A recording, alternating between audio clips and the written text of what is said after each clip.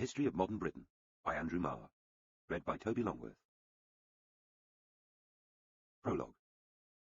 The play starts on the afternoon of the 28th of May, 1940, at a meeting of the War Cabinet in the Prime Minister's office in the old House of Commons. There are only a few players. There is Winston Churchill, who has become the nation's leader only 18 days earlier. He is seen by most of the establishment and many Conservatives as a rather ridiculous, drunken and dodgy man, with a penchant for wild speeches and silly hats. Behind their gloved hands they call him the rogue elephant, even the gangster. Among those lukewarm about him becoming the King's first minister less than 3 weeks before had been the King.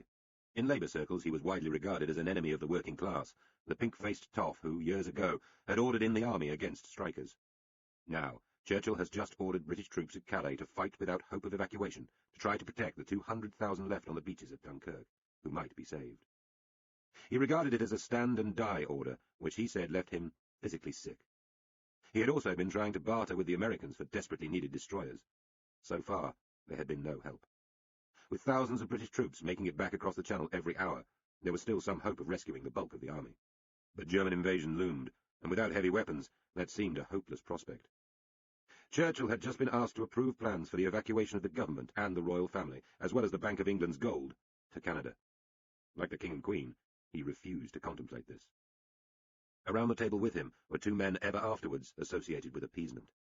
There was the former Prime Minister Neville Chamberlain, whose peace in our time negotiations in Germany with Hitler had made him a national hero, until very quickly Hitler turned him into a national fool. He was dying. There was the Conservative Foreign Secretary, Lord Halifax, who on earlier visits to Germany had found Hitler most sincere, and Goering frankly attractive. A composite character like a great schoolboy, film star, great landowner, party manager, head gamekeeper at Chatsworth. Much favoured by the court, a lanky, wry, religious and reactionary man, Halifax had been expected to become Prime Minister himself. But in the Lords, he was the wrong kind of Tory for these dark days, and would soon be packed off to be ambassador in Washington. In this government of national unity, along with the Liberal leader Archibald Sinclair, were two Labour men. Clement Attlee had become leader of his party almost by accident, and was little known in the country. Terse, patriotic, rather colourless, the idea that he would one day be remembered as a great Prime Minister would, in 1940, have seemed outlandish. Then there was Arthur Greenwood, a former teacher who had stood in for Attlee during his recent illness. Greenwood is little remembered today. He was a much-loved Labour figure before the war, but proved to be a poor minister. In his lifelong fight with the bottle won every round. But many second-rate people find themselves called to a moment when history turns, and this was Arthur Greenwood's day. In front of the War Cabinet was a simple question. After the devastating success of Hitler's armies in slicing through Belgium, the Netherlands, and France, was it time to try to cut a deal? Halifax and Chamberlain were both in favour. The Italian dictator, Mussolini, had been touted as a go-between, and various bribes for his good offices had been discussed. The Italians might take Gibraltar, Malta, Suez, Kenya, and Uganda as part of their payment to stop the invasion of the British Isles. The terms might be these. Britain would accept Hitler as overlord of Europe, but would be allowed to keep her fleet and the rest of her empire, including India. Churchill had not yet rejected any deal, on any terms, but he was acutely aware that if talk of talks leaked out, the effect on national morale would be devastating. Churchill also believed that any terms offered by Berlin would include handing over the Royal Navy and the creation of a pro-Nazi puppet government in London. Half American himself, he believed that in the end the United States would come into the fight even if Britain was invaded. Surrounded by dim hopes, fears, and question marks, this was make-your-mind-up time. Had the gathering been only of Conservative politicians, Winston would have been outvoted. Attlee and Greenwood, however, were solid for fighting on and for refusing to negotiate or surrender. So, by a squeak, Churchill had his majority.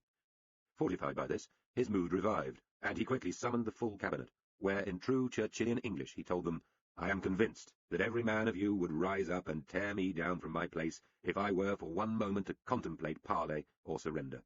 If this Long Island history of ours is to end at last, let it end only when each one of us lies choking in his own blood upon the ground." Or that at least is how he recorded it later.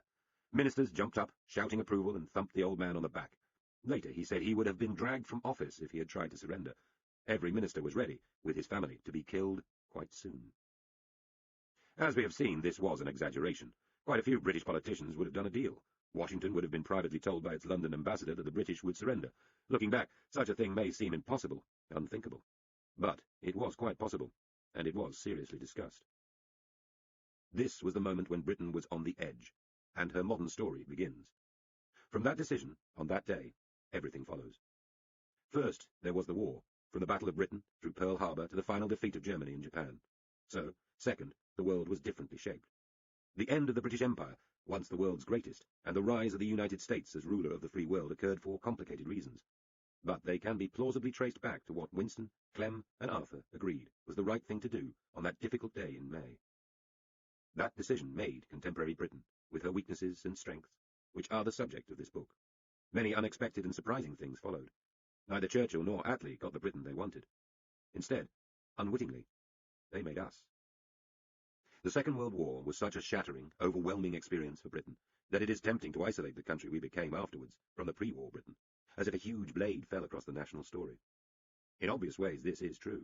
The war changed Britain physically and industrially, destroying city centres. It ultimately changed who lived here by encouraging both immigration and emigration.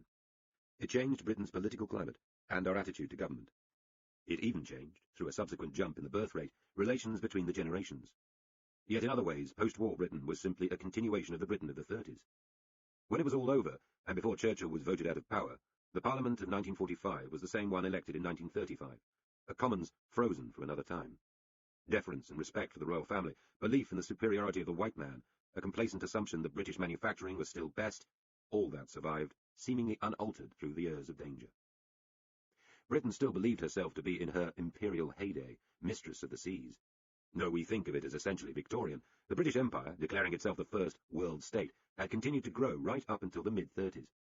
At the beginning of the Second World War, there were some 200 colonies, dominions and possessions connected to London, covering more than 11 million square miles.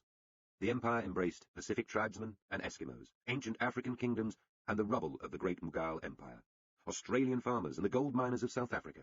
It ran from the Scottish Highlands to the Antarctic, from the French-speaking villages of Quebec to the mosques of the Middle East. For a comparatively small nation of fewer than 50 million people to have acquired all this might seem a global absurdity, a large joke in the history of humankind. Relatively few of those square miles helped the British economy thrive, yet the empire was considered the essence of British power, a global financial and trading system independent of the rising might of the United States. The empire on which the sun never sets was not poetic, but factual. Imperial feeling still suffused the Britain of the 40s and 50s. Schools displayed the famous red-splattered maps and taught the history of Clive's battles in India and the achievements of missionaries in Africa. Children's encyclopedias brimmed with information about the calico industries of the subcontinent, or those useful rubber trees in Malaya. Middle-class bookshelves groaned with Kipling, Somerset Maugham, Henty, and T.E. Lawrence. The empire was everywhere, inside the home and out, in street names and statues, to the Indian knickknacks and elephant-foot umbrella stands, Bombay gin and imperial leather soap, the rhododendron bushes from the Himalayas, words like tiffin and bungalows, and the eating of kedgeree for breakfast by all those retired Indian civil servants and administrators in the home counties. There were the names of the major companies, Imperial Chemical Industries, Home and Colonial Stores, British Imperial Airways, the Imperial Rubber Company. Empire Day was celebrated until 1958. More seriously, there was continuing large-scale emigration from the British Isles to Africa, Canada, Australia, and New Zealand. Until the 60s, 1 in 5 emigrants were heading from the UK to the old Crown Commonwealth countries, and more than 1 million Britons went to Australia alone during 1946 to 1972. On wet days back home, there were the endless Pathé and movie-tone newsreels of royal visits to New Zealand or some dependent territory. 20 years earlier, the Royal Navy, like the British Empire, had seemed at its zenith, a world-dominating power. By the end of the First World War, it had no fewer than 61 battleships, more than the American and French fleets put together, plus 120 cruisers and 466 destroyers. Without this awesome force, and the scores of naval bases and coaling stations, all controlled by the superbly organised Admiralty in London, the Empire would have been impossible to defend. The Navy was for the British what the roads and legions had been for the Romans, the thin, steely web holding together many different lands and people. By the 20th century, with a quarter of the world under British rule, no country had ever claimed power over so many people and so much land. It had been made possible by a centuries-old British love affair with salt water, and by the Victorian enthusiasms for steam power and the appliance of science. In the 20th century, these traits, which had made Britain great, were in decline. Even so, the Navy continued to enthrall the British in the first half of that century in ways we now struggle to remember. Sea shanties on musical stages, the books of Marryat and Forrester for boys, the great Spithead reviews, the dreadnoughts on cigarette cards, the blue and gold uniforms at court. Drake and Raleigh, Cook and Nelson were the subjects of 10,000 history lessons in almost every school in the country. To be British was to thrill at the sight of a white ensign. Many post-war trends had started long before the war, and to understand post-war Britain, we must take a bird's-eye view of an earlier, only half-familiar country. One way to do this is to travel with some of the talented writers who set out to discover their own nation between the wars. Part of the aftershock of the First World War, which had made people look again at just what they had been fighting for, it was a great time for such journeys of reportage. Not since Boswell and Johnson had heaved themselves onto ponies and into jolting carriages to visit Scotland in the 18th century, and the great radical newspaperman William Cobbett had set jogging off on his rural rides through the depressed countryside of England in the 1820s, had journeys round Britain been so popular. The 20s and 30s were a golden age of road travel. While most roads had been like thin twists of twine following ancient routes, bumpy, frayed and narrow, now there were new trunk roads with bright roadhouses and restaurants awaiting the traveller. Rural roads, empty by modern standards and almost unpoliced, made car travel for those who could afford it a moderately dangerous delight. For those who could not, the boom in motor coaches, or buses as we would call them, and in the open-top charabancs, made rural and coastal Britain available as it had never been before. Some of the travellers, such as H.V. Morton, who went in search of England in a bull-nosed Morris car in 1927, were looking for a lost green land. He was a little late. The real Britain was heavily industrialised and urban by then, and had been for nearly a century. Morton knew this perfectly well and defended himself by claiming that the village and the English countryside are the germs of all we are and all we have become. In this, he stands for an ancient tradition of English writing, running back through Thomas Hardy, Kipling, and Chesterton, right the way to the poets of Jacobean times. The real England is green, remote, local, wild, ancient, and with a wisdom of her own. Perhaps, as well as being a little late, he was just in time, for this was before the urbanites had moved in and finally finished off the traditions that reached back to the Middle Ages.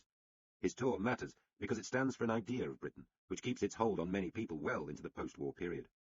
His book was hugely popular, capturing post-industrial rural Britain before our current economy of supermarkets and super roads finally killed it off during the 70s and 80s. Looking for quaintness, Morton finds it everywhere, from old gallows left on remote hills to ladies taking tea in ancient church premises. He finds the furry, or floral dancers of Helston in Cornwall, jigging in their top hats, flint chippers in Norfolk, the last almshouse in England, and even the last bowl-turner making wooden bowls with Anglo-Saxon technology. There are ghosts, cobbles, eaves, lanes, Roman ruins, ancient pubs serving mahogany-coloured beer, and in general more quirk than any normal person could consume at one sitting. Birmingham, where Morton grew up and worked successfully as a journalist, is dismissed without a visit as that monster, and Manchester is only distantly glimpsed as an ominous grey haze in the sky. On the rare occasions that Morton is roused to genuine anger, it is, like Cobbett, on behalf of the declining and disregarded farming community. Green England's grip on the national imagination should not be underestimated. Comic novels by P.G. Wodehouse and brain-teasing crime novels by Agatha Christie were set in its timeless villages, peopled by ancient families, vicars, and well-educated old maids whose lovers had died in the trenches. The cartoons of Punch portrayed England's cricket greens, church halls, peasant-crowded lanes and stables, interrupted by the modern world through charabanc tours, but still somehow essential. At the start of the war, the Ministry of Labour sent a group of artists, mainly conscientious objectors, off round the country to draw and paint the barns, parish churches, and country houses of old England before the Nazi bombers and house builders could destroy them. The scenes chosen looked like a visual version of Morton's journey. Yet, British agriculture, and therefore the British countryside, an early casualty of the global economy, had been in a long slump which lasted from the 1870s until 1940, with only the interruption of the Great War to lift prices. The opening up of the great prairies of North America, the easier transportation of grain and meat with steamships, refrigeration and railways, and even the use of barbed wire to extend the farms of Canada and New Zealand, all badly hurt home producers. From the middle years of Queen Victoria to the beginning of Hitler's war, 2/5 of arable land had gone out of use, and millions of farm workers left the countryside forever, a trend mildly ameliorated in the mid-30s by the arrival of tariffs and labour-saving technology. Much of the upland areas had been abandoned to thistles and weeds and were only returned to productive use, along with abandoned arable land, in the extraordinary circumstances of the Atlantic blockade. Some 7% of the great country houses were demolished between the wars. Many more were converted into hotels, hostels, asylums, and schools. The reality was far removed from the nostalgic, muzzy haze through which Morton blissfully pootled, but the haze was what Whitehall thought worth recording when the nation's future was threatened by Germany. A few years later, another prolific, successful literary journalist and writer set out on a tour. John Boynton Priestley was brought up in Bradford and moved south. A large, intensely patriotic, lugubrious-looking pipe-smoking man, Priestley complained that his best-selling novels made people think of him as a bovine, hearty sort of ass, producing watery imitations of Dickens. Sneered at and disregarded by university academics and posher writers, Priestley's book about England had a great influence on how people understood their own country. He was loquaciously political, and when he set out on his English journey in 1933, almost a quarter of the British workforce was unemployed. In some areas, nearly everyone was unemployed. Priestley wanted to rub the nose of southern middle-class Britain in the reality of the other nation. Rattling around in buses and trams, the heart of his journey was in places like Wolverhampton, St Helens, Bolton, Liverpool, Gateshead, Jarrow and Shotton, where he searched out slums and blighted shipyards, grim factories and desperate mining villages. He found wastelands, industrial decline so bad that it made him question whether the whole 19th century industrial revolution had been worth it. No expert in industry, Priestley had a sharp eye. He describes the Blackburn Technical College, full of industrious, smiling young men from the East, most anxious to learn all that Lancashire could tell them about the processes of calico manufacture. They missed nothing, says Priestley, but smiled at their instructors and then disappeared into the blue. A little later, for we live in a wonderfully interdependent world, there also disappeared into the blue a good deal of Lancashire's trade with the East. Most of those students came from Japan. In the potteries of Staffordshire's Black Country, Priestley found craftsmen repeating designs which had been fashionable in Victorian times, and still more astonishingly, working on treadles and lathes introduced by Josiah Wedgwood in 1763. Each town in Britain looked different, smelt different, and were full of different words, shapes, noises, because they did different things. Leicester was boots and socks and typewriters. Nottingham was lace. Its female workers were also famous for their lack of sexual puritanism. Bradford was wool, and strongly influenced by German Jews. Coventry was cars. Sheffield, cutlery. Dundee, jute, and so on. In 1933, there was a strong variation, a texture, to the nation, that the decline of industry, together with the growth of consumerism and broadcasting, would soon wash away. Priestley understood this. Eventually, globalization and capital's search for cheaper labor, which Priestley had spotted, would wipe out the Britain he knew. Priestley inspired other writers, notably George Orwell, who famously took the road to Wigan Pier, it does not exist, on foot 3 years later, as well as photographers and early documentary filmmakers who followed him deep into wrecked Britain. The grim condition of old industrial Britain was only tentatively addressed before the war. The coal mining industry, still key to Britain's economy, was a mass of independent, underinvested companies, using technology which was hilariously old-fashioned by American or German standards. Britain's miners worked with picks, wearing only trousers in stifling heat and near darkness, for low wages and without any kind of job security. Back in the 30s, there seemed neither possibility nor prospect of any real change. This was just how things were. Yet evidence of catastrophic decline was piling up. Once investment and innovation had been at the heart of British heavy industry. No longer. British ships, 2/3 of the vessels afloat before the First World War, were riveted by hand, outdoors, by a hyper-unionized and strike-prone workforce in virtually the same way as they'd been put together in Edwardian times to take on the Kaiser. While other countries had changed, Britain had not. Protection and cheap money, then rearmament, helped in the short term. But the industrial problems of 70s Britain, from Japanese competition to underinvestment, were primed well before the Germans invaded Poland. As Priestley saw films, to his despair replacing music halls, he predicted a country which would seem much the same wherever you are. Once inside a cinema, he pointed out, you could be anywhere from Iowa City to Preston. But it wasn't just the films. Young people were experimenting with cocktails in the new American bars springing up across England. Old English songs were being pushed out by the American blues. This is the England of arterial and bypass roads, of filling stations, of giant cinemas and dance halls and cafes, bungalows with tiny garages, cocktail bars, Woolworths, motor coaches, wireless. It is comparatively classless, with its cheap and uniform chain stores and its new industries, the electronics, synthetic fibres, light engineering and aircraft factories spreading around London and through the Midlands. Slough, a byword for the new, suburban, light industrial and rather monotonous country taking shape, provoked one of Betjeman's angriest poems. Come friendly bombs and fall on Slough. It isn't fit for humans now. What had he against it?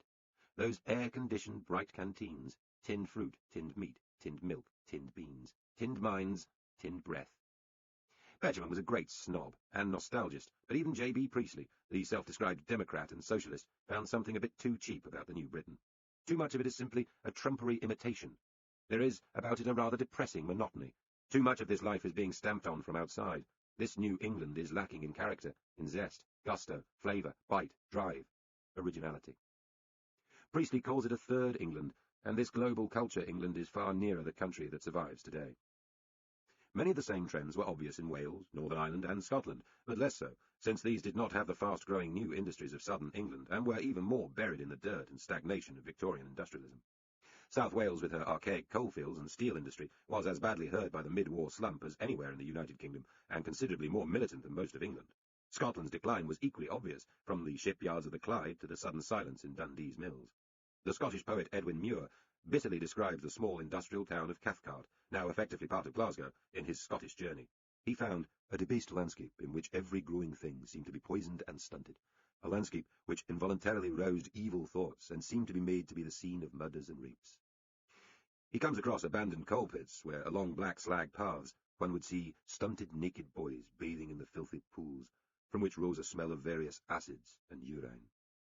In common with Priestley and Orwell, for Muir the answer was socialism, and, like Priestley, he notes the Americanizing influence of film and radio on the people of better-off cities, such as Edinburgh. It is a commercial, bus-driven, cinema-educated age, making the immediate environment, this town, that industry, matter less to how people behave. The inhabitants of all our towns, great and small, Scottish and English, are being subjected more and more exclusively to action from a distance, he argues. It is a brilliant insight which well describes what will happen to Britain after the war was over. So, as the travellers of the 30s demonstrate, Britain was changing fast before the war. With the look of 50s Britain, with long ribbons of semi-detached houses spreading out from the old cities, had been set in the age of Stanley Baldwin, American music and films were here long before the GIs arrived. There was a lightness and a brightness about 30s architecture and design that would be picked up, rediscovered, and taken forward after the war into the 50s. Teenagers may not have existed as a named group in Britain, though the term was already being used in pre-war America, but people in their teens with money to spend on records and clothes and increasing independence from their parents were already a phenomenon in British cities. Chain stores were selling brighter clothes. Television sets were on sale and starting to spread among the London middle classes. The texture of the country was changing. Britain was already becoming a slightly flimsier, less varied nation, a little more American and a little less British. This will be a major part of the story to come. Britain in her imperial heyday was a country which believed in small government, at least at home. Planning was the kind of thing sinister Germans and funny Italians got up to. Despite the pleas from writers, the 30s were not a time when the majority really thought government could make things better. It is easy to feel appalled and bemused by the enthusiasm of so many reasonably intelligent British people for Mussolini and Hitler, but there was more to it than cowardice and racism. There was an impatient yearning for government that actually worked, that ended unemployment, built big new roads, developed modern industries, and, yes, made the trains run on time. Politicians as far apart as the socialist John Strachey, the Tory Churchill, the fascist Oswald Mosley, and the old liberal Lloyd George, all at one time or another found the dictatorial style something to be at least half admired. The war made such errors so embarrassing they were quickly forgotten. The most fundamental thing the war changed was the political climate. It made democracy fashionable. But it did more. It convinced the British that their government could reshape the nation too. Like most victorious wars, it raised the reputation of the state. If the government could throw an army into Europe and defeat the most well-organized and frightening-looking military machine of modern times, then what else could it do? Was all the waste and lack of planning and general amateurism really the best the British could achieve? In the first of a series of famous BBC radio broadcasts during the war, given on the 5th of June, 1940, after the chaotic near-disaster and last-minute escape of Dunkirk, Priestley called for the amateurism to stop. Nothing, I feel, could be more English, both in its beginning and its end, its folly and its grandeur. We have gone sadly wrong like this before, and here and now we must resolve never, never to do it again. It was time to think differently. That resolution, to do things differently in future, was the biggest domestic change brought by Britain's victory. As we shall see, it was implemented in the worst possible conditions and had most unexpected effects. It didn't, however, mean that we stopped fighting. The world after the war was still a world of war. From Greece and Cyprus to Korea and Malaya, from Kenya to the Falklands, Ireland to Iraq, Britain would always be fighting somewhere. The most serious enemy became world communism, but shooting wars very rarely involved communist armies directly because of the risk of nuclear conflagration. They were more directed at rival forms of nationalism, liberation armies led by African, Asian, or Arab leaders who would be idolized until they turned with depressing regularity into dictators themselves. Many of the colonial wars have almost slipped out of British public memory, though they were bloody enough. Today the country likes to see itself as a peacekeeper, an armed ambulance service, social workers with machine guns, rather than a natural belligerent in the old way. Yet the fighting has gone on even as the armed forces have shriveled in size. Some of the post-war wars cause huge political interest and argument, out of all proportion to their size, both making and destroying reputations. Suez, in which British casualties were just 21, is rightly seen as a post-war turning point, proving how dependent and weak Britain had become. Without the reconquest of the Falkland Islands, the Thatcher era might have lasted just a few years. The Second Iraq War split Britain and ravened Tony Blair's reputation. But Britain's modern military history has been paradoxical. We cut back because the age of warfare is always about to end, yet in practice we keep fighting. We withdraw to barracks, mothball warships, announce a peace dividend, and then jump back out again. In spite of this, and in spite of the abandonment of national service conscription in 1963, Britain has spent disproportionately more on defence than other countries of a similar size and economic strength. Only France has rivaled us. Money which could have gone on education, industrial support, or more modern infrastructure has gone on aircraft carriers, nuclear submarines, and tank regiments in Germany. This has been done to keep Britain as a world player, which she still just is, though in almost every war actually fought, and certainly throughout the Cold War, she fought in the larger shadow of the United States.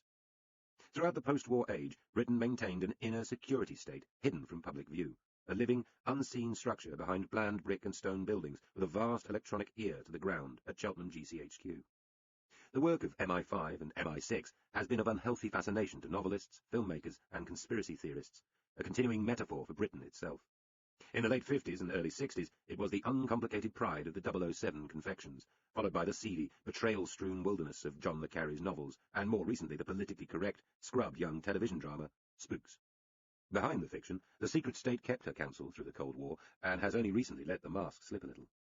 MPs, BBC employees, civil servants, judges, and political activists were monitored, many having filed reports kept about them. The prime ministers, with a monarchical authority inherited from the 17th century, kept decisions and information away from cabinets and parliament. These included the original decision to develop atomic weapons, and the incredibly complex and detailed network of bunkers and tunnels prepared for in case of nuclear attack. Inevitably, from the first atom spies and the first Aldermaston marches to the Second Iraq War and the role of intelligence in the dodgy dossier, the security state has injected mistrust and worry into public life. Less often discussed is that the post-war wars also maintained a level of patriotism and an interest in things military among many British people, the silent majority, far from the media world. There has been a larger proportion of people connected to the armed forces than would otherwise have happened. National service involved nearly 2 million men. The Territorial Army, along with the various cadet corps in schools, spread military influence far beyond barracks or dockyards. Something of the atmosphere of the Second World War lasted through decades of blancoed belts, .303 rifles, air displays, and the roar of V-bombers and English electric lightning fighters in the skies above us. The tone, the fabric of life in post-war Britain has been more affected by war than perhaps we like to admit.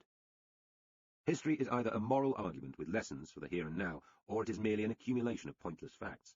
The story of the British in the immediate aftermath of the Second World War is a morally attractive one with much to learn from, a time of optimism and energy, despite apparently crippling difficulties.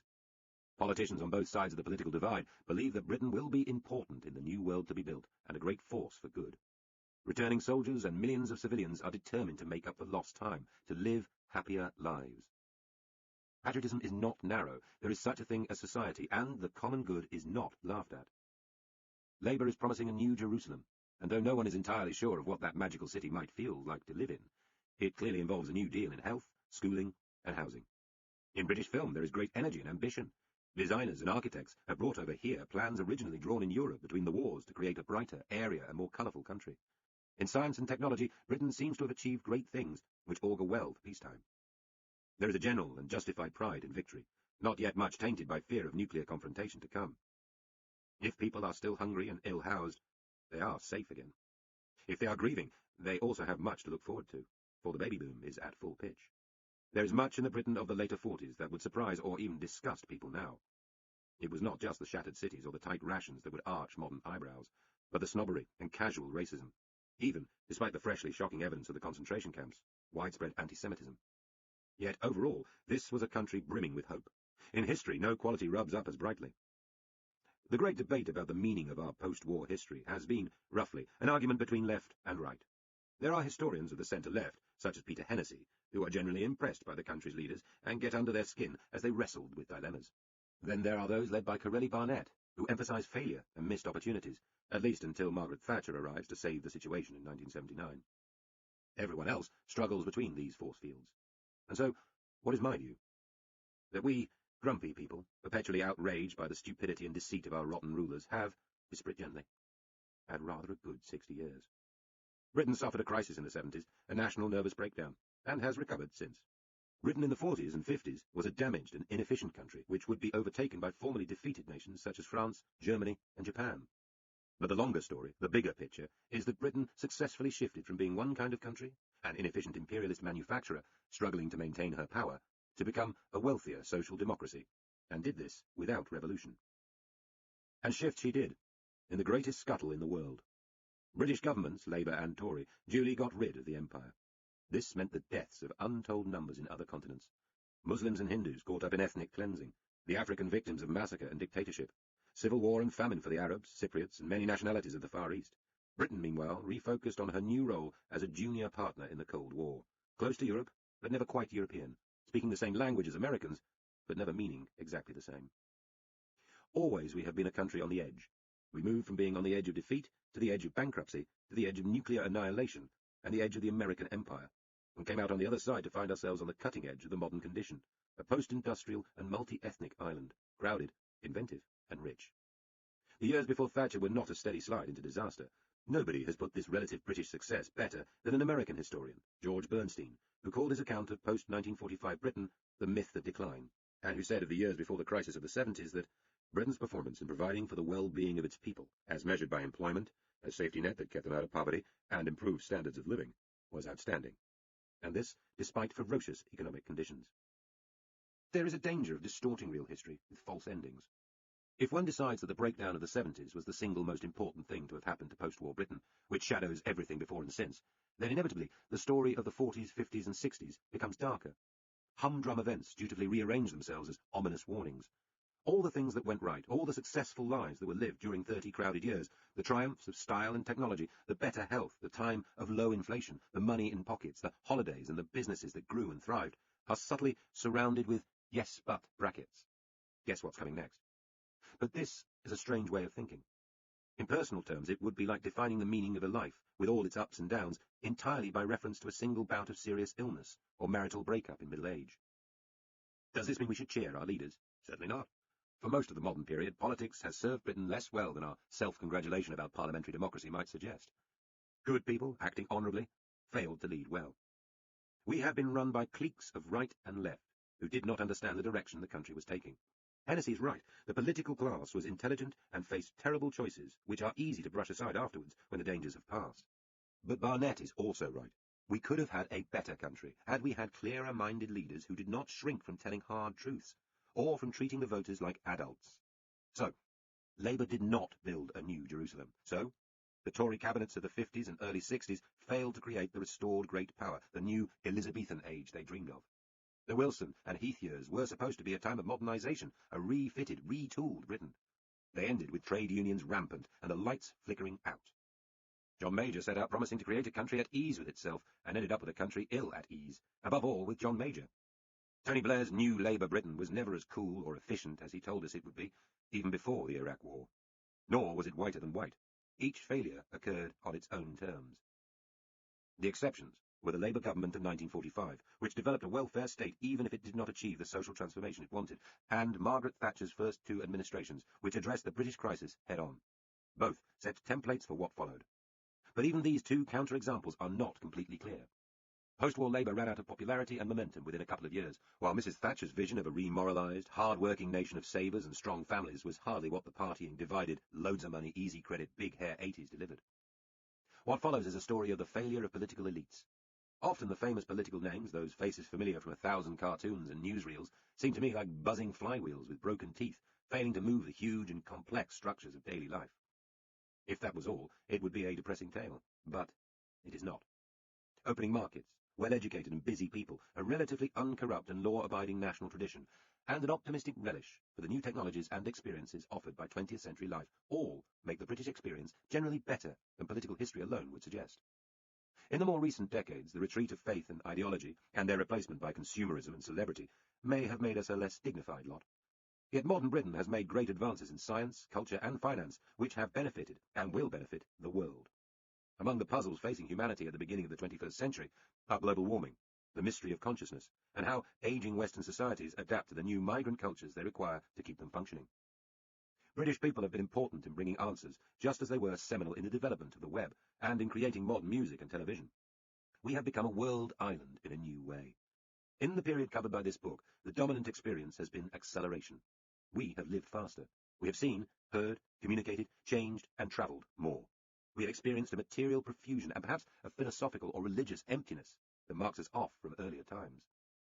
If, by an act of science or magic, a small platoon of British people from 1945 could be time-travelled 60 or so years into the future, what would they make of us? They would be nudging one another and trying not to laugh.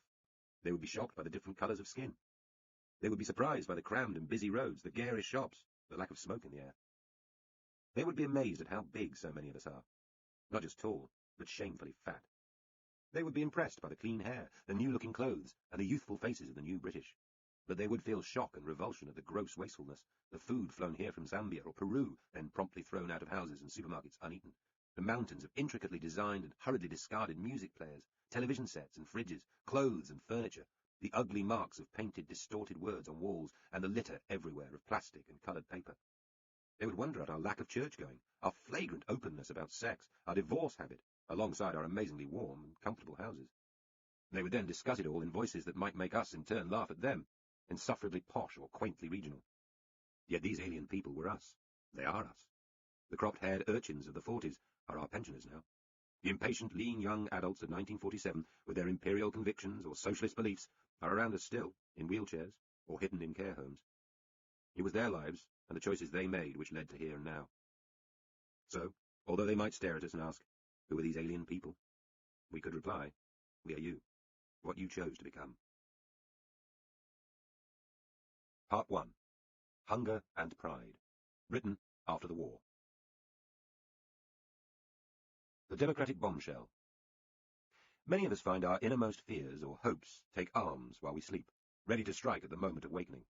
Churchill recorded that on the morning of the 26th of July, 1945, he woke up with a sharp stab of almost physical pain to find himself sure that he and the Conservatives had just lost the general election.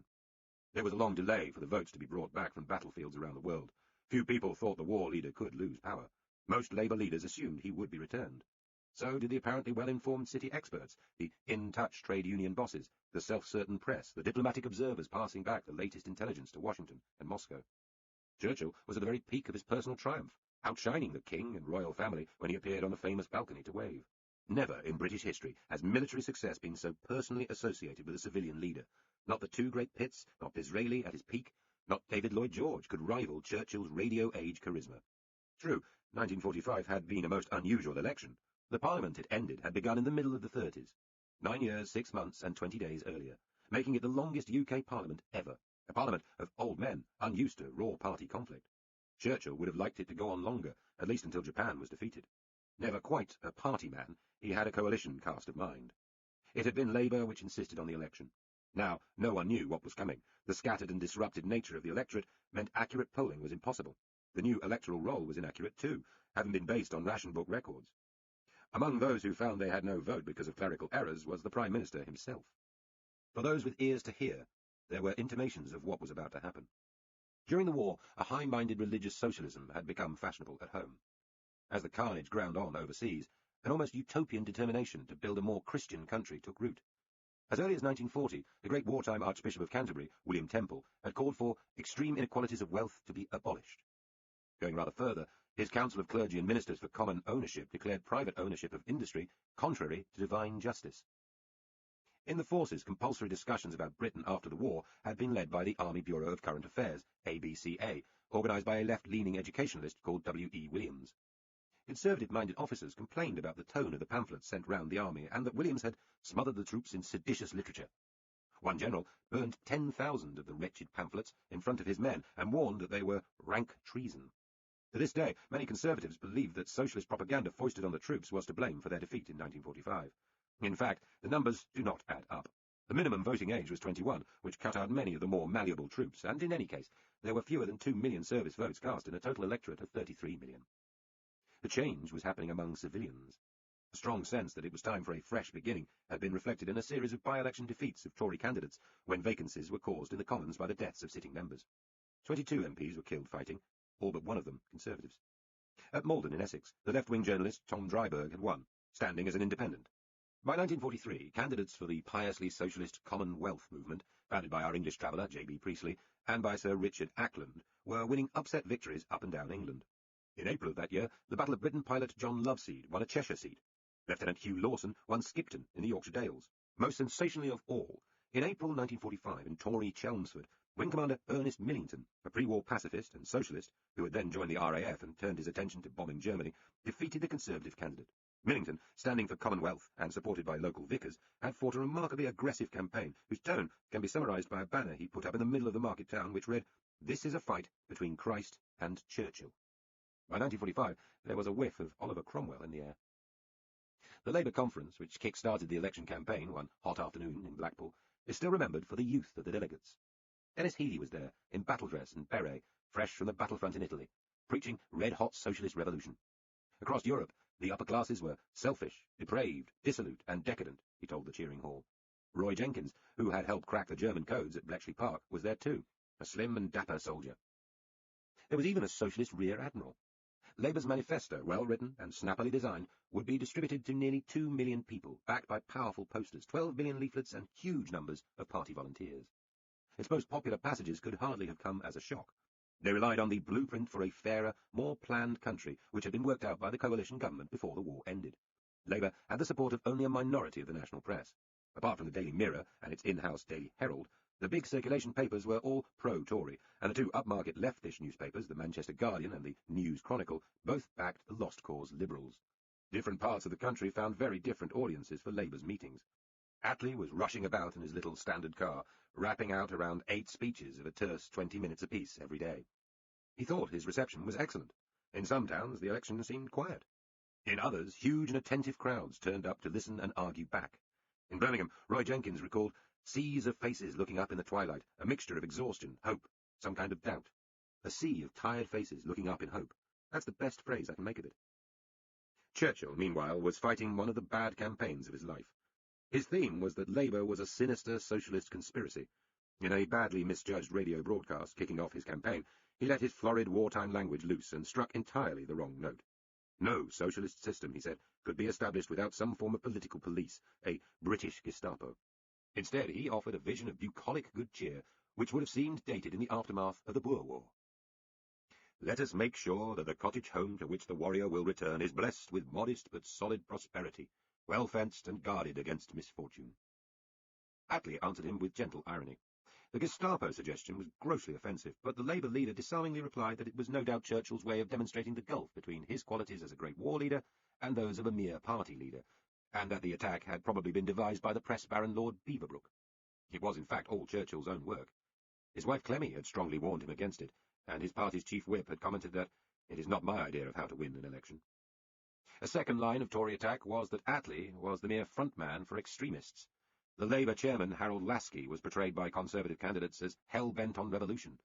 Lasky did use wild language and was on the left of the party, though his father campaigned for Churchill and had recently suggested that a public fund be raised to show Churchill the nation's gratitude.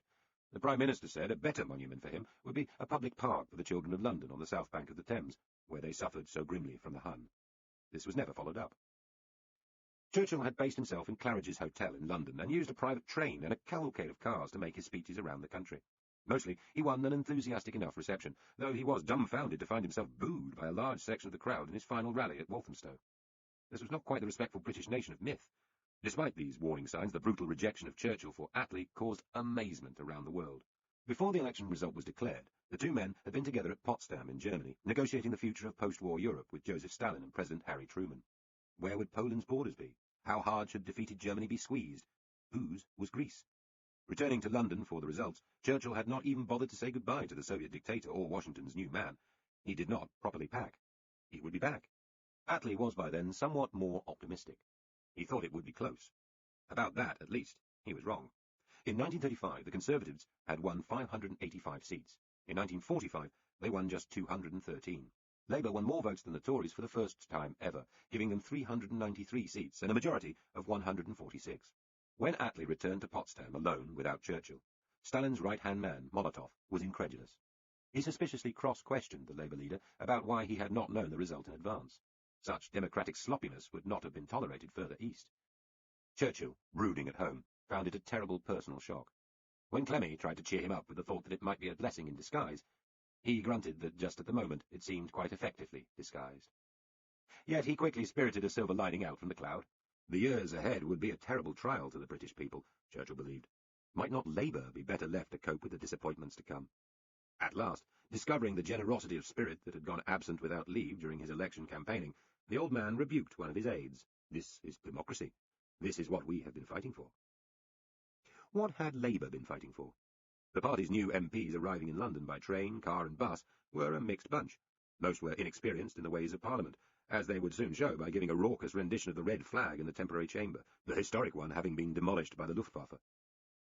There were Fabian intellectuals, wartime rebels, trade unionists and civil servants, such as the podgy, mustachioed Harold Wilson, soldiers and teachers, cautious moderates, and, so the Communist Party believed, at least 9 secret communist plants.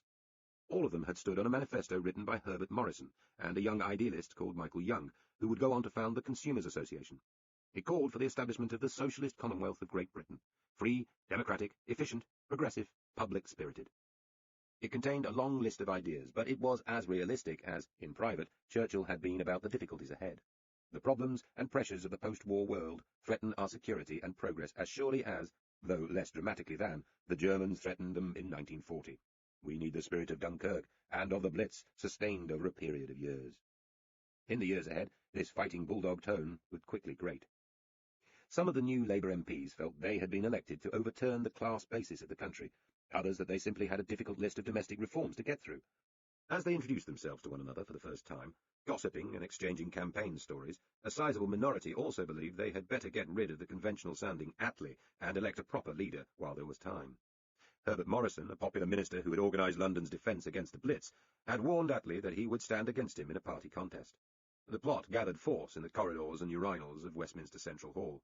At the same time, Attlee, Morrison, the burly ex-trade union leader, Ernie Bevin, and the party secretary met at Transport House, the party headquarters a few hundred yards away.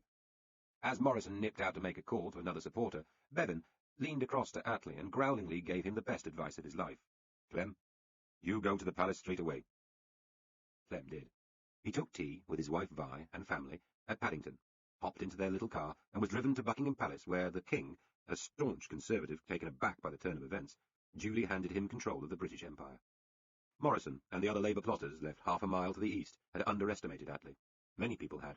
He would go on to become one of the 2 genuinely nation-changing Prime Ministers of modern British history. Hiroshima and Keynes, the limits of wit. The Labour government of 1945 to 1950 is remembered today as among the greatest British administrations ever. Some of the glory is justified. As we will see, it changed the health and welfare structure of the country, nationalised sections of the economy, and managed to survive a series of terrible external shocks. But if its aim was to create a British socialist commonwealth with different values and different people in charge, to make a social revolution, then Labour failed.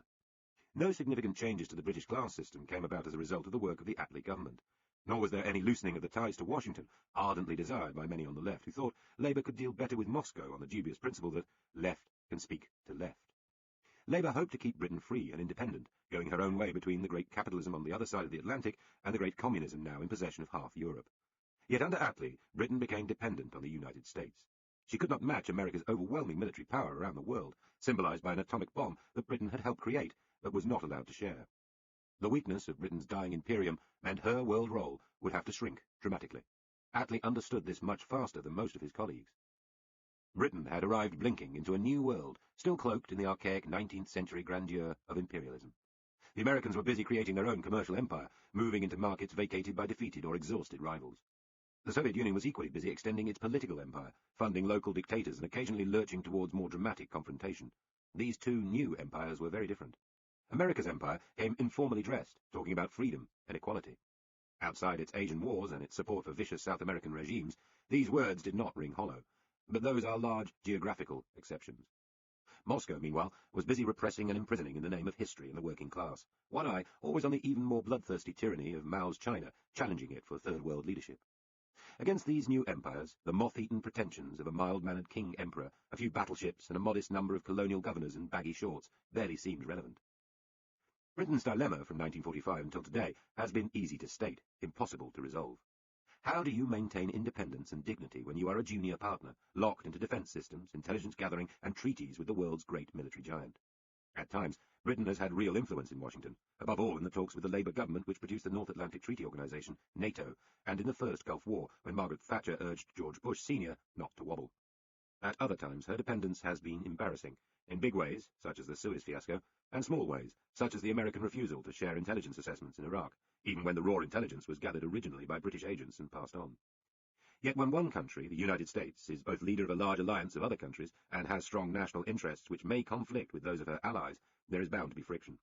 Periodic bouts of anti-Americanism inside the Foreign Office and in Whitehall generally have been the result. Anti-American feeling has been the establishment's secret vice. In public, successive foreign secretaries and mandarins spoke reassuringly of the British punching above our weight and the vital importance of the Churchill-hallowed special relationship. In practice, this meant sharing intelligence with the Pentagon and CIA, the intertwining of nuclear strategy, large US bases on British soil, the leasing of British bases to America, and a posture towards American presidents that is nearer that of salaried advisor than independent ally. For there was another reason for Britain's new dependency politics. The country was broke. Attlee's government had little time to contemplate all this. The military and economic weaknesses of the country were tested with devilish symmetry just a fortnight after the new government was formed. On the 14th of August, 1945, 8 days after the atomic bombing of Hiroshima and 5 after the attack on Nagasaki, Japan surrendered. A week after that, President Truman reached across and briskly placed his signature on a paper ending the wartime Lend-Lease agreement with Britain and other countries. Lend-Lease, which dated from 1941, had allowed the US government to lend, sell, lease and give countries fighting Germany and Japan whatever they thought was needed. Britain was by far the largest recipient, getting more than $30 billion of the $50 billion spent. She had become dependent on the huge pipeline of aid, and not only for fighting. About a fifth of people's food needs came from America.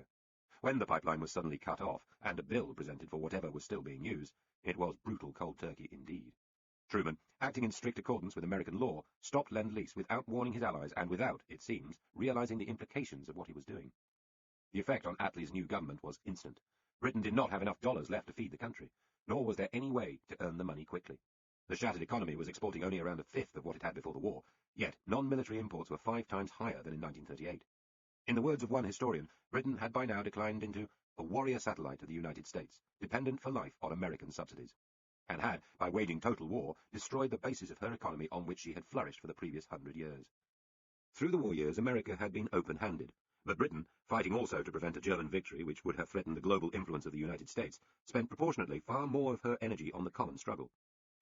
The official historians of the wartime economy, writing in the dark post-war years, allowed their feelings to show. In a war allegedly governed by the concept of the pooling of resources among allies, the British had taken upon themselves a sacrifice so disproportionate as to jeopardize their economic survival as a nation. In his memoirs, Truman said he had learned the lesson from his signature of the ending of Lend-Lease, that I must always know what is in the documents I sign. But the economic crisis which the action caused in Britain, in many ways, served American interests. At the time, with the victory celebrations a recent memory and patriotic films pouring from the British cinema industry, pessimism about the future would have seemed outlandish to most people, a kind of moral treason.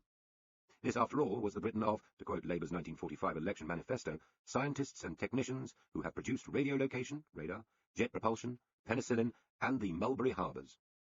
The Britain whose empire had mostly survived, the Britain occupying swathes of Germany and Italy, the Britain whose leaders sat with those of the new superpowers, apparently shaping the world. The historian Corelli Barnett summarized the situation with brutal clarity. The post-war British people had the psychology of the victor, although their material circumstances approximated more to those of a loser. That was a perception gaining ground in Whitehall at the time, where they had the figures. In August 1945, the economist John Maynard Keynes told Attlee that the country is virtually bankrupt and the economic basis for the hopes of the people non-existent. Attlee's cabinet duly sent Keynes, the world's most famous economist, to Washington to get help. What followed was as important in the history of modern Britain as any minor war to be fought in the decades to come. As beggar, Keynes may not have been a good choice. He was over-optimistic about his powers of persuasion, indeed startlingly arrogant, a trait not unknown among Bloomsbury intellectuals. He sailed off assuring Attlee that he believed he could get a free gift of some $6 billion from the Americans, a large proportion of what was left in the Federal Reserve. Once in Washington, he ran into a stodgy defensive line of conservative bankers, bolstered by public opinion which was 60% against giving the British a loan, never mind a gift. Keynes responded by dazzling, but also irritating the American negotiators with wit, high-minded arguments, and occasional mockery. One US banker retorted, "He is too brilliant to be persuasive with us Americans. How many trust him? How many will accept his sales talk? No one." Up against Keynes, who arrived ill via a troop ship to Canada, was William Clayton, a gangling cotton manufacturer from Texas, and Fred Vinson, a former professional basketball player and lawyer. For 4 solid months, based in his Washington hotel and supported by the British ambassador Lord Halifax, Keynes haggled and chiselled. Keynes's biographer said this of their marathon argument. The Kentucky lawyer and the Bloomsbury intellectual were like chalk and cheese. Vinson and Clayton were no match for Keynes in argument, but they always held the whip hand. It was a case of brains pitted against power. End of Disc 1. Disc 2. London had a completely unrealistic notion of what might be won. Attlee's cabinet refused the early US offers and held out vainly for better ones. Keynes, ill with a heart complaint and surviving on ice packs and sodium amytal capsules throughout a sweltering autumn, was trapped by the exuberance of his earlier self-confidence. He described the mood as absolute hell. The core of the trouble was that the Americans did not quite believe how broke the British Empire really was, nor did they much care. Powerful players in Washington may have been sentimental about the common struggle that had just ended, but were unsentimental about empires and the new world order that must now be built. This was not a game of equal players. Every time the British turned down an American offer, the next offer was worse. An angry Keynes wrote back to his mother, "They mean us no harm, but their minds are so small, their prospects so restricted, their knowledge so inadequate, their obstinacy so boundless, and their legal pedantry so infuriating. May it never fall to me to persuade anyone to do what I want, with so few cards in my hand. I am beginning to use up my physical reserves." Eventually, though the effort would contribute to his death early the following year, Keynes's hoped-for gift or interest-free loan of around $6 billion had shrunk to a 50-year loan of $3.75 billion at 2% interest. In addition, the Americans required that within a year of the loan starting, pounds should be freely exchangeable for dollars, so removing a traditional protective wall from London. Alongside British agreement for the new Washington-dominated international financial system, this placed the country firmly under the economic control of the United States, which through the later 40s and early 50s would also be steadily advancing into former British markets around the world. It was a moment of truth for the country, as stark as the fall of Singapore or Dunkirk. The loan was not finally paid off until 2006, well into Tony Blair's time at number 10. So part of the story of post-war Britain was set.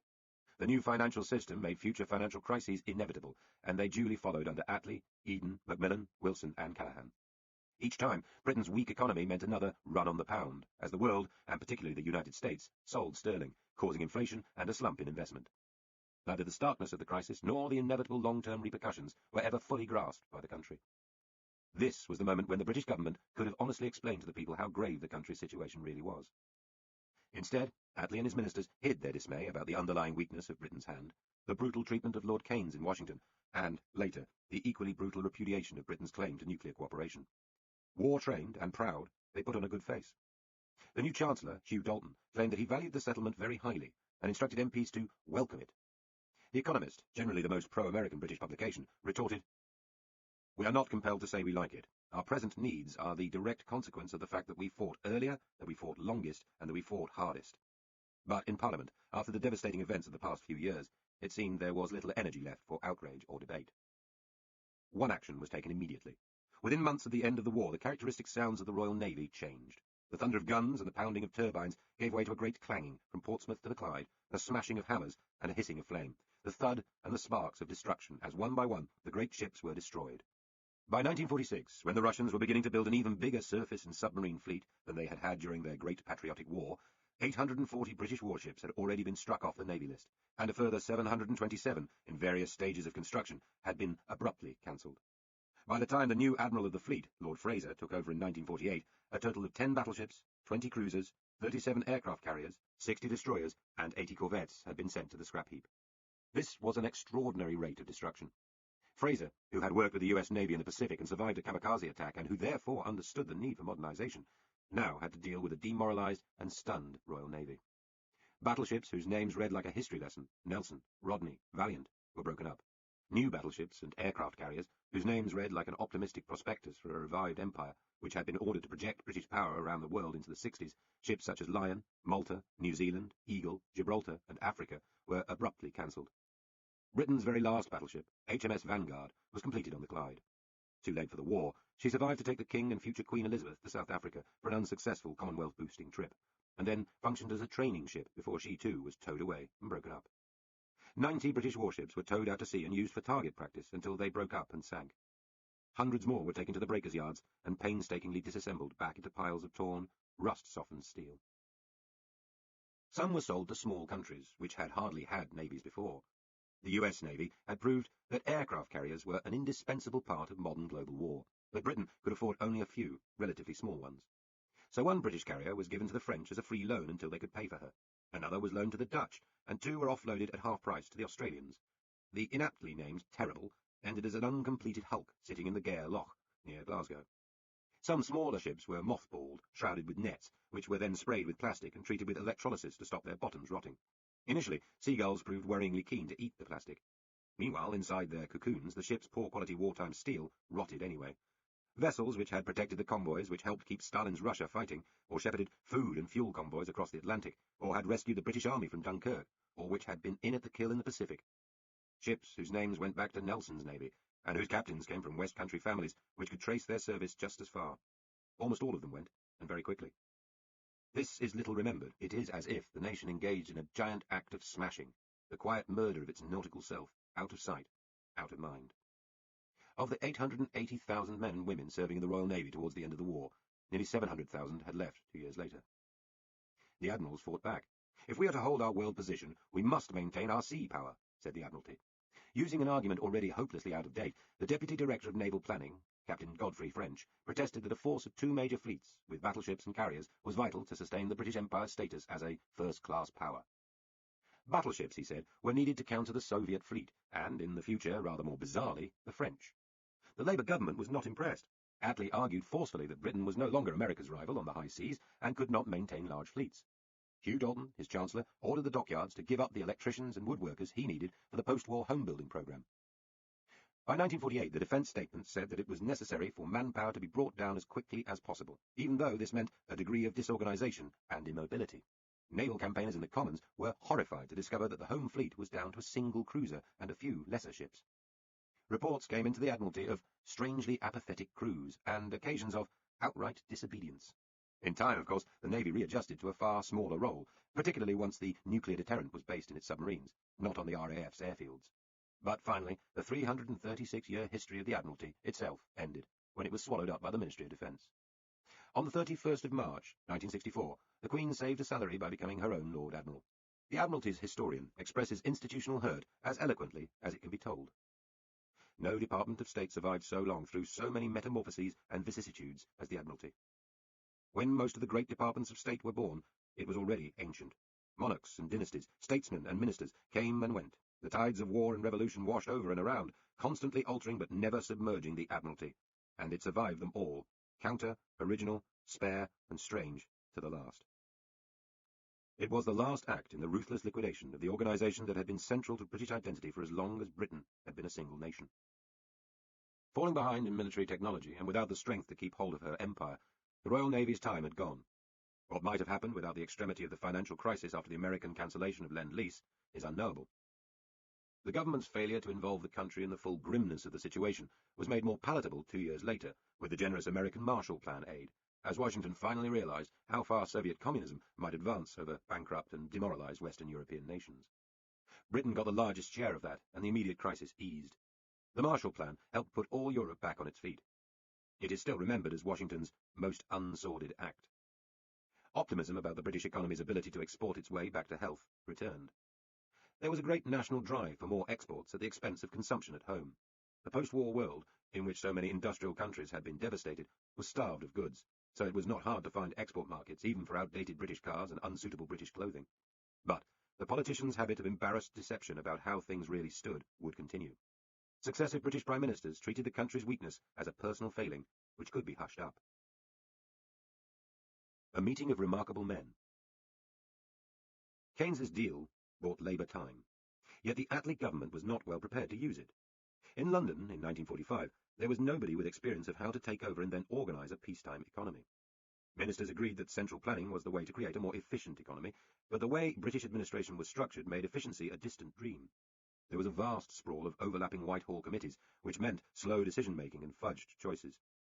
By one count, the Attlee administration employed just 10 fully qualified economists, and this from a government which promised rule by experts.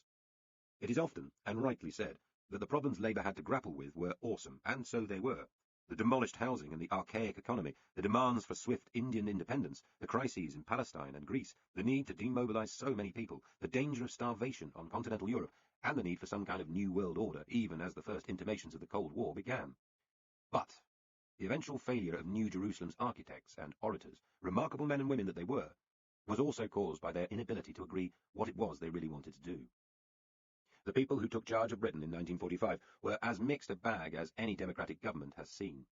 First comes Attlee himself, the model of suburban pooter, speaking so little and so tersely it drove everyone around him mad. He was the butt of some often retold Churchillian insults. An empty taxi drew up at the House of Commons, and Attlee got out, though Churchill later denied that one, and a modest little man with much to be modest about. Yet if Churchill had been formed by imperial dreams and his grand family history, Attlee was just as determined a product of Edwardian England. He had merely taken a different course, good works and mean streets, not cavalry charges in country houses. His father was a hard-working lawyer of advanced liberal views.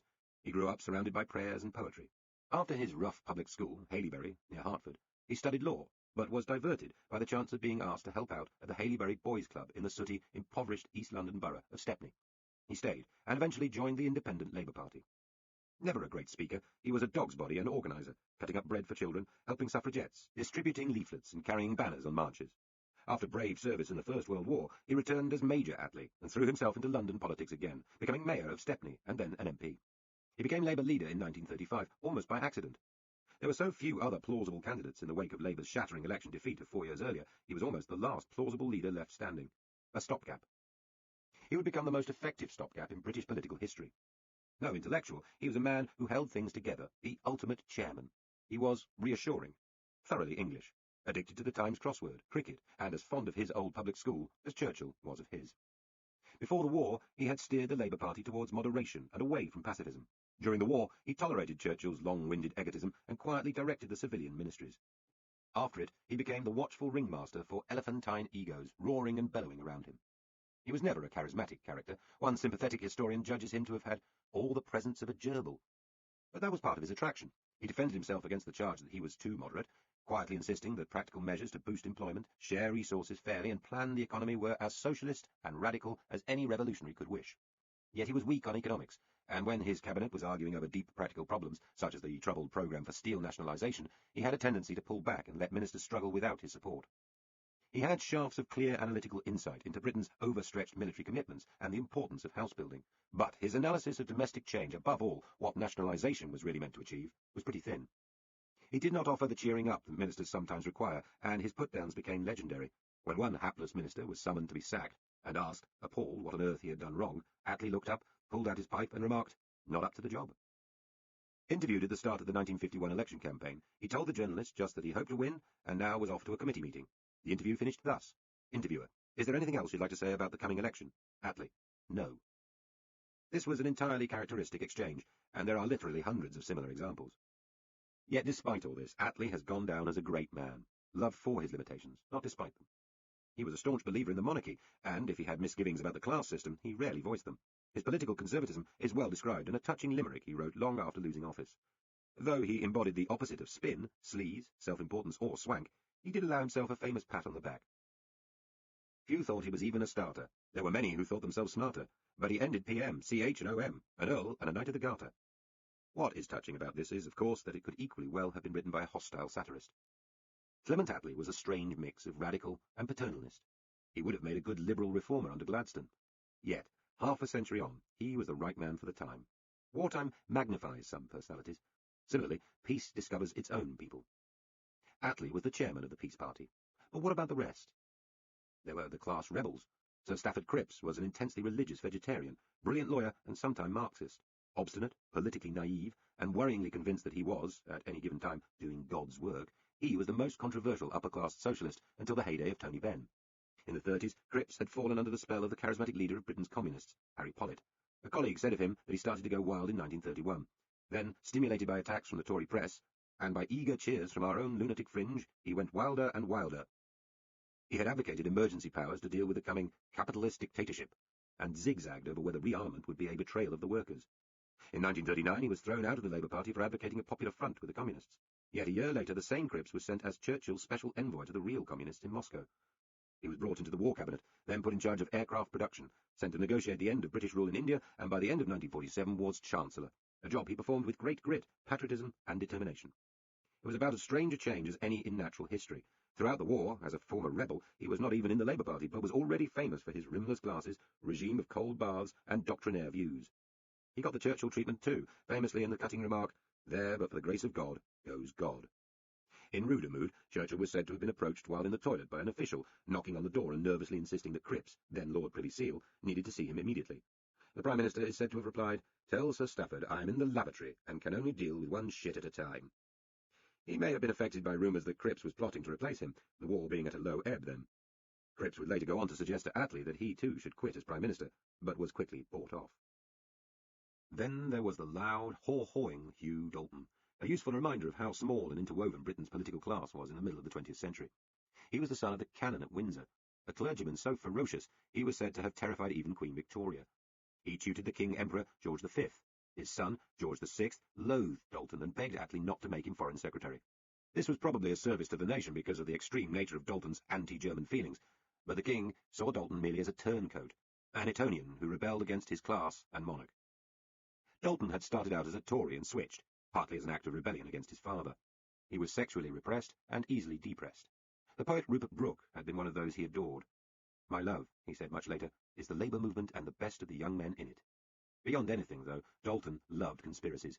As Chancellor, he paused on his way to deliver the crucial 1947 budget and told a lobby correspondent some of its key points, allowing a London paper, The Star, to scoop his speech. This indiscretion, in Dalton's customary ear-splitting whisper, led instantly to his resignation, a blow from which he never really recovered. But Dalton had had a difficult and unsettling day until he leaked the budget, having just come from unpleasant and confrontational talks at the palace about how much money Philip and Elizabeth, the new royal couple, should get from the civil list. Perhaps he simply saw the journalist concerned, a man he knew very well, as the first friendly face of his day. The silent anti-intellectual Attlee, the Christian ex-Marxist Cripps, and the confused Dalton do not sound like the core of a coherent vision for the new Britain of 1945. But alongside them were some remarkable figures who had known rather more of life at the coalface. Attlee apart, nobody was as important in the new government as the hulking figure of Ernest Bevin, the most influential man British trade unionism has ever produced. Orphaned at 8, Ernie began as a Somerset labourer and worked his way up to become the organiser of dock workers, until in 1921 he helped merge those men into the new Transport and General Workers' Union. A powerful figure in the general strike, he ran the union until he was brought into the Churchill cabinet in 1940, a parliamentary seat being hurriedly found for him in Wandsworth. As the most powerful trade union leader of the interwar years, Bevin was a passionate anti-communist and a patriot who believed my boys, in the TG, were the very best of Britain. In the wartime government, he had almost dictatorial powers to direct workers into factories, mines and fields. If total war consisted in gathering together a country's total human and physical resources, then directing them at the enemy, Bevin was the great director. Described by one newspaper at the time as a bad mixer, a good hater, respected by all, he could be rude enough, even to Stalin, who once hilariously whined that Mr. Bevin was no gentleman. In the post-war government, Bevin ruled almost in alliance with Attlee, both of them describing the other in fond, almost devoted terms. Attlee called it the deepest relationship of my political life. Bevin chortled about Attlee, after he had shrewdly seen off another attempted coup against the Prime Minister. "I love the little man." After cabinet meetings, they would stay on together, charting the government's course. He always mistrusted intellectuals, particularly socialist ones. Reportedly, when he bumped into the famous Kingsley Martin, editor of the New Statesman, after the 1945 victory celebration, he greeted him, "Hello, Gloomy, I give you about 3 weeks before you stab us all in the back." When Bevin died, right at the end of the Attlee years, the loss was more than symbolic. He was probably the only person who could have stopped the party splitting over the rows which engulfed it because of the Korean War and military expenditure, but by then he was too sick to help. His achievements as Foreign Secretary were enormous and controversial. The North Atlantic Treaty Organization, NATO, founded in 1949, depended on America's military power to provide a shield against Stalin for the shattered European democracies. Something like it would have happened given the United States' growing fear of Soviet expansion, but the timing, precise form of the treaty, and its basic principles owed a lot to Bevin. In 1948, he began calling in private letters for an Atlantic Approaches Pact of Mutual Assistance. Its purpose was clear, to consolidate the West against Soviet infiltration and at the same time inspire the Soviet government with enough respect for the West to remove temptation from them and so ensure a long period of peace. And so it would be. Now it all seems inevitable, but at the time Bevin was particularly clear about the nature of the Soviet threat and withstood a storm of bitter attack from the USSR and its allies at home. More than 100 Labour MPs abstained when the Commons voted first on NATO, and only a year before Bevin's first proposal, Cripps, for instance, had been telling officials that we must be ready at any moment to switch over our friendship from the US to Russia. Bevin is less happily remembered for his role in the bitter arguments and fighting that led to the creation of the State of Israel. Most unfairly, he is still traduced as an anti-Semite. He had, in fact, been numbered as a friend of Zionism during the war, until faced with the impossible contradictions in Britain's position in the Middle East afterwards. There, the UK was both in charge of Palestine under international mandate and had wider links to surrounding Arab countries. British officers ran the Jordanian Arab Legion, one of the instruments of Arab anger against Jewish migration. Yet British officials were in charge of the Jewish homeland too. There is no doubt that the desperate migrations of Jewish refugees were handled very badly by Britain, determined to try to limit the settlement to a level that might be acceptable to Palestinian Arabs. The worst example was the turning round of a refugee-crammed ship, exodus as she tried to land 4,500 people in 1947, and the eventual return of most of them to a camp in Hamburg, an act which caused Britain to be reviled around the world. This was followed by the kidnap and murder of 2 British soldiers by the Irgun terrorist group, which then booby-trapped their bodies. But Bevan was pressed very hard by the United States, which wanted far larger migration, and his instinct for a limited 2-state solution now seems sensible.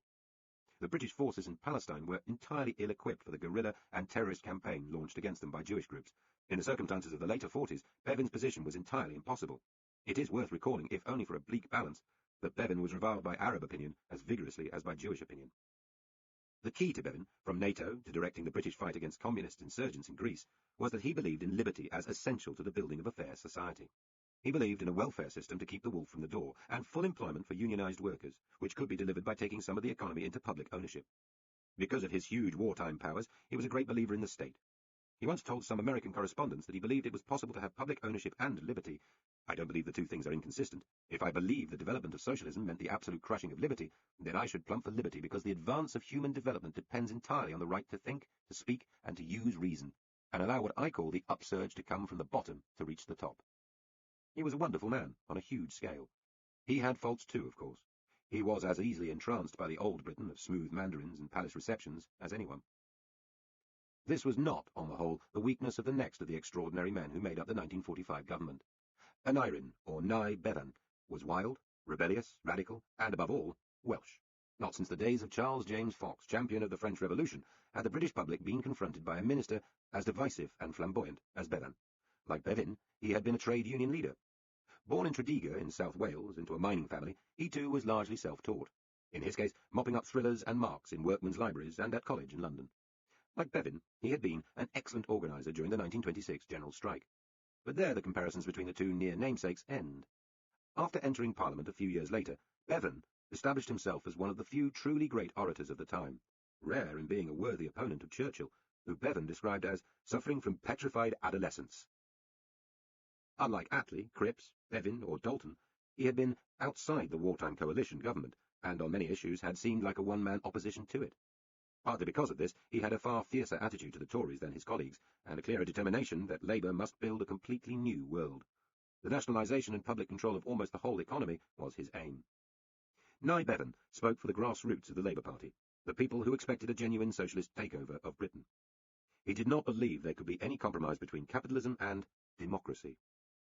The Commons was an elaborate conspiracy to prevent the real clash of opinion which exists outside from finding an appropriate echo within its walls. It is a social shock absorber placed between privilege and the pressure of popular discontent. Unlike most of the other leading figures, Bevan was, at least in theory, dangerous to the established order, even if in office he would turn out to be shrewder and subtler than his ranting public performances suggested. People prejudiced against him often came away from a first meeting seduced and bewitched. Like Bevan, he showed that a trade unionist could turn into a successful national leader. Unlike Bevan, he had a vision of what Britain ought to become, which went far beyond better pay and free spectacles. He would eventually be destroyed by the hard choices and compromises ahead, resigning when spending cuts were needed and dividing himself from most of his natural supporters over the issue of nuclear weapons. Beautifully dressed, witty, sibilant, wide-ranging, sarcastic, poetic, and at times very alarming indeed, Nye Bevan represented everything that the old upper classes most feared after the 1945 election. The final great shaper of post-war Labour Britain is Peter Mandelson's grandfather. Herbert Morrison was a Cockney policeman's son, the third working-class boy to set against the Labour aristocrats. Like Gordon Brown, he was blind in one eye and an obsessive reader. He started out working in a shop, weighing out the tea and sugar. His devotion to politics took him up through the London party machine until he eventually became the minister in the first Labour government responsible for the capital's early integrated transport system. Had he not lost his seat in 1931, he would probably have become leader instead of Attlee, and hence Prime Minister, a loss he never ceased to regret. Instead, he went on to become the first Labour leader of the London County Council, and the most prominent voice of the rising new class of public servants, small traders, teachers and shopkeepers who would become key to Labour's successes. This meant that he was a moderate, enough of a moderate for the young Tory MP Harold Macmillan to suggest that he lead a new centre party in the late 30s. None of this, and his long career as an organiser and fixer, endeared him to the romantics in the party. Nor was he exciting. He lived a quiet suburban life with a quiet wife he rarely spoke about and pootered around in a small car. Michael Foot described him as a soft-hearted suburban Stalin. In government, Morrison was responsible for directing the astonishing torrent of legislation, 70 bills in the first year alone. He was not, however, a great economic planner, and was far too obsessed with his reputation in the press, keeping great piles of cuttings to complain about when he met editors. He was also, like his grandson, a rotten intriguer, the boy always spotted and called to the front of the class the minute he starts whispering. Yet he was popular, passionate about his voters, and hugely admired by Labour members. Had Morrison become Prime Minister, he might have been a good one.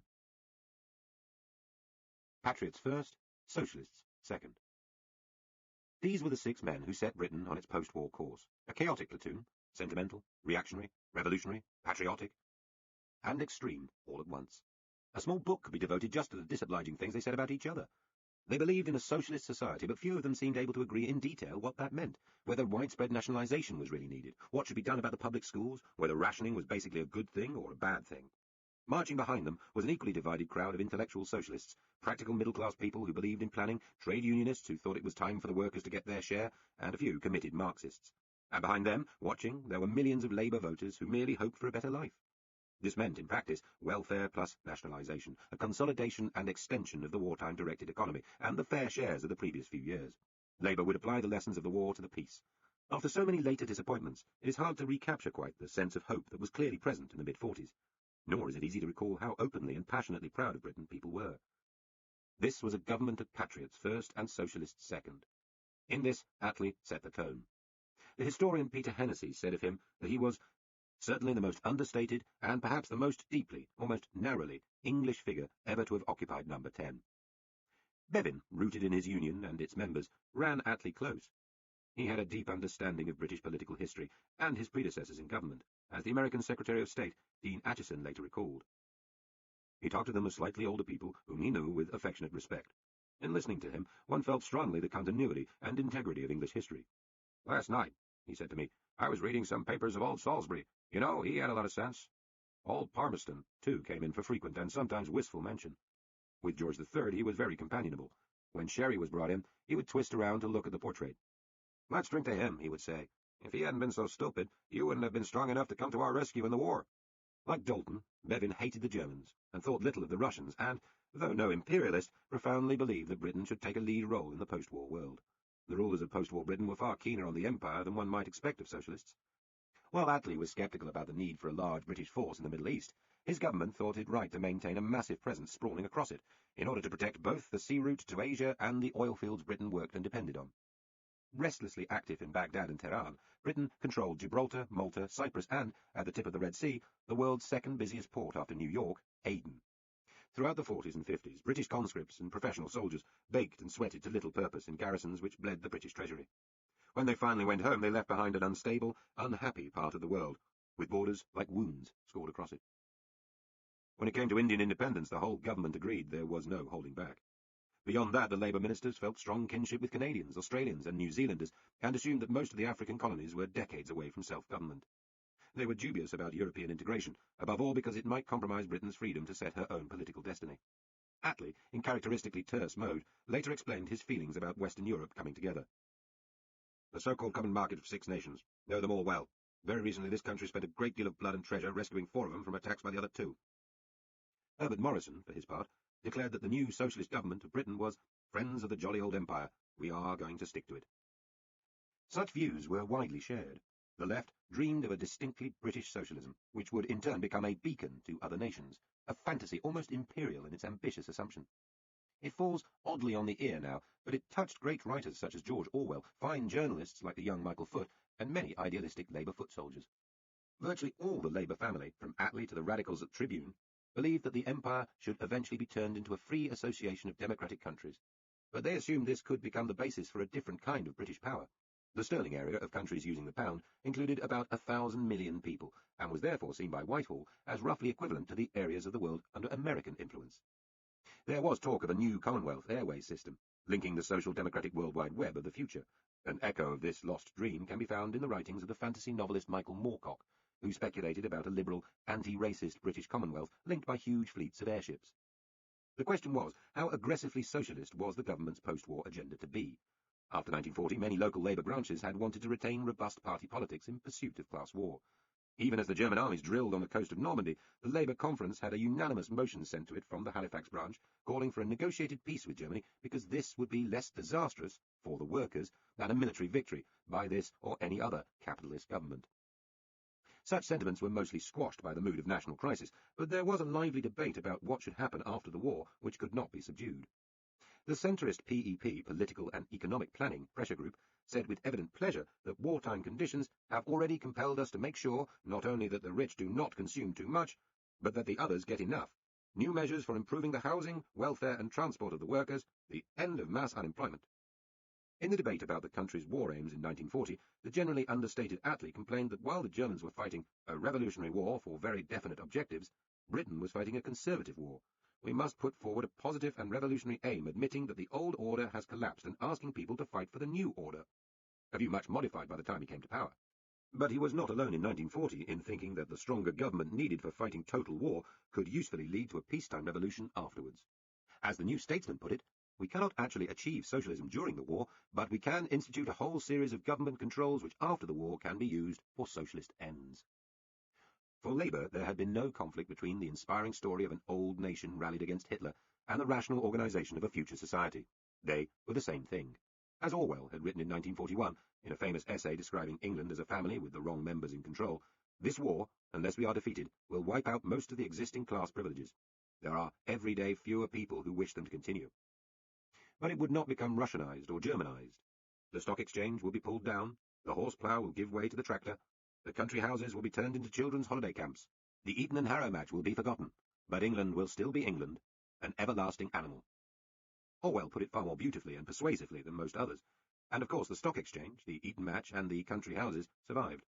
But his dream of a third way, building on British parliamentary traditions, plus a national instinct for restraint and fair play to make a new kind of socialist society, unknown in Russia or elsewhere, was widely shared among Labour supporters.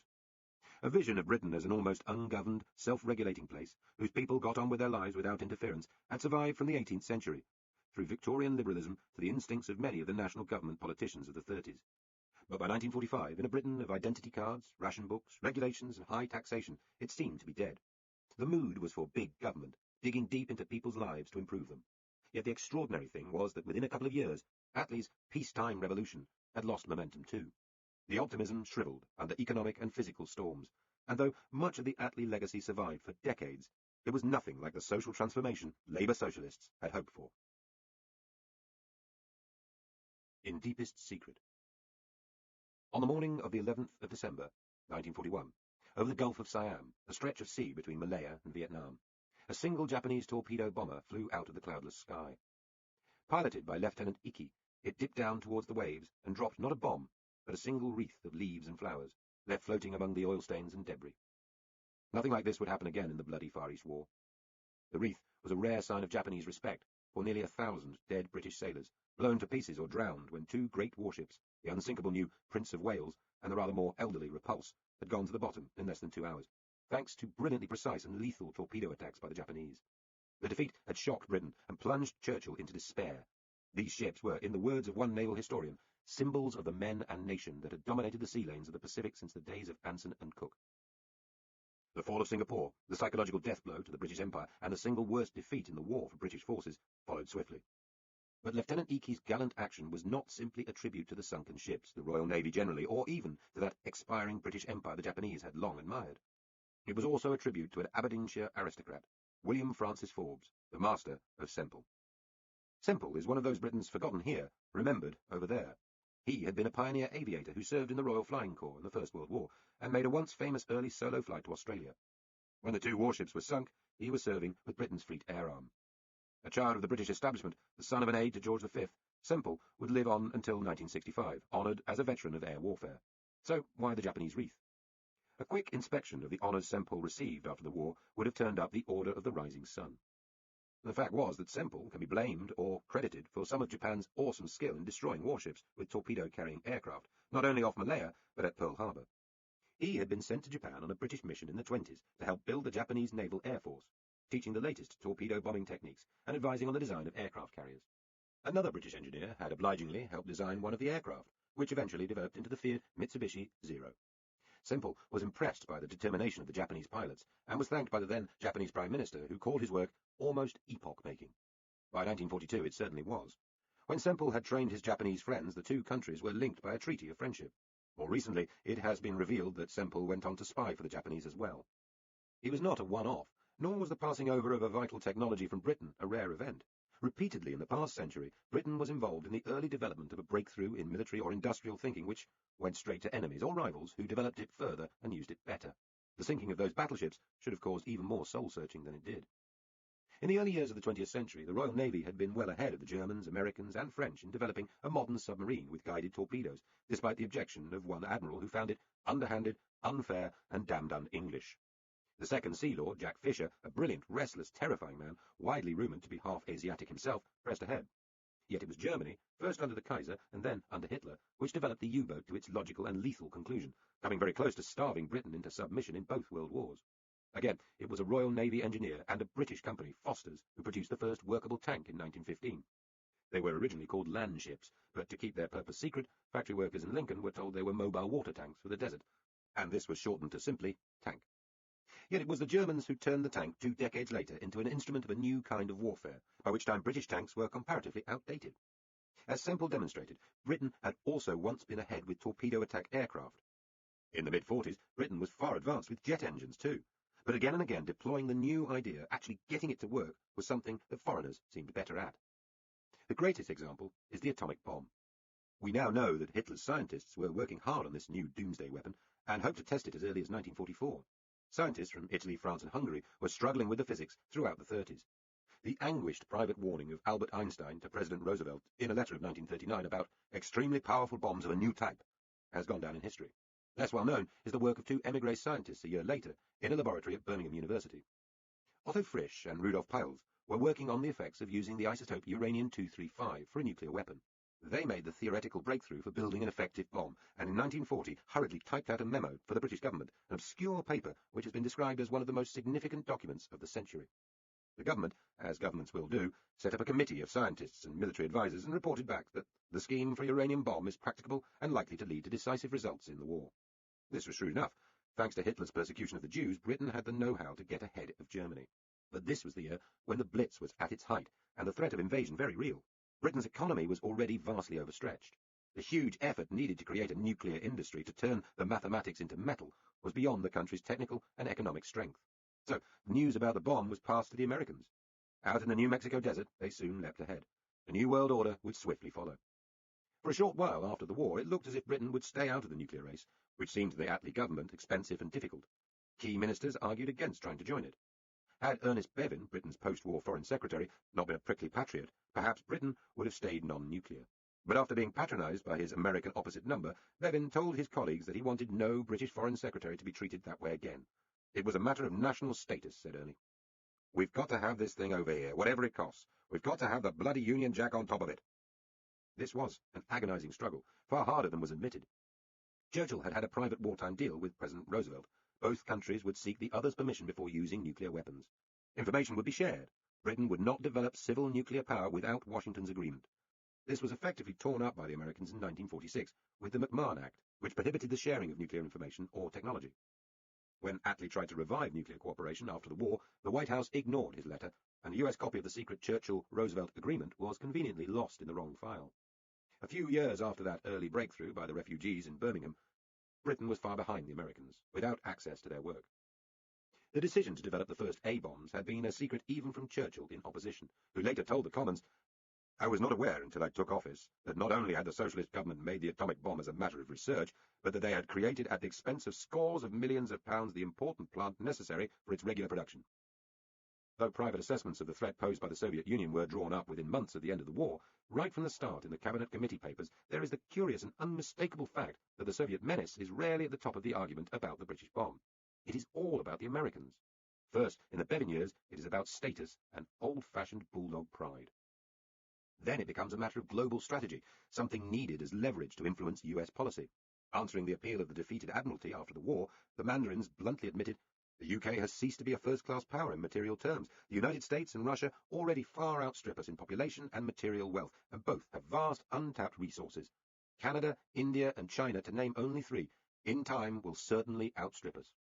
But, they pointed out, the much more powerful hydrogen bomb was transforming the military situation around the world. If we possess these weapons, the Americans will be prepared to pay attention to our opinions in a way they would otherwise not. The same applies to our standing in the eyes of other countries, such as Germany. and our lesser potential enemies, such as Egypt, will feel that we might, if pushed too far, use nuclear weapons against them. These, concluded the Mandarins rather chillingly, are great advantages. From early on, Whitehall intelligence reports to ministers identified the peril of war being triggered by a preemptive strike from America, hitting the Russians before they had devised their own nuclear systems, at a level which would allow them to properly retaliate. With British troops on the vulnerable front line in Germany, Britain would be thrown into the midst of the new war for which she was not prepared. Persuading the Americans to stay their hand might be easier, the British policymakers suggested, if Britain was herself an independent nuclear power. In the summer of 1947, work began in deepest secret to build a plutonium-producing plant at Windscale, a little place on the coast of Cumbria, and work started on designing a bomb under the guidance of one of the British scientists who had been at Los Alamos, William Penny. A few years later, the tiny Berkshire village of Aldermaston, with its 12th century church, brick labourers' cottages, and ancient Roman defences, which had been looking forward to quieter times with the closure of an airbase, was chosen as the site for Britain's nuclear weapons programme. More money spent on defence and status was, of course, less money available for a new Jerusalem. A winter landscape. The winter of 1947 has gone down in history and personal memory as a time of almost unendurable bleakness. For 3 months, Britain seemed more like one of the grimmer scenes in a medieval Flemish painting. It was not only the shortages of almost everything in the shops, and what was described as a virtual peasant diet, heavily based on potatoes and bread, though by then even the bread had now been rationed and potatoes ran short. It was not only the huge state bureaucracy, still interfering in so much daily life, controlling everything from how long you could turn your heater on to what plays you could see and whether or not you could leave the country. It was not the 25,000 regulations and orders never seen in peacetime before, administered by a government which, though anti-communist, still urged people to learn from the colossal industrial achievements of Soviet communism. It was not the smashed and broken homes. It was not even all those war dead, for this war had involved far fewer soldiers than the First World War, and far fewer dead, 256,000 as against nearly 1 million, as well as the 60,000 British civilians who had died in air raids. Relief at the final victory was still strong across the country, and pride in Britain's part in it. No, the crisis of 1947 was set off by that most humdrum of British complaints, the weather. At the end of January, with an efficiency the Red Army could not have mustered, a great freeze had swept across from Siberia and covered the country in thick snow, a bitter cold which brought the exhausted British very nearly to their knobbly, ill-clad knees. The country still ran on coal, but at the pits the great piles of coal froze solid and could not be moved. The winding gears ceased to function. Drifting snow blocked roads and closed the rail lines. At the power stations, the remaining coal stocks ran swiftly down until, one by one, power stations began to close. Lights flickered off. Men dug through snowdrifts, tramping for miles to find food to carry back to their neighbours and homes. Cars were marooned on exposed roads. With shortages of power, factories across the South and Midlands of England had to stop work, and within a week 2 million people were idle. Attlee suspended that still unusual middle-class diversion, television. Much worse, electric fires were banned for 3 hours each morning and 2 each afternoon. Everywhere, people shivered, wrapped in blankets in front of barely smoking coal fires, or those rationed electric ones. Around London, commuters were completely unable to reach the capital. Scotland was cut off from the rest of the country. Then things deteriorated further. It was the coldest February for 300 years. Another 500,000 people had to stop work. One young office worker from Slough, Maggie Joy Blunt, recorded herself sitting in her house, the water in wash basins frozen, looking out at the ice-blue sky. I am wearing thick woolen vest, rubber roll-on, wool panties, stockings, thick long-sleeved wool sweater, slacks, jacket, scarf, and 2 pairs of woolen socks. I am just about comfortable. The sun was so little seen that when it came out briefly, a man rushed to photograph the reassuring sight for the newspapers. Green vegetables ran out in the shops. "Christ, it's bleeding cold!" howled the future novelist, Kingsley Amis, to the poet Philip Larkin from his Oxford student rooms. After a short thaw, March had brought terrible storms and snowdrifts 30 feet high. People talked about snowflakes the size of 5-shilling coins. There were ice floes off the East Anglian coast. 300 main roads were unusable. Still to come were the worst floods in memory, cutting off towns, inundating huge areas of low-lying England, and destroying the crops in the fields. On the hills, the sheep were dying. Their carcasses would be piled into pyres, causing foul-smelling smoke to hang over rural Wales, a precursor to the foot-and-mouth and BSE episodes of later decades. It was, in short, about as near as this country has been to experiencing at first hand a truly Siberian winter, though without the sturdy boots, furs, and vodka that helped the Russians get through. It would be followed by the real political storm, the run on the pound made inevitable by the Keynes deal in Washington, and a balance of payments crisis. As people were digging out frozen vegetables from fields and despairing of the empty shops, the Treasury was finally running out of dollars to buy help from overseas. This was the moment when the optimism of 1945 shivered and died among many voters. Summer did come, as summer does, and it was a good summer. The sun shone, cricketers blazed away at Lord's, and a nation sweltered. Economically, though, Hugh Dalton's year of misery continued. The clauses negotiated by Keynes insisting that sterling should become freely convertible to American dollars were triggered, and the inevitable happened. The world rushed to change pounds into greenbacks, and such was the outflow that convertibility had to be hurriedly stopped. The economy was simply too weak, a message that echoed round continental Europe's finance ministries too. British housewives might have been more worried still had they known of a secret plan during the sterling crisis drawn up by the civil servant Otto Clark, father of the later New Labour minister Charles Clark. With Britain running out of dollars to buy food from America, Clark drew up preparations for a famine food programme, including taking children out of school to help in the fields. It never came to that, but the rationing of bread, which had not been necessary during the war, was now in place. There was not enough cash left to buy wheat supplies from the United States, yet British ministers had to ensure there was no actual famine in other parts of the world for which they were responsible, including India and defeated Germany. The answer, bread rationing at home, was hugely unpopular and long remembered. Along with the sterling crisis and the subsequent devaluation of 1949, a further but necessary humiliation, it gave Churchill's Tories the essential ammunition they needed to turn Attlee out. Their manifesto would later remind voters that in 1945, the socialists promised that their methods of planning and nationalisation would make the people of Britain masters of their economic destiny. Nothing could be more untrue. Every forecast has proved grossly over-optimistic. Every crisis has caught them unawares. The fuel crisis cost the country £200 million, and the convertibility crisis as much. The next year, though, the government did try to cheer the country up, holding the 1948 London Olympics. Cost overruns were trivial. Security was barely an issue. The Games were a triumph of determination in a war-scarred, rubble-strewn city, during which the athletes were put up in old army camps and hospitals, and the Union Jack was missing for the opening parade. And though the medal toll for British competitors was very meagre, holding the Games was a genuine sign that Britain was back. For all its weaknesses, this was still a country that could organise itself pretty well. The sun also sets. The deep, nostalgic vision of empire was dented too in 1947. The king ceased to be emperor. The jewel in the imperial crown, India, was moving towards independence long before the war. Gandhi's brilliant insight that through non-violence the British could be embarrassed out of India more effectively than they could be shot out had paid off handsomely in the interwar years. London was dragged to the negotiating table despite the attempts by Churchill and others to scupper every deal from the 30s to the late 40s. The war delayed independence, but showed how much goodwill there was on the subcontinent if Britain was wise enough to withdraw gracefully. During the conflict, some 2 million Indians fought on Britain's side or served her forces directly, their contributions being particularly strong in the campaigns in North Africa against the Italians and defeating a pro-German regime in Iraq. Gandhi himself was sentimentally fond of Britain and saddened by the Luftwaffe attacks on London. While Nehru was in prison, he kept a picture of his old school, Harrow, in his cell. Yet many Indians had become frustrated by endless delays and the watering down of plans for more autonomy. Leaders out of jail organised a massive wartime protest involving the burning of police stations, the beating of British residents, the cutting of telegraph lines, and the blowing up of a railway line.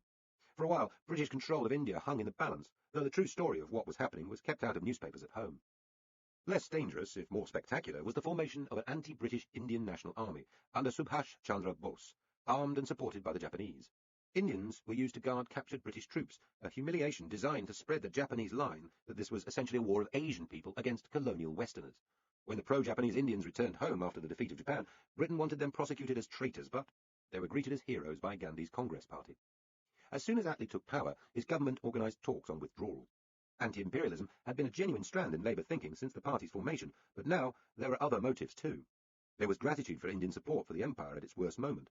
There was also fear, the clear evidence that delaying independence would result in mass and probably uncontrollable protest. Attlee wanted a united, independent India, Muslims and Hindus in one vast state connected by trade and military agreement with Britain. Apart from anything else, he believed this would function as a major anti-communist bulwark in Asia, at just the time when the Russians were looking south and China was in revolutionary turmoil. Attlee would get some of what he wanted, but not all. Sir Stafford Cripps led the first Labour delegation to post-war India, but it was not socialist politicians who negotiated the end of British control in India. That job was begun by Field Marshal Wavell, a veteran of the Boer and First World Wars, who had served with the Tsarist Russians before fighting the Italians, successfully, and Rommel, less so, in the desert. He had come to India as Commander-in-Chief just ahead of the most decisive Japanese advances, and had succeeded as Viceroy in time to free the Congress leaders from prison. But this poetry-loving and mildly pessimistic soldier was unsuccessful in trying to reconcile Hindus and Muslims. Sectarian mobs began to attack one another, the first flickers of the communal violence which would soon ravage the subcontinent. Early in 1946, there was a major mutiny by the Royal Indian Navy, when about a quarter of its strength aboard ships off Bombay, Calcutta and Madras raised Congress flags. It was put down, with hundreds dead, but trouble spread to the Royal Indian Air Force and the police, and it looked as if authority was finally crumbling. Wavell's last-ditch plan involved British withdrawal without any political agreement, evacuating whites from the country and handing it over to local state governments. This was regarded in London as likely to lead to civil war and fundamentally dishonourable. Attlee passed the job to Lord Louis Mountbatten, who had been Supreme Commander in Southeast Asia, organising the reconquest of Burma. It was a wily choice. Mountbatten was a member of the royal family, and his nephew, a naval officer, Prince Philip of Greece, was about to marry the young Princess Elizabeth, so he was a hard man for the imperialists at home to attack. Dashing and arrogant, he shared Attlee's determination to get a swift deal with the leaders of the Muslim and Hindu peoples, which meant with Muhammad Ali Jinnah's Muslim League and Nehru's Congress Party. Jinnah was always hard for the British to deal with or like, and was by now close to death, but Nehru proved an easier partner, forming a famously close attachment to Mountbatten's wife, Edwina. Partitioning the subcontinent was by now inevitable. Muslims would not accept overall Hindu domination, and yet across most of India the Hindus or Sikhs were in the majority.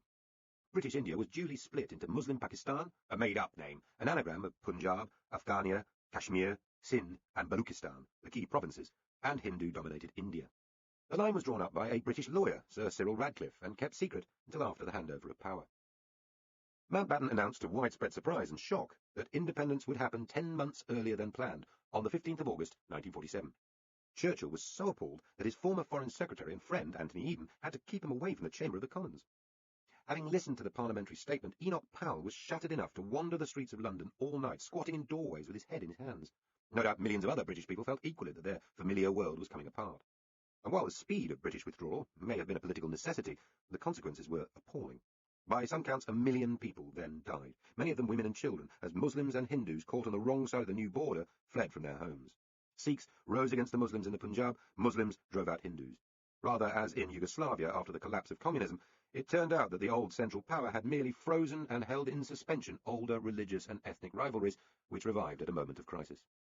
As some 55,000 British civilians returned home, the Indian Army was hurriedly divided into two. Mountbatten had hoped for a close military alliance to continue, and Karachi had even been earmarked as a base for British atomic bombers to use in attacking Russia. But no military deal could be agreed. Eventually, Pakistan broke up, with Bangladesh declaring herself independent, and succumbed to a history of coup and dictatorship. Today, India and Pakistan face each other with nuclear weapons and large armies across their Kashmiri frontier. Britons have been told that as compared to the war in Algeria, which tore post-war France apart, or the Americans' desperate war in Vietnam, Britain managed decolonisation rather well. It is too comfortable a conclusion. Who was to blame for the horrifying number of Indian deaths? Far more, for instance, than have died during the mayhem in Iraq. British post-war weakness probably meant that it would have been impossible to impose a single state at the time of independence. Yet, Jinnah's Muslim League and Congress had been nearer to a mature deal before the war. Had Churchill and others not stymied independence in the 30s by cynically supporting the cause of the semi-independent Indian princes, then perhaps the slaughter would have been averted. Against that, the story of the Second World War would have been very different too. And today's India, linked by English and a growing democratic superpower, stands as one of the more successful of Britain's old imperial possessions. Indian independence was a trauma to some, a relief to many more. Labour ministers were less enthusiastic about dismantling the empire in Africa. Officials wrote minutes to Attlee's ministers, informing them it might take many generations before some of the colonies were ready for independence. Herbert Morrison, the deputy leader of the Labour Party, agreed.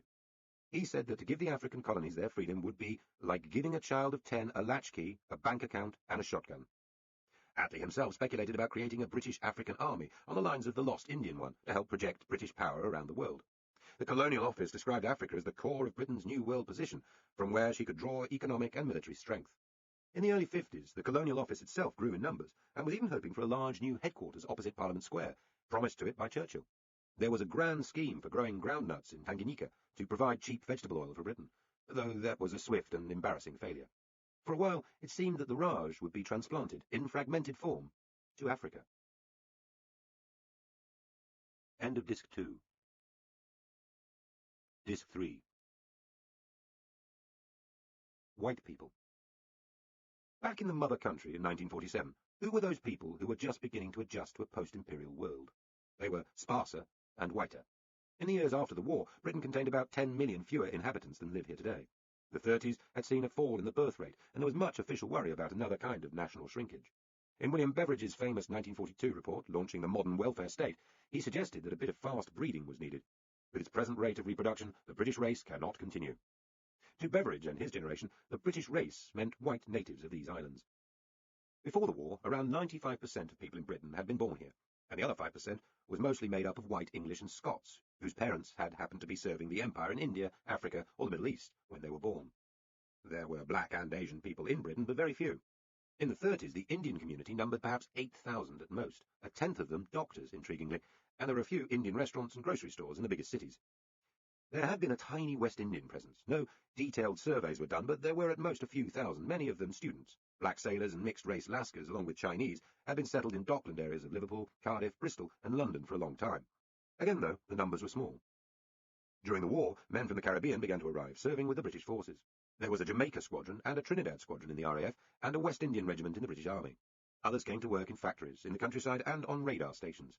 But once the war was over, most were sent straight home, leaving an estimated permanent non-white population of about 30,000.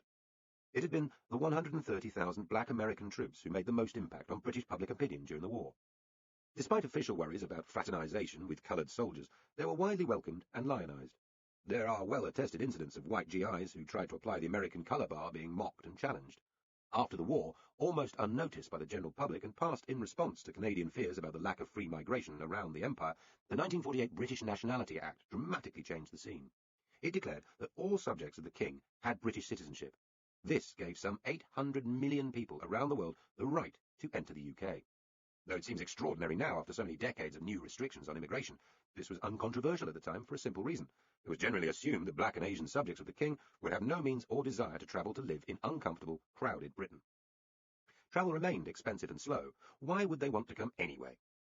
Until the 50s, so few black or Asian people had settled in Britain that they were often treated as local celebrities, and officially, it was not even considered worthwhile trying to count their numbers.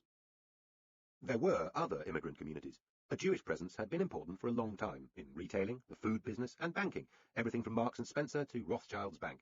But in the 5 years before the war, some 60,000 more Jews from Germany and Eastern Europe arrived here, many of them highly qualified, helping transform the scientific, musical, and intellectual life of 40s Britain.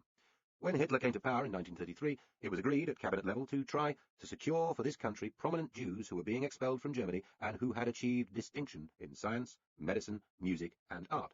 Beveridge himself helped set up an organization to help Jewish refugees, the Academic Assistance Council, which, using public donations, helped 2,600 intellectuals escape.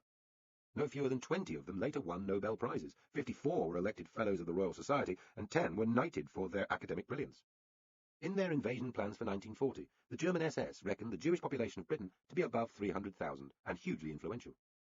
Then there were the Irish, a big group in British life after a century of steady immigration, the vast majority of it from the south.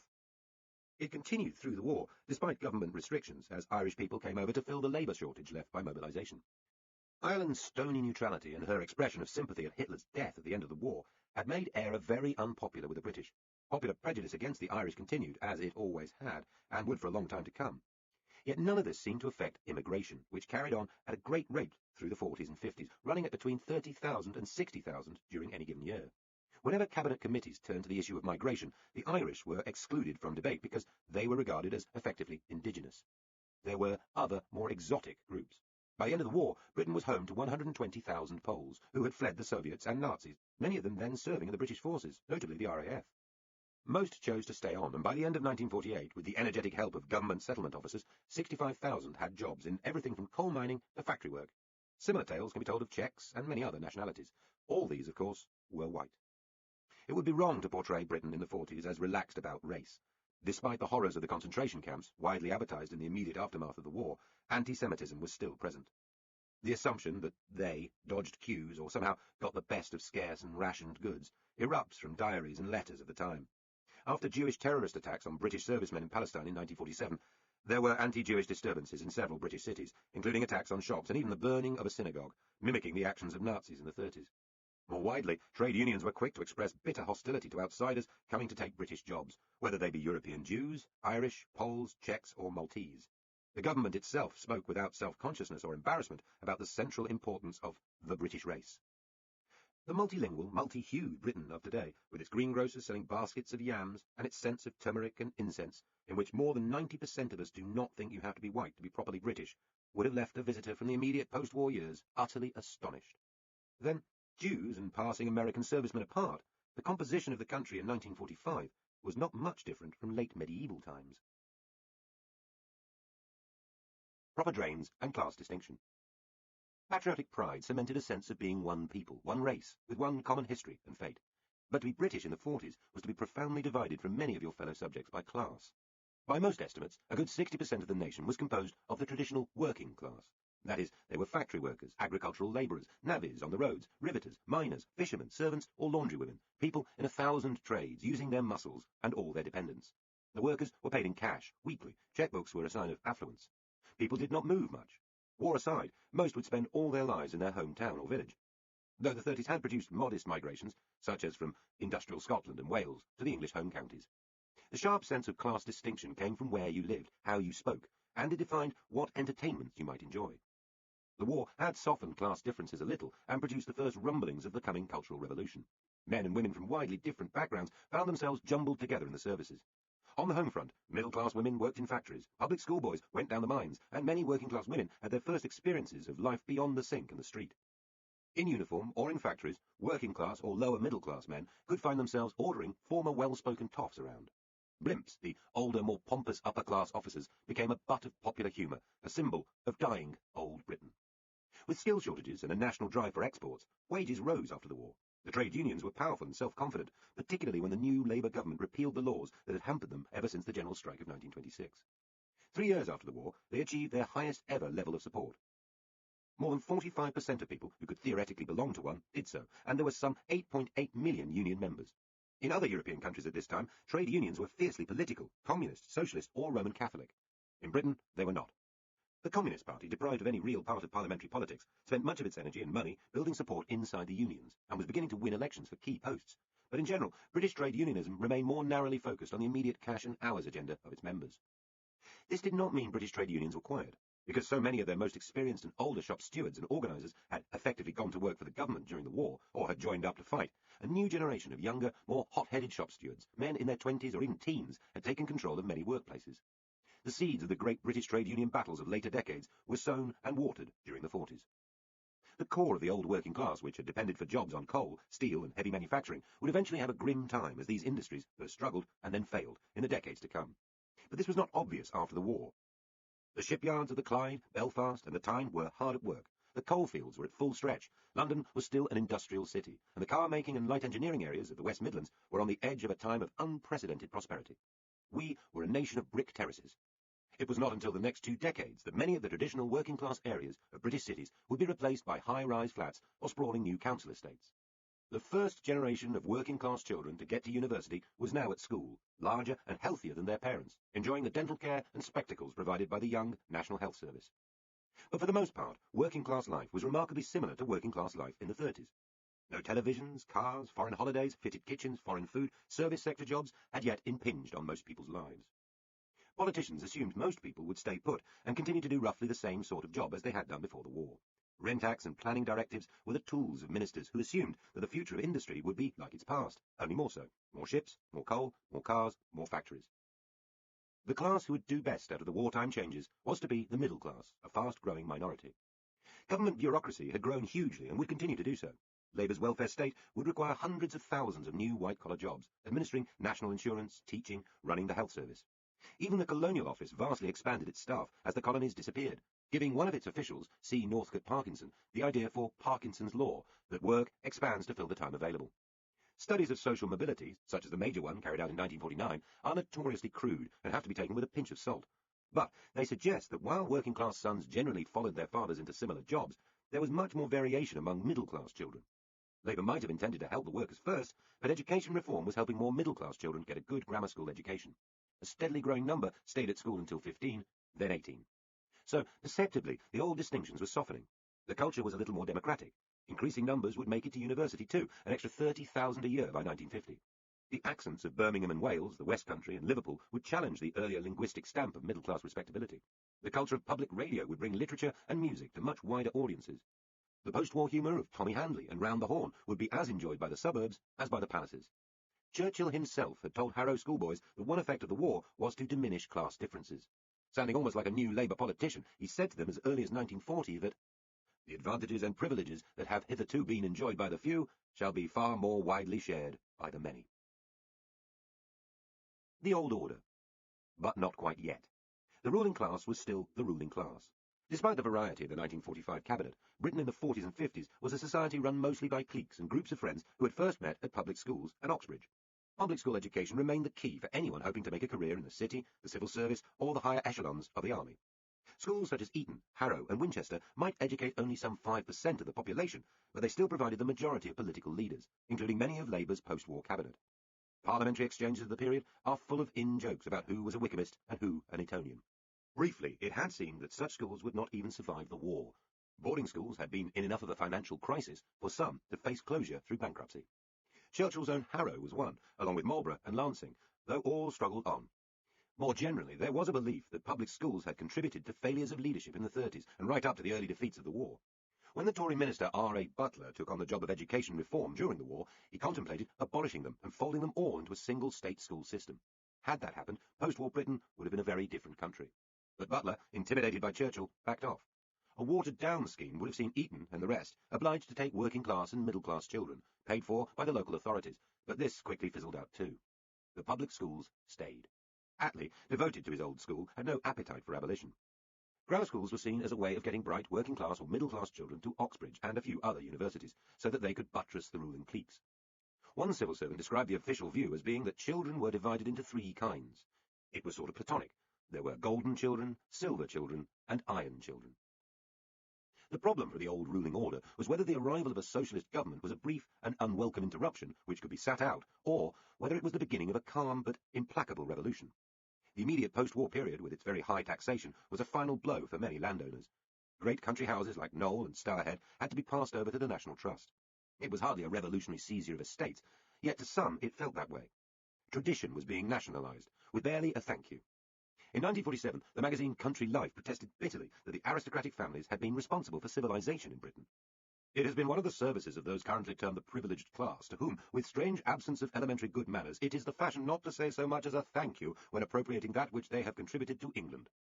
Evelyn Waugh, an Arraviste rather than the proper toff, sitting in his fine house in the Gloucestershire village of Stinchcombe, struggled with the dilemma. In November 1946, he considered fleeing England for Ireland. Many richer people did leave Britain in the post-war years, though more often for Australia, Africa, or America. Why go? Waugh asked himself. The certainty that England as a great power is done for, that the loss of possessions, he is talking of the colonies, the claim of the English proletariat to be a privileged race, sloth and envy must produce increasing poverty. This time the cutting down will start at the top, until only a proletariat and a bureaucracy survive. A day later, however, he was having second thoughts. What is there to worry me here in Stinchcombe? I have a beautiful house, furnished exactly to my taste, servants enough, wine in the cellar, the villagers are friendly and respectful, neighbours leave me alone, I send my children to the schools I please. Apart from taxation and rationing, government interference is negligible. Yet the world felt as if it was changing somehow. Why, he wonders, is he not at ease?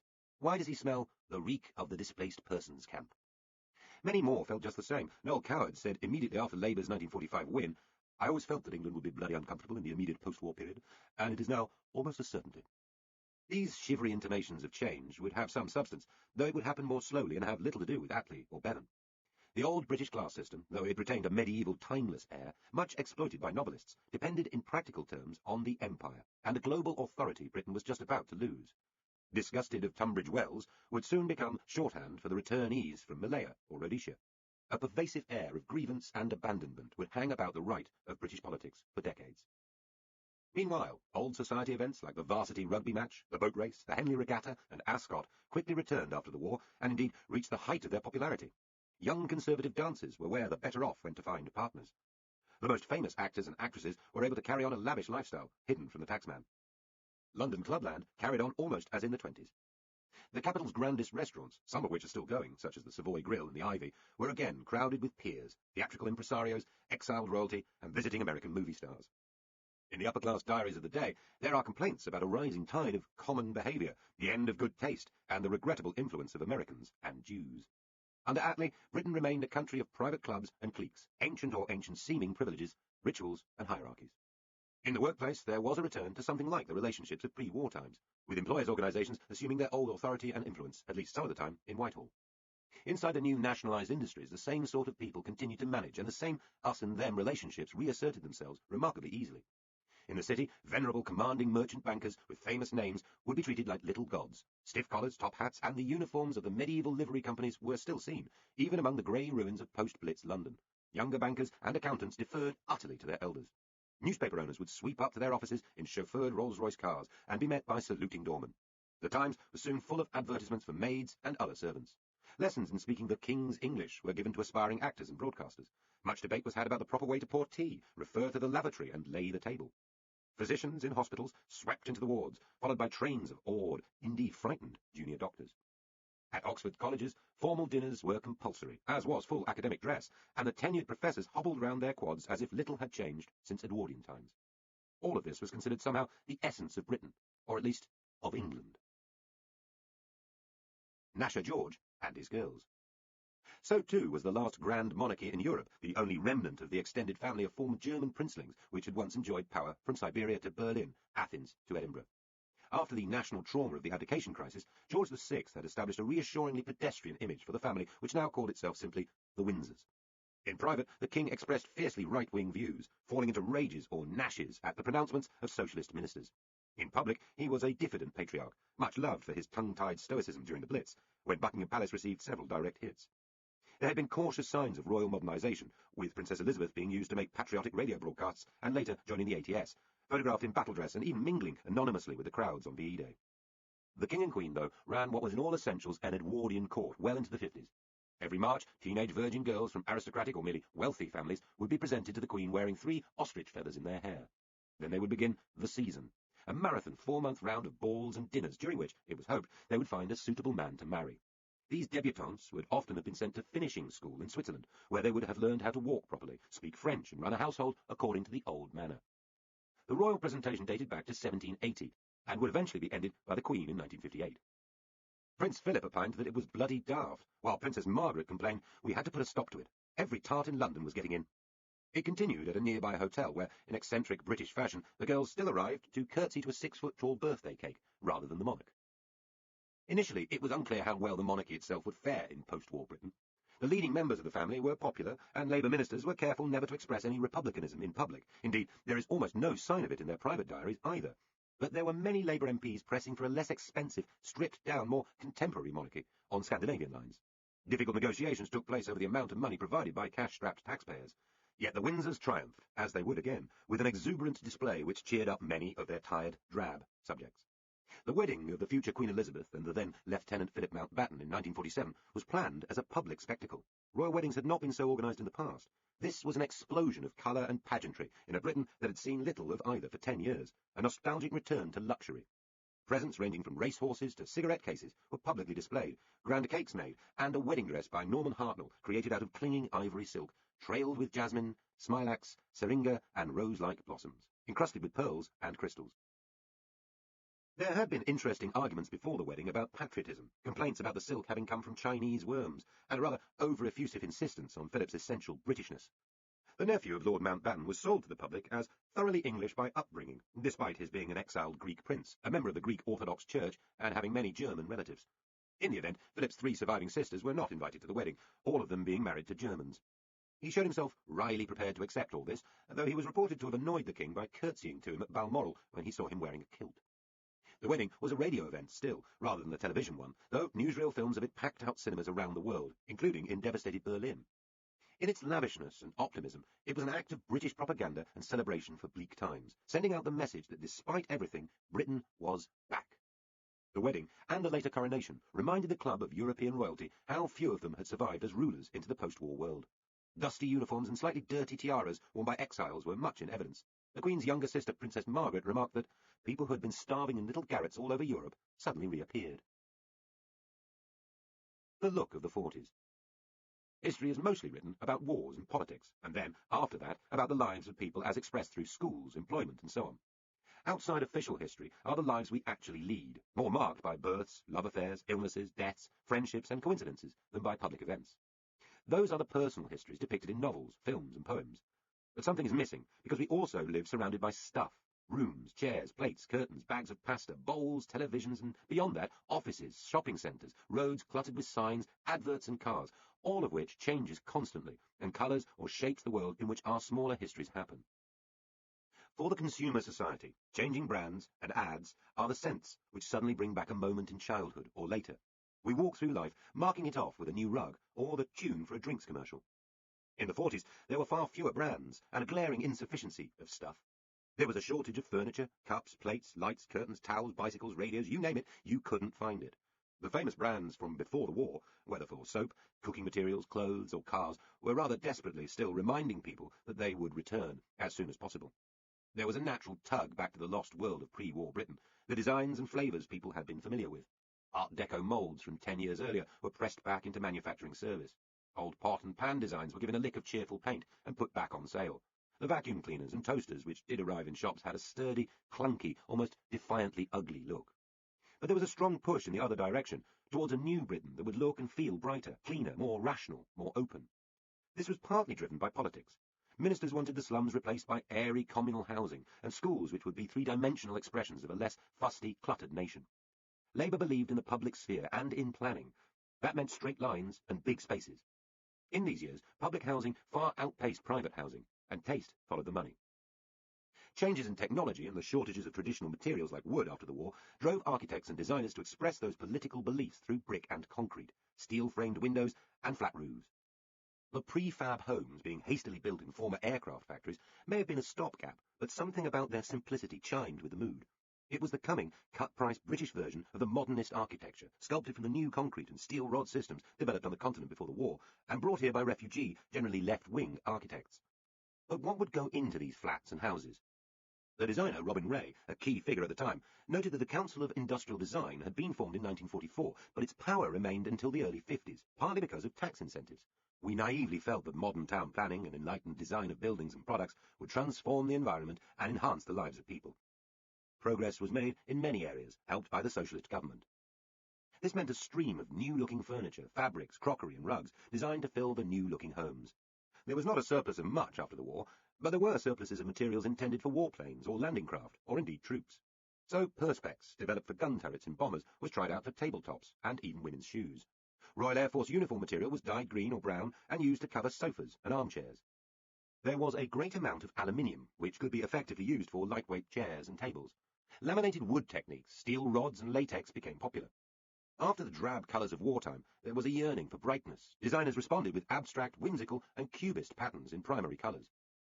Better-looking cooking pots, mugs, lights and cutlery were advertised, the first of them in the 1946 Britain Can Make It exhibition at the Victoria and Albert Museum, which had been emptied of its treasures during wartime. The show was quickly nicknamed Britain Can't Have It by disgruntled citizens, but its design work was hugely influential, not least on Scandinavians, who returned home and started manufacturing similar designs, which would be bought in large quantities by the British over the next decade. A less familiar version of a story that would be repeated with cameras, motorcycles and aircraft. The result of the new designs, on show again in the Festival of Britain in 1951 at the end of Labour's era, was to decorate austerity with a sharp-edged, spindly, brittle and optimistic look, one that is now as securely of its era as lava lamps or beanbags stamped the 70s. Some of the design now looks rather cold, perhaps it never truly caught on. But some of it, from the Roehampton flats overlooking Richmond Park to the famous Jason stacking chairs, just like some of the young designers, including Terence Conran, would last. What did we look like? Study photographs or film of a reasonable number of Britons of the mid-40s, and you are likely to notice striking physical differences. Above all, bulky, creased clothes, tired-looking faces, and bad teeth. From working-class women with great gaps and sharp edges in their smiles, to landed politicians with buck-toothed smirks, this was not a country able to take care of its appearance in the modern way. For good practical reasons, the male, short back and sides, was almost universal. Women struggled to put on a show. American troops coming over here during the war had been warned that English girls would be a bit grubby and often cannot get the grease off their hands or out of their hair. Women were advised to rub their hair with dry towels when they could not get shampoo, or to steam it over boiling water. Sponging with lukewarm water had replaced regular baths for millions of people. To put it bluntly, many British people in the 40s would, by our sensitive standards, have smelt a little. Cosmetics were hard to get too. Women had used everything from cooking fat and shoe polish to soot and baby powder to make themselves up, though bought cosmetics were still regarded as a little racy by many older women and men. Others put up with squints, semi-blindness, or ugly, heavy-rimmed spectacles, which were not yet free. Buck-toothed, squinting, and not overly clean, we were, in the mid-40s, very far from the scented, freshly dressed, and sometimes surgically enhanced narcissists of modern Britain. People looked older at any given age than they would today, except the children, who, dressed in shorts, dresses, and buckle shoes, looked younger. The dirtier air of coal-fueled city life and long traditions about respectability meant coats and umbrellas were much more often worn. In the city, on the football terraces, and among women shopping, hats were almost universal. Photographs are a vivid reminder of how creased and rumpled the clothes of even quite well-off people looked. It was not only the war. These were still the days before easy dry cleaning and almost universal washing machines at home. In a country whose workforce was overwhelmingly manual, men's clothes were a straightforward marker of class and occupation. Heavy jackets, thick wool trousers, leather boots for most. Three-piece suits, also heavy by today's standards, with detachable collars for the middle classes. Leisure wear was hardly known for most, simply a matter of using an older shirt or swapping a suit jacket for a tweed one. Clothes had to last longer, so were inevitably patched and mended more frequently. During the war, most of the civilian clothes produced were so-called utility clothes, with special labels, and designed to save material. They had fewer pockets, seams, and buckles. Turn-ups on men's trousers, then fashionable, were banned. The result of utility designs could be seen on every British street well into the 50s. Richer people still had their well-made clothes from before the war, but for the working classes, clothes rationing, which arrived in 1941, meant a struggle to stay warm and decent. Because rationing affected the quantity of clothes you could have, but not their quality, it hit the poor harder. Government campaigns about how to reinforce or reshape old clothes, ranging from well-meant advice about reinforcing underarm areas to unravelling old woolens and re-knitting them as something else, did not improve the mood. For women, faced with an almost impossible struggle to replace laddered stockings or underwear, the wartime fashions felt boxy and unattractive. Service-style caps or flat bonnets, with short skirts and masculine jackets, what was called man-tailored. The dominant colours were dull, greys or dark blues or dark browns. On their feet, women wore the heavy-soled, heavily strapped wedgie, or laced-up black leather shoes, endlessly repaired. If pregnant, they were encouraged to adapt their ordinary clothes, the ethos of make do and mend. Their children, they complained, tended to grow far too fast for the coupons. It was a time of ankles protruding from short trousers, jackets that would barely do up, mottled wrists hanging from outgrown jerseys. It wasn't that the post-war British did not know how to look smart. The imported American films showed immaculately dressed icons, and the newspapers showed the richest, flashiest Britons, from Anthony Eden to the King, still beautifully tailored. But they could not afford to look smart. Some men found themselves avoiding invitations to drinks parties because they were ashamed of the state of their clothes. Women avoided brightly lit restaurants when their stockings had gone and been replaced with tea stains and drawn-on seams. Under the hats or umbrellas, below the coats and suits, the British of the 40s were also considerably leaner. Wartime rationing had actually increased the health and strength of the working classes, whose diets had been nutritionally dreadful before it. By 1945, children were growing measurably taller. Fair and effective rationing of food and clothing was a prime domestic achievement of the wartime government. Organisationally, it was as complex and difficult as moving armies around the world, building instant harbours, and invading Europe. Though there was some experience from the very end of the First World War to recall, it had been done almost from scratch, replacing the market with the queue and the ration book, distributing the same amounts of protein and starch to families on hill farms, in industrial northern terraces, and in home counties' villages. If wartime opinion polling is to be believed, it was even popular in the first few years. Some 44 million ration books in buff, green or blue were distributed. Regional offices were set up across the country, and 1,400 local food control committees were organised. Everyone had to register with a local shopkeeper, who would get supplies of the rationed meat, ham, sugar, butter, margarine and the rest from centrally bought supplies, accumulated by the newly formed Ministry of Food. With more people working away from home, more people ate out too, though in a frugal and strictly controlled way. There was a huge expansion of school meals. Children were allocated free orange juice and cod liver oil. Works canteens and British restaurants were open throughout urban Britain, serving plain and limited but nourishing food. A system of points, which allowed people to get tinned foods, dried fruits, and other extras when they were available, had proved one of the great successes of wartime rationing. For socialists, of course, this was more than sad necessity. It showed what could be done to achieve a fairer country. Yet, if Labour thought rationing provided any kind of popular lesson for peacetime, this would soon seem a great mistake. For though rationing was fair, it was also dull, monotonous, time-consuming, and by the end, infuriating. A portion of meat each week, little larger than an iPod, was not an existence the beef-eating British could endure forever. During the war, people had resorted to all sorts of bizarre concoctions to keep up their interest, everything from haricot beans flavoured with almonds, making do as marzipan, to mashed parsnips masquerading as bananas, mock goose made of potatoes, cooking apples and cheese, or jam made from carrots. The rich, particularly in London, or when they had access to country estates, managed to avoid some of the effects of rationing. Boodle's Club in London, for example, enjoyed a steady supply from hunting and shooting members of venison, hare, rabbit, salmon, woodcock, and grouse. None of these things was rationed, though it failed to sell many portions of a stuffed and roasted beaver served on one occasion.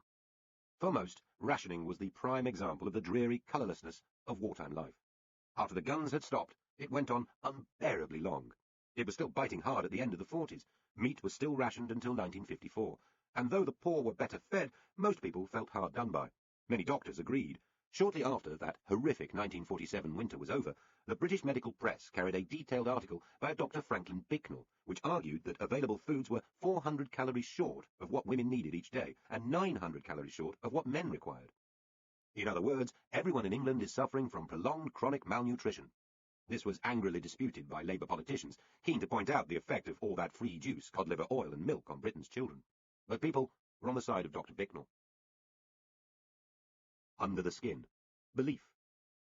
Below the skin, though, were the British of the 40s fundamentally different to the British of today. This was then a religious society, though less so than in any previous time.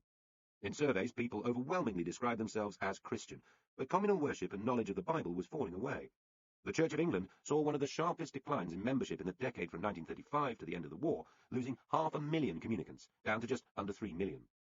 Another 500,000 would be lost by 1970, and more than 1 million by 1990. The Roman Catholics rose in numbers after the war, perhaps because of Polish, Irish, and other European immigration, while the Presbyterians and the smaller churches also suffered decline. Though the first mosque in Britain had been built in Woking, Surrey, as early as 1889, there were few Muslims or Hindus. North of the border, the Church of Scotland, which had only finally won full independence from the British state in 1921, was more popular than the English established church, and continued to grow until the early 60s. In the absence of a Scottish Parliament, debates at the Kirk's ruling body, the General Assembly, had an authority and produced a level of newspaper interest unthinkable today. Scotland's higher religiosity, for the Catholics were strongly represented too, had its darker side in the persistence of orange marches, bigotry, and mutual suspicion on a scale which almost matched that of Northern Ireland. To the visitor, Britain would have seemed a very obviously Christian nation, with its state and royal ceremonies, its famous and often controversial bishops, its religious broadcasting, and above all, its spires and towers in every suburb and village. The churches below those spires were at least thronged for marriages, funerals, and the special services such as Christmas and Easter. Girls and boys were likelier to be in the Christian Scouts or Guides. Schools had prayers at morning assembly.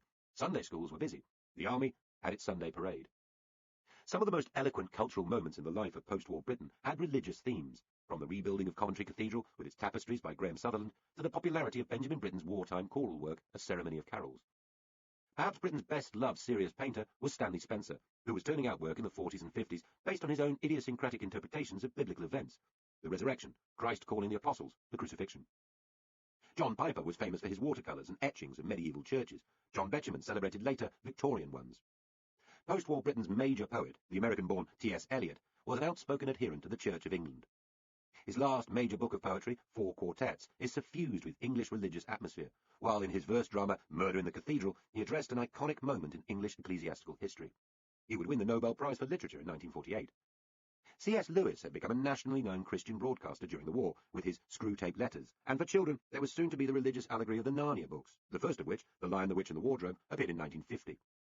It could fairly be said that in this period there still existed an Anglican sensibility, a particularly English, sometimes grave, sometimes playful Christianity, with its own art and thought. It may have been wispy and self-conscious, but it was also alive and argumentative, as it is not today.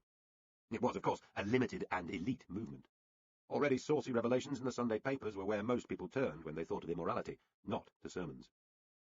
Were the British of the 40s any more moral, or at any rate any more law-abiding, than the modern British? This is one of the hardest questions to answer. Conventions and temptations were just so different. On the surface, it was certainly a more discreet, dignified, and rule-bound society. Divorce might have been becoming more widespread, but it was still a matter for embarrassment, even shame. Back in the early 30s, the average number of divorce petitions filed was below 4,800 a year. During the war, it jumped to 16,000. By 1951, with easier divorce laws, it was more than 38,000. In the 40s and 50s, it still carried a strong stigma across classes, and reaching to the highest. As late as 1955, when Princess Margaret wanted to marry Group Captain Peter Townsend, the innocent party in a divorce case, a Tory cabinet minister, Lord Salisbury, warned that he would have to resign from the government if it allowed such a flagrant breach of Anglican principles. Divorced men and women were not welcome at court. Homosexuality was illegal and vigorously prosecuted. Pornography was, for most people, almost unknown. Dirty books were on sale in a very few bookshops, but smut was still considered something mostly available for foreigners. The censorship of the theatre, dating back to Walpole's time, was taken extremely seriously. Playwrights had to submit their plays to the Lord Chamberlain's office at St. James's Palace, which would strike out double entendre or vulgar language. John Osborne had a letter back about his play The Entertainer in March 1957, with 16 alterations, such as page 6, alter turds, page 9, alter camp, The little song entitled "The Old Church Bells Won't Ring Tonight 'Cause the Vicar's Got the Clappers" substitute "The Vicar's Dropped a Clanger." Yet behind the firewall of censorship and law, there is plenty of evidence of a country just as sex-obsessed as it is now, and probably always was. The scatological outpouring in private letters and diaries is amazing, presumably the flip side of public discretion. The war had involved years of disruption to family life, broken relationships, a lot of quiet domestic adultery, and a boom in homosexual activity as tens of thousands of young, frustrated servicemen were let loose in darkened cities. One thing which would shock many people now, if they could be transported back, was the huge number of prostitutes working openly on the streets in the red light areas of the cities, around Manchester city centre, Edgbaston in Birmingham, and Edinburgh's Leith Walk. In London, the so-called Hyde Park Rangers and Piccadilly Commandos were gangs of prostitutes working almost unmolested by the police and earning small fortunes from horny soldiers. Street crime had boomed particularly in London, and in the words of one of the capital's historians, by 1945 the country was awash with guns, illegally sold by American servicemen for £25 for a handgun, or brought back by British servicemen from abroad. Over the war years, though the population of London had dropped by some 2 million, the number of serious offences per head had doubled. The immediate post-war years saw real problems, partly because of the size of the black market, armed racketeers, and the continued presence of deserters, of whom many thousands were hiding out, including an estimated 19,000 from the US Army. Because of frustration at the slow pace of demobilization, desertions increased after hostilities ceased. Films of the time sometimes reveal a semi-anarchic wilderness territory of bombed-out homes and urban wasteland, which may be policed by gangs. Memoirs confirm that many children and adolescents, lacking parents or simply profiting from the shaky administration of a great city returning to life, more or less ran wild. Yet to get the tone of the times right, it is important not to forget that among the rebellions against rationing and official incompetence, Britain was basically law-abiding. In a country awash with cheap handguns, struggling with profound resentments about shortages and a thriving black market, and still containing many deserters on the run, by virtually every count available, serious crime then fell. The guns did not lead to spates of shootings. Croydon did not become Chicago. Armed crime in London involving guns fell from a high of 46 incidents in 1947 to just 4 cases in 1954. The number of people sentenced to prison fell by 3,000 between 1948 and 1950. The murder rate fell.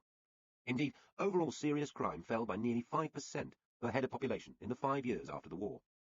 One historian of British crime concludes, perhaps the most peaceful single year was 1951, with a low level of crime, especially violent crime, following a brief increase in bad behaviour following the war. Bearing out the tricksiness of all statistics, this year is cited by others as a post-war crime peak.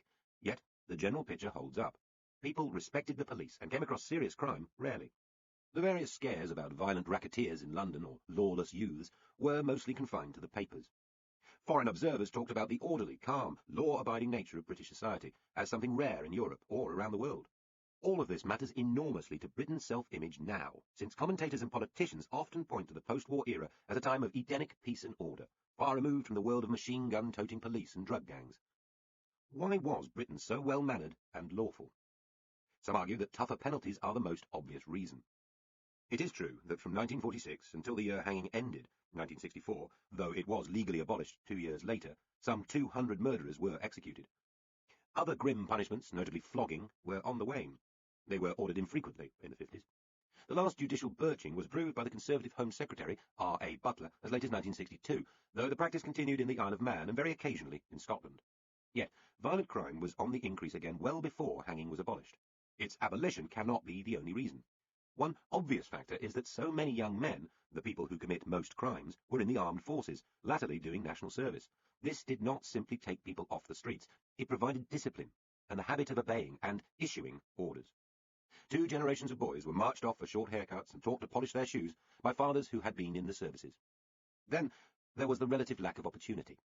A society in which people barely have enough to eat and possess few movable goods is rather less prone to street crime than one in which every teenager totes an expensive mobile phone, and every urban street is lined with parked cars. Finally, not to be underestimated simply because it cannot be measured, there was the spirit of the times. The war had shaken everyone's sense of security, not just serving troops, but the bombed and the evacuated and the bereaved as well.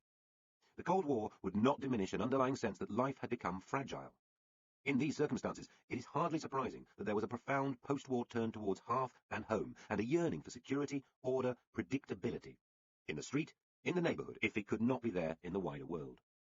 These, then, in all their variety, patriotism and hope, were the people whose fate was now in the hands of Clement Attlee and his ministers. We have looked at the difficulties facing the country and at the confused hopes of the new government. We know that the dream of a new Jerusalem, a socialist commonwealth, was never realised, and that some historians see the 1945 government as a wasted chance. It is time now to look at what this government actually did.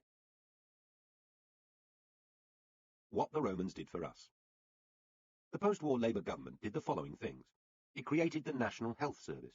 It brought in welfare payments and state insurance from the cradle to the grave. It nationalised the Bank of England, the coal industry, which was then responsible for 90% of Britain's energy needs, and eventually the iron and steel industry too.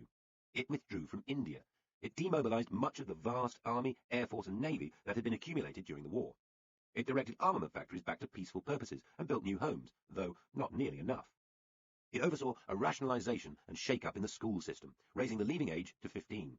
It kept the people fed, though, as we have seen, not excitingly fed. It started to fight communism in Korea and to develop the atomic bomb. It did these things against the background of the worst financial crisis that could be imagined, at a time when its own civil servants were drawing up plans for starvation rationing if the money ran out, and while meeting its obligations to the malnourished people of other countries left bereft by war or crop failure. It harangued people to work harder and consume less.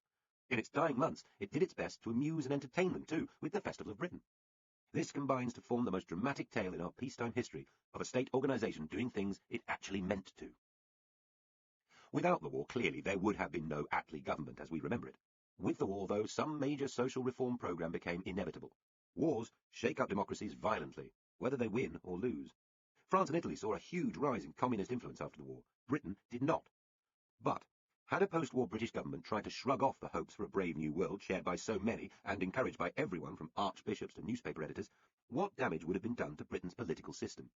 There could have been no return to the 30s. After the privately run chaos and underinvestment of pre-war Britain, people from almost all parts of the political spectrum thought central planning essential.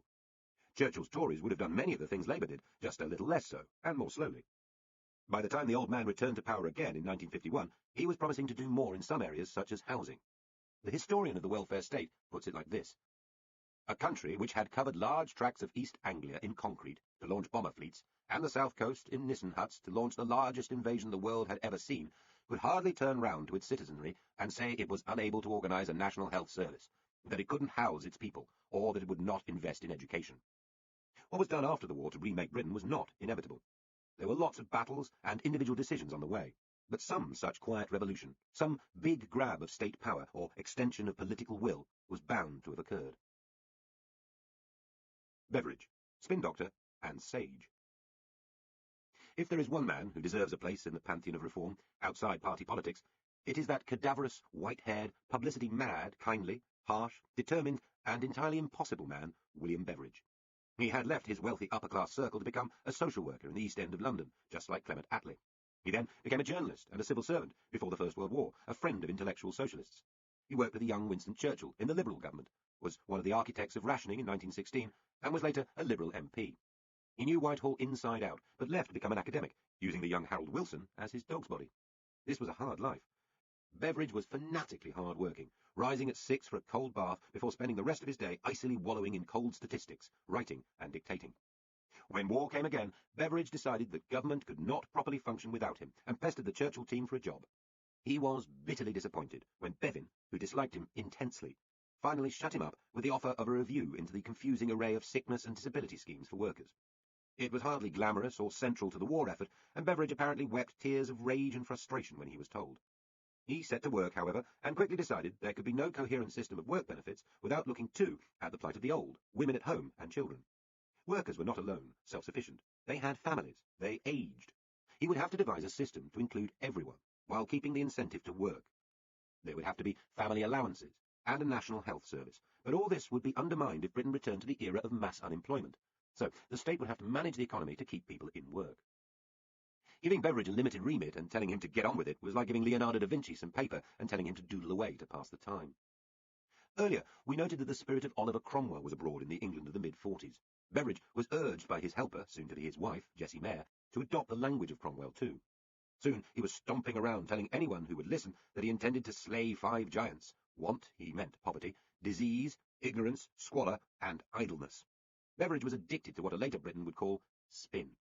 He used his position as a well-known broadcaster and his contacts with the press to drip out advance hints of the great report he was preparing, which he clothed in millennial language. He was also lucky in his timing. After the bleakest of the war years, Britain's fate was on the turn. There were inevitably plenty who were nervous or hostile. Leading industrialists protested that Britain was fighting Germany to keep the Gestapo out of our houses, not to build a costly welfare state.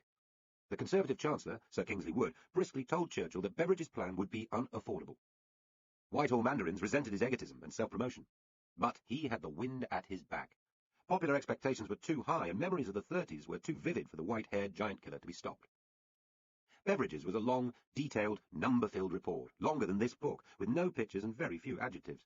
Yet there were queues in London on the day of publication waiting to grab copies. It sold like no government report before, and very few since. Within a month, 100,000 copies had been bought. Eventually, 6 times as many were sold.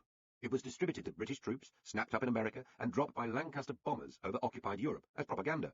Look, here's the kind of thing a democratic society promises its people.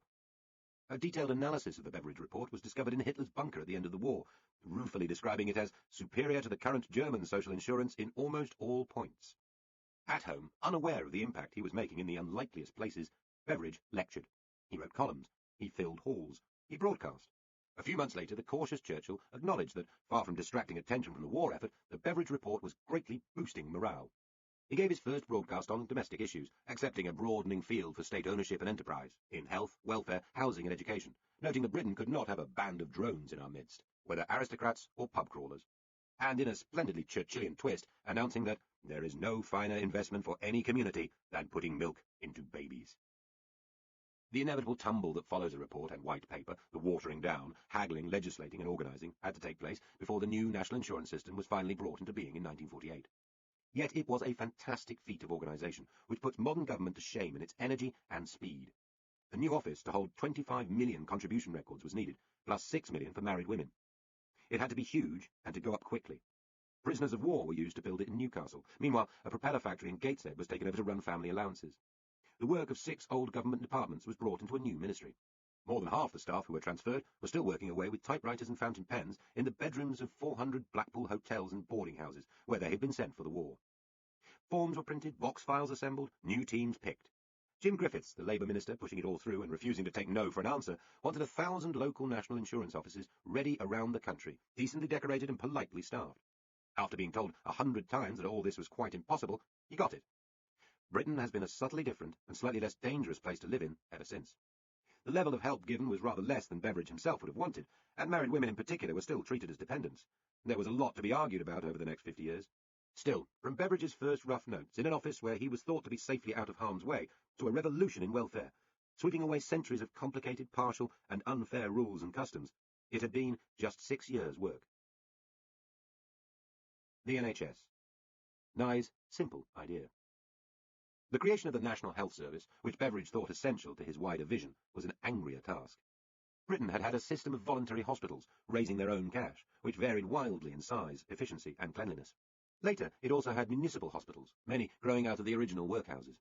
Some of these, in go-ahead cities like London, Birmingham, or Nottingham, were efficient, modern places whose beds were generally kept for the poor. Others were squalid.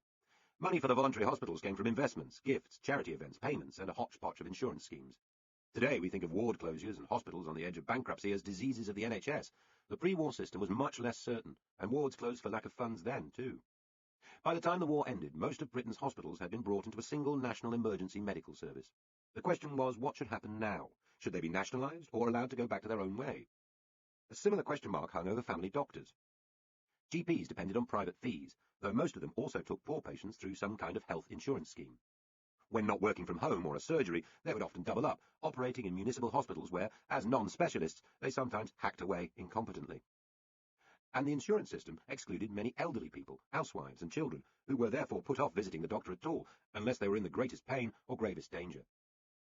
The situation was similar with dentistry and optical services, which were not available to anyone without the cash to pay for them. Out of this, Labour was determined to provide the first system of medical care free at the point of need there had been in any Western democracy. Simplicity is a great weapon.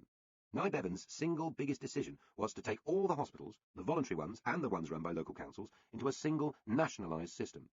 It would have regional boards, but it would all come under the Ministry of Health in London. This was heroic self-confidence. For the first time, a single politician would take ultimate responsibility for every hospital in the land, bar a tiny number of private ones.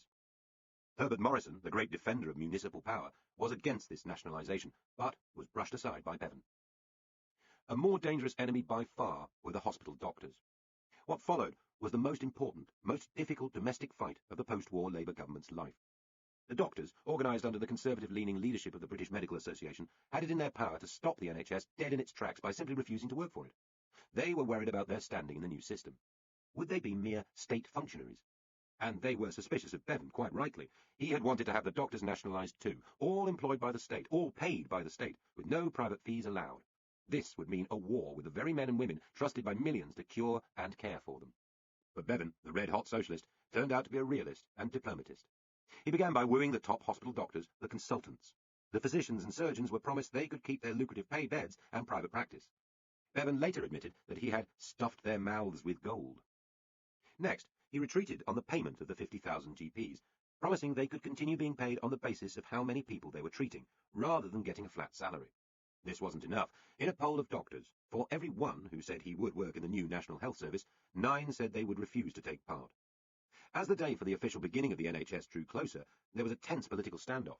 Bevan continued to offer concessions, while also attacking the doctors' leaders as a small body of politically poisoned people, sabotaging the will of Parliament. Would the old Britain of independent professionals, with their cliques, status and fees, accept the new Britain of state control?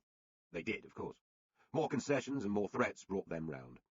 In the end, Bevan was backed by a parliamentary majority, and they were not. But it had been a long, tight, nasty battle. When the NHS opened for business on the 5th of July 1948, there was a flood of people to surgeries, hospitals and chemists. 15 months later, Bevan announced that 5.25 million pairs of free spectacles had been supplied, as well as 187 million free prescriptions. By then, 8.5 million people had already had free dental treatment. Almost immediately there were complaints about the cost and extravagance, the surge of demand for everything from dressings to wigs. There was much anecdotal evidence of waste and misuse. There certainly was waste. The new bureaucracy was cumbersome, and it is possible to overstate the change. Most people had had access to some kind of affordable health care before the NHS, though it was patchy and working-class women had a particular difficulty in getting treatment. But the most important thing it did was to take away fear. Before it, millions at the bottom of the pile had suffered untreated hernias, cancers, toothache, ulcers, and all kinds of illness, rather than face the humiliation and worry of being unable to afford treatment. There are many moving accounts of the queues of unwell, impoverished people surging forward for treatment in the early days of the NHS, arriving in hospitals and doctors' waiting rooms for the first time, not as beggars, but as citizens with a sense of right. If there was one single domestic good that the British took from the sacrifices of the war, it was a health service free at the point of use. We have clung to it tenaciously ever since, and no mainstream party has dared suggest taking it away. End of Disc 3. Disc 4. The people's economy? The same cannot be said of some of Labour's other nationalisations. The first, that of the Bank of England, sounds dramatic, but had almost no real impact. Exactly the same men stayed in charge, following just the same policies. Nationalisation of the gas and electricity industries, themselves already part-owned by local authorities, as well as many small private companies, caused few ripples. Labour had talked about nationalising the rail system from 1908, almost from the moment it became a party. The railway system had been rationalised long before the war into 4 major companies: London and North Eastern, Great Western Railway, Southern Railways, and London, Midland and Scottish. By the mid-40s, there was almost no real competition left in the system, and periodic grants of public money had been needed for years to help the struggling companies out. The distance between rationalised and nationalised is longer than a single letter, of course, but since the government had taken direct control of the railways from the beginning of the war, it was an easy letter to replace. This did not produce a transport system of delight. Labour had the ultimate fat controller world view. It wanted everything from lorries and ships to trains and barges under one giant thumb. The new British Rail would be only one part of an empire comprising the London Underground, canals slicing through the England of the Industrial Revolution, the grimy trucks of thousands of road haulage companies, the major ports and harbours, and even travel agents and hotels. All this came under a single British Transport Commission. For the railway system, which had been the glory of the country, this meant a subsidiary position, answering to a new railway executive and his regional managers who would oversee the 632,000 staff, 20,000 steam locomotives, and more than 4,000 electric commuter trains in the country. Among the stock were battered, rackety, gas-lit carriages from the days of Queen Victoria, and 7,000 horses used to pull rolling stock around shunting yards. The post-war train system was more powerful than the pre-motorway road network, but it was now in dreadful condition, and, because of the economic crisis and the shortage of steel, it would be starved of new investment. Unpainted bridges and dripping tunnels nearly a century old, creaking and failing signalling systems, clapped-out locomotives, rusted and broken lines, the lack of electrification, and cold, uncomfortable carriages. None of that was the fault of nationalisation. But nationalisation without new investment was no answer to it either. The only people who did well out of rail nationalisation were the original shareholders of the railway companies, who were, to their surprise, rather well compensated. In the 40s, coal and steel stirred up more emotion even than transport. Coal provided 9/10 of Britain's energy. Its smoke and smell hung heavily over every town and city. When the coal industry fell behind its quotas, or was interrupted by bad weather, the factories closed and the people shivered. Coal was also central to Labour's story. The 1926 general strike had begun and ended with the miners, and hard-faced colliery owners were the group most despised by Labour MPs. Coal was red hot. The ambitious young Harold Wilson, looking for a way to make a mark, wrote a book about how to modernise the industry. Socialist writers such as Priestley and Orwell used the awful conditions of the miners to rub readers' noses in what was wrong with Britain. So for Labour MPs, nationalising the coal industry was what they were in politics for, as well as sweet revenge. The job was given to one of the government's older and more ideological members. Manny Shinwell had been a tailor's boy in London's East End before moving to Glasgow and emerging as a moving force on Red Clydeside. He was a stirring speaker and veteran MP, but when handed the task of nationalising coal and electricity, he found there were almost no plans or blueprint to help him. All anyone could dredge up was a single Labour pamphlet written in Welsh. Shinwell managed the job by the due day, the 1st of January 1947, but his timing was catastrophic. As we have seen, it was just then that the freezing weather stopped coal being moved and the power stations began to fail. You can hardly blame socialism for snow, but, along with the Food Minister, John Strachey, Shinwell became a demonised figure for promising that there would be no power cuts. Shiver with Shinwell and starve with Strachey, said the papers. More important in the long term was the lack of planning about how to modernise the industry that kept Britain working, warm and fed. Many mines operated under Victorian conditions by families which had owned them for decades simply needed to be closed. In other parts of the coalfield, new mines needed to be sunk, for by 1947 Britain was producing a lot less coal than before the war. Modern cutting and winding gear was desperately required everywhere. So was a better relationship between managers and miners to end the history of mistrust and strikes. The miners got new contracts and a 5-day week, but the first major strike spread within months of nationalisation. On Inauguration Day, signs had gone up outside most collieries, proudly announcing that they were now managed by the National Coal Board on behalf of the people. In some cases, people were scored out and miners written in. Over time, relations between local managers, most of them from the pre-nationalisation era, and the miners did improve a little. Over time, investment did come in, and the worst pits were shut down. But the naive idea that simply taking an industry into public ownership would improve it had been punctured early. What matters is the quality of the managers. The historian, Corelli Barnett, was unkind, not unfair, to complain that Whitehall chose for the nationalised boards administrators of their own kidney, sound chaps unlikely to rock boats, rather than innovative leaders strong in will and personality. Coal was under Viscount Hindley, a 63-year-old marketing man from the industry. An Etonian ran the gas boards, and transport was overseen by Sir Cyril Hercombe from the Ministry of War Transport, a man whose entrepreneurial experience and knowledge of engineering were nil. The political symbolism of taking over great industries on behalf of the people was striking, but as politicians discover anew every few years, talking about change and actually imposing it are very different things. By the time the last big struggle to nationalise an industry was underway, the steel debates of 1948-9, the public mood was already turning. Labour did nationalise the iron and steel industry, which differed from coal and rail in being potentially highly profitable and having good labour relations. But it did so with a nervousness that showed the government felt a change in the weather. Labour had worked itself up, proclaiming that the battle for steel is the supreme test of political democracy, a test which the whole world will be watching. Yet the cabinet agonised and went ahead only because of a feeling that otherwise they would be accused of losing their nerve. In the debates in the Commons, bright young Labour backbenchers rebelled. The steel owners were organised and vigorous. Labour had a torrid time, and the Tories seemed to be regaining their spirits. An overexcited Cripps told the Commons, "If we cannot get nationalisation of steel by legal means, we must resort to violent methods." They did get it, but the industry was little shaken. Steel needed new investment almost as much as the coal mines and railways did. New mills, coke ovens, new melting furnaces. Again, though, nationalisation helped not at all. Within just a few years more, it was largely returned to private ownership. Nationalisation would give Britain a kind of modernisation, but a thin, underfunded and weak variety. Nothing like the second industrial revolution its planners hoped for. Reversing it would give Margaret Thatcher some of her greatest victories in the programme of privatisation that followed some 40 years after Attlee's government. The coal industry would virtually disappear after catastrophic strikes. The railways under BR would become a national joke, but then fall further after a botched privatisation. The whole notion of state planning would fall from fashion. Squatters and prefabs. The first stories began to appear in newspapers in July 1946. Out of the blue, fed up with having nowhere decent to live, around 48 families had marched into disused army camps at Scunthorpe. Then it happened again, in Middlesbrough, when 30 families moved into a camp. Homeless people in Salisbury took over 30 huts there. At Seaham Harbour, just up the coast from Newcastle, 8 miners and their families chalked their names on empty huts and began unrolling bedding. Then squatting began in Doncaster. In picturesque Chalfont St Giles in Buckinghamshire, 100 families declared themselves the Vache Park Estate Committee and took over a military base. They elected a Mr Glasspool as chairman, who declared in best Ealing comedy mode, "By sticking together we can do it. If the local authorities try to move us out, they will have a bit of a job now." Through August, the squatting gathered pace. Ashton, Jarrow, Liverpool, Fraserburgh in Aberdeenshire, Llantwit Major, one of the oldest towns in Wales. In Bath, an RAF aerodrome was seized. At Ramsgate, miners and their families took over gun emplacements. Families marched into an unoccupied Cardiff nurses' home. A London bus conductor and his family occupied an empty nursery in Bexley Heath. Some 500 people took over camps outside Londonderry.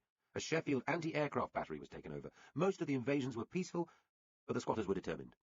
At Tubsley Brickworks Army Camp outside Hereford, where German prisoners had been housed, the Times reported that a British corporal refused them admission, but he was overpowered, the gates were forced, and a party of about 20 men and a number of women entered the camp. They found 10 empty huts, which were promptly allocated. 6 couples moved into a Royal Artillery camp in Croydon. At Slough, where 32 empty Nissen huts stood in the football stadium, squatters waited until the guards were distracted and infiltrated through hedges. Birmingham people took over flats. By early autumn, it was estimated that 45,000 people had illegally taken over empty huts, flats, or other shelters. It was only then, however, that the spreading revolt really hit the headlines. On the wet Sunday afternoon of the 8th of September, about 1,000 people began to converge on Kensington High Street in London. They were mainly young married couples with children, including babies. Most carried suitcases. Taxis piled with bedding, and the odd furniture van joined them. A carefully choreographed operation, it was organised by London Communist Party officials, such as Tubby Rosen of Stepney and Ted Bramley, the party's London boss. They had been identifying and marking up empty properties in the capital. A reporter from the Times takes up the story. Those who could not find accommodation stood patiently in the rain, while the scouting parties were sent out to inspect neighbouring property. Consultations were held under lampposts in the rain, and there appeared to be an elaborate system of communications by messengers. Around town, properties were duly taken over. Lord Ilchester's former London home, and Abbey Lodge in Regent's Park, a building just round the corner from Buckingham Palace, and flats in Weymouth Street, Marylebone, Upper Phillimore Gardens, and further afield in Ealing and Pimlico. The authorities' initial reaction was superbly British. The Women's Voluntary Service, WVS, brought hot drinks, and the police, rather than trying to evict the families, supplied tea and coffee from Kensington Barracks. The press was sympathetic, and so, it seemed, was much of the public. As the squatting continued, crowds gathered outside and formed human chains to pass food and drink through windows. In some streets, the police picked up the food parcels and brought them to the squatters themselves. Blankets, money, food, chocolates and cigarettes were collected for the families. Students from London University marched through the streets with banners declaring, "Homes for everybody, before luxury for the rich." Some squatted properties soon had too much food to cope with. But as the rebellion went on, the official mood hardened. Electricity supplies were cut to some of the seized properties, local authorities were warned not to help them, and mounted police were used to disperse sympathetic crowds. Squatters in Buckingham Palace Road wrote to the King to protest. A deputation went to number 10, but was met by the Prime Minister's housekeeper, who told them Attlee was too busy to see them. The Cabinet had decided the revolt had to be stopped. Nye Bevan, in charge of housing, announced that this was now a confrontation to defend social justice, and led the government response against organised lawlessness. The communist leader, Harry Pollitt, retorted that if the government wants reprisals, they will get them. The working class is in fighting mood. In the end, the squatting revolt fizzled out, and the communists led the retreat. The clinching argument seems to have been a threat that people who squatted would lose their position in the queue for new council homes. Housing was the most critical single post-war issue, and would remain near the top of the national agenda through the early 50s. 500,000 homes had been destroyed or made uninhabitable by German air raids, a further 3 million badly damaged, and overall, a quarter of Britain's 12.5 million homes were damaged in some way. London was the biggest single example. Films of the post-war years, such as the Ealing comedies Hue and Cry and Passport to Pimlico, show vividly a capital background of wrecked streets, a cityscape of ruins inhabited by feral urchins. But the problem was nationwide. Southampton lost so many buildings that during the war officials reported that the population felt the city was finished and broken in spirit. Coventry lost a third of her houses in a single night. Over 2 nights, the shipbuilding town of Clydebank, which had 12,000 houses, was left with just 7 undamaged. Birmingham had lost 12,000 homes completely, with another 25,000 badly damaged. By the time people began to pour out of the armed forces to marry or return to their families, the government reckoned that 750,000 new houses were needed quickly. This was far more than a country short of steel, wood and skilled labour could possibly manage, at least by ordinary building. Worse, though there had been slum clearances, the old industrial cities, including London, as well as Glasgow, Manchester, Liverpool and Newcastle, still contained hideous slums, blackened, grimy terraces, lacking proper sanitation, and in some cases lacking any gas or electric power supplied too. This was about a lot more than bricks and mortar. The war had separated husbands and wives, deprived children of their parents, and in general shaken the family fabric of the country. Some 38 million civilians had changed address, a total of 60 million times. Many marriages had broken up under the strain of the war, yet people wanted to return to the warmth and security family life can offer. There were more than 400,000 weddings in 1947, and 881,000 babies born, the beginning of the boom that would reshape British life in the decades ahead. With both marriages and births, these were really big increases on the pre-war years, 1 million extra children in the 5 years after the war. There were not nearly enough individual homes to go round, so hundreds of thousands of people found themselves living with their in-laws, deprived of privacy and locked in intergenerational rows. It was, admittedly, a time when people were prepared to live more communally, more elbow to elbow, than there would be later. Wartime queuing had revived a kind of street culture, as women spent hour upon hour standing together, inching forward, sharing their grumbles as they waited for the shutters to snap up. Cinemas and dance halls were crammed with people, trying to escape the cold and monotony of their homes.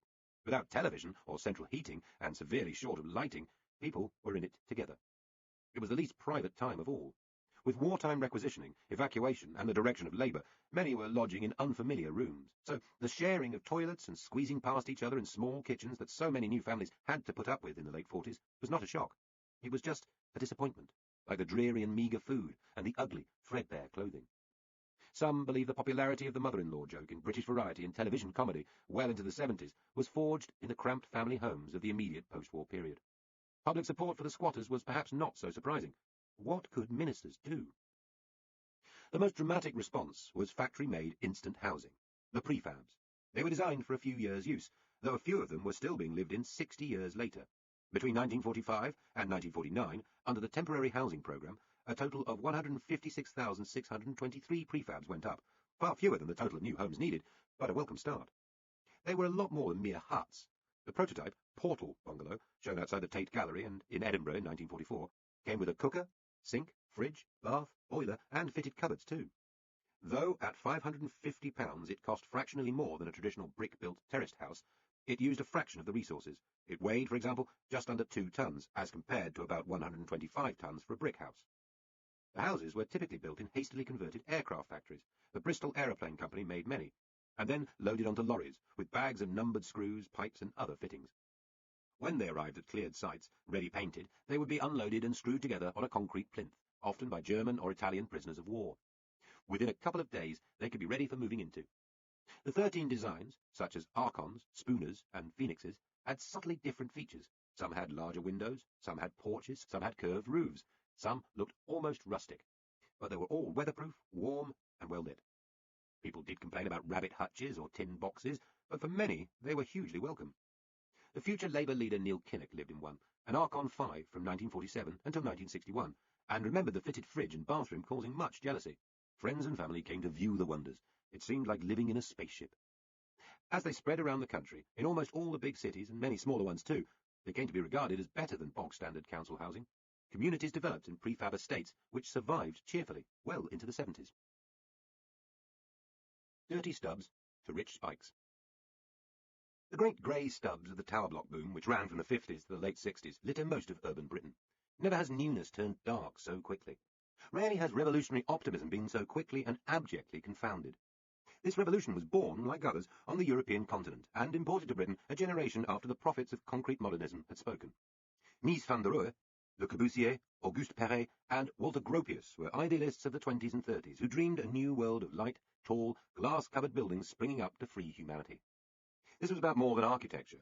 It was to be social revolution, accomplished with concrete and prefabricated steel, bringing hygiene and sunlight to the masses who had lived and worked in the dark, grimy, and above all messy streets of industrial Europe. With the arrival of the Nazis, many of the idealists fled, particularly to the United States, where their towers would glorify not socialism, but American capitalism in its age of triumph. Some, however, came to Britain. Bertold Lubetkin designed beautiful white modernist structures for London, early multi-storey concrete flats, a famous health centre, and the Penguin Pool and Gorilla House at London Zoo. Erno Goldfinger, on the other hand, went for vast towers to house human gorillas, and managed to offend Ian Fleming sufficiently to be used as a Bond villain's name. In other circumstances, avant-garde artists from Germany, Russia, France and Switzerland might have had limited impact in Britain, a country whose architecture had seesawed between classicism and revivalism, and where the prefix mock was not a term of mockery. But from the end of the Second World War through to the 70s, the shortage and foul quality of much older working-class housing meant a desperation for speed and shortcuts. Scotland alone had 400,000 homes without indoor toilets in the mid-50s. Glasgow's slums were so bad they had been formally denounced by the Roman Catholic Church as inhuman. The great industrial cities of the Midlands and the north of England were in almost as bad a way. Politician after politician promised more new houses, ever faster. Britain would end up building a higher proportion of state-subsidised houses than almost any comparable country, beating in fact most of the communist-run countries of Eastern Europe. The idealist architects offered scale and speed, huge streets in the sky, thrown up fast. The local bosses of British cities seized these foreign dreams with both hands. There is a photograph from the late 50s and 60s, endlessly reproduced. Actually, it is many photographs, taken in different cities at different times, but they all show the same thing. Eager, powerful men in suits staring down or pointing at a small-scale model with cardboard blocks set across it. The architectural visionaries and the scores of ambitious, modern-thinking British architects who worshipped them drew their towers set against rolling fields, surrounded by trees, on sunny spring days. In Britain's cities, the municipal bosses were generally hostile to decanting populations out beyond their borders to entirely new settlements, where they might have more space. People would want to stay in their own communities, they reasoned. Also, they wanted to keep the tax base and the votes, so instead, the towers tended to go up right in the middle of towns, on waste ground, or where old Victorian terraces had just been bulldozed. From 1958, councils got a central government subsidy for every layer over 5 stories, a straightforward bribe to build up, not out. The new towers, which were only ever a minority of the total new housing, offered working-class families real benefits, though. Fitted kitchens, underfloor heating, proper bathrooms, enough space for children to be able to stop sharing beds. The more ambitious and refined tower block plans rarely got built. Shortage of money and haste, plus a lot of local corruption, favoured quick build thrown up by local companies. Once, the different regions, counties and countries of Britain had boasted their own architectural traditions. Glasgow had her red sandstone tenements, London her ornate dark crimson brick apartments, Manchester her back-to-backs.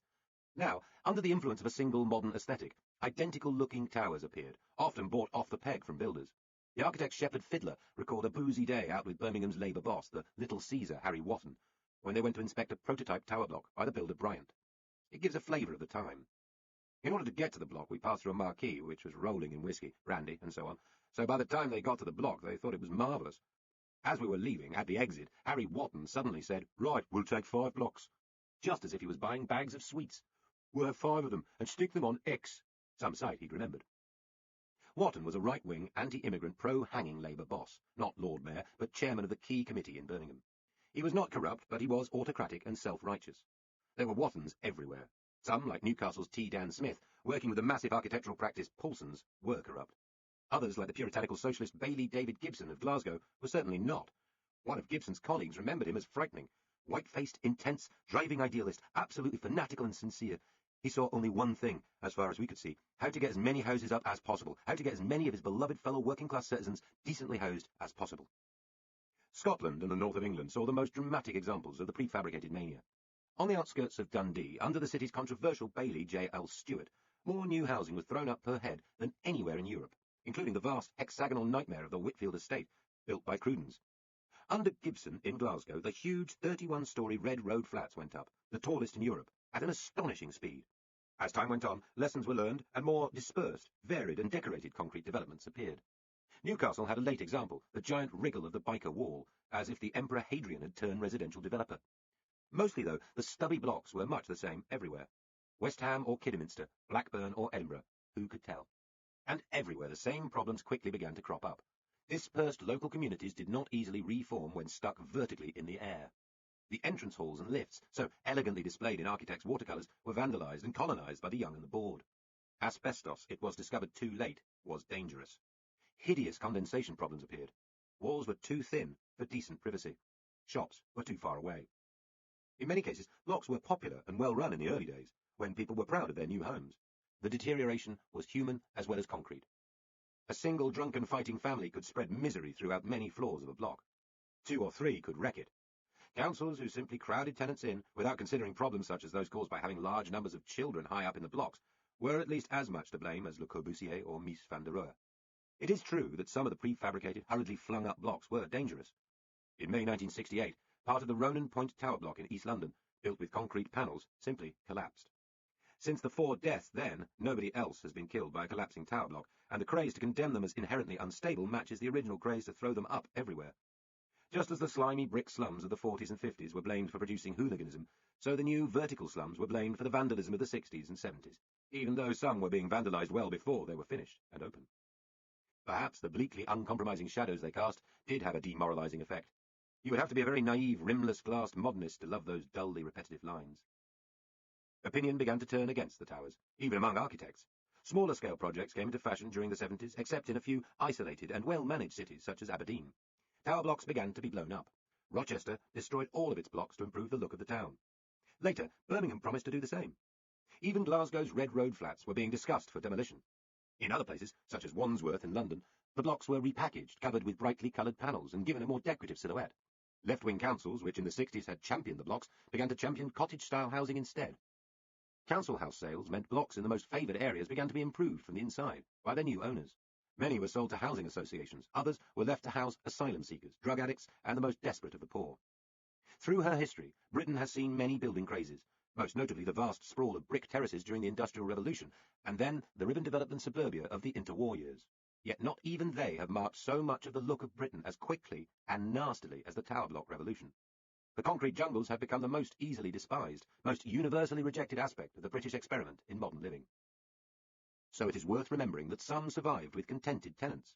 It is worth recalling that even some graffiti-stained tower blocks, if they have heating, hot water and working lifts, may be better places to live than the leaking, rat-infested terraces with outside toilets and small gas fires that they replaced. We can add to the small credit side that had Birmingham, Glasgow, Manchester and London not built high, then much less of the countryside within 50 miles of these cities and others would exist today. The new homes had to go somewhere. Tower blocks were said to be good because they prevented sprawl, the very shabby Tudor ugliness deplored in the 30s. And some sprawl certainly was stopped. Today, it seems, we are wiser. Architects are as keen on high density as ever, but now want to devise street patterns, squares and low-rise homes on a human scale. By the early 80s, Britain's housing shortage was, in general terms, solved by the concrete boom. Some 440,000 homes were created in tower blocks alone. But migration and the breakup of families since then have created a new housing crisis, and once again, skyscrapers are coming back in fashion. They are different now. From Manchester's new 47-storey Beetham Tower, with its queasy-making overhang, to plans for a 66-storey shard-shaped London Bridge Tower, these are chic palaces for the urban rich, not up-ended slums. They are as close to Harry Wotton's off-the-peg blocks as the drug habits of supermodels are to the ravages of heroin in prison.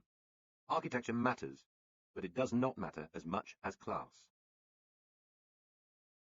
Rebellion. No to snook. Back in the 40s, Labour's idea of Britain was beginning to take shape. This would be a well-disciplined, austere country, organised from London by dedicated public servants, who in turn directed a citizenry which was dignified and restrained. Sanitation, reason, officialdom and fairness. It was a roundhead vision, without the compulsory psalms and military dictatorship. Unfortunately for Labour, the real country was nothing like this. It was, and is, a more disordered, self-pleasuring, individualistic place. Labour's ethic was about restraint and fair shares. Ministers viewed consumerism with disdain, a personality defect of Americans. Yet consumerism would soon erupt with a strength never known before. People were pleased with the free spectacles and the more generous insurance arrangements, and they took to the prefabricated houses and accepted Indian and Pakistani independence without much problem. It was just that they loathed the restrictions, the queues and the shortages, and disliked being lectured about Dunkirk 7 or 8 years later. And so the British did what they always do, in their way. They rebelled. They did this not in the French fashion, violently with flying cobblestones and wild manifestos, but quietly and stubbornly.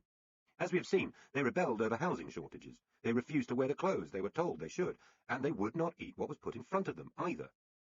Diaries and letters of the time show a country utterly obsessed by food.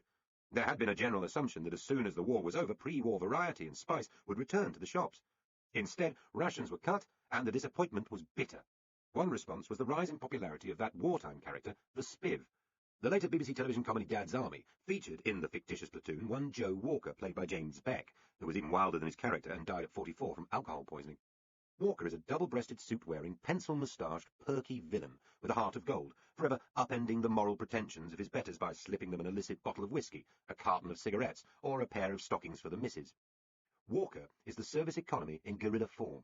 He is a criminal, but one whom everyone relies on. After the war, the real-life spivs, the traders and dealers on street corners or in cafes, came out of the shadows and became a recognised part of life under Labour.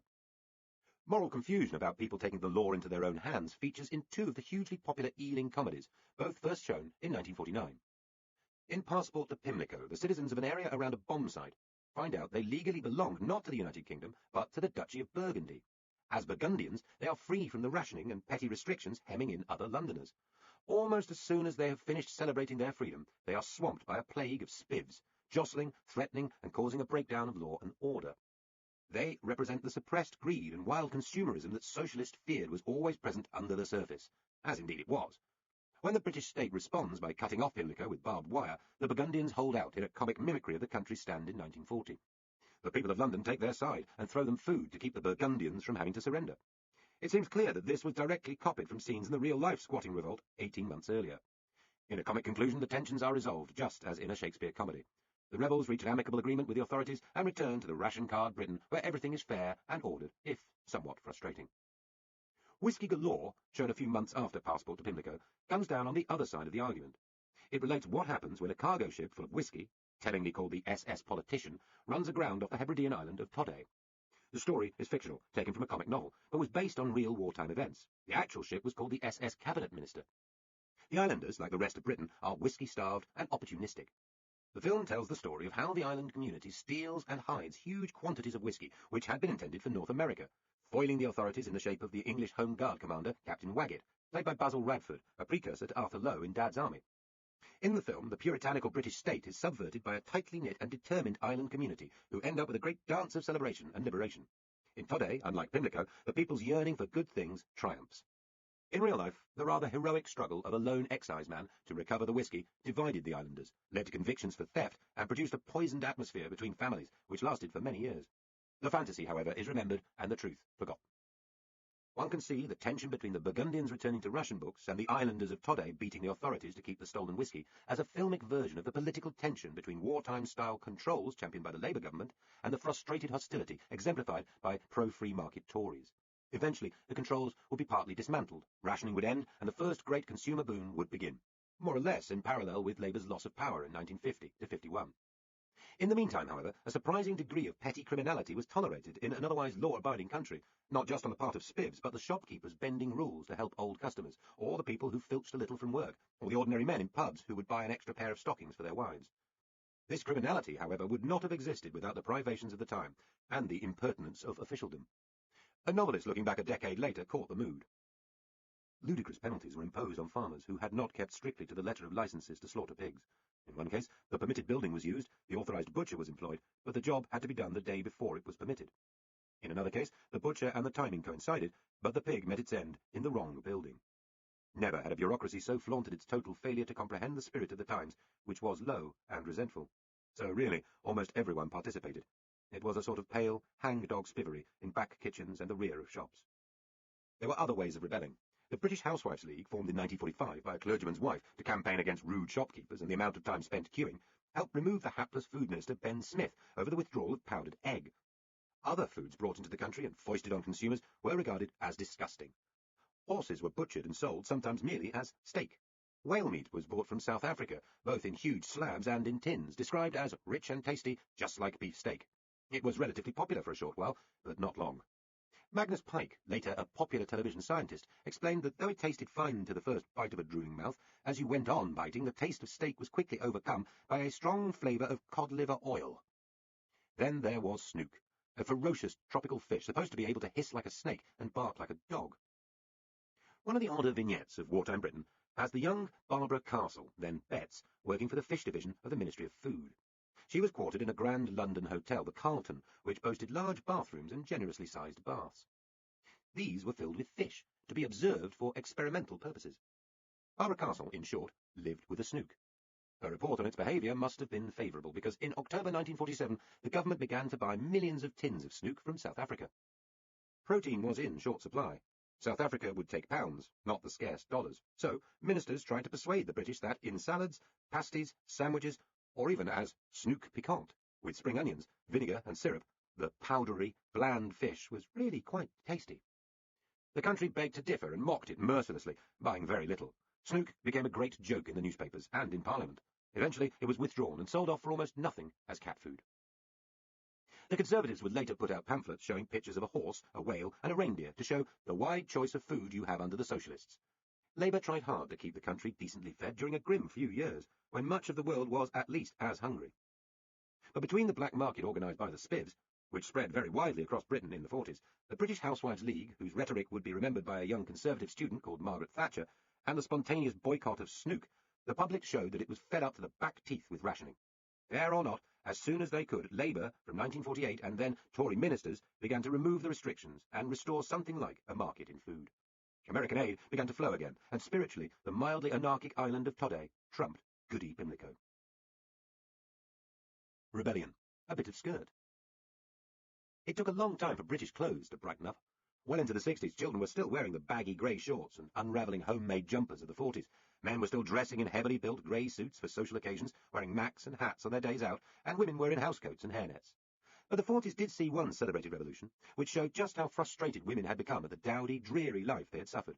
It began in Paris with the arrival of a new fashion house, created by a young designer who was in love with the Belle Epoque France of his childhood, the pre-First World War country of swirling skirts, elegance and luxury.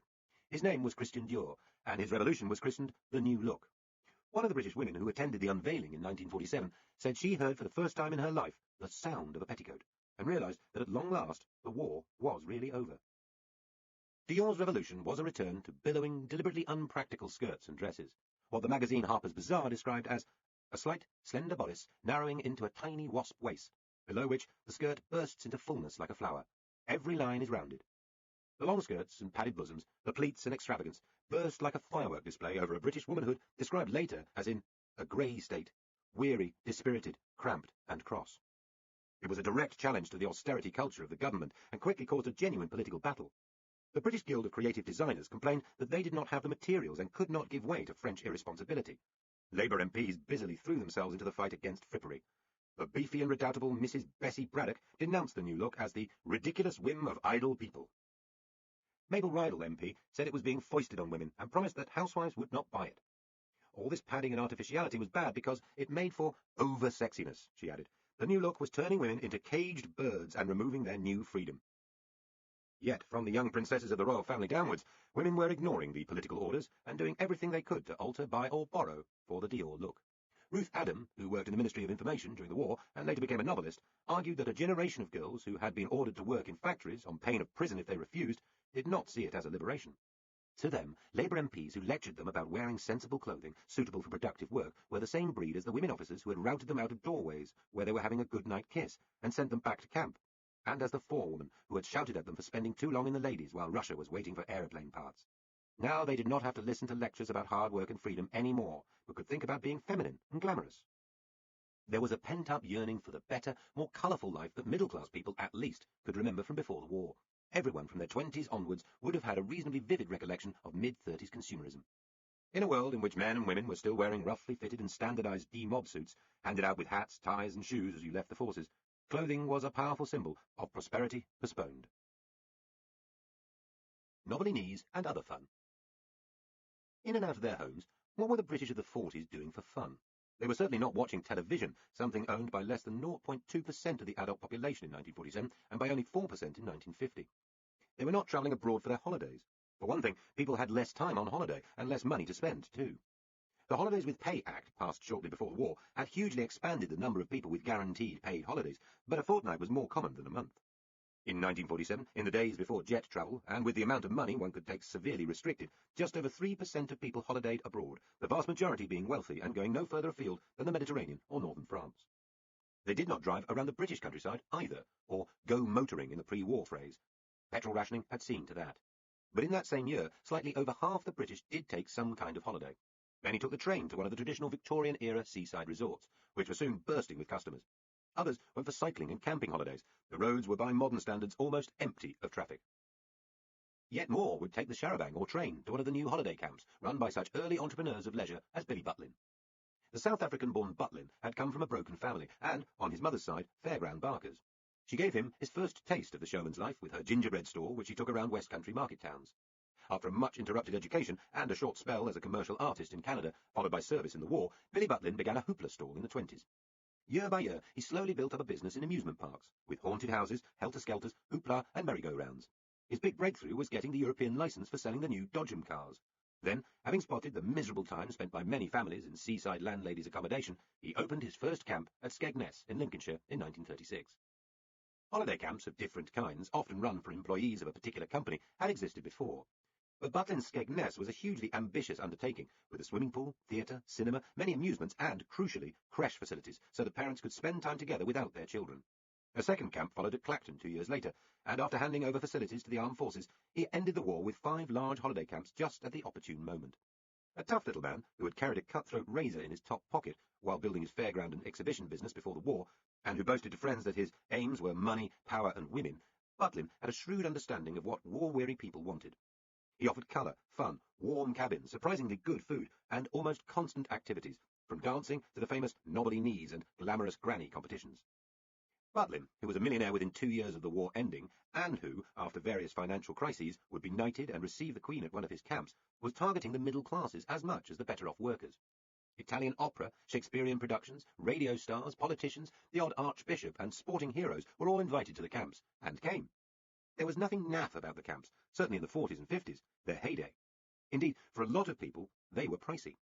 After the wartime experiences of everyone mucking in together, the morning to bedtime activities provided by the Redcoats, with their relentless jollity, seems to have been welcomed.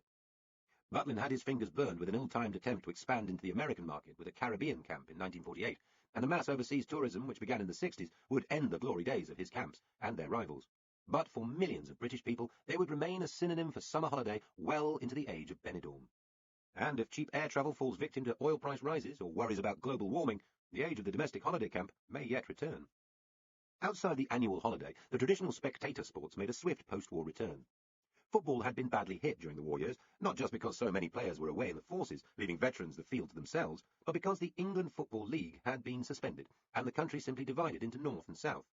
New rules meant that league players had numbered shirts, could earn up to £12 a week, and that games could be played until they produced a result.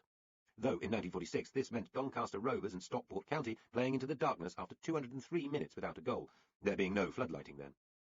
The great soccer teams were soon back in action, to capacity crowds. Stanley Matthews, the Stoke barber's son, who was a pre-war legend, was back amazing crowds for Blackpool after the war.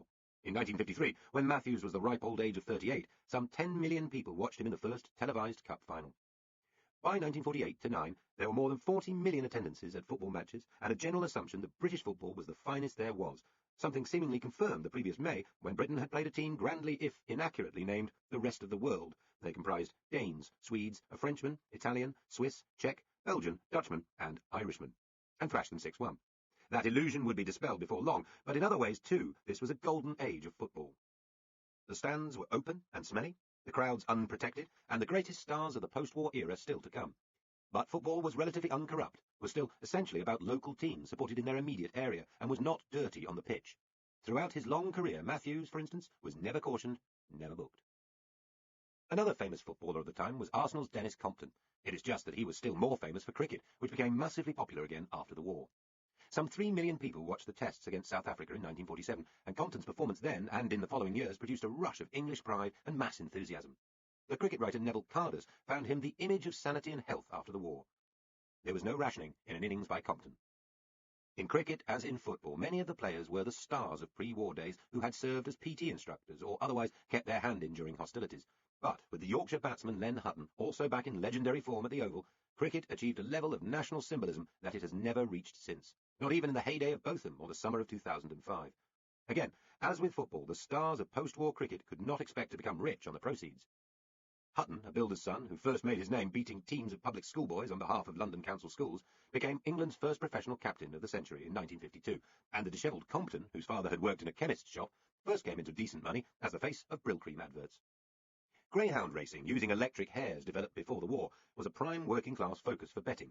The sport had begun in Britain in 1926 at Manchester's Bellevue Stadium and spread quickly across the country. Unlike horse racing, it was something that millions of people in the industrial towns could go and watch near home, and many of the most famous dogs were bred and trained by people using a narrow back garden or local parks. The greyhound tracks were also used for Speedway, the 500cc brakeless motorcycle racing which had arrived from Australia in the 1920s and which went through a big expansion after the war. So too, more bizarrely, did bicycle speedway, with men and boys pedalling furiously around bomb sites throughout Britain, the courses marked out with painted lines on grass or house bricks.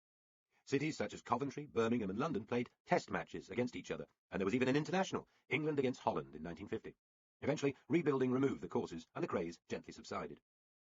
But the main leisure activities of the time were more traditional. Britain was, then as now, gardening obsessed. Pottering around in a shed was how many a British male liked to spend any spare time, not in the pub. There was a post-war boom in attending football and cricket matches. Cinema, though, was for everyone, and to give some idea of its popularity, it is worth recording that in 1947 there were around 10 times as many visits to a film as there are today, with a much smaller population. At the post-war peak, there were 4,600 cinemas in the country, each showing news films alongside the main and second features. The British film industry, which extended far further than Ealing, was turning out a steady flow of wartime adventures, history films, adaptations of Dickens, and romances, but was not then, or ever, really able to stave off the power and glamour of Hollywood. Did it matter, darling? Theatre after the war. After the war, you would not have bet on British theatre, an old national glory, surviving as something that mattered.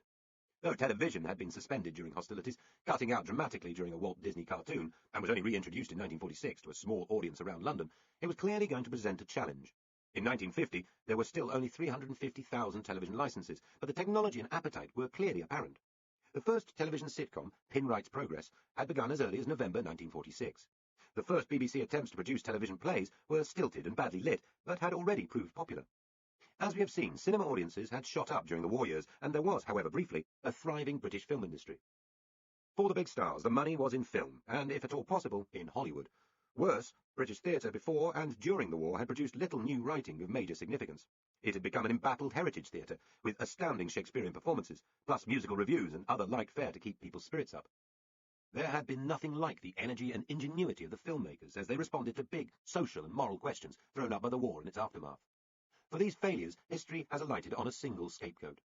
His name was Hugh Beaumont, but his friends, and his many enemies, called him Binky. His company, H.M. Tennant Limited, was responsible for a seemingly endless run of musicals and popular hits.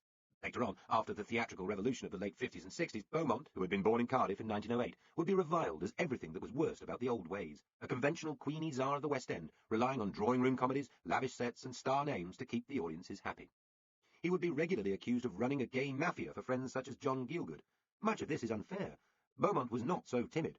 He was ready sometimes to take risks, such as with the controversial 1949 production of Tennessee Williams' powerful A Streetcar Named Desire, starring Vivien Leigh.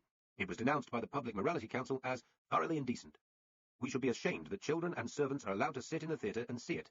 The Arts Council suddenly withdrew its support, and planned royal visits were cancelled after an outcry about American sewage and sex obsession.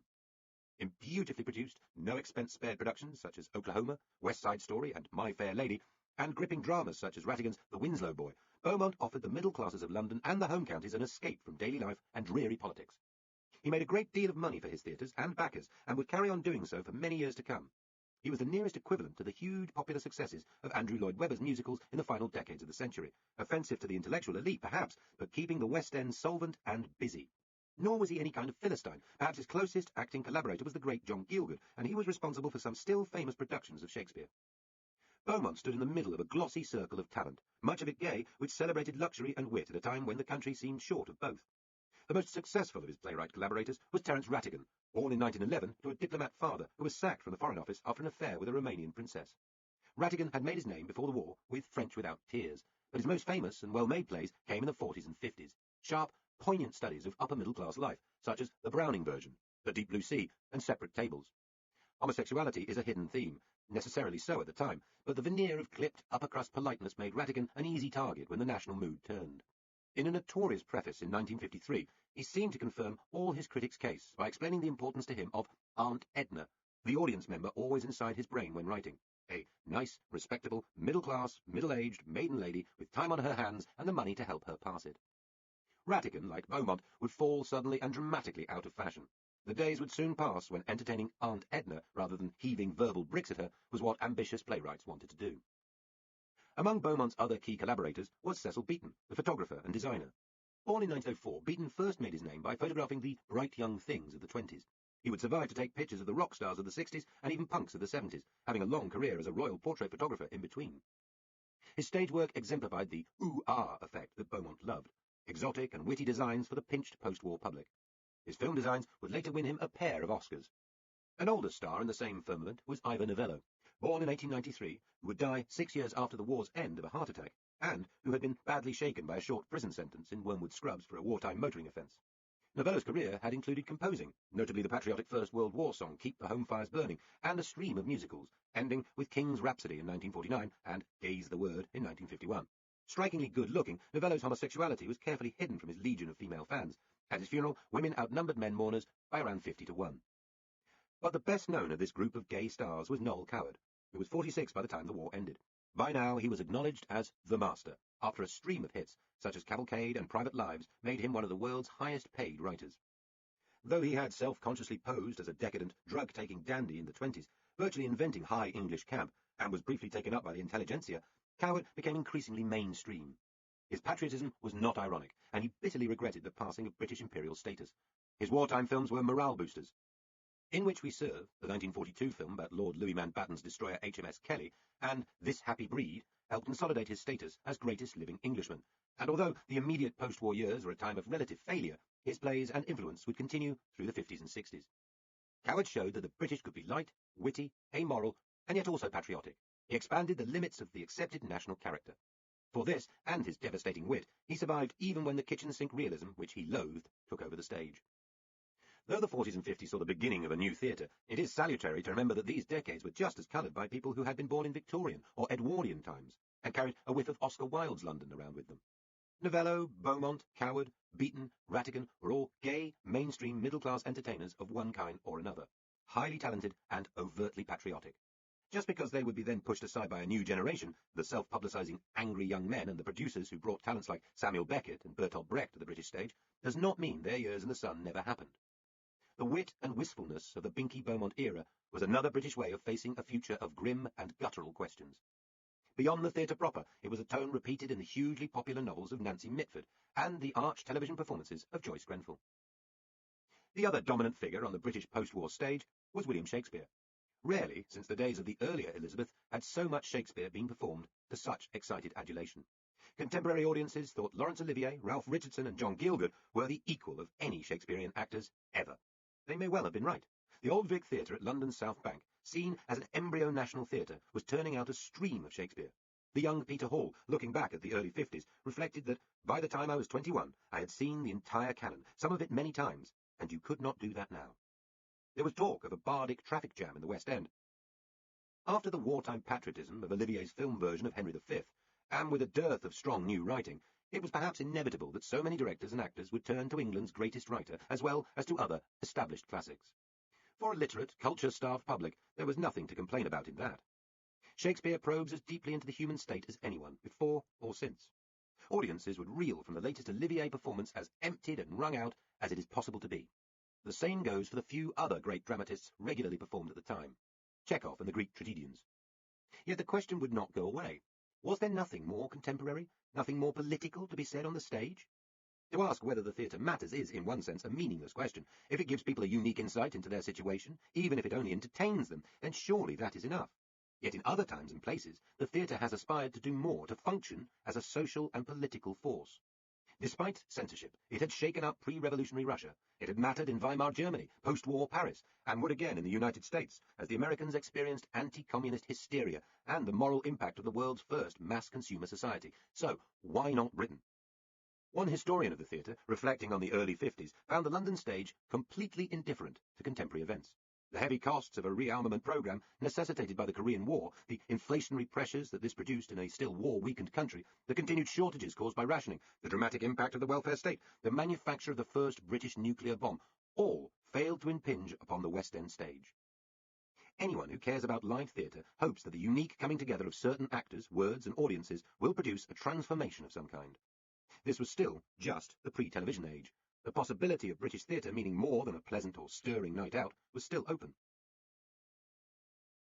End of Disc 4. Disc 5. By far the most dogged and courageous attempt to make theatre matter was led by one of the true cultural heroes of the time, a Cockney-born outsider who fled rather for a career of provincial poverty. Joan Littlewood had been heavily influenced by a communist-inclined Salford actor, Jimmy Miller, who would later change his name to Ewan MacColl and lead the folk song revival. In the 30s, they had produced German-influenced left-wing or agit-prop plays with their touring theatre of action, had been offered work in Moscow, and been backed by the BBC. Reforming after the war, they hit upon the name Theatre Workshop. Workshop would eventually be appended to every banal meeting in schools, businesses, and colleges, but was then, used in this sense, a new coining. Touring through Kendal, Wigan, Blackpool, and Newcastle, they would be the very first act to exploit the new Edinburgh International Festival as fringe performers, and could hardly have been a starker contrast to the metropolitan flash of Binkie Beaumont. Their first major play, created by Miller, was Uranium 235, an impassioned and funny account of the road to the nuclear bomb, with a strongly anti-nuclear message at a time when, as we have seen, the pro-bomb Labour government was widely supported. Theatre Workshop mixed its political fare, which eventually culminated in Oh, What a Lovely War in 1963, with half-forgotten Elizabethan and Jacobean classics. There were also new plays, including by the Irish Republican and drunk Brendan Behan, whose beer-sodden and misspelled manuscripts were first recognised by Littlewood as works of genius. In every case, her shows cast aside the overwrought, self-conscious style of West End acting and direction. The cast and the production staff lived almost on the breadline, making their own sets and costumes, even after finding a semi-permanent home in the run-down Old Theatre Royal at Stratford, in London's East End. Critics began to come to the performances, and they would win rave reviews, travelling to Paris and Eastern Europe. Among the actors who worked with Littlewood would be Richard Harris, Roy Kinnear, and Barbara Windsor. Yet the conservative-minded Arts Council kept them starved of funds, and political censorship plagued the group's history. When they had popular hits, such as Sheila Delaney's 1958 A Taste of Honey, a shocking story about a dysfunctional family written by a 19-year-old from Salford, or Lionel Bart's Things Ain't What They Used to Be, a Cockney musical a year later, these transferred to the West End and made a mint. Back in Stratford, Littlewood, with her long-time lover, Jerry Raffles, struggled to pay the bills and turn good publicity into a secure future. On one famous occasion, when Behan was being interviewed, while almost incoherently drunk, by Malcolm Muggeridge on BBC television, Littlewood was reduced to crouching on the floor, holding onto his legs so he would not fall. She harassed and harangued, campaigned and cajoled. Eventually, the temptations of proper wages and the pressures of underfunded theatre on the fringe of London lured too many people away and destroyed Theatre Workshop. Yet the Littlewood story deserves to come ahead of the far more famous theatrical rebellion of the Angry Young Men, which began with John Osborne's play Look Back in Anger in 1956. The Angries were partly a good PR stunt by the press officer of the Royal Court Theatre. They barely existed as a group, certainly not of the theatre. Newspaper hype, picked up by historians, implied that before them there had been no fresh drama in post-war Britain beyond the odd limp verse play by Christopher Fry or a middle-class romp produced by Binkie and acted by a clique of waspish homosexuals. Though Osborne himself contributed to the legend in bitterly homophobic tirades later in his life, it is entirely untrue. The two great critics whose energy helped drive British theatre into a new age, Harold Hobson of the Sunday Times and Kenneth Tynan of the Observer, were intensely interested in Theatre Workshop and gave some of its plays rave reviews well before Osborne came along.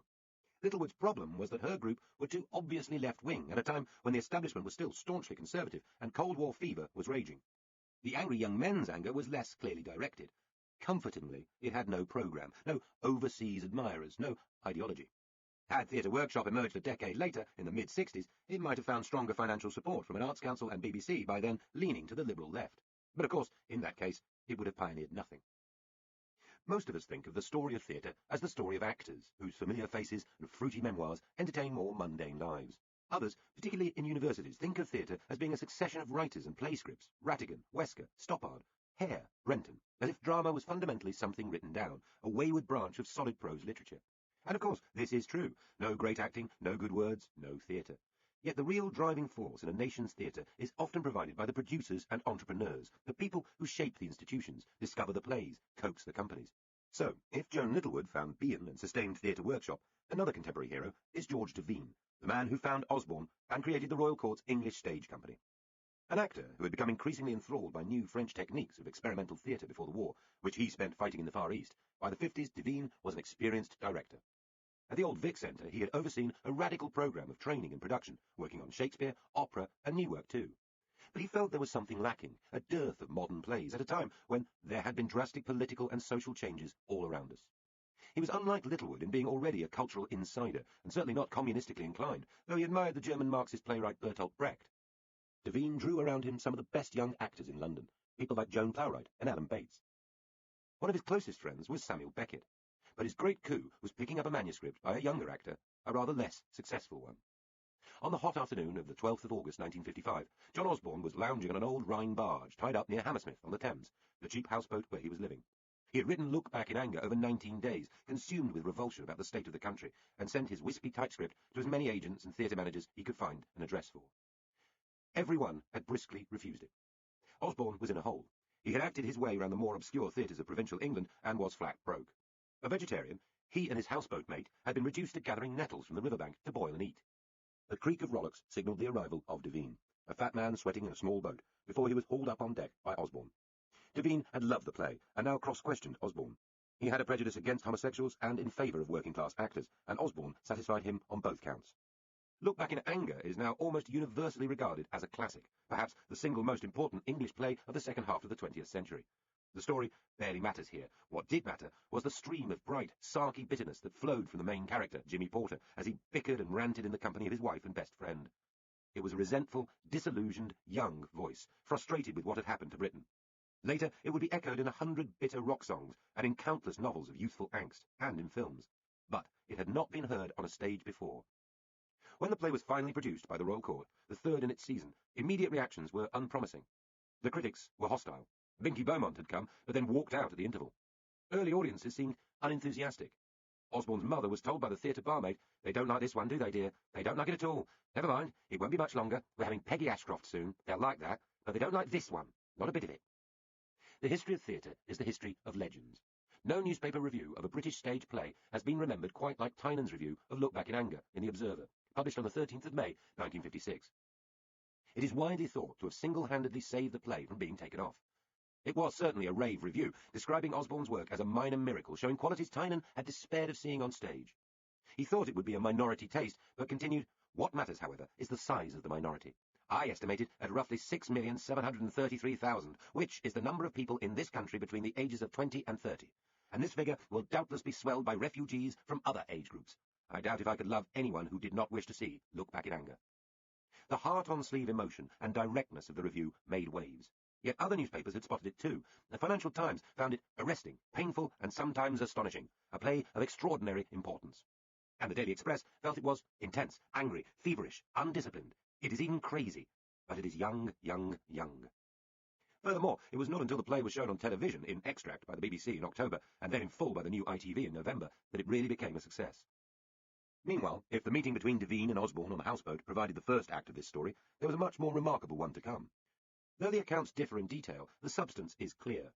Laurence Olivier had been to see Look Back in Anger, and, like so many, took against it as a lot of bitter rattling on. But the American playwright Arthur Miller was in London because his girlfriend Marilyn Monroe was making a bad film with Olivier. Miller was intrigued by the title of Osborne's play. He persuaded Olivier to take him to see it, and found it wonderful. Afterwards, Devine came over and asked whether they would meet the young author. They went to the bar. Though Osborne says the remark came later, and to Devine, Arthur Miller tells the story thus. "A few inches to my right, I overheard with some incredulity Olivier asking the pallid Osborne, then a young guy with a shock of uncombed hair and a look in his face of having awakened 20 minutes earlier, 'Do you suppose you could write something for me?' in his most smiling tones, which would have convinced you to buy a car with no wheels for $20,000. The part would become that of Archie Rice, a fading and seedy music hall entertainer in Osborne's savage demolition job on Harold Macmillan's delusional Britain. Osborne was quick to point out that he had been researching the declining music hall world well before Olivier asked for a part in The Entertainer. But it was an astonishing request. Olivier was then the Sun King of British acting.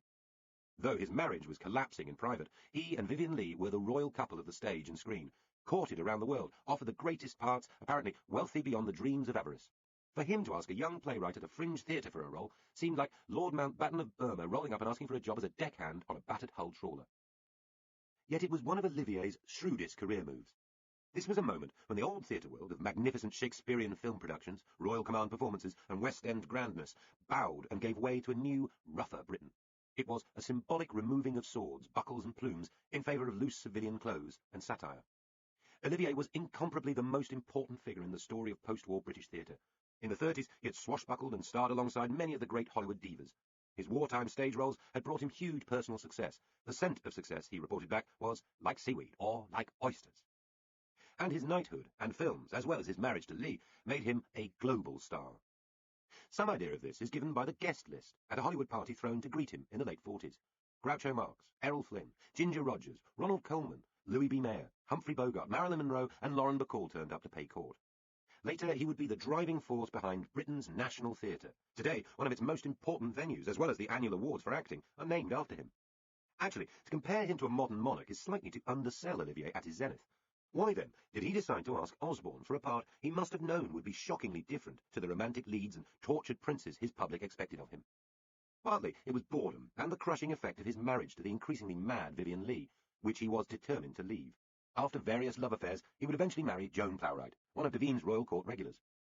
He would not actually give up the great Shakespearean parts. A magnificent Othello was still to come, nor would he quite turn his back on Hollywood. But the entertainer and his relationship with Plowright set him on a new direction. The answer was that Olivier was able to reinvent himself as a man of the modern world, no longer the codpiece and tight-swearing hero of mid-century.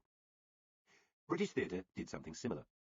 It found a way of mattering, despite the arrival of television and the continuing huge power of cinema. It is not coincidental that, while Britain was still bleakly underprovided for in the aftermath of war, British theatre in the Binky years was extravagant, colourful, and generally shallow, while when Britain set out on a mass consumer boom, British theatre turned darker and edgier. In each case, the stage offered a contrast to what was around it. Osborne's Jimmy Porter bemoaned the lack of good brave causes left in 1956. In 1946, as the Cold War began, and with people still demobilising from the army, such a sentiment would have seemed ludicrous. Similarly, the naive celebration of life which warmed London when Oklahoma arrived after the war would not have made nearly such an impression on the richer city of a decade later. Live theatre would have to compete for writers and actors who found they could reach far bigger audiences and make better money elsewhere. Look Back in Anger, A Taste of Honey, The Entertainer, and Oh What a Lovely War would all be filmed. Many of the key talents, the best actors and directors and producers, would head for the new virtual theatres at Lime Grove, Ealing, and Teddington, the hangar-like television studios with no seats for an audience and a forest canopy of lights and microphones. The West End and the big provincial theatres would continue to provide entertainment to the middle classes who wanted to see famous actors in the flesh and who were prepared to try out new playwrights. Of those, Harold Pinter, whose The Birthday Party opened to bafflement in 1958 until it was rescued from likely oblivion by a single rave review, is widely acknowledged as the greatest. His famous pauses, mundane settings, intricate use of ordinary language and background political agenda provided a way of seeing and hearing modern Britain unlike any other. He followed earlier so-called observist dramatists, above all Samuel Beckett, who had been given his English premiere of Waiting for Godot by the young Peter Hall in 1955 at the Arts Theatre Club. But Pinter was as English as Beckett was French-Irish. Yet the talent pouring out of British theatre through the 60s and 70s, from the satirists like Orton, the magicians like Stoppard, the sheer entertainers like Ayckbourn, through to the great political dramatists Wesker, Arden, Bond, Hare, showed that television had failed to kill off live drama. Londoners, indeed any British people near a major playhouse, had the opportunity to be amused, provoked, obliged to think about the world around them with as much live wit and anger on offer to them as in any modern nation. In the 21st century, as Hollywood stars make a regular pilgrimage to play or direct in London theatreland, and with the flow of good contemporary work unceasing, theatre remains, against the odds, one of the little glories of British life. Korea. Mao, bugles, tins of cheese. In 1946, exiled from power, Churchill had made his famous Iron Curtain speech at Fulton, Missouri. Across Central and Eastern Europe, behind that Iron Curtain, client communist parties and Russian stooges had engaged in murder, vote-rigging, threats, and eventually outright putches, notably in Prague, to put themselves in power. Crisis followed crisis. Stalin had tried to throttle West Berlin, a crowded democratic atoll inside Soviet-controlled East Germany. He had hoped to persuade the West not to form an independent West German state with its own currency, but he failed. Much encouraged by Attlee and Bevin, the Americans led a massive airlift to keep the besieged city supplied. By the time the blockade ended, more than 270,000 flights into Berlin had been made, carrying in fuel, food, and clothing. It was an extraordinary act of succour and a dangerous one, which was wholly successful. Meanwhile, there was a strong possibility of war between the Russians and the rebel communists of Tito's Yugoslavia. Stalin had planned to assassinate Tito for insubordination. With American nuclear bombers in East Anglia, and the Russians also now possessors of the bomb, the danger seemed all-consuming and the threat relentless. And in 1950, Britain was at war again, this time alongside the Americans and a wide alliance of other countries. Aside from military historians, Korea has become the forgotten war, yet it was a genuinely dangerous global confrontation in which Britain played an important, if subsidiary, role. It was the first and only time when British troops have directly fought a major communist army, Mao's Chinese People's Liberation Army, and it was a long and bloody conflict. Britain and her Commonwealth allies, fighting with a mixture of professional soldiers and young National Service conscripts, lost more than 1,000 dead and nearly 3 times as many wounded. The overall UN casualties were around 142,000. All that was terrible enough, but it could have been much worse. The American commander, General of the Army Douglas MacArthur, fresh from his role as effective dictator of post-war Japan, and considered by his president to be unhinged, was keen to open full-scale operations against communist China itself. As they struggled against a peasant army across icy, rocky hills and through paddy fields, the US military contemplated using their new atomic bombs to lay down an irradiated dead zone between Korea and China. President Truman had no intention of allowing MacArthur to start loosing off nuclear bombs, but a little later, in 1953, his successor, President Eisenhower, did raise the possibility of using nuclear strikes directly against China. In a memorandum to Attlee's government, the British Chiefs of Staff wrote with elegant understatement that, from the military point of view, the dropping of an atomic bomb in North Korea would be unsound. The effects of such action would be worldwide, and might well be very damaging. Moreover, it would probably provoke a global war. Labour MPs wanted the nuclear bomb to be limited to use by the UN, a somewhat strange notion, and Attlee went to Washington to check that Truman was not about to engulf the world in atomic conflict. What no one in Whitehall or Washington knew then, though they might have guessed it, was that Mao had decided to use the unfortunate Korea as a meat grinder war, in which the huge numbers of Western deaths would break the morale of the capitalist West and gain him vital credit with Stalin, so persuading Moscow to share nuclear secrets with Beijing. In March 1951, Mao told the Soviet dictator that his plan was to spend several years consuming several 100,000 American lives. Had he been more militarily successful, the temptation to go nuclear would have been great. Though the Cuban Missile Crisis of 1962 is remembered rightly as the moment when the world came nearest to nuclear war, there was a serious possibility of it happening earlier, in Korea and China.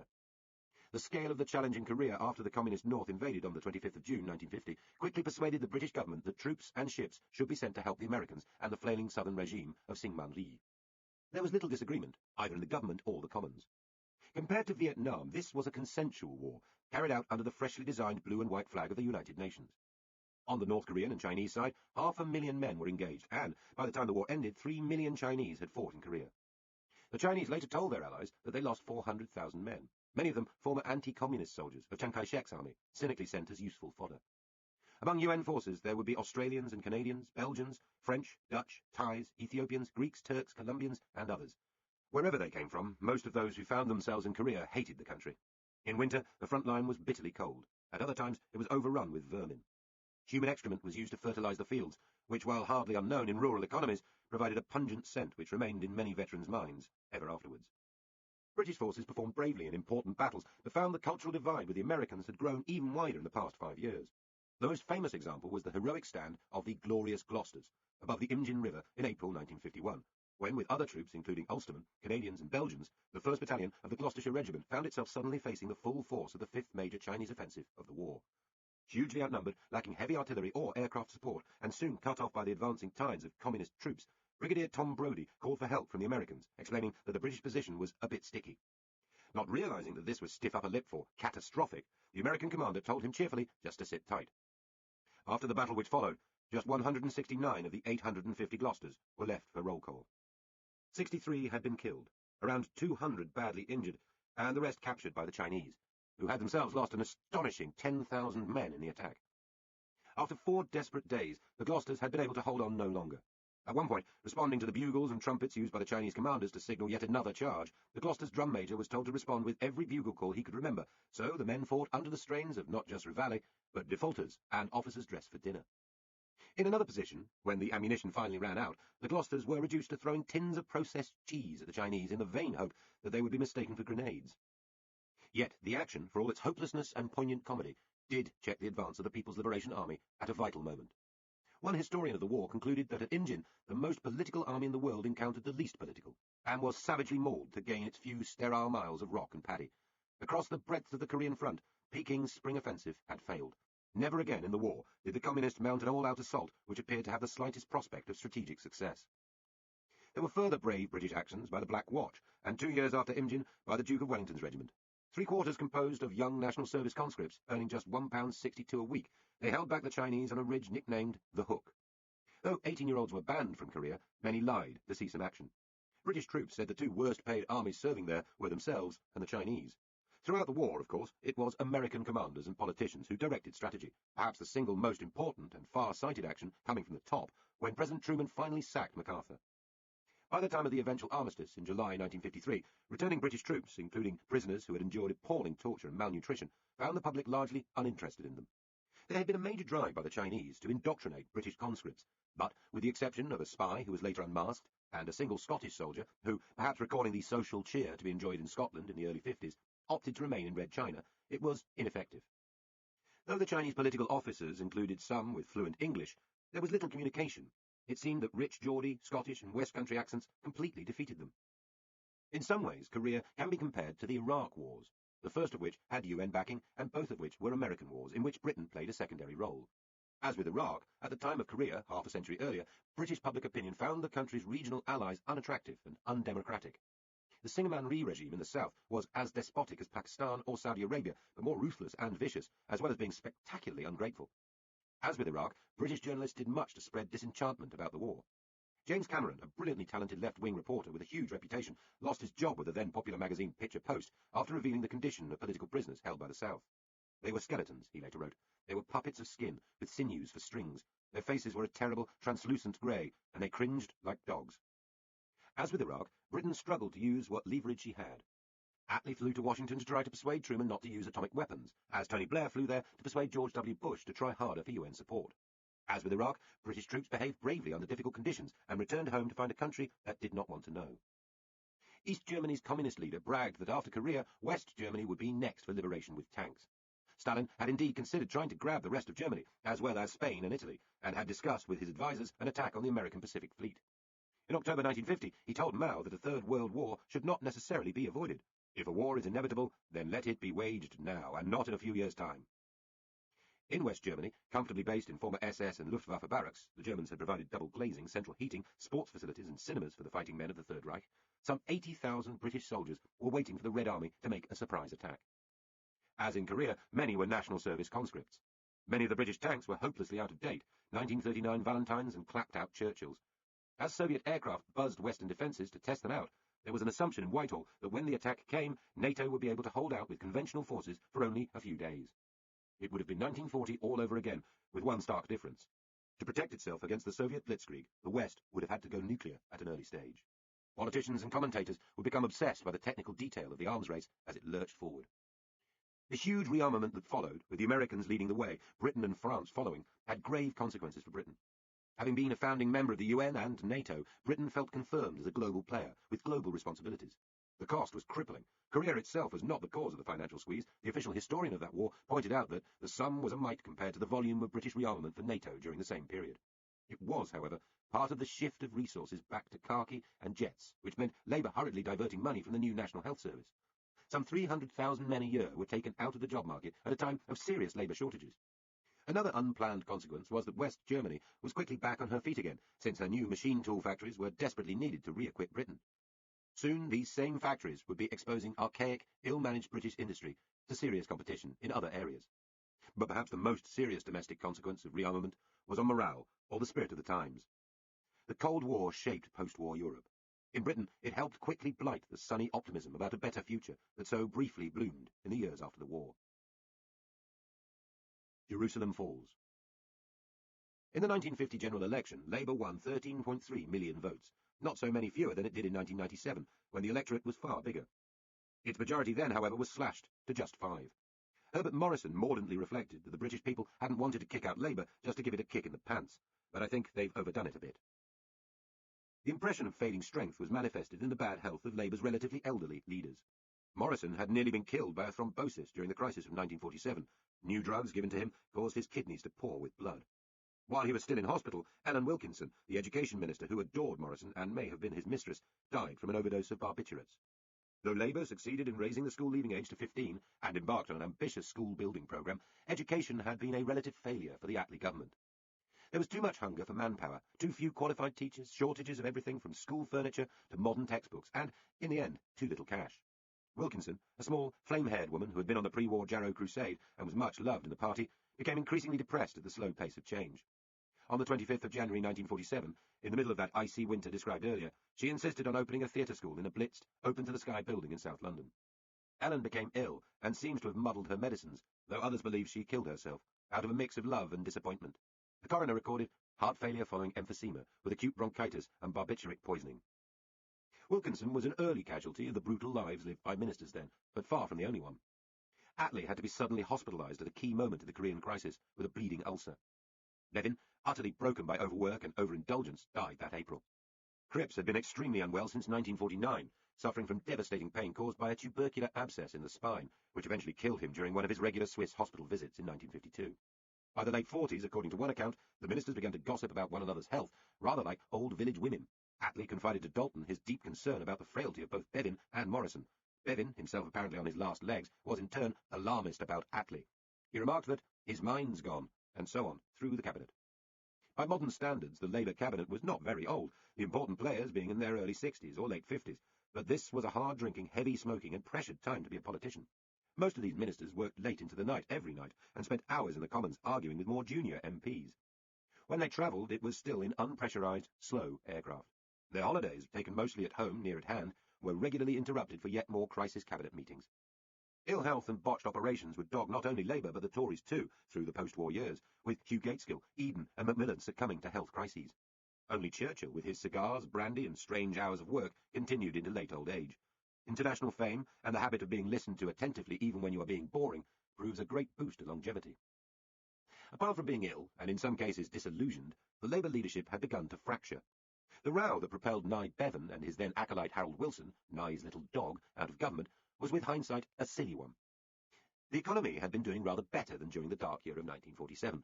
Though the country was short of dollars, the generosity of Marshall Plan aid the following year had removed the immediate sense of crisis. By 1949, it was estimated to have raised the country's national income by a tenth. Responding to the national mood of revolt over restrictions and shortages, Wilson had announced a bonfire of controls in 1948, and there seemed some chance that Labour ministers would follow the change in national mood and accept that the British wanted to spend, not only to queue. Labour was always divided between ideological socialists and more pragmatic people, but there was no obvious necessity for the party to have a row with itself towards the end of its first majority government, with so many whirlpools navigated and so many rocks narrowly avoided. The problem was the familiar one. Should money be concentrated first on Britain's overseas commitment, symbolised by her involvement in founding NATO and her large army facing the Russians across the German border, or on protecting the social advances at home? The new Chancellor, Hugh Gaitskell, had proposed changes for dental and eye treatment to help fund the massive cost of rearmament demanded by the Americans, and accepted by London as the price for remaining a great power. Spending on defence would rise from 7% of Britain's income in 1948 to 10.5% 4 years later, an astonishing proportion for an economically weak country.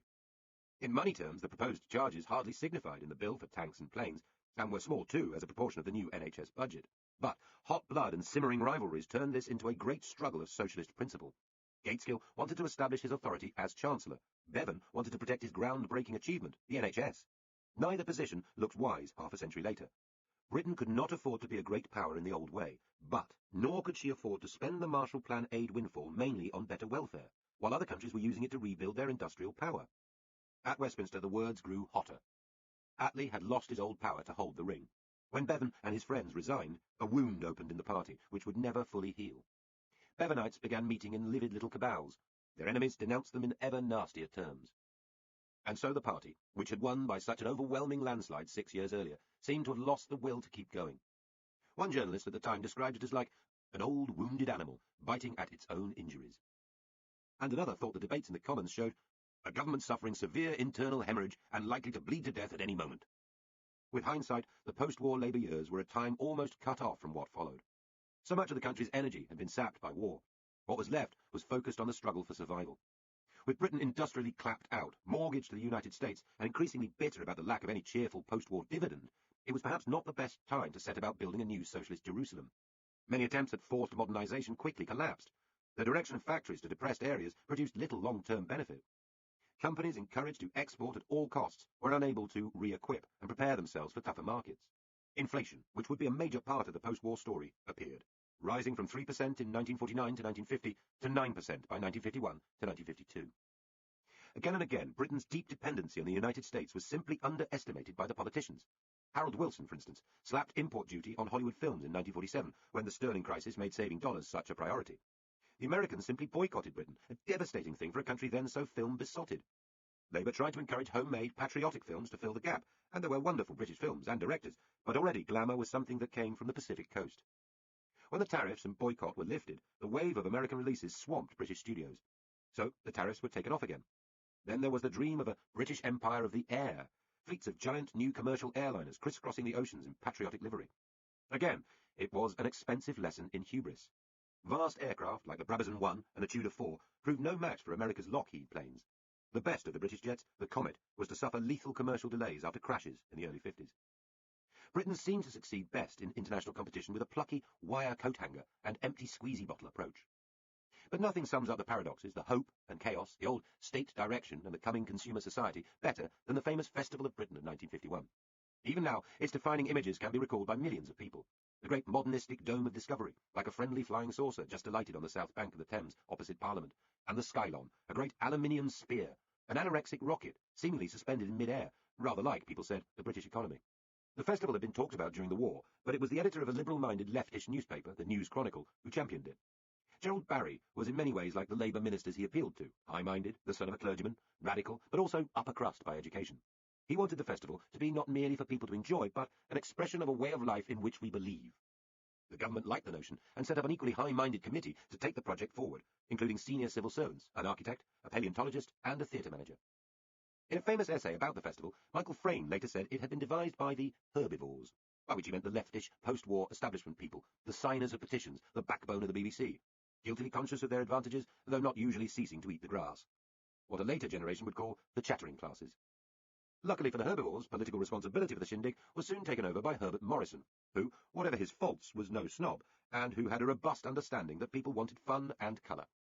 A chance, as he put it later, for the people to give themselves a bit of a pat on the back. It was a lesson forgotten when his grandson Peter Mandelson took charge of the Millennium Dome in the late 90s. Eventually, 8.5 million people would visit the festival on the Thames, and 8 million more went to the Associated Funfair in Battersea. Up and down the country, innumerable others attended local events, everything from village pageants to a ship touring the seaports and a netball display at Colchester. The festival showed what planning and risk-taking could achieve, and what it could not. While it lasted, a weed-covered, marshy, muddy, semi-derelict wasteland was turned into the scene of a great national display. The project had survived endless Whitehall wrangles on every issue, from the materials its buildings were to be made from, to where in London they should be sited, to what the displays should be about, which turned out to be an immense display of the best of British design and manufacture, plus historical and scientific tableaux and some wonderful modern art. Airy pavilions surrounded piazzas. There was a whimsical model railway. The Ministry of Pensions hoped for a modest display of artificial limbs. Right-wing newspapers, led by the London Evening Standard, ridiculed the whole idea as a waste of time and Morrison's folly. Americans wrote to oppose it, in one case on the grounds that it was essentially un-British, and tourists wanted England to be the same. Battle-scarred but beautiful. In the final stages of construction, the rain teemed down and work was halted by strikes. As with the failing British airliners, there was clear and vivid ambition, but often, it seemed, not quite the ability to carry it through. Yet the festival was carried through. It was a moment of patriotic tingle. The state directed something which, though mocked by many, did catch the national imagination. Conservative MPs came round, and so, grudgingly, did most of the newspapers.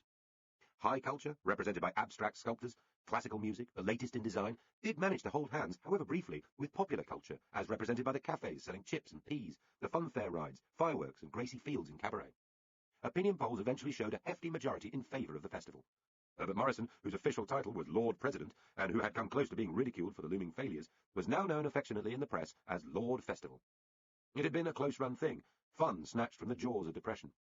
Perhaps, after all, Labour's 1945 dream of a socialist commonwealth, high-minded and patriotic, standing aside from crass American consumerism, could be built on England's grey and muddy land. The festival turned out to be Labour's farewell to the country for a long time. Michael Frayn summed it up later as a rainbow, riding the tail of the storm and promising fairer weather. It marked the ending of the hungry 40s, and the beginning of an altogether easier decade. It may perhaps be likened to a gay and enjoyable birthday party, but one at which the host presided from his deathbed. If the host was a certain vision of British socialism, then this grimly humorous image is spot on. Labour had made Britain a little more civilised and certainly fairer, but it had accomplished nothing like a revolution. By the time it returned to power in 1964, Britain had experienced something more like a Festival of America. Part 2.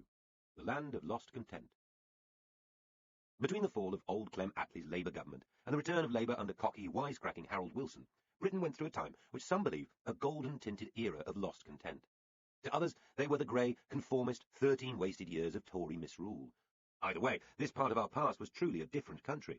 Much of it has disappeared.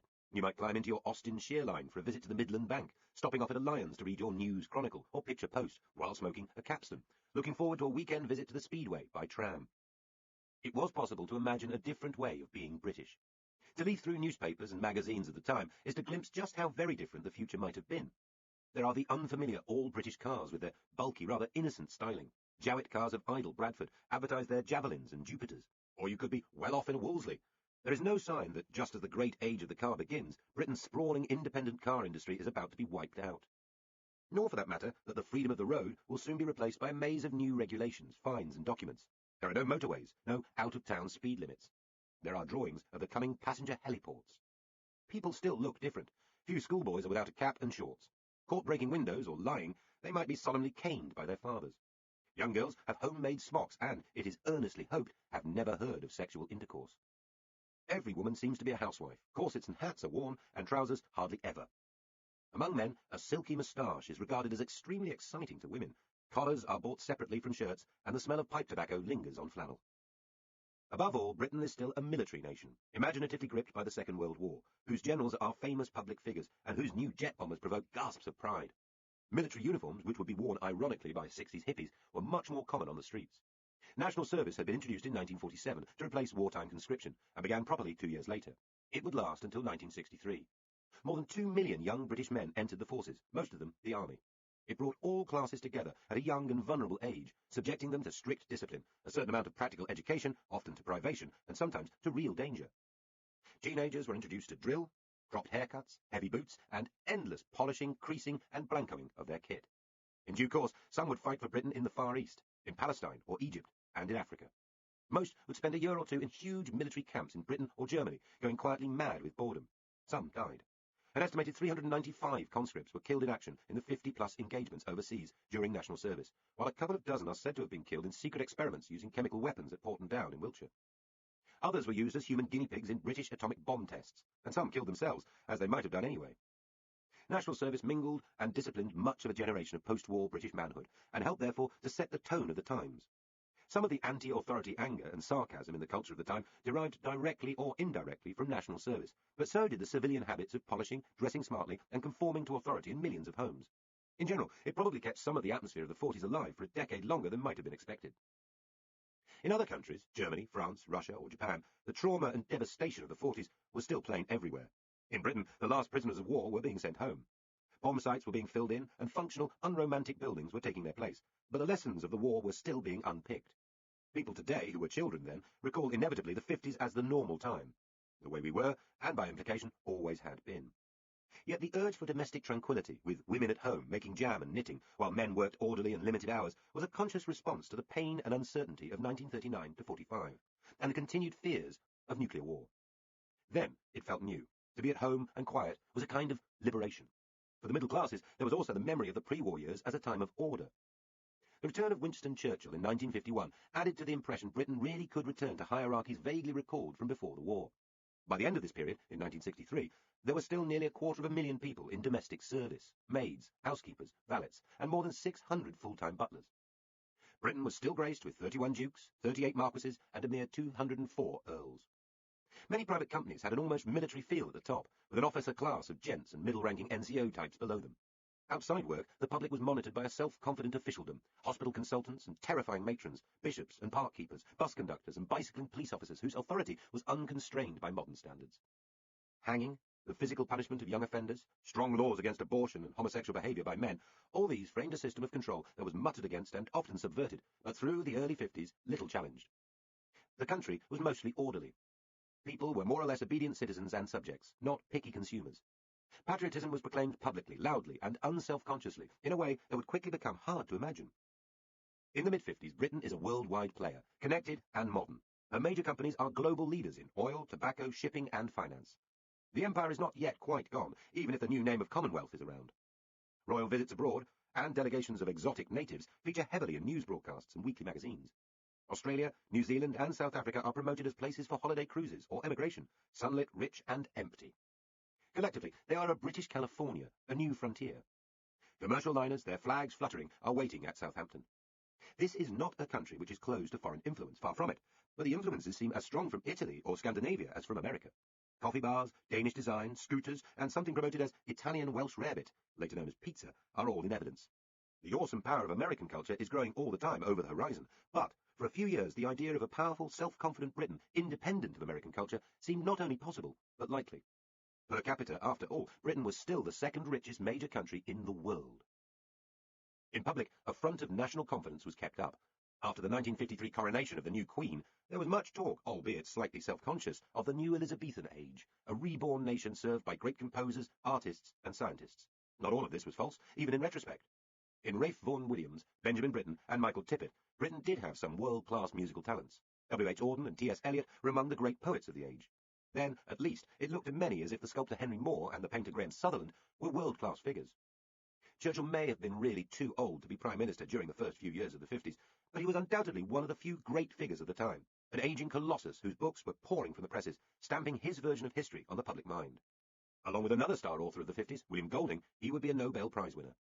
In popular culture, the steady rise of television brought, at first, a traditionalist English upper-crust view of the world to millions of homes. This was the age of Andy Pandy and gardening tips, of Joyce Grenfell and Noel Coward. It was also the time of Roger Bannister and his 4-minute mile, the conquest of Everest, triumphs in yachting and football. Even in the world of adventure and sport, Britain was doing well. With Nobel Prize-winning science in physics and biology, there was no sign yet of the brain drain of scientists to the United States. Knowing what we know now, there were signs of social change everywhere, from the disaffected teenagers just beginning to be discussed, to the rise of Maltese, Italian, and homegrown crime dynasties, and the first wide-eyed, optimistic Caribbean immigrants. There was also much boredom and frustration.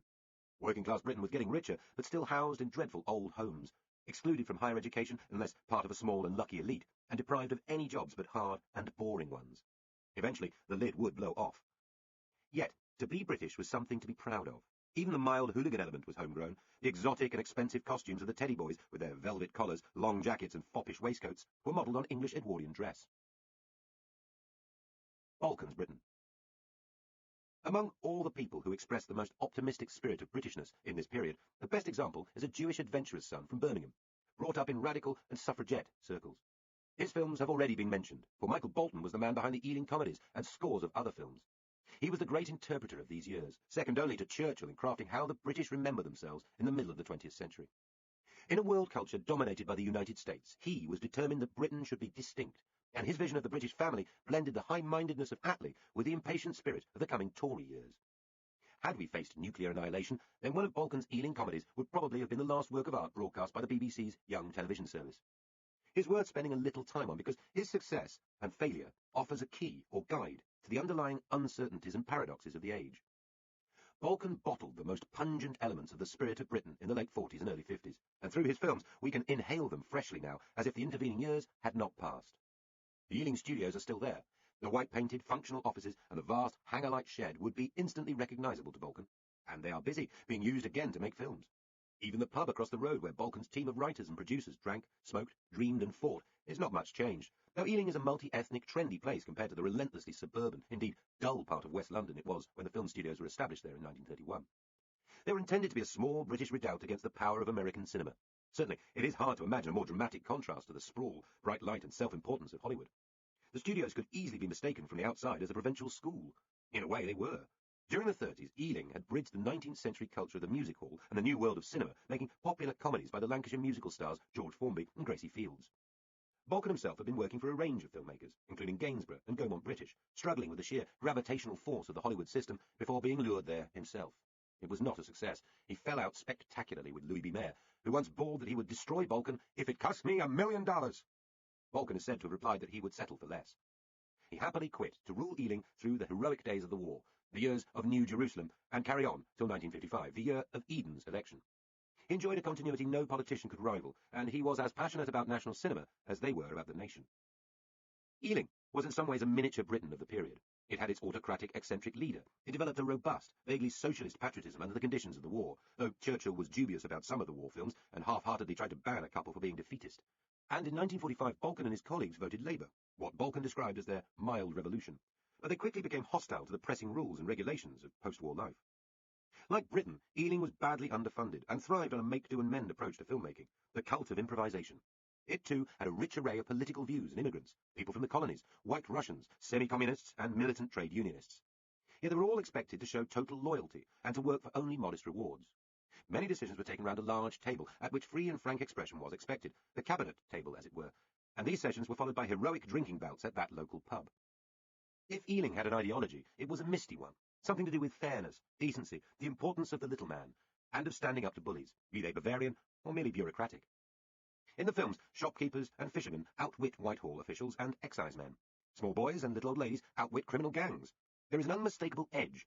So many heroes are working class, so many villains are posh. But they are also culturally and morally conservative. In its war films, thrillers, psychological dramas, and adventure movies, as well as the famous comedies, Ealing almost entirely avoids sex and violence. Writing at the end of the 60s, when British horror films and sexploitation films were taking off, Balcom wryly reflected that, if there has been a sex deficiency in the films for which I have been responsible over the years, no great or permanent damage has been done, as current films are more than making up for lost time. There are many things in life other than sex and violence. There's love, for instance. In Balcom's Britain, love was not yet coy code for making love. As was said of a non-Ealing film, Brief Encounter, the post-war British ideal seemed to be make tea, not love. Films of understatement, films of bitten lips and dramatic silences, and, in a phrase by the novelist E.M. Forster, films about an English nervous system which acts promptly and feels slowly, are a good guide to how different the country was back then. It was all very non-Hollywood. It was consciously intended as an alternative way of understanding the world. Balcom had talked about the need to project the true Britain to the rest of the world. He wanted a cinema that would show the Americans, the French and the Russians Britain as a leader in social reform, in the defeat of social injustices, and a champion of civil liberties. It was a noble vision, yet, like Britain, Ealing was too weak, too underfunded and improvisatory to live up to its ambitions. After an extraordinary flowering of creativity in the 40s and early 50s, Ealing fell back into romantic, self-congratulatory guff, and the rest of the world moved on. Small rooms. How governments were run in the 50s. Churchill was about to be 77 when he returned to office, which was an older age than it is now. When he observed to his private secretary that he had never known a Prime Minister so old, the well-read civil servant replied that actually Churchill had, William Ewart Gladstone. Like Gladstone, he would still be Prime Minister in his 80s. The grand old man of the 19th century lasted a few years longer than the grand old boy of the 20th century, perhaps because Gladstone had neither led Britain through a world war, nor fueled himself the while on brandy and cigars. The Conservatives had radically overhauled their organisation and policies during the Attlee years, in a way the party was unable or unwilling to do after later defeats. They had moved decisively towards the consensus for a welfare state, a more centrist position than ever before, and they had very effectively played on the grimness and occasional absurdities of the rationing years. Having promised the unexciting agenda of several years of solid, stable administration, Churchill formed a government of cronies and old muckers, reluctant generals and businessmen. The best people were his wartime allies Eden, Macmillan, and the education reformer Rab Butler. Politics in the 50s, at least on the Tory side, was unimaginably different from politics today. There were the same rackety campaigning offices, the same ambitious young researchers dreaming of becoming ministers themselves, and the same underlying ruthless struggle for personal power. But many more people were party members. The backbench MPs were more independent-minded, with more status in the country, yet far lazier too. And above all, the top of government was a small social circle, which operated well out of the way of lenses, microphones, or diarists. Churchill himself spent an alarming amount of time playing the card game Bezique and travelling, often slowly, on ocean liners, and, as would Eden and Macmillan, put great strain on the notion of genuine cabinet discussion, provoking ferocious rows, walkouts, and threatened resignations. When Churchill and his Chancellor Rab Butler hatched a complicated plot to save the pound, ministers were presented with a take-it-or-leave-it ultimatum, and furiously protested. When Churchill fired off an invitation to a summit with the Soviets after Stalin's death, sending it while sailing in mid-Atlantic, his cabinet was equally outraged and eventually forced to climb down. When Eden bitterly protested in cabinet that Churchill was breaking yet another promise about his retirement, other ministers complained that here was an important story about which they had been told nothing. Yet Eden's Suez plot was hatched without important ministers having any clear idea of what was really happening. And Macmillan governed by playing ministers off against one another, expertly avoiding full and frank discussions in cabinet. Most of the key political moments of these years take place like scenes on a small stage, in rooms containing a handful of people who know one another too well. As in Shakespeare, there are crowd scenes too. The rallies against Eden, the first Aldermaston marches, race riots and trade union mass meetings for yet another strike. But in terms of day-to-day power, they are noises off. Instead, we have Macmillan visiting Churchill in the latter stages of his prime ministership to find the old man in characteristic number 10 pose, sitting in bed with a green budgerigar on his head. He had the cage on his bed, from which the bird had come out, and a cigar in his hand. A whisky and soda was by his side. Of this the little bird took sips later on. Miss Portal sat by the bed. He was dictating. 18 months later, there will be the cosy private dinner in number 10, interrupted when Eden gets his first message about the nationalisation of the Suez Canal, and is told he must hit Nasser quickly and hard by one of his guests, the regent of Iraq, Nouri-e-Said. This guest will later be a victim of Eden's failure, having his guts ripped out by the Baghdad mob and dragged, still living, through the streets, attached to the back bumper of his car. Later still, there will be the famous procession of ministers being asked privately, one by one, who should succeed Eden by the drawling aristocratic kingmaker Salisbury, Webb or Howald. They chose Macmillan. Edward Heath, the chief whip, has to go and break the news to Rab Butler that Though almost every newspaper says he will be the new Prime Minister, they're all wrong, and he has lost out. Again, two men in a dramatically lit room overlooking Horse Guards Parade. As I entered, his face lit up with its familiar, charming smile. There was nothing I could do to soften the blow. "I'm sorry, Rab," I said. "It's Harold." He looked utterly dumbfounded. After that, Macmillan's first move is to summon Heath to dinner to reshape the government. They have to barge through a crowd of journalists, Downing Street in those days being completely open to the public, and Heath is tripped up by one, tumbling into the car, which races up Whitehall to Macmillan's haunt, the Turf Club. There, another member of the club, sitting at the bar with the evening newspaper announcing the identity of the new Prime Minister, looks up, sees him, and politely asks whether he has had any good shooting lately. "No," laments Macmillan. "Pity," says the clubman. As he and Heath turn towards the dining room for oysters and steak, the man politely drawls, "Oh, and by the way, congratulations." Much later, Macmillan finally decides he too must retire. He has great pain and difficulty pissing, and wrongly thinks it might be cancer. Another small room. Sitting in his hospital bed wearing pale blue pyjamas, with a silk shirt and cardigan, but without a bird on his head, he tells the Queen. Later, he suggests she should summon Alec Douglas-Hume to replace him. There are literally dozens of similar examples of how political life was carried on among the top Tories during this period. Of course, there have been many Labour cabals, from the paranoid huddles in Harold Wilson's Downing Street to the notorious Blair and Brown deal at Granita Restaurant in Islington in 1994. But nothing quite matched the tight little world of the Churchill and Macmillan era. If they were not dining in the Commons or a handful of gentlemen's clubs in St James's, Macmillan belonged to 5 clubs. They were shooting grouse together or meeting in villas in the south of France. It is sometimes said that Churchill's government, stuffed with old friends and relatives, was unusual. But of Macmillan's all-male cabinet, a mere 2 out of 16 had not been to a grand public school, with Eton the most heavily represented. Astonishingly, within months of his becoming Prime Minister, Macmillan was leading a government in which 35 ministers out of 85, including 7 in the cabinet, were related to him by marriage. There were outsiders too, including Powell, Heath, and later Margaret Thatcher. Ernie Marples, a former sergeant major and building contractor who would help create Britain's first motorways, was another self-made man in the government. So was Reggie Bevins of Liverpool. Most of them felt awkward and ill at ease, not quite officer class in the Conservative hierarchy of the 50s. The social make-up of the Tory administrations contributed to their weakness and eventually the collapse of their authority. The charmed circle of intermarried grandees was so much the country's traditional ruling order that their natural instinct was to play down crisis. Not in front of the servants, children or voters seemed to be their private motto. Because all was not well, this would fatally destroy their authority. In the satire boom, rule by toffs would be discredited. Their silent struggles for power would eventually spill into the public domain, giving us political catchphrases like establishment and magic circle.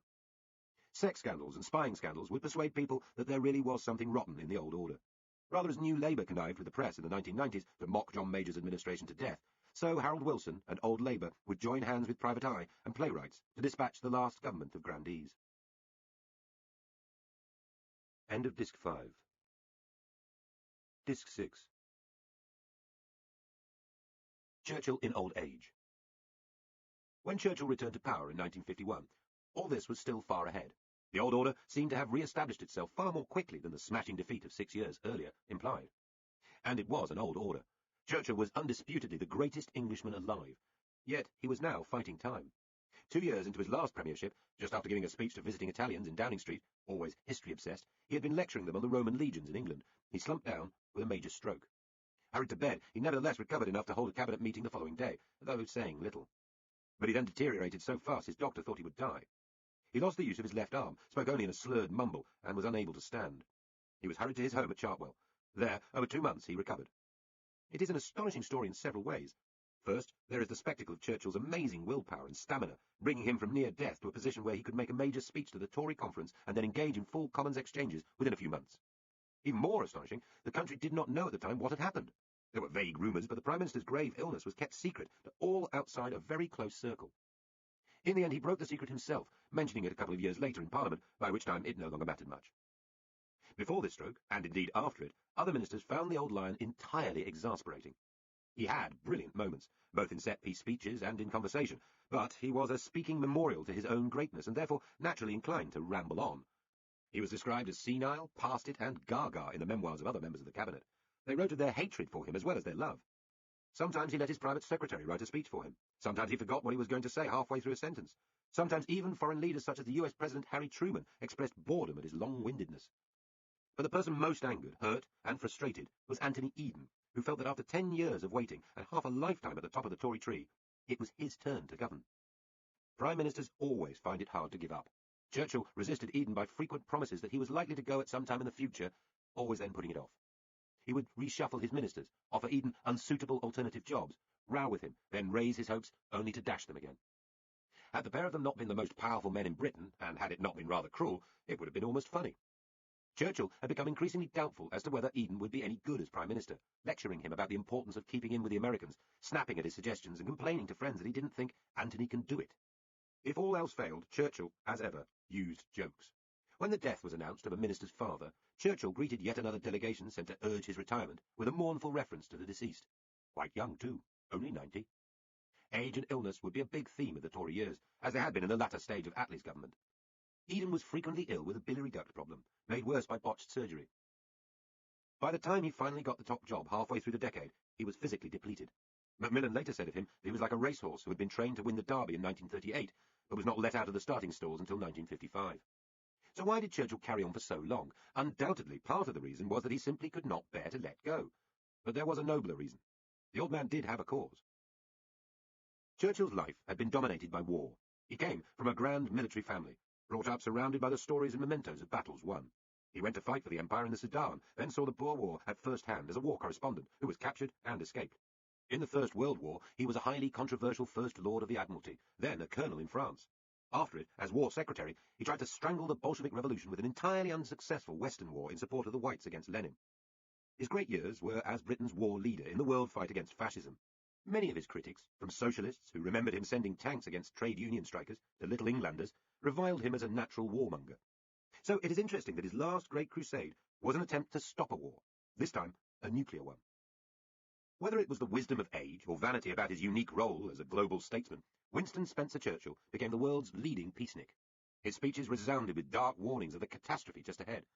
As early as the 1950 election campaign, speaking in Edinburgh, he had coined the modern use of summit when calling for a leaders' parley with the Russians. The arrival of the hydrogen bomb increased the sense of world panic, and Churchill worried in particular about an American atom bomb strike against the Chinese in North Korea, as indeed did the Chinese. He was struggling with a new world, understanding the nuclear threat, but also thinking in a highly traditional way. As soon as he returned to power in 1951, Churchill had fired off worried requests for information about the ease with which Russian paratroopers could seize strategic locations in London, and the carnage that would be caused by different kinds of surprise nuclear attack. Above all, he thought that if the atom bomb menace existed, Britain had better be as menacing as she could manage. In December 1951, he had authorised Britain's first nuclear test, and at the Montebello Islands off Australia, HMS Plym, one of the war surplus frigates which had escaped being broken up or mothballed, was instead vaporised by Britain's first nuclear bomb. Then, in 1954, he gave the go-ahead, with weary resignation, for work on a British hydrogen bomb, as the price we pay to sit at the top table. He told his cabinet, if the United States were tempted to undertake a forestalling war, we could not hope to remain neutral. We must avoid any action which would weaken our power to influence United States policy. Britain would only have a voice in restraining America if it was itself a player. The fact must be faced that unless we possessed thermonuclear weapons, we should lose our influence and standing in world affairs. But for Churchill, it was precautionary despair. His real campaign was for a new settlement between capitalist West and Marxist East. London and Washington did not see eye to eye on nuclear matters, as we have seen. Britain had been abruptly cut off from American nuclear secrets, and in the early 50s Britain was more immediately threatened. Russian bombers could not yet reach the United States, so American bases in Britain, and RAF ones, would make this country the first Soviet nuclear target. Dreadful estimates of the carnage were circulated through Whitehall. Yet for the Americans, nuclear war was still something that happened abroad. Churchill saw the death of Stalin as a heaven-sent opportunity to reopen friendlier relations with Moscow. Though as passionately anti-communist as ever, he was worried that the US president, his wartime comrade Dwight Eisenhower, was too rigidly anti-Russian. Churchill frankly thought Ike stupid, and unable to comprehend that nuclear weapons were far more than the latest military technology. This reflected an accurate gulf of perception. Eisenhower believed nuclear weapons were a mere extension of ordinary weaponry, and would soon be regarded as conventional. Eisenhower and his Secretary of State, Dulles, in turn, feared that in his dotage Churchill had become an appeaser, though Churchill always used the term easement or settlement of East-West relations as his preferred description. Again and again he tried to persuade Eisenhower of the virtues of a superpower summit, and offered to go to Moscow himself alone, at a time when the Americans would not dream of setting foot on Soviet territory to clear the way. Dulles was strongly hostile. Churchill bitterly called him that bastard. At last, having got an insincere half-promise from Eisenhower that he could at least contact the Soviets about some meeting on neutral ground, he fired off the invitation too early, became embroiled in a white-hot cabinet row, and had to watch his vision crumble. At the top of the rival powers, no one but him really wanted to make peace just then. Everybody was too busy preparing the next generation of nuclear devices, thinking more like generals, less like statesmen. Churchill was arguing for détente 20 years before it happened. Perhaps he had been doing it with a selfish tremor, hoping for a final triumph. But as visions go, it was quite something for an 80-year-old. Churchill's other overseas initiatives were less impressive. He was losing the battle about the empire, and he knew it, even as he wrapped himself in mystical prose about the new young queen and the coming Elizabethan age. If the real conflict was with the Soviet Union and her allies, what price Britain's other post-imperial commitments? What price trying to hang on to control in Palestine, where desperate refugees were determined to settle, and where Jewish terrorists were killing British soldiers? What price Britain's piggy-in-the-middle role in Greece, trying to protect an unpopular monarchy against a communist insurgency? A little later on, trying to hold on in Egypt or Iran would prompt the same question. The private thinking of Whitehall was laid out in a fascinating memo from top officials to a cabinet committee shortly after the Americans had upped the ante in the nuclear race by exploding their first H-bombs. The British cabinet paper was frank about the overall position. It is clear that ever since the end of the war we have tried to do too much, with the result that we have only rarely been free from the danger of economic crisis. About Europe, Churchill had long been inclined to make dramatic-sounding suggestions. He had offered to merge British and French citizenship during the darkest days of 1940. After the war, he was not averse to a fully politically united Western Europe, though he assumed the British Empire could not be a full member. When he came back to power, one of the most immediate issues was whether Britain would join early moves towards that united Western Europe. In 1950, the ailing Labour government had decided against, though after very little thought. When the French Foreign Minister, Robert Schuman, announced that his country intended to share sovereignty over iron and coal with West Germany, so binding the two old enemies tightly together in their industrial effort, he gave the British government an ultimatum. Attlee was out of the country, and Ernie Bevan was already very ill, describing himself with no exaggeration as half dead. It was left to Herbert Morrison to give a hurried response. He had been at the theatre and was found by officials at the Ivy restaurant in London's Covent Garden. The plan, which would one day lead to the European Union, was explained to Morrison in a back room, piled with chairs. He thought for a moment and shook his head. It's no good. We can't do it. The Durham miners won't wear it. For many Tories, watching from the sidelines, this was a disastrous mistake. Macmillan, who had been observing things from Strasbourg, where he was in Bevan's vacated hotel room, thought the decision catastrophic, later telling his constituents it was a black week for Britain. And the country might pay a catastrophic price for isolating itself under the socialists from Europe. So, there was general expectation that Tory Britain would change tack. There was already a strong case for doing so. The empire was falling away. Relations with the Americans had already been damaged over the atom bomb, as well as disputes about Palestine and Greece. It was a moment for the Tories to decide to ride another horse too, and join the Young European Club. Churchill declined to do so. Offered the chance to take up common European defence, he ridiculed the notion, to the despair of Macmillan and some of the younger Conservatives. He showed no interest in deeper involvement. He was the last imperialist, whose rhetoric about the English-speaking peoples was more heartfelt than his suggestions of anti-communist alliances between Italians, Belgians and the French. Washington was pivotal to his world, as Paris never could be, still less Brussels. He wanted summits on the H-bomb and a place on the world stage, not local deals with provincial nations half desolated by war and invasion. The Foreign Office, where Eden was ensconced, was also hostile to entanglements with Europeans. Not surprising either, perhaps, since its great embassies and worldwide reach made iron and steel deals near at hand seem parochial. The manner of Churchill's decision-making on Europe, though, was worrying to his contemporaries. It was never properly discussed in cabinet. It was as much a shrug as a decision. It was never announced. It was never thrashed through. It might as well have been taken in the ivy.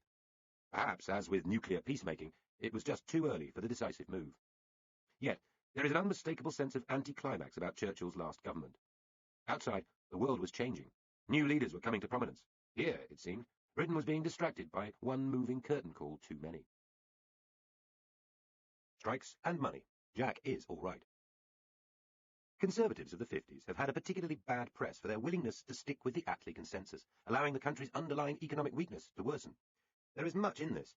Churchill had fought the 1951 election promising to defend the new welfare state, and was inclined to speak wistfully of the case for coalition government in peace as in war, a theme first heard in 1945. He felt warmly towards the small Liberal Party, and had half promised to help them by introducing some kind of proportional voting, though this was quickly scuppered by the Conservative hierarchy. He railed against class war, and deliberately appointed the moderate, appeasing lawyer, Walter Monckton, to deal with trade union and labour matters. Yet there was one moment where Britain might have experienced a Thatcher-sized jolt, a British Revolution 30 years early. It came on Churchill's watch in 1952, when his young Chancellor, Rab Butler, proposed cutting the pound free from the system of fixed exchange rates agreed after the war at Bretton Woods. The scheme was called Robot. In detail, it was fiendishly complicated, because of Britain's network of obligations to so many other countries using sterling as their reserve. In essence, though, it was very simple. The pound would float partly free, or rather fall dramatically against the dollar, thus giving Britain's struggling exporters a huge one-off boost. The government would be unable to fund its old obligations, the huge overseas defence establishment, and much of the new welfare state. Grand house-building projects would be put on hold, and unemployment would initially rise. But on the other hand, the bleeding of reserves and the periodic balance of payments crises would be a thing of the past. Britain would get the chance of a fresh start, not unlike post-war West Germany.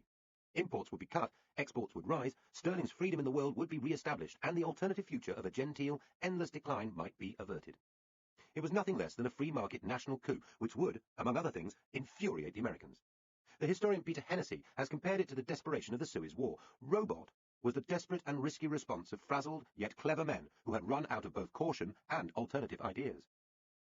Robot, which was never revealed at the time, caused a rare row over matters of high principle inside the government and was eventually scuppered by the Foreign Secretary, Anthony Eden, and by Churchill's own growing unease about its domestic implications. It was the kind of scheme which might have been pushed through by a determined, vigorous Prime Minister armed with a mandate for change, but was too much for an old man elected on a blandly consensual ticket. And it was the only example of such radical thinking for years to come, at least at this level of government. For the most part, this was a government which ran on domestic autopilot. Above all, in the eyes of later critics, it failed to take on rising trade union power. The unions had swollen in numbers to record levels of membership.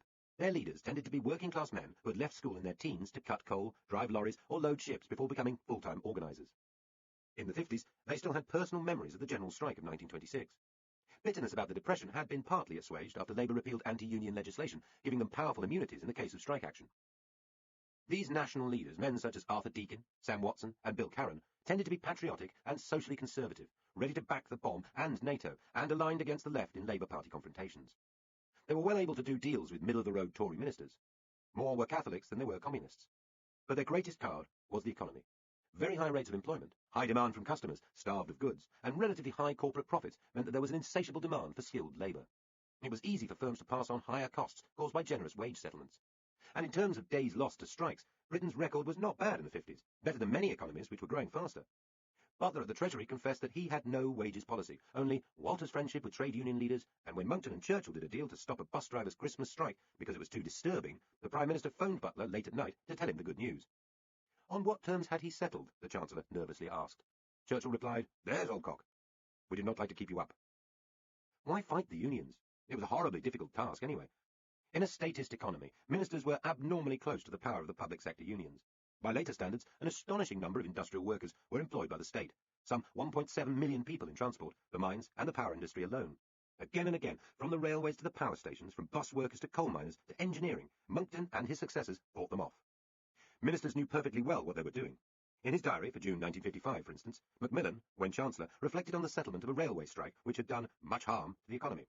He comforted himself with the thought that the men got little more than they could have had earlier, which may have a deflationary effect and do something to stop the seesaw of wages and prices which has begun to show itself in the last year or two. By 1958, as Prime Minister, he steeled himself to hold out against just the kind of transport strike that Churchill would have settled with a phone call. Yet Macmillan, too, never quite took it seriously. And anyway, by then, the unions were changing in ways that made it harder to cope with them, not easier. Built up over decades by amalgamations and local deals, they were sprawling, baggy monsters which bore little relation to organisation by plant or industry. A single factory might have a maze of competing and mutually suspicious unions operating inside it. This led to the growth in power of the shop stewards, often younger and more militant people who had filled the power gap during the war years when their elders were away. They could get deals for the people around them which were better than national agreements. By the mid-50s, there were scores of thousands of them. It was ruefully noted that Britain now had more shop stewards than soldiers. Wildcat strikes were more common than full-scale national disputes, and they caused more disruption and uncertainty. Meanwhile, as the old guard died off, more left-wing leaders were quietly moving up the union hierarchy. A good example was Frank Cousins, a former miner and truck driver from Nottinghamshire, who was running the road hauliers in Churchill's day, and who became leader of the Transport and General Workers' Union in the year of Suez, when more than 500,000 TNG men voted for him. He was Macmillan's antagonist in 1958 and became a major headache for successive Conservative governments, leading strikes in the car industry, among busmen, and elsewhere, before being brought into the 1964 Labour cabinet by Harold Wilson. For a time, he was the most famous or infamous of the brothers, but there were plenty of cousins. If strikes were one small cloud on the edge of the sunny skies of the Tory years, inflation was another. It was always there in the 50s, getting worse as the decade continued, but not yet quite a crisis. Although with so many older people living off annuities and savings, it began eating into the lives of many middle-class families. The problem was simple to describe, hard to sort, particularly after the rejection of radical measures such as Robot. The country was exporting all it could, but its appetite for manufactured imports was insatiable.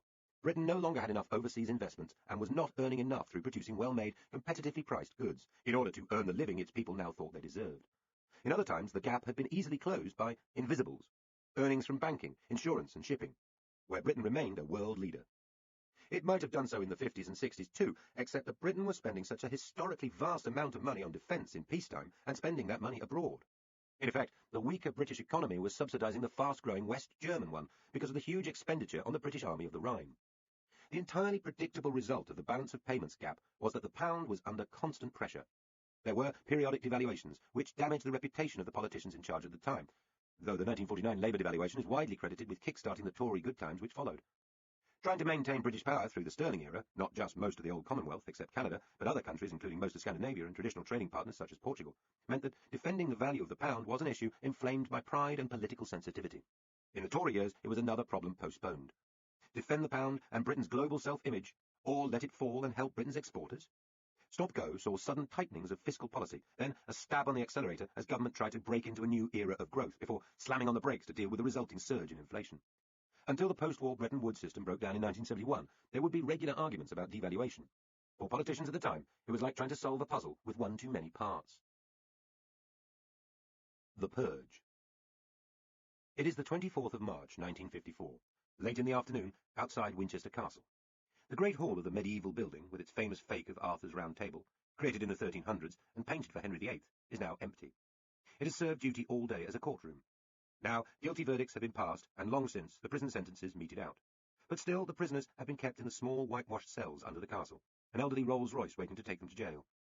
The trial that has just finished made front-page headlines for days across Britain, and there were fears of a minor riot when the guilty men were led outside. They included a young peer of the realm, Edward John Barrington Douglas Scott Montague, known as Lord Montague of Beaulieu, a Daily Mail journalist called Peter Wildblood, and a gentleman farmer, Major Michael Pitt Rivers. Montague had just been sentenced to 12 months in prison, and the other two, 18 months.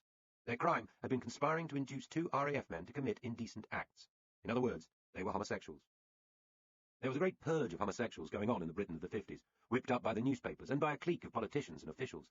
The press had been full of salacious, if untrue, stories of wild orgies fueled by champagne, the corruption of Boy Scouts, and, perhaps worse than all this, of men who had associated with their social inferiors. So there was, perhaps, some reason to worry that when the three men were led away, there would be angry attacks by the good burghers and women of Winchester. And indeed there were such scenes. But the attacks, the hammering of umbrellas, yelling, hissing, and shaking of fists, was directed at the car taking away the prosecution witnesses.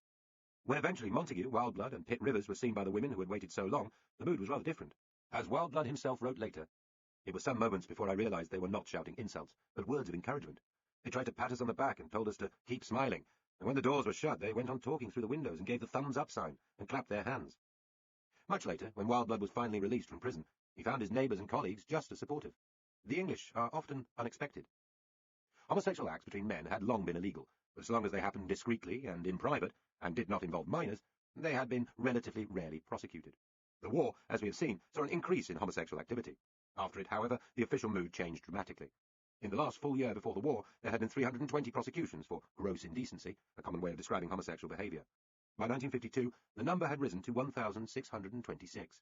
The prosecutions for attempted sodomy or indecent assault were up from 822 to over 3,000. If these still seem relatively small numbers, the ripples of fear and intimidation spread far further, and in general, the number of homosexual offences known to the police had risen from 1938 to 1955 by 850%. A small number of men were responsible. The crackdown had started under Herbert Morrison, but the toughest years were under the conservative politicians of the 50s. The purge was led by the former Nuremberg interrogator of Nazi leaders, Churchill's Home Secretary, Sir David Maxwell Fyfe. With him was the Director of Public Prosecutions, Theobald Matthew, who would often attend court to watch the buggers be sentenced, as well as Sir John Nott Bower, a commissioner of the Metropolitan Police, determined to rip the cover off London's filth spots.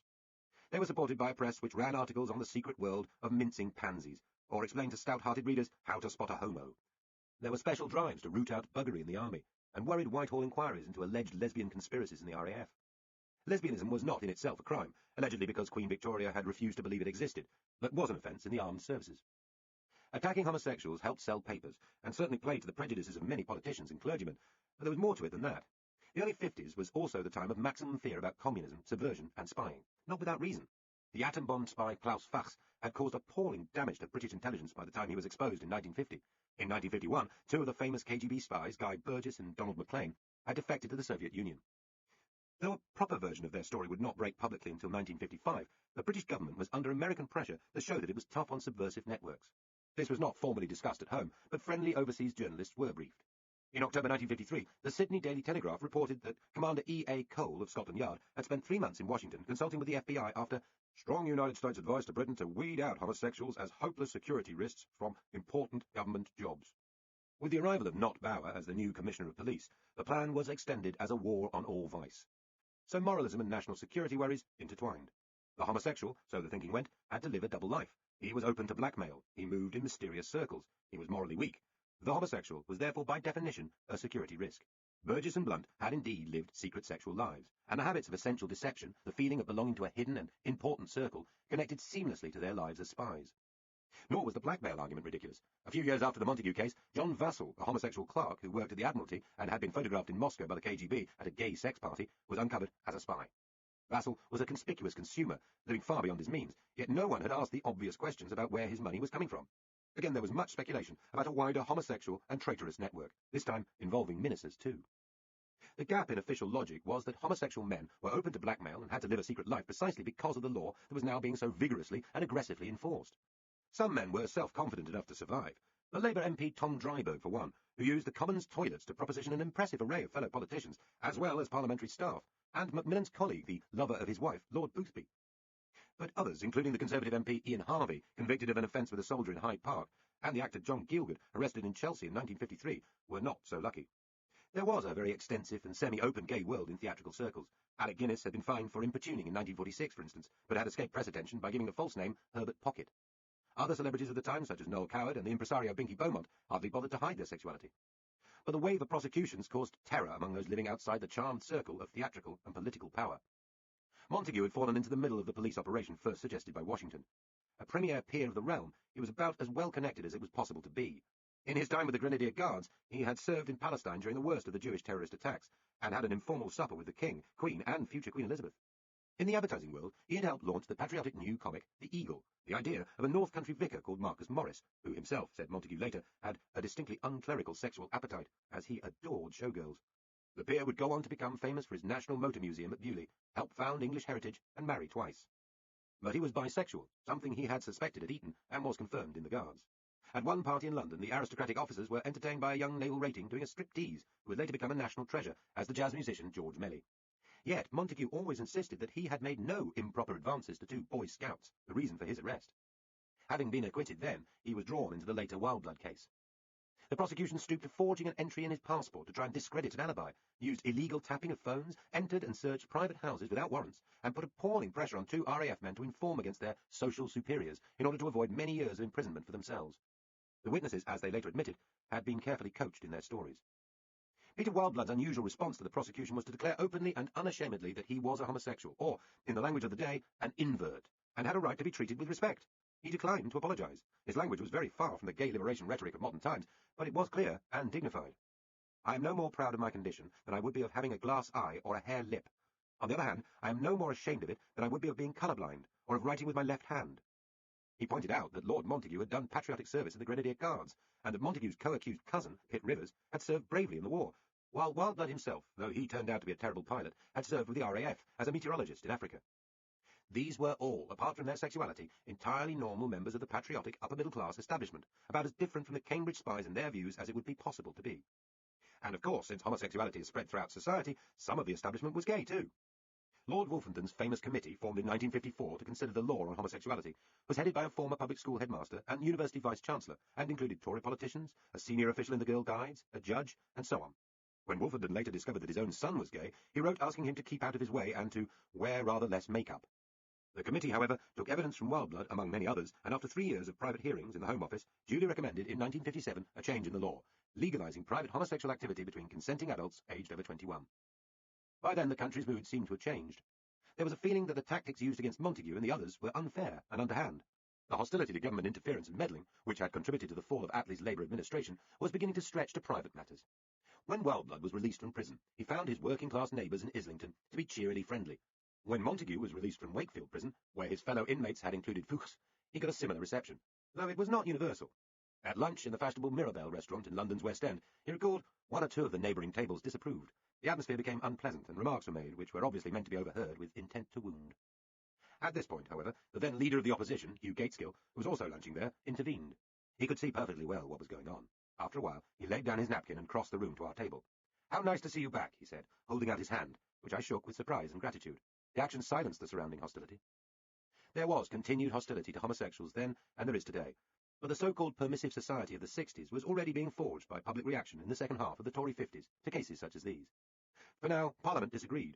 In the first parliamentary debates on homosexual law reform, the Home Secretary, Maxwell Fyfe, said he did not think the country would wear such a change. Had he been present in the Mirabelle restaurant, or had he stood a few years earlier outside Winchester Castle, he might have realised he was already out of date. The Spies, Tom and Guy in Moscow. Britain's spy networks were far more effectively hidden by upper-class connections than by the homosexual inclinations of a few of Moscow's men. The full story of the Cambridge spies does not belong here, but to the 30s and the divided loyalties of the anti-fascists. The tale of how a cluster of rebellious former public schoolboys came to believe that the fight against poverty and Hitler required their allegiance to the bloodthirsty regime of Stalinist Russia, and then how they infiltrated the British intelligence and diplomatic services before and during the Second World War, is well known. The sons of a diplomat, a naval officer, an Anglican clergyman, and a cabinet minister, they were about as traditionalist and patriotic in their upbringing as it was possible to be. They remained quintessentially English afterwards, too. The Labour MP and journalist Tom Dryburgh visited one of them, Guy Burgess, a few years after he had dramatically defected with Donald Maclean. And it was dramatic. Maclean's pregnant wife had just cooked a special ham for dinner at their home near Churchill's country house, when Burgess arrived and raced him off to Southampton for the overnight ferry to St. Malo. In Moscow, Dryburgh found Burgess outside a hotel, his bird-bright ragamuffin face tanned by the Caucasian sun. Burgess explained his job involved trying to get the Russians to translate and publish the novels of E.M. Forster. In his flat, Burgess strummed the Eton boating song on his piano and proudly showed that his suit still had a stitched badge reading Messrs. Tom Brown of Eton, High Street, Tailors. The Moscow defectors would die there, mildly regretful but entirely unrepentant, while two further traitors, Sir Anthony Blunt, who became surveyor of the Queen's pictures, and the economist John Cairncross, privately confessed and were left unexposed and unpunished for much of their lives. Did they matter, really? They did. Between them, British traitors helped the Soviet Union acquire nuclear weapons earlier than would otherwise have happened, passed huge amounts of information to Stalin's secret police, were directly responsible for the deaths of scores of British and other Western agents at the hands of the KGB, and, in Philby's case, managed to stymie an American attempt to create an uprising in Albania, so keeping that wretched country under the heel of one of the most primitive tyrannies of modern times. Their story has been made glamorous by the gilded associations of pre-war Cambridge, and the idealism of being anti-Nazi when part of the British establishment were not. Films and countless books, some by the spies themselves, have romanticised them. Yet the consequences of their spying were squalid and dangerous. Nor were they actually the most successful spies. Less glamorous characters such as Alan Nunn May, a scientist, and Fuchs were more important. It was the Dutch-born George Blake, who escaped from occupied Holland at the age of 20, joined the Royal Navy, was recruited by MI6 and captured by the communists in Korea, who probably caused most damage. He had been shocked, he later said, by the effects of American bombing of Korean villages, and passed the names of 400 British-controlled agents in Germany to the Russians, with predictable consequences for many of them. Some think he was brainwashed. Blake was caught, and in 1961 was given a prison sentence of 42 years, which remains the longest sentence ever imposed by a British court. He, of course, was not a dapper and well-connected old Etonian, with friends to tip him off. What is it about the British and spying? Other Western nations had their post-war spying scandals, particularly the Americans and the West Germans, but nowhere was quite so gripped as Britain by the actions of Soviet agents. Class and sex are undeniably part of the answer, but there is another half-buried theme: British anti-Americanism. Philby claimed all his life that he was a British patriot who felt that the country was simply allied with the wrong side. Another student in the same Cambridge college as Philby at the same time, though they never knew one another, was Enoch Powell, who came to much the same conclusion a few years later. This anti-Americanism was something which could bring together patriotic right-wingers and left-wingers in a common cause. Washington was constantly warning London about intelligence lapses and the possibility of traitors. But even when Russian defectors brought descriptions of Maclean and Philby to MI5, they were languidly dismissed. Unless there were even more traitors, even higher in the system, and Philby was close to the top, then disdain and smugness must have been to blame for the grotesque failures of security. Once traitors were discovered, there was then a national case for not making too much of it, because of the angry reaction from the American intelligence services, on whom Britain relied very heavily. Politicians were obliged to explain, or failed to explain, the defectors and the rising suspicions of third and fourth and then fifth men still uncovered. Macmillan, as Foreign Secretary in 1955, was obliged to knock down the idea that Philby might be a Russian spy who had tipped off Burgess and Maclean 4 years earlier. He was, of course, and had. Later, after yet more spies had been uncovered, Macmillan was told by an excited Sir Roger Hollis of MI5 that the organisation had arrested Vassall. Macmillan seemed dejected at the news, and when Hollis said he didn't seem very pleased, replied, "No, I'm not pleased at all. When my gamekeeper shoots a fox, he doesn't go and hang it up outside the Master of Foxhound's drawing room. He buries it out of sight." Macmillan, by now Prime Minister, lamented that there would be a great public trial, the security services would be blamed, and there will be a debate in the House of Commons, and the government will probably fall. Why the devil did you catch him? More concerned about harassing the press, Macmillan got 2 scalps when journalists refused to give their sources for allegations concerning Vassall and were briefly imprisoned. It was not surprising that people suspected an establishment cover-up by chaps who belonged to the same clubs and did not like their dirty washing flapping in public. Public laughter. Had anyone been asked to define British humour in the aftermath of the war, they would probably have come up with the genteel, meticulous cartoonists of Punch, whose neatly cross-hatched ink world stretched from Westminster and the home counties to the more remote areas of the Scottish Highlands, but included little in between. They might have mentioned the rude postcards of the seaside tradition, fat, overhanging bosoms and little willies. There were some rather lame newspaper comic strips, the radio surrealism of It's That Man Again, the exuberance of Flanders and Swan, and on film, the warm, ultimately optimistic humour of George Formby and the Ealing comedies. From the late 30s to the mid-40s, the world had been harsh enough, perhaps, without harsh laughter, too. What Britain had had, above all, was music hall. Even in the 50s, musical revues were still being widely performed, weaving a little light innuendo among the songs. Few of the hundreds of once famous double acts, singers, comedians, slapstick artists, clowns and acrobats from the Victorian and Edwardian heyday of music hall had been recorded, though they provided the main form of mass entertainment for half a century. This was a powerful culture which required skilled, physically tough and consistent artistes who could sing, dance and tell jokes, the original variety acts. Some of the fun can still be glimpsed in modern Christmas pantos and seaside summer shows, though these must be a pale shadow of that lost, garish gaiety. After the war, there was a surge of one-way traffic as music hall acts were taken up by the BBC Light programme, and when, in the 50s, television began to take off, a final generation of people who had learned their trade in small seaside and provincial theatres would arrive to hoof it, clown and sing for the cameras. Bruce Forsyth, Jimmy Tarbuck, Ken Dodd, Eric Morecambe, Ernie Wise and their rivals were the last products of the old musical theatre and its relentless demand for all singing, all dancing comic talent. In its way, music hall is as important to the smell and colour of 20th century Britishness as rock music. It just had less effective PR. Below the surface, new kinds of comedy were slouching unsteadily towards those microphones, cameras and footlights. One could write a useful contemporary history by simply asking of any particular time, what made people laugh? To be British now became bound up with a string of radio and television shows, their catchphrases, lateral logic and increasingly rude jokes. The harder tone of new British comedy came most obviously from two sources. One was the absurdity of many people's army experiences during and after the war. The other, with the later satire boom, was the absurdities of private boarding schools. No democracy had mobilised a greater proportion of its people in the World War. No country sent more of the children of its elite to boarding schools with strange rules. What followed from these two incontrovertible facts was very funny indeed. It meant elongated, grotesque faces, weird nasal voices, nonsense words that could send apparently normal people into hysterics. A private British world created some of the most chippy, eloquent people on the planet in the 6th decade of the 20th century. One of the most idiosyncratic and energetic aspects of British culture could be called popular surrealism. It was not the surrealism of experimental filmmakers or painters, but of Max Wall, goons, and eventually pythons as well. The name Goon, picked up from Popeye cartoons, seems to have begun with Spike Milligan. In the opening stages of the war, Milligan had played childish, boredom-repelling games with fellow gunners around their battery in Bexhill. Milligan was a working-class child of the British Empire.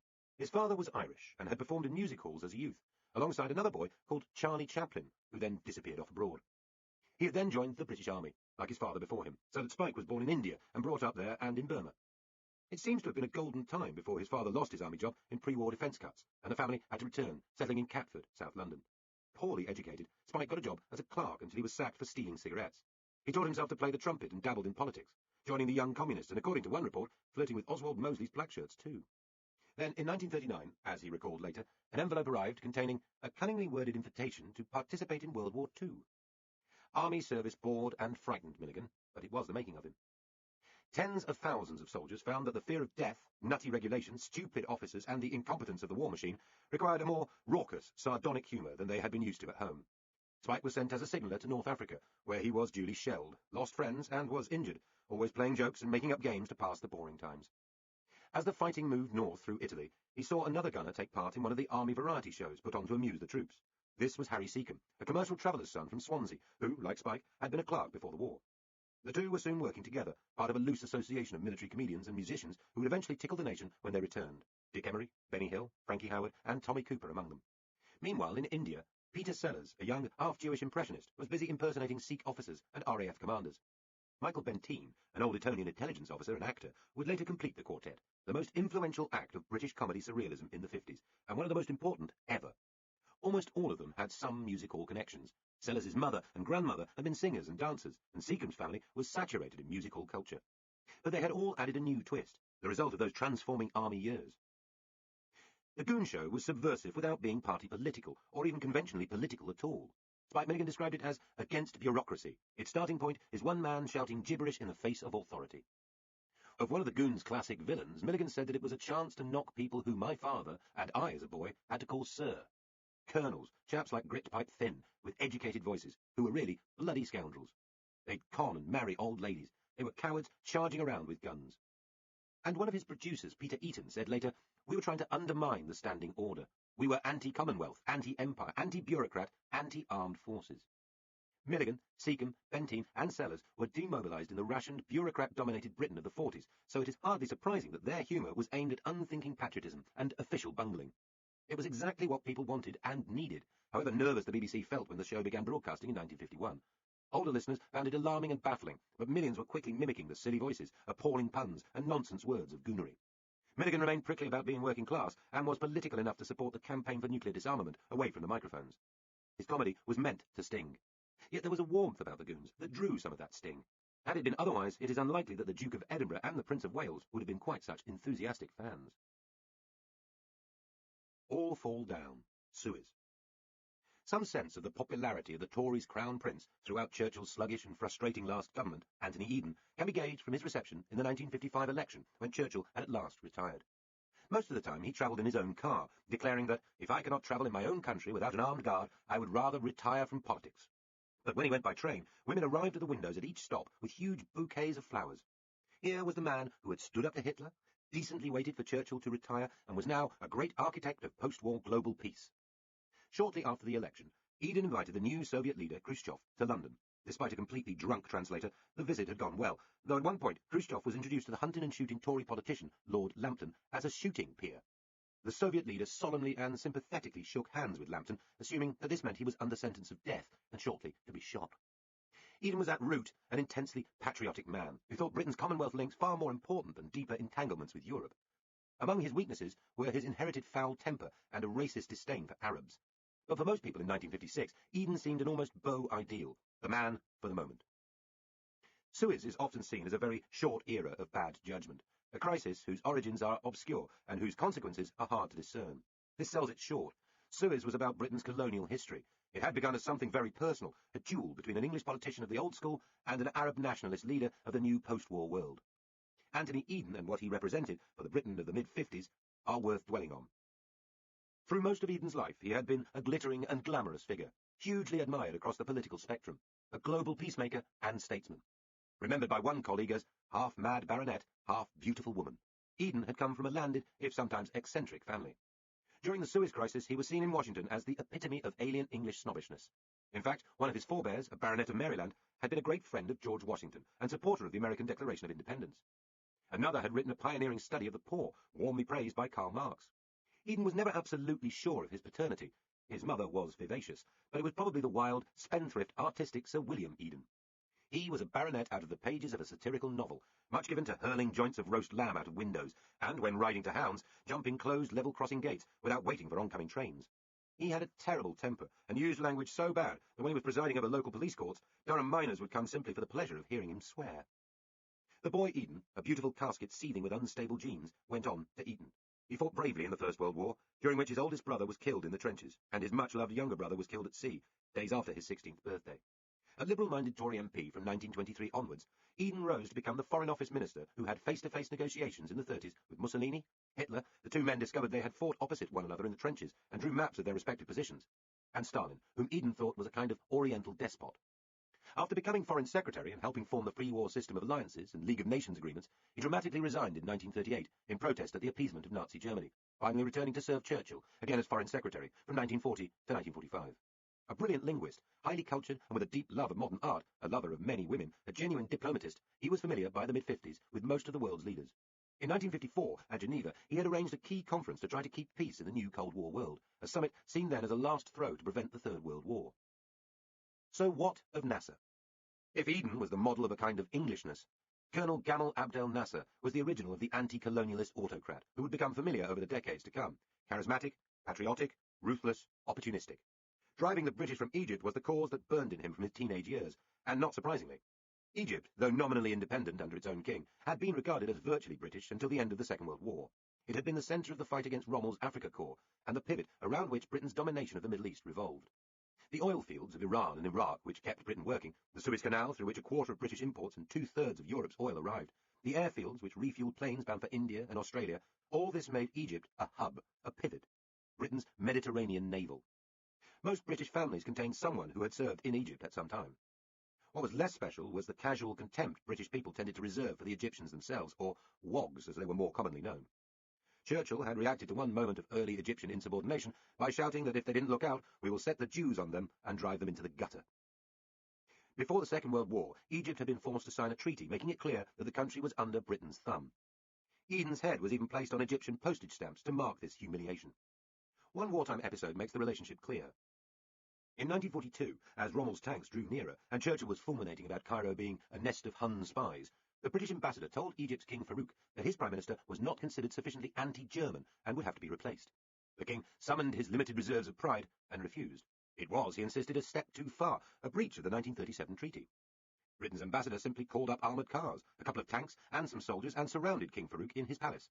The ambassador walked in and ordered the monarch to sign a grovelling letter of abdication, renouncing and abandoning, for ourselves and the heirs of our body, the throne of Egypt.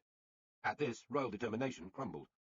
The king asked pathetically if, perhaps, he could have one last chance. He was graciously granted it and sacked his prime minister. Life went on, the war went on, but Egyptians took note. Down in the Sudan, a young Egyptian army officer, Lieutenant Nasser, seething with indignation, complained in letters to friends about the surrender and servility shown to the British. Colonialism, he said, if it felt that some Egyptians intended to sacrifice their lives and face force with force, would retreat like a prostitute. The son of a postal worker, Nasser was soon at the centre of a group of radical army officers, Egypt's Free Officers Movement, discussing how to get the British out and how to build a new Arab state, socialist rather than essentially Islamic. At this time, and later under Nasser, the Muslim extremists, whose thinking would one day influence Al-Qaeda, were being persecuted and even executed. Nasser was a ruthless, quietly determined man who naturally attracted followers. When King Farouk was eventually ousted by the Free Officers in July 1952, it took just 2 years for the young Nasser to oust the interim leader and seize control of the country himself. For him, this was good timing. After the war, Arab nationalism had made things much tougher for Britain. Its oil interests began to be challenged. Visiting British ministers found themselves stoned by Arab crowds. To Churchill's fury, Iran's Prime Minister, the popular and independent-minded Mohammad Mossadegh, had nationalised the Anglo-Iranian Oil Company in 1951, though he was overthrown in a CIA-organised coup 2 years later, organised by a president's grandson, the gloriously named Kermit Roosevelt. Mossadegh's action was a curtain-raiser for what Nasser would do in Egypt. In Iraq, a British-sponsored king and Prime Minister were holding on by their fingertips and would later both be murdered by mobs. In Jordan, the British soldier who had commanded an Arab legion there since 1939, Sir John Glubb, known as Glubb Pasha, was sacked by the young King Hussein in March 1956. An Arab now wanted an Arab in charge of his army. Though it seems a small matter now, at the time it was seen as a slap across the face for London, provoked by the uppity Arabism sweeping the region. Eden blamed Nasser for this, and told a junior minister, "What's all this poppycock about isolating and quarantining Nasser? Can't you understand that I want Nasser murdered?" Egypt was where the confrontation between old colonial power and the new Arab nationalism was always going to take place. Britain's military base at Suez, guarding its interest in the canal, was more like a small country than a barracks. It was about the same size as Wales, with a vast border which was expensive and difficult to defend, so much that Attlee had considered closing it and pulling out shortly after the war. The base depended for survival on supplies and trade with the surrounding Egyptian towns and villages, but in the latter days of Farouk's reign, it was already being boycotted by nationalist Egyptians. One incident produced another. The tension rose. Off-duty British servicemen were shot. After one act of bloody retaliation involving the slaughter of poorly armed Arab policemen holed up in a building by British soldiers, the Cairo crowds turned on foreign-owned clubs, hotels, shops and bars and set them alight. Britain found herself facing a guerrilla war. Eventually, following yet another coup, London began to negotiate a British withdrawal. There were, after all, other bases nearby, notably in Cyprus, where, however, another nationalist guerrilla war was going on, and in Jordan. Eden, then Foreign Secretary, came to think that withdrawal was inevitable and pointed out to his colleagues that we are ourselves in serious breach of the treaty, having 8 times as many troops in the country as stipulated. To start with, all was civilised enough. Nasser even briefly met Eden, though he didn't much enjoy being lectured by the British leader in fluent Arabic. He complained later that Eden, in the grandiose surroundings of the British embassy, which made the British look like princes and the Egyptians like beggars, treated him like a rather dim junior official. The agreement stipulated that Britain would keep her rights over the canal, a deal soon broken by Nasser. At this stage, how great a threat was Nasser? His ability to rouse Arab opinion was impressive, and he wanted to make himself a spokesman for the non-aligned world generally. His Cairo radio, broadcasting across the Middle East, was the Al Jazeera of its day, though considerably less independent. At different times in the coming crisis, Nasser would be compared by British politicians and newspapers to Mussolini and Hitler, presented as a stooge of the Soviet Union, and then as a regional Arabist menace. He was a dictator, certainly. He was also a socialist of a kind, with great plans for a healthier, stronger, better educated country. He wanted to spread his power throughout the Arab world, beginning with the Yemen, Syria, Sudan, and Jordan. Like Saddam Hussein, he had used poison gas against enemies and, like him, was regarded with alarm by other Arab rulers. Like Saddam, Nasser believed in the destruction of the then-new State of Israel. Yet he would have remained a local irritant had it not been for a catastrophic blunder by Washington. Nasser's great ambition was the creation of the so-called High Dam at Aswan, a gargantuan project which had been dreamed about since the mid-40s and which might transform Egypt's economy. 3 miles wide, it would create a 300-mile-long lake, which would give the Egyptians 8 times as much electric power as they then had, and increase the country's fertile land by a third. It was much more than just another civil engineering project. Nasser talked of it being 17 times larger than the Greatest Pyramid. With Aswan, here was a new pharaoh, bringing a new age to Egypt after centuries of colonial humiliation. The problem was that such a dam was also far beyond the resources of Nasser's Egypt. Loans had been discussed for years, and in 1956 Nasser had every reason to think that the Americans, followed by the British, were about to sign the cheques. Partly out of pique, when he thought he was being given an ultimatum, Nasser's ambassador implied they could get help from the Russians and Chinese if the American terms were not good. The US Secretary of State, John Foster Dulles, abruptly cancelled the offer. Nasser was livid. To show his anger and to find a new and secure source of revenue, he abruptly retaliated by seizing control of the Suez Canal, triggering the coup with code words given to a mass public rally. If the dam was not just a dam, the canal was not merely a canal. It was the ultimate liquid motorway, a vital artery of world trade, connecting Europe through the Mediterranean with India, Australia, New Zealand, and the Far East. In the days before mass air freight, the only other way was round the Cape, infinitely further, slower, and more expensive. Years before, Eden had called it the jugular vein of the British Empire, and in the mid-50s, a quarter of all British exports and imports came through it. It wasn't only Britain. 3/4 of Europe's oil came from the region, half of it through the canal. Indeed, 1/6 of the whole world's cargoes went through it, some 50 ships every day, all of them paying tolls. Because of its international importance and the fact that it had been built by a French engineer using French and British money, it had since 1888 been administered as an international facility, not an Egyptian one. It was run by a company, 44% of which was in turn owned by the British government, thanks to an inspired piece of high Victorian entrepreneurship by Disraeli. It was not hard to see how this streak of colonial-owned internationalism running through Egypt felt like a violation. Nasser's plan, having seized it by military force just days after Dulles turned down his loan request, was to use payments from canal traffic to finance the next phase of his dam. The legality of the seizure was much debated around the world, but to the British government, Nasser's action was simple theft and a clear breach of international treaties. Worse, you couldn't leave Egyptians running something as sophisticated as a canal. Worse still, if it was allowed to stand, this act of impudence or bravado would inspire other Arab radicals and threaten the whole region. Since Nasser's act had been provoked by Washington, and since his revenge hurt Britain and France, Washington's allies, it might have been expected that President Eisenhower would staunchly back action against Nasser. The situation turned out to be rather more complicated. For one thing, Washington was pursuing a vigorous policy of trying to turf out the old colonial powers from the Middle East in favour of America herself. The US had oil of her own, but was always worried about the future, and acutely aware that 2/3 of the then-known world reserves were in the region. Special deals had been made with the Saudis and Iranians. This economic interest was augmented by loud and pious anti-colonialism, particularly from the Secretary of State, Dulles, a devious and sanctimonious character who hated British imperialism with a founding father's fervour. He also loathed Eden, who cordially returned the feeling. Next, there was the intense worry in Washington about the Russians, who were making menacing noises about the liberal regime emerging in Hungary. Next, there was the ticklish question of the Panama Canal, which was controlled by the United States in a similar way to Anglo-French control in Suez. Ike and Dulles wanted no agreement emerging from the Middle East about international control of waterways which might affect Panama. Finally, by 1956, President Eisenhower was in the throes of trying to be re-elected on a peace and prosperity ticket and was outraged by his allies' untimely saber-rattling.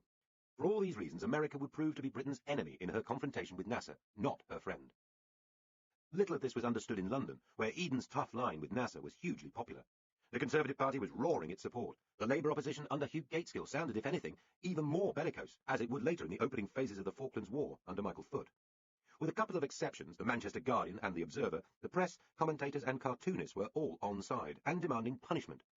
The new science of opinion polling and individual messages of support pouring into Downing Street showed that public opinion agreed. Nasser must be sorted out. But timing in politics is everything. Under American pressure, there followed months of diplomatic manoeuvring, during which Eden and his passionately anti-Nasser Chancellor, Harold Macmillan, began to lose the initiative. There were international conferences, proposed compromise deals under which the countries dependent on the canal would have a new role in administering what would formerly be Egyptian property, and intensive negotiations at the United Nations. Britain kept hinting that it might yet come to war. Eisenhower and Dulles insisted that a peaceful solution should be found. By saying that America would have no part in trying to shoot our way through to the canal, and by referring to the problem of colonialism, they encouraged Nasser, who brusquely rejected all outside initiatives. America's attitude also encouraged Moscow, which led the diplomatic charge against Britain and France. Throughout this episode, and despite the crisis caused by Russia's crushing of the Hungarians, the US and the USSR stood shoulder to shoulder against London. This all felt increasingly ominous. And then a possible shortcut presented itself through the unlikely agency of Israel. It depended on America in the mid-50s almost as much as it does half a century later, but the Israeli government believed Nasser and his pan-Arabism was a threat to their existence not properly appreciated in Washington. Egypt had taken delivery of large quantities of Soviet bloc armaments, including the latest jet fighters and bombers. Nasser's anti-Israeli rhetoric was blood-curdling, and he was increasingly closely echoed by the Syrians and Jordanians. The Suez Crisis gave the Israeli government a one-off opportunity to strike their most serious enemy, and even enjoy Western air support while they did it. Thus came about the plot finally hatched by Britain, France, and Israel to finish off Nasser. Harold Macmillan, the Chancellor, had originally suggested that Israel be used to attack Egypt from one flank, and the idea was enthusiastically taken up by Churchill in retirement. When first mentioned to Eden, he thought it eccentric and dismissed it.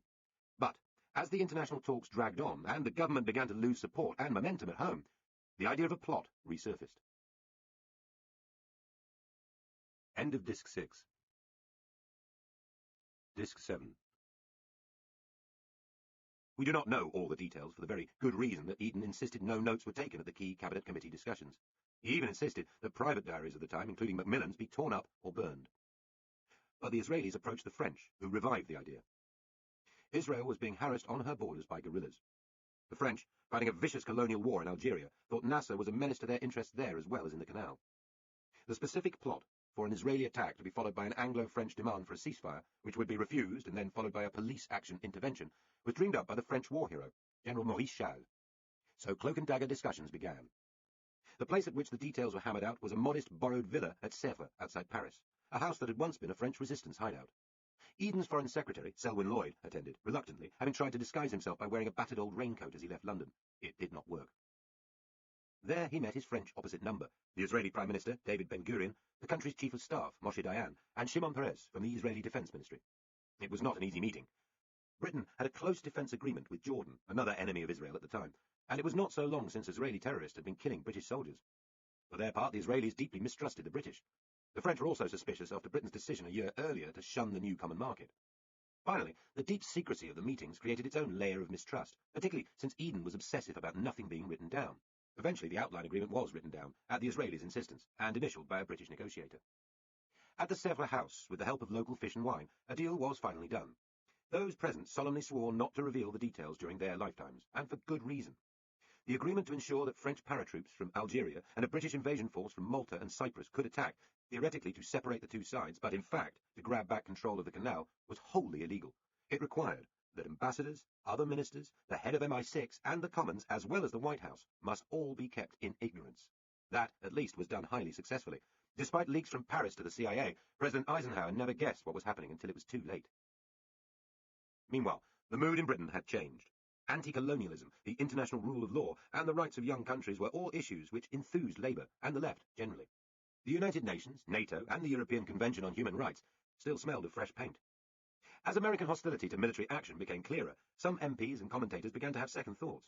Eden, rather like Thatcher and Blair later, complained that left-wing intellectuals were stirring things up against him, while the BBC is exasperating me by leaning over backwards to be what they call neutral and to present both sides of the case.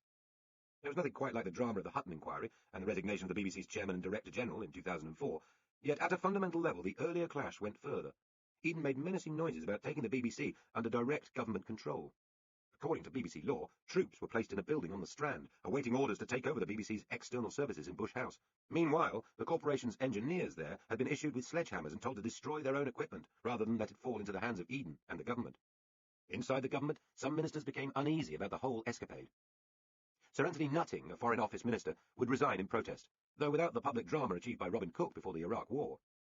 And as with the Iraq War nearly half a century later, late in the day when the opposition really organised itself, crowds turned out to protest and private unease spilled into public anger. For the first time in modern British history, large numbers of people came onto the streets of London to challenge a government going to war. The Suez demonstrations would be followed by the great anti-Vietnam clashes of the 60s and the marches against Tony Blair's Iraq War. But in the 50s, nothing like this had happened before.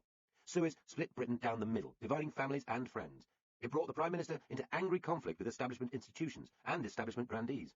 Lord Mountbatten is said to have warned the young Queen that her government were behaving like lunatics, and a former royal aide believed she thought her premier was mad. Because of Suez, a generation of politically aware younger people grew up rather more contemptuous of politicians generally, readier to mock them, keener to dismiss and laugh at them. The decline of respect for the craft of politics would probably have happened anyway in modern Britain, but the events of the winter of 1956 hastened that decline. Even the military was affected. The call-up for Suez provoked wide-scale desertions and minor mutinies across Britain. Some 20,000 reservists were called back and many declined to come, some scrawling bollocks across their papers. In Southampton, Royal Engineers pelted a general with stones. In Kent, there were similar scenes among reservists. More or less to a man, they refused to polish boots or press uniforms or even do guard duty. They spent most of the time abusing the career soldiers for being idiots. The army could do nothing. It went further than Kent. In Malta, in the unpleasant surroundings of the Crendy airstrip, Grenadier Guards, fueled by Naffy tea, marched through the camp, down to the building where the officers were housed. They were angry about conditions as much as politics, but earned a stiff lecture from their commanding officer on the dire consequences of mutiny.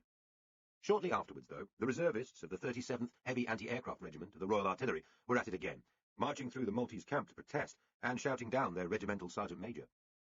These were minor incidents, undoubtedly, and had much to do with boredom and irritation among reservists, brought suddenly to dusty, unpleasant camps, yet headlines in the press about army mutinies and protest marches sent shockwaves through the forces. The biggest single difference between the Suez and Iraq crises was, of course, that the Americans did not want war in 1956 and were determined for it in 2003. Anguished letters and telephone transcripts tell the story of mutual misunderstanding. From Eden's point of view, the US was preventing any real pressure against Nasser while talking grandly about international law. He gave enough broad hints, he thought, for the White House to realize that he and the French Prime Minister were ready to use force. At different times, Eisenhower's team had given the impression that they accepted force might be necessary. Dulles had talked of making Nasser disgorge his prize. So, while Britain could not tip off the Americans about the dangerous and illegal agreement with Israel, or give military details, there was a general belief that the Americans would understand. This was an error. From Eisenhower's viewpoint, his old allies had dropped him in the dirt at the worst possible time, during an election and when the Russians were brutally crushing the Hungarian uprising with 4,000 tanks and terrible bloodshed. Eisenhower and Dulles had failed to pick up persistent hints and worried reports from CIA agents in Paris and London, just as they had failed to understand the consequences of cancelling their help for the Aswan Dam. America in the mid-50s was a young superpower, still flat-footed. This time, it had been fooled by both sides. So, on the early morning of the 5th of November, 1956, British and French paratroopers began dropping from the air above Port Said. A huge British convoy, which had been steaming for 9 days from Malta, arrived with tanks and artillery, and the drive south to secure the Suez Canal began. So far, only 32 British and French commandos had been killed, against 2,000 Egyptian dead. In a military sense, things had gone smoothly. The politics was another matter. When the invasion happened, Eisenhower and Dulles exploded with anger. According to American White House correspondents, the air at the Oval Office turned blue in a way that had not happened for a century. Dulles seriously compared the Anglo-French action to that of the Soviets in Budapest. Unfortunately, at much the same time as Eisenhower was hitting the roof of his office, Nasser was hitting the floor of the canal, with no fewer than 47 ships filled with concrete. He had done the very thing Eden's plan was supposed to prevent. He had blocked the canal. For the first and last time, the United States made common cause with the Soviet Union at the UN to demand a stop to the invasion. The motion for a ceasefire was passed by a crushing 64 votes to 5. World opinion was aflame. India, 8 years independent, sided with the Soviet Union, which was threatening to send 50,000 Russian volunteers to the Middle East. In the event, as the British troops were moving south, having taken Port Said, and with the roads to Cairo open to them, they were suddenly ordered to stop. An immediate ceasefire and swift pullout was being ordered by London, not because of the views of irate squaddies in the home counties or the private views of the Queen or fulminations in Moscow. Britain was being humiliated by the United States in a way that had not happened since the War of Independence. On the ground, clear-sighted about their national interest and uninterested in American anger, the French were prepared to keep going. Britain was in a different situation. It came down to money, oil, and nerves. The pound was again being sold around the world, with the US Treasury piling in to viciously turn the screw. Fuel was soon running short, and in what seemed like a return to wartime conditions, British petrol stations briefly required motorists to hand over brown-coloured ration coupons. Britain needed emergency oil supplies from the Americans, which would have to be paid for in dollars. Britain didn't have enough dollars. Another loan was needed. Harold Macmillan turned to Washington and the International Monetary Fund to ask for help. The US Treasury Secretary, George Humphrey, told him, via Britain's new Washington ambassador, Sir Harold Catchier, "You'll not get a dime from the US government if I can stop you until you've gotten out of Suez. You are like burglars who have broken into somebody else's house, so get out. When you do, and not until then, you'll get help." By now, the Egyptian Air Force had been destroyed. and 13,500 British troops with 8,500 French troops had landed at Port Said and were making their way south towards the canal. Rather embarrassingly, the Israelis, led by Ariel Sharon, later to be a controversial prime minister, had long ago reached their destination and stopped, so there was no real need to separate anyone. But the game was up by then. With the country split from Buckingham Palace to the barrack room, Eden's health and nerves gave way. To many it seemed as if NATO itself was on the verge of breaking apart. After a brutally direct phone call from Eisenhower, ordering him to announce a ceasefire, Eden called his French opposite number, Guy Mollet, who was begging him to hang on. According to French sources, he told him, "I am cornered. I can't hang on. I'm being deserted by everybody. My loyal associate Nutting has resigned as Minister of State. I can't even rely on unanimity among the Conservatives. The Archbishop of Canterbury, the Church, the oil businessmen, everybody is against me. The Commonwealth threatens to break up. I cannot be the gravedigger of the Crown." And then I want you to understand, really understand, Eisenhower phoned me. I can't go it alone without the United States.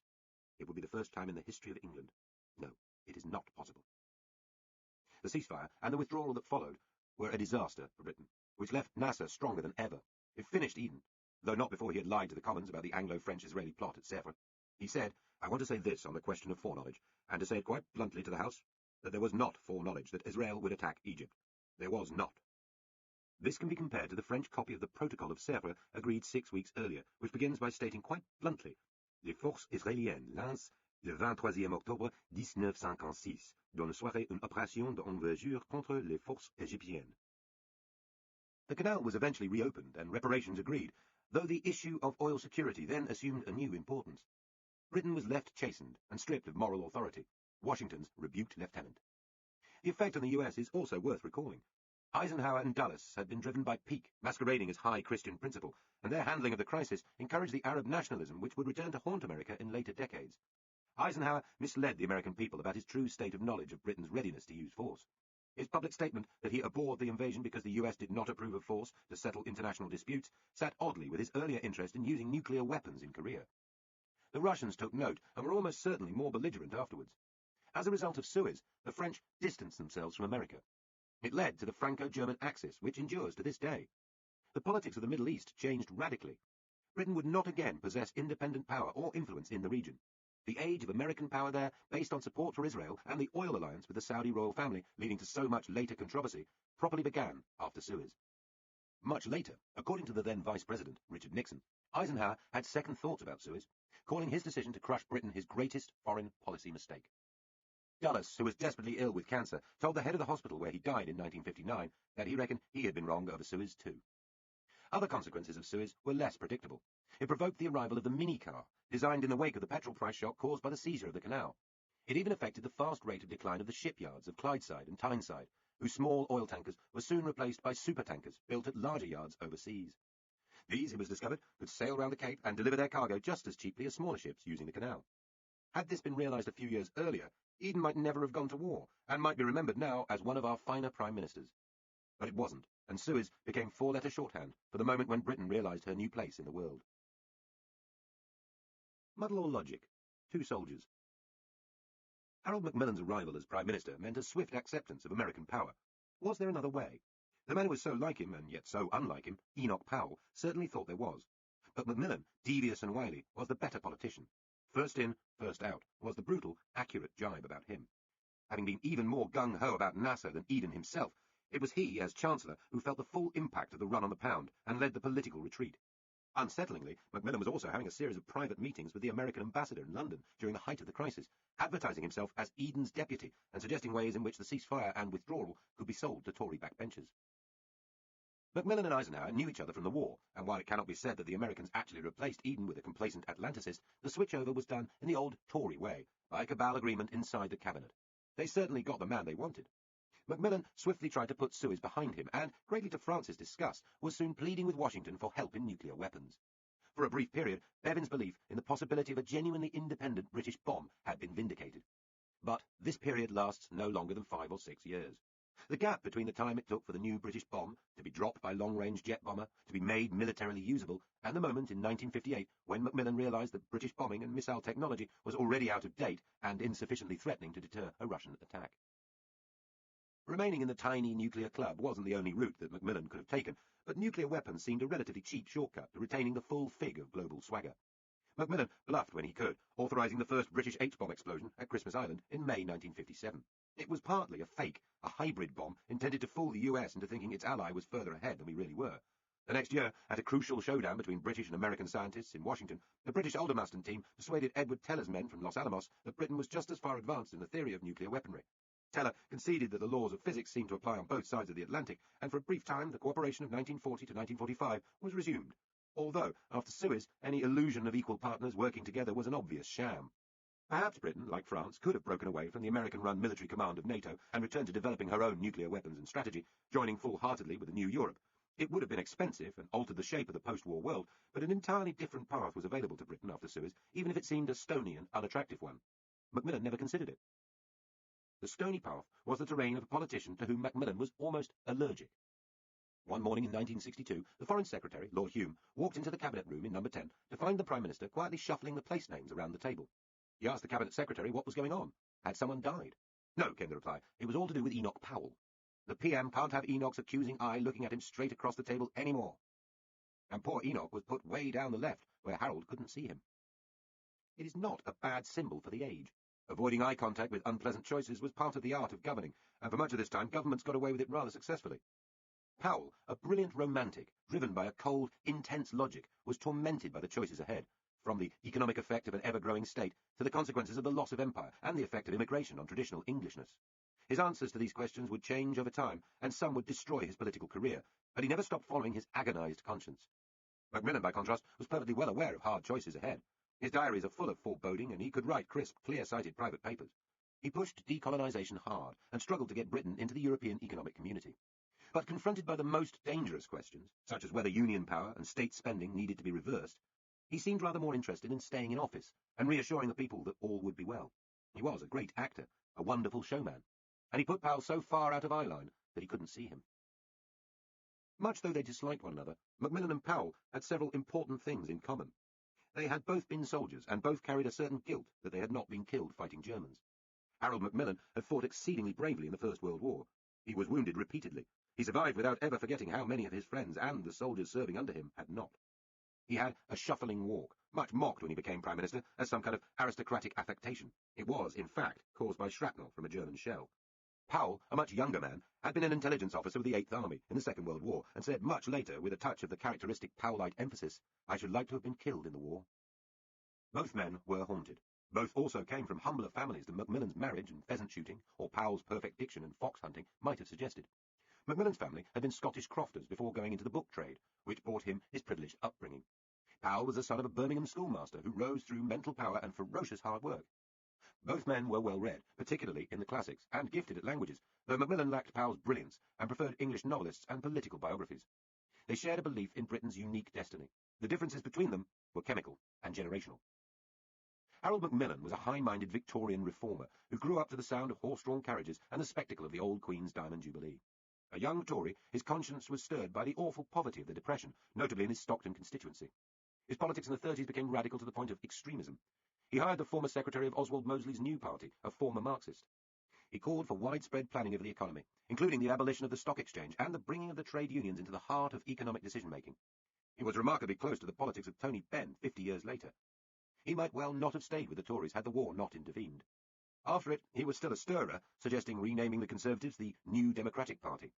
By the time he returned to government in 1951, his ideological wildness had matured into a paternalistic mildness, a horror of right-wingers and left-wingers both. Like Winston Churchill, the son of an American mother, he hoped to show that in an American world, Britain could still play the role of a wise, if wobbly, parent. Greece to America's Rome. Enoch Powell, 18 years younger, was no less romantic. But he was formed by the university's study, the Indian Army, and the last days of the British Empire. Unlike Churchill or Macmillan, he loathed the Americans to the point where he seriously believed, during 1944 to 1945, that the next war would pit Europe and Russia on the one hand against the anti-imperialist United States on the other. Greece to their Rome?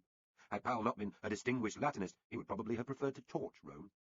Where Macmillan was vague and paternalistic in his thinking, Powell had a disconcerting habit of beginning with first principles and then following his logic wherever it led, which was often to uncomfortable places.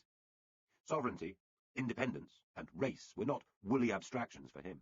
He distrusted wit and showmanship, though, like his Labour doppelganger and friend, Michael Foot, he was always more of a showman and a personality politician than he admitted. Enoch Powell came relatively late to hunting. But compared to Macmillan, he was the wilder horseman, notorious among friends for throwing himself off while leaping unwisely over high fences with unknown drops. Macmillan was the ultimate master of staying in the saddle and would rule for years.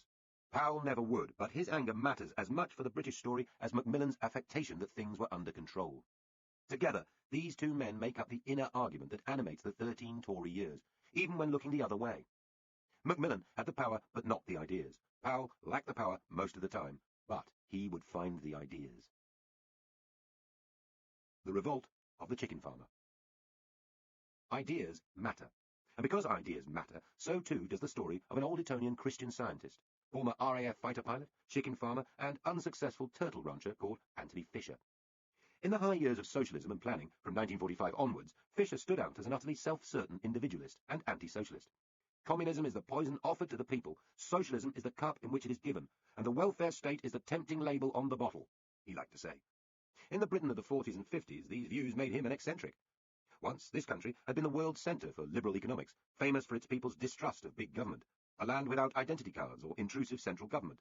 Now, even its Liberal Party was a keen supporter of the post-war consensus, the party, after all, of Beveridge and Keynes. There were some standing out against it. Not many, but some. Their unlikely spiritual teacher was Friedrich von Hayek, an exiled Viennese economist, who came from the very heart of cosmopolitan intellectualism, where socialism, communism, Freudianism, and fascism contended. A cousin of the daunting philosopher Wittgenstein, he would help reconvert the British to their old doctrines of economic liberalism. Hayek had arrived in London to teach economics in 1931 and developed a close rapport with another economist, Lyle Robbins, the son of a London market gardener who had been taken up by that creator of the welfare state, William Beveridge.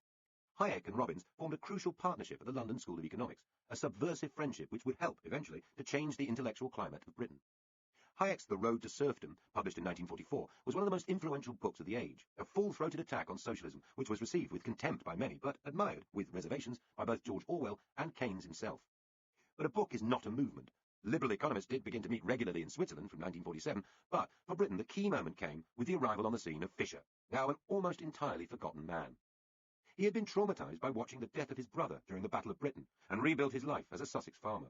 A staunch individualist, he had been entranced by Hayek's book, and managed to meet his hero after the war. Hayek told Fisher not to try to become a politician, but instead to try to win the battle of ideas by forming some kind of institute or organisation to fight the rotting influence of the state. It was a message Fisher never forgot. Luckily for him, the state stepped in to help him spread it. In 1952, his herd of cattle contracted foot and mouth disease and had to be destroyed.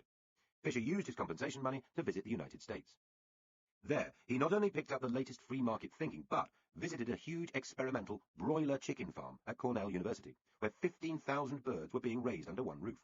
This, thought Fisher, was exactly what the meat-starved British needed. It was illegal to import the chunky American poultry central to the new factory farming, so the anti-regulations Fisher was reduced to covering 2 dozen fertilised white rock eggs with silver foil and bringing them through in his hand luggage as Easter eggs. Back in Sussex, he built sheds with gas heating systems and an overhead rail system to bring in food. Soon, 24 chickens became 2,400, and then 24,000. Within a few years, his family were raising 1.25 million birds. Buxted chickens had been formed, and Fisher was a very rich man, the most successful poultry farmer in Europe. Across Britain, affordable roast chicken became a staple of the Sunday lunch table, thanks to Fisher. And with the money they made him, he was able to fund the Institute for Economic Affairs, undoubtedly the most influential think tank in modern British history. Set up by Fisher and the eccentric ex-paratrooper and liberal Oliver Smedley, the IEA was intended to combat the socialist influence of the Fabians. Soon they would be joined by others, Ralph Harris and Arthur Selden. Hayek would be proved right. It was the seeding of ideas that mattered most, not conventional political careers. The IEA first touched British politics during the winter of 1957 to 58, when inflation was rising above 4% and wage settlements were in double figures. Like so many political crises of the time, this one occurred in deepest private. The question was whether government spending should be cut back as part of a wider drive to curb the amount of money in the economy. Banks were also to be instructed to cut back credit. Macmillan was far more worried about confrontation and unemployment than he was about rising prices. His Chancellor, Peter Thornycroft, disagreed. He was insistent that savings had to be made to squeeze inflation and save the pound. His enemies thought Macmillan an unprincipled coward. He was certainly driven by a ruthless enthusiasm for staying in office, but there was another side to the Prime Minister.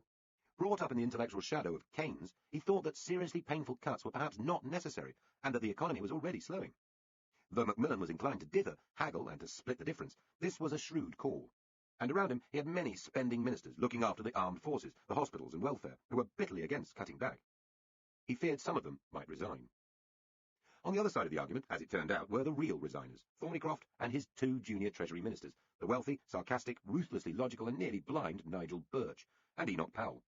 Their insistence that it was vital to control the money supply was not just a technical position, but was intertwined with a personal suspicion of corporatism and the big state that was close to the more intellectual economic case now being pushed by the newly formed IEA.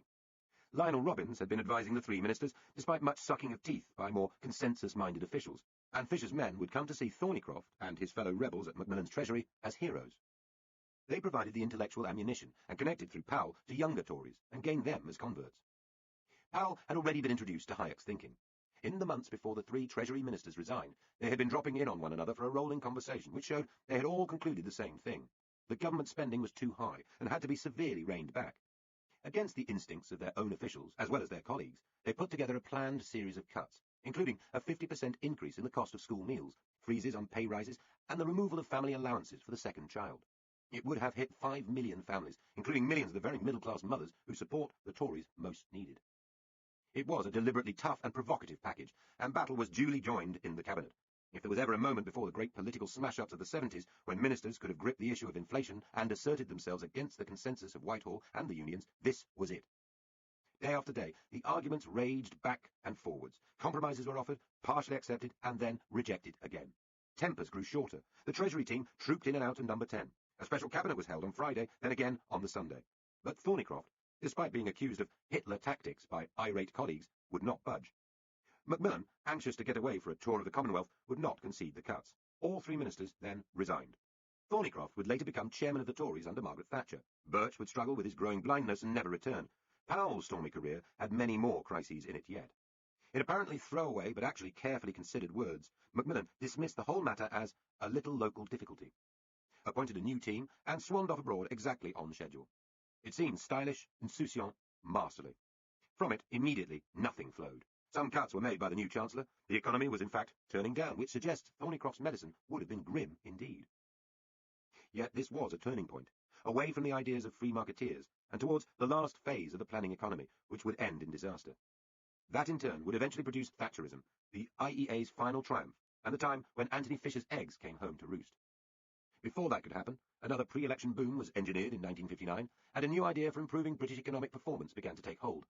The central plan used by the French. By 1961, there was a pay pause to try to hold down inflation, and then the establishment of a grand chat-in, the National Economic Development Council, or NEDI, which brought industrialists, civil servants, and trade unionists around a table to discuss how to produce more. Reggie Maudling virtually ordered the car makers to build new factories in Scotland, Merseyside, and Wales in order to combat rising unemployment. The following year saw a 4% growth target. The run-up to the 1964 election, under a new Prime Minister, featured a giveaway budget by Maudling, by now Chancellor, which would later be blamed by Labour for leaving an atrocious economic crisis. Almost all the weapons used by Labour to try and plan their way out of economic decline, from pay and incomes targets to national plans and regional directives, were already in place under Macmillan and his successor, Alec Douglas-Hume. All would fail. Anthony Fisher knew why. Things that fall on your feet. The best answer was clearly for British industry to produce more than the rest of the world wanted to buy, reliably and at the right price. Was that impossible? In the 50s, there were plenty of successful British corporations. There were the oil giants such as Royal Dutch Shell, product of a merger in 1906, and by then a vast international business headquartered in London. There were the consumer combines, notably Unilever, another Dutch and British joint venture dating from 1928, which squatted across everything from soap powder to sausages, toothpaste to frozen food, and which was run on the latest principles of market research, ruthlessly targeted advertising, and properly trained managers. There was the privatised again steel industry. The Steel Company of Wales, whose vast Port Talbot works in South Wales, the city of steel which never sleeps, employed 20,000 people, could boast one of the most modern mill systems in the world. Other private steel firms, at Concert for instance, were also working at full pelt and seemed competitive with their European rivals. There was ICI, the chemical combine created in the 20s, which enjoyed a near monopoly in many products, which employed 6,000 research workers and by the end of the 50s was spending more on R&D than all Britain's universities combined. There were electronic companies like Ferranti's and the sprawling engine-making light bulb, fridge and washing machine group AEI. The still successful engineers such as Rolls-Royce and Vickers, and tightly run metal bashers like Guest, Keen and Nettlefolds. These and other groups were not allowed to sit pretty, or lack for competition. The 50s had seen the start of ruthless corporate raiding by tycoons who took over, broke up, and reorganized flaccid and poorly managed firms. There was much talk of learning the latest American management techniques. The big US advertising companies were already growing in London and influencing British thinking. Better design was being eagerly sought out from Italy, Denmark, and France. In his Anatomy of Britain, 1962, the journalist Anthony Sampson paints a vivid picture of one of the new property tycoons who was making a fortune by breaking up the inner-city portfolios of great old companies and putting up new developments, what he called his Canalettos, the new skylines of booming Britain. Jack Cotton, a Birmingham boy made good, was living in a suite in the Dorchester Hotel, surrounded by surveyors, maps, and paintings by Renoir, a jaunty business impresario, short, red-faced, 59, with smooth black hair, shrewd eyes, a pointed handkerchief in his pocket, and a bow tie to match. His cars are called JC1 and JC2. Then there was Hugh Fraser, the Glasgow draper's son, who was building a huge network of stores and other businesses across the country.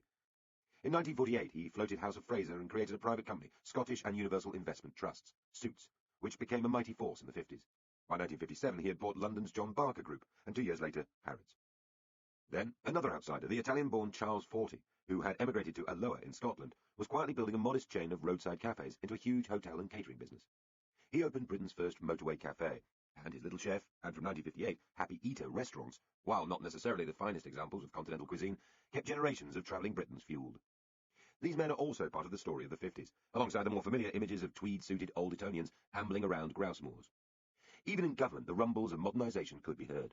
The hyperactive Tory minister Ernie Marples, a self-made businessman and rare working-class Arabiste in Macmillan's cabinet, a fireball of energy in the Jack Cotton mould, was busy recasting Britain's ancient transport system.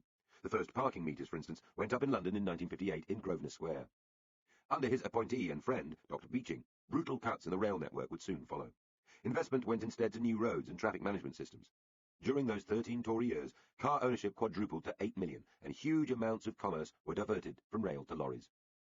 Britain's car industry, which would later become the ultimate symbol of industrial failure, was looking strong.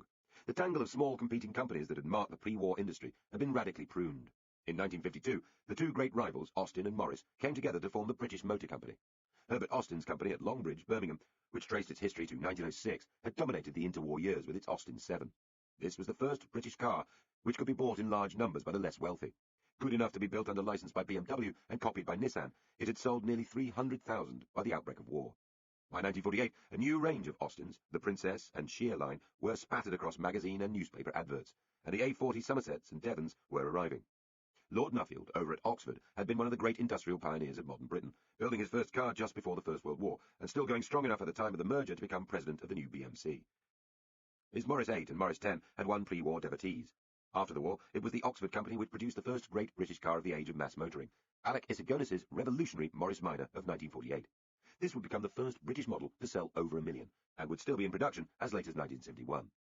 Lord Nuffield had not been an immediate fan, describing the car as that damned poached egg designed by that damned foreigner. The Great Aragonis. Alec Issigonis deserves a short aside in the narrative, a space for himself. He not only designed the Morris Minor, but in 1959, the year Macmillan, at the height of his reputation, called a particularly successful election, he produced the Mini too. This was the nearest thing to chic Macmillan's age produced, though of course Macmillan himself would never have bought anything so small and vulgar. Issigonis can lay claim to being one of the more influential figures in the history of the car in Britain, as well as being about the only industrial designer anyone has heard of. The son of a Greek engineer living in Turkey who had taken British citizenship, and a German brewer's daughter, his early years had been lived on the site of his father's marine engineering business, watching the drawings transform themselves into engines. He is as good an example as any of the benefit that immigration brought to the country. He was a war refugee. The First World War peace treaties had carved up the Ottoman Empire and given Smyrna, the port where Issigonis lived, to Greece. The Turks won it back, and many foreigners fled. Issigonis' father died on the way, and he arrived with his mother in London in 1922, virtually penniless. He learned engineering and industrial drawing in London before getting work first for Humber, then Morris. An unconventional designer, he loathed teamwork and mathematics, describing the latter as the enemy of every truly creative man. He learned in part by hand-making his own racing car, which he raced himself before the war. Later, he would ridicule such innovations as car radios, seatbelts, and comfortable seats. Issigonis' Morris Minor had been radical in design and structure. It was the nearest of any British car to the Hitler-era Volkswagen Beetle. His Mini Minor was commissioned in the immediate aftermath of the Suez Crisis, when petrol shortages had focused attention on the case for cheap, economical cars. The country was already latching onto the cheap bubble cars being imported from Italy and Germany, and soon being made in Britain too, at a Brighton factory.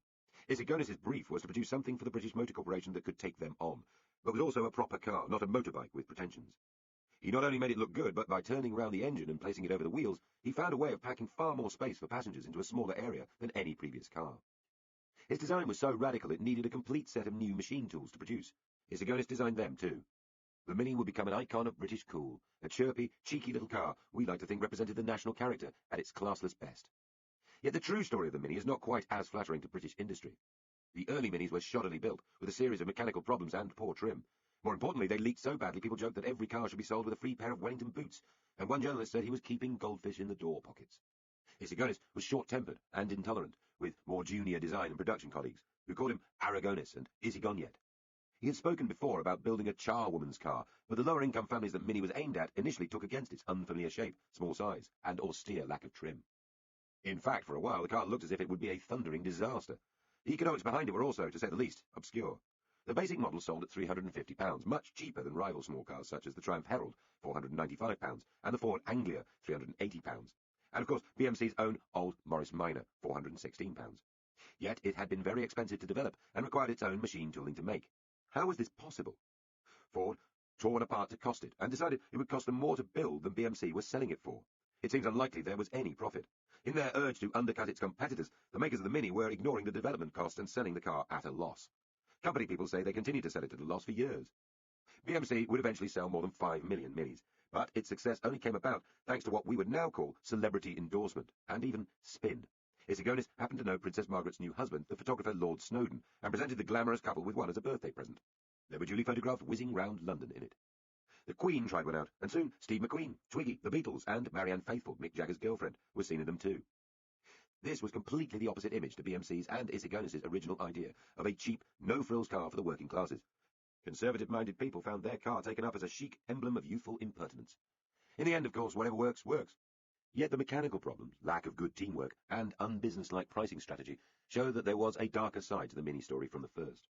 Isigonis' biographer concluded that, far from being a business triumph for the shaky British Motor Corporation, the Mini was the first nail in their coffin.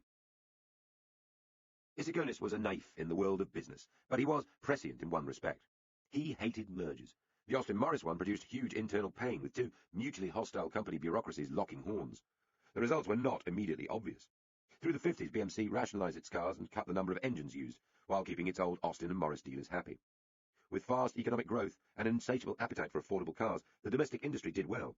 There was American competition, but then there always had been. General Motors had been a big player in the UK since it took over Vauxhall in 1928, and Ford had chosen Britain as its European base even earlier. By the 60s, German and French imports were also frequent sights on British roads. Still, there were few signs of a domestic car industry in crisis. Other producers were marketing long-lived and successful models, from the sleek Jaguars to the stolid and stately Rover 8s and Rover 50s. Isigonis was not the only free spirit of the times. Rover went far down the road, at 152 miles an hour, towards a commercial jet-powered car. Yet industrial action was growing, despite managers who bought off the unions with generous settlements in an era when they could easily sell every car they made. There was a particularly bad strike at BMC in 1958. There were some strange management decisions, egged on by politicians. Ministers trying to bring employment to run-down parts of Scotland and the north of England persuaded BMC to create a cumbersome and expensive empire of new factories, which it did not have the expertise to manage properly. Little of this was apparent to the ordinary observer then, the first years of popular motoring mania. The growth of car mania. Britain was slow to catch the motorway addiction. There had been a spate of road building in the 30s, but it was not until 1936 that the government took national responsibility for a network of major roads. All building then stopped when war began 3 years later. But America's vast highways were an inspiration to British engineers, and Hitler's Germany had been known for its gleaming new autobahns. With Britain's cramped, slow, badly congested roads full of military vehicles, in 1941, a cabinet committee was being urged to consider motorways as a vital part of post-war construction. The man responsible was Frederick Cook, a gifted and pushy highways engineer, though his committee included Attlee, Ernie Bevan, and the founding Director-General of the BBC, Lord Reith. Lord Leathers, the wartime transport minister, duly announced that Britain had been converted to the idea of motorways to be reserved exclusively for fast-moving traffic, while warning that they must not be developed on too grand a scale as advocated by some enthusiasts who are perhaps unduly influenced by continental analogies. No Nazi speed mania here, in other words. The result was a Special Roads Act in 1949, which led eventually, when money allowed, to the motorways, which began to carve up and transform the country. In theory, motorway Britain had been only one of two possible options. The world's first industrialised nation was still wired tightly together with a massive railway network. By the end of the 50s, British Rail controlled 17,800 miles of track, linking most small towns and every city. It ran more than 7,000 stations and 1 million freight wagons, all of it worked by a massive staff, 475,000 people in 1961. But the system was making an equally massive loss and needed major investment. With cars becoming the dream of middle-class families, perhaps the railways at that scale needed some pruning. Instead, an affable, mustachioed former ICI manager called Dr. Richard Beeching came along and cut them to ribbons. Beeching was greatly admired at the time as a living symbol of thrusting New Britain. In the early 60s, to do a Beeching became flattering shorthand for ruthless management efficiency. Hired as the chairman of the railways, he conducted a reshaping plan which proposed the closure of 2,361 stations and 5,000 miles of track, and that was just for starters. It was one of the most extreme liquidations in the history of British commerce, on a par with the collapse of the car industry a decade later, or the end of shipbuilding on the Clyde. Suspicions have been heard ever since that the Beeching cuts were politically motivated. They had been prepared for by a secret committee on which sat industrialists, but no railway people. They came a few years after a savagely effective strike by 2 railway unions, which had reminded Conservative ministers that while the country could be closed down if it was linked by trains, this was very much harder if it was a lorry and car economy. The Tories had already denationalised road transport, putting 24,000 lorries back into the hands of private hauliers. Everything from fish to potatoes, newspapers to engine parts seemed to be transferring from rail. This was what modern meant. And to cap it all, the minister in charge, who had given Beeching his mandate to cut the railways until they made a profit, without taking social or wider economic interest into account, was hardly neutral on the issue. Ernest Marples was a bouncy, chirpy Manchester engineering worker's son, who had won a grammar school scholarship and gone on to work as a miner, a postman, an accountant and a chef before his war service. A Labour activist in his youth, he was demobbed as a keen Tory, and after becoming an MP, served as one of the few real modernisers in the 1951 to 1964 governments. He brought in trunk, or automatic dialling, designed to make telephones more popular. Until the late 50s, everyone had to call up a telephone exchange, give the number, and wait to be put through by an operator. He had launched Britain's premium bonds too, denounced by Harold Wilson as a squalid raffle, but instantly popular. Marples' enthusiasm for the new extended most dramatically, however, to roads. He charged around the world looking for examples of the traffic systems of the future, and brought in the first yellow lines, the first parking meters, the first major roundabouts. He had formed his own civil engineering company, which would soon be responsible for West London's Hammersmith flyover, and much else. Marples was not keen on railways, though. When challenged about the conflict of interest in having his motorway construction company, he simply passed the shares to his wife. Under him, Britain finally embarked on its motorway age. Those were the days. The first was opened on the 5th of December 1958, an 8-mile bypass of Preston. No major road had been built for 20 years. British engineers had yet to learn the intricacies of pre-stressed concrete design, precision, and bearing ratios from colleagues in the United States. It was all something of an experiment for the man in charge, John Cox of Tarmac, who had made his name building instant airstrips during the war.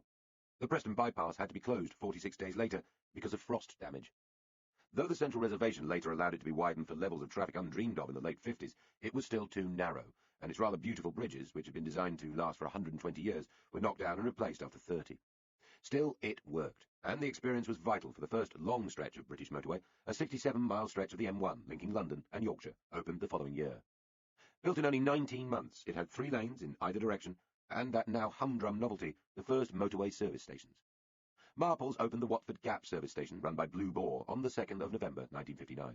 Newport Pagnell opened 6 months later. Britain has never been the same since. From then on, motorway building spread at a brisk pace. Stretches of the M60 and M6 appeared during 1960 to 1963. The first section of the A1M was completed in 1961, and the M5 the following year. Scotland's first motorway building, the M8 outside Glasgow, came in 1967. The early 70s saw a dramatic expansion, with the M4 linking London and Bristol, the M40 reaching towards Oxford and Birmingham, and the cities of Liverpool, Leeds, Manchester and Sheffield all being interconnected. The first 5-lane dual carriageway arrived outside Belfast in 1973, and it was only after the completion of the M25 round London in 1985 that the pace of building faltered. In the early years of the new century, it virtually stopped. By then, the network had grown from 8 miles to 2,200 miles, and the A-road servicing it greater still. The creation of the motorway network has been called the first centrally planned road system in Britain since the Romans left. It makes a pattern the Romans would have recognised, with London the hub, radial routes spinning out from it, and only the further west country, rural Wales and northern Scotland, ignored. The Romans might have been surprised at the absence of motorways across East Anglia, and the quantity of civil engineering lavished on the north and Midlands of England, but that is a consequence of the Industrial Revolution. Today's motorways are more curved than the legions would have found acceptable, avoiding hills and towns, though the straightest stretch of all, part of the A1M near Stilton, is so because it follows the old Roman street for 7 miles. The system is rational and heavily used, heavily policed, heavily taxed, and has engorged a swathe of rural England. Even as late as 1985 to 2001, transport projects, mainly roads, took up a further tract of sparse land equal to 3 times the area of Nottingham. If usage equals success, then few acts of post-war political decision-making have been as popular as the designing and building of what Margaret Thatcher called the great car economy. For every car or van on the roads of Britain in 1950, 2.3 million of them, there were twice as many by the end of the decade, and more than 3 times as many by the early 60s. By 1970, there were 12 million, and by the end of the century, more than 24 million, 10 times as many in half a century. This only gives part of the picture, because these cars are also used much more, going further and for longer. In the last 15 years of the century, car journeys increased by nearly 30%. Year by year, despite propaganda for a healthier lifestyle, high fuel taxes, congestion charging, and widespread worry about global warming, the British drive more and walk, cycle, or use buses less. In the days of Marples, it was believed that such an increase would also mean vastly more Britons being killed and maimed on the roads. This is one gloomy prediction that has been robustly disproved. Safety campaigns from the Tufty Club of the 50s to the Green Cross Code have had their effect, but the real reason is that the British, who think of themselves as lovers of liberty, have allowed their freedom to be drastically curtailed on the roads. From the first general speed limits in the 30s to today's ubiquitous metal snoop force of remote cameras, Britain has developed a driving culture which kills proportionately far fewer people than most comparable countries. If there is a single heroine of that part of our motoring history, it is Barbara Castle. A non-driving minister in her rather glamorous mid-50s, Castle had been disappointed to be offered transport by Harold Wilson in 1965. She had hoped to be Home Secretary. But she was formidably ambitious and media-savvy, and quickly turned the job into a great personal success. When she arrived, some 8,000 people a year were dying on Britain's roads. Figures produced at the time suggested there would be 500,000 such deaths by the year 2000. Castle's Road Safety Act brought in the breathalyzer to combat drunk driving, extended the trial 70 miles per hour speed limit, and made it compulsory for all new cars to have seatbelts. There was already a bill prepared, but she toughened it up, rejecting random breath tests but making the penalty a year's automatic disqualification. Castle revved up a storm. The Formula One racing driver Sterling Moss attacked socialist hypocrisy. Letters came in reading, "You've ballsed our darts matches up, so get out, you wicked old bee." Or wishing her, "Evil Christmas and a whole year of unhappy days. These are the views of the public, you bitchy old cow." Her long-suffering husband, Ted, who did drive, was pursued by journalists eager to catch him over the limit and had to confine himself to tonic water at public events. But in the test's first year, road deaths fell by 1,200. As Castle wrote in her autobiography, she was soon afterwards introduced to a London ambulance driver who told her that before the breathalyzer, their night's work had followed a regular pattern. As soon as the pubs closed, the accident figures shot up and they were operating at full stretch. Now, he said, they spent the night playing cards. Seatbelts, which saved the looks of thousands of people and the lives of others, were equally vigorously opposed as an infringement on liberty and a diabolical liberty for women with large bosoms. But they helped stem the deaths. By the end of the century, with nearly 3 times as many cars on the road as when Mrs. Castle took office, the numbers killed each year were less than half the toll in 1965. Compared to most similar countries, Britain's roads are congested, but safe. Slipping through our fingers. To the ordinary observer, there was plenty to be cheerful about throughout British industrial life. The coal industry, though nationalised, was nevertheless at least rationalised and modernised. In these years, some 200,000 miners' jobs went, and superpeds were developed using newer and safer technology, while on the other hand, around Britain the first nuclear power stations came on stream. When Calder Hall was connected to the national grid in 1956, it was the world's first nuclear power station providing energy commercially, and its Magnox gas-cooled reactor incorporated British technology. A further 10 similar nuclear power stations followed. Here, as in the car industry, and lesser-known examples such as industrial glass, chemicals and jet engines, not to mention the beginnings of the offshore gas industry, British technology was as good as any in the world. In an entirely different area, P&O was then the largest shipping line in the world, with 366 vessels, seemingly dominating commercial traffic across the oceans. This was not, in short, the basket case industrial economy that is sometimes misremembered. But during the 50s, overseas competition was quietly surveying the British market and its complacent industrial giants planning to attack. The story of motorbike manufacturing can stand for other industries too. In the early years of the decade, Harley-Davidson in the United States were complaining, unsuccessfully, to Washington about the unfair competition from the better, cheaper, British-made Triumph motorbikes, one of which starred in The Wild One, featuring Marlon Brando in 1954. Another American manufacturer, Indian, gave up and began importing Royal Enfield bikes. Rock stars and Hollywood actors were seen on British machines. There were more than 300 Triumph and BSA dealers in the United States. Yet in 1955, Yamaha began producing their first motorbikes, followed by Suzuki, using wartime aircraft manufacturing kit. At the end of the decade, when British motorcycle sales were at their all-time peak, Honda entered its first bike in the TT race. British executives toured Japan in 1960 and were horrified by the scale of production by the 3 rival companies. Japan was making more than 500,000 motorcycles a year, compared to a maximum UK output of just 140,000. 2 years later, these Japanese bikes were winning key races in Europe, and a new manufacturer, Kawasaki, appeared on the scene. It was a story that would be repeated in electronics and cameras.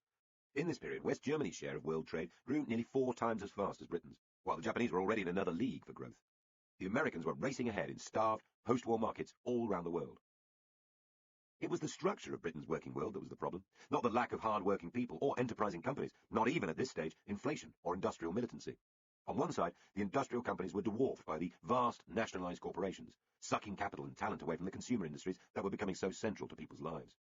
ICI was vast, as had been described, but every 3 years the Electricity Board spent enough capital to create a new ICI. On the other side, there were simply too many tiny companies, inefficiently and traditionally run, without any knowledge of new management styles, product designs, or marketing. By the middle of the 50s, of the nearly 300,000 British companies that existed, only around 1 in 100 was actually listed on the stock market. The vast majority were undercapitalised traditional private businesses.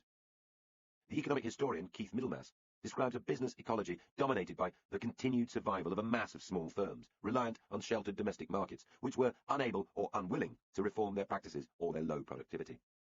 Was there any direct connection between this national failure and the kind of people running the country?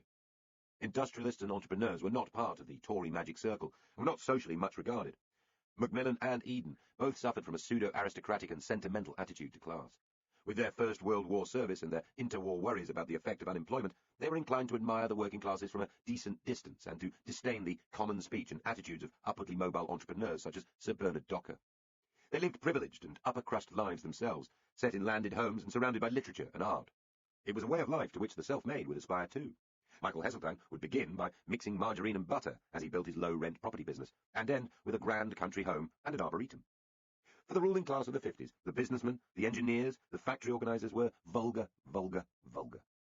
Diplomacy, country sports and farming, the arts, high politics, even journalism were all interesting, but industry was a bore. As we have seen, this did not stop large companies thriving or hold back individual entrepreneurs, very often immigrants unintimidated by class barriers. But it was hardly surprising that fewer bright British students went to work for the British motor industry or the chemical giants compared to the best of the Germans and the Americans going into their equivalents. In the 50s, foreigners were not yet talking pityingly of the British disease, but there was talk of the stagnant society. No one grasped the nettle. The Eggheads and Duffel Coat Rebels. One group of society was equally opposed to the Tory magic circle and the industrial entrepreneur. Its supporters wore heavy blue or beige duffel coats, the coarse, toggle-fastened woolen coats designed in Victorian Britain, but which became truly popular on the Atlantic and Arctic convoys of the Second World War, and roll-neck pullovers, baggy tweed jackets, stout shoes. The men would be vigorously bearded. Their look proclaimed the opposite of stylishness or American influence. Their chosen music, too, was very different from the skiffle bands and the rock and roll begin to infiltrate teenagers' lives. For most politically minded left-wingers, folk music was the sound of the times, heard in smoke-filled and beery clubs across the nation. Folk music became popular throughout the UK in the 50s, though it has been swamped in memory by the eruption of pop soon afterwards. It was particularly strong in Scotland, where singing traditions among farm workers and miners and the vast popularity of Robert Burns underpinned an audience for the people's music. Edinburgh had been chosen at the end of the 40s as the site of a new annual International Festival of the Arts, selected just ahead of Bath because it had rather less bomb damage, focusing on the traditional elite arts, opera, classical drama, ballet and fine arts. By 1950, there was growing irritation among the poets and singers at the centre of the Scottish literary revival at the way Scotland was being excluded, and by 1951, an alternative People's Festival was established. Trade unions, the Communist Party, left-wing councillors and others backed the project, which in turn kicked off the post-war folk scene in Scotland. There were lectures about the danger of American culture swamping British culture, concerts and get-togethers with Gaelic musicians, films, choirs and specially written plays, but within 3 years, at the height of the Cold War, the Edinburgh People's Festival was closed down by the trade union movements on the grounds that it was a communist plot. It was communist-tinged, but it was hardly a plot. Outside Scotland, the folk movement was strongest in the northern and midland regions of England and the West Country, though folk clubs spread everywhere, and by 1957 there were supposed to be some 1,500 of them in Britain. There was something over-defensive about their self-proclaimed independence from American music, since the United States was undergoing its own folk revival at the same time, also strongly linked to left-wing politics, and also defiantly authentic in the face of the rising power of commercial music. Jimmy Miller, the best-known leader of the movement, had been born in Salford, into a Scottish socialist family of militants and musicians, and had had dozens of jobs in the 1930s before marrying the left-wing actress Joan Littlewood, and setting up experimental radical theatre projects with her. Later they split up, and Miller wrote his best-known song, The First Time Ever I Saw Your Face, for an American folk musician, Peggy Seeger, when they fell in love. A committed Marxist, he changed his name to Ewan McColl, as he became central to the folk revival. Among his songs was Dirty Old Town, later made famous by the London Irish band The Pogues. Other key figures were the former soldier and poet Hamish Henderson, who first began collecting traditional songs and stories from across the Western Highlands and Islands, and Norman Buchan, the Labour MP. There was great talent, great energy, and great optimism. For a time it seemed that Britain might produce a music radically different from the raucous new noises of North America. End of Disc 7. Disc 8. Folk continued to be much enjoyed by a minority. Stars like Billy Connolly cut their teeth on folk. But outside the Celtic nations, the revival was pretty much doomed from the beginning. Any movement so suffused with nostalgia and gentle humour, played on instruments with minimal amplification, is unlikely to cut the mustard in an age of urban consumerism, when the commercial drive is to record and sell short, fast songs for a young and fickle audience, no longer interested in the struggles of their grandparents. Any movement so resolutely unfashionable, so tousled, hairy and serious, was unlikely to defeat styles and songs efficiently marketed for the new teenage market. The parallel enthusiasm for modern jazz, which excited the English middle-class youth at the same time, and which seemed so rebellious in a land still contemptuous of Negro culture, fizzled away for similar reasons. Live performance in small clubs and songs that went on for too long and were simply too complicated for everyone to enjoy surrendered to quick, easy music. In a battle between the authentic and the cool, when the fight is pitched for young urban consumers, it is easy to see what will happen. In the end, for all its beauty and vigour, Britain's folk music revival of the 50s was another exhibition of impotent local revolt against the coming age of America. So was the political cause which so many of the folk and jazz enthusiasts cherished, the campaign for nuclear disarmament. One of its leading figures, the popular historian A.J.P. Taylor, later reflected that CND, like the establishment politicians it opposed, simply overrated Britain's position in the world. We thought that Great Britain was still a great power whose example would affect the rest of the world. Ironically, we were the last imperialists. For a while, the campaign sent a jolt through politics, and seemed to all those contemplating the swift extinction of life on the planet far more a moral act than politics as usual. It had begun with a campaign to end the radiation-spreading testing of nuclear weapons, which was causing great alarm. Popular writers, notably J.B. Priestley, and the elderly mathematician and philosopher Bertrand Russell, wrote influential articles proclaiming the moral necessity of renouncing such world-destroying weaponry entirely. The New Statesman appealed to Khrushchev to disarm, and to its surprise got a reply back from Moscow, albeit an unhelpful one. The Labour left were almost all committed ban-the-bombers, as of course was the Moscow-funded Communist Party of Great Britain. These strands, along with Quakers, pacifists and certain journalists, eventually found themselves sitting together in the appropriately named Amen Court, home of Canon John Collins of St Paul's Cathedral, when on the 15th of January 1958 the new organisation was created. A month later, more than 5,000 people turned up for the inaugural meeting at Westminster. Some were arrested when they went on to protest at Downing Street. Though CND would fail to persuade any major British party to renounce nuclear weapons throughout the Cold War, and failed as well to halt, never mind reverse, the build-up of American nuclear weaponry on British soil, it did succeed in dividing the Labour Party and seizing the imagination of millions of people. For a ramshackle left-wing organisation, it behaved in a thoroughly modern and media-savvy way. Its symbol, designed by a professional artist, Gerald Holtham, in 1958, and based on semaphore, became an international brand almost as recognisable as Coca-Cola. Suddenly, all those duffel coats and black jumpers had some decoration. The Aldermaston marches, first from Trafalgar Square towards the base, and later in the opposite direction, were never enormous, but they did attract massive press coverage. Its more militant wing, the Committee of 100, using direct non-violent action, managed to get the 89-year-old Lord Russell arrested by police, a considerable act of public relations. Yet it was, as Taylor described it, a movement of eggheads for eggheads. Another historian reflected that it was a classic anti-political movement of the educated, the affluent, and the disaffected, a movement rooted in the leafy suburbs of the middle classes, not the slums or council estates. Its members tended to be liberal on other issues too, and to be contemptuous of the organised and stodgy routines of politics, Labour politics in particular.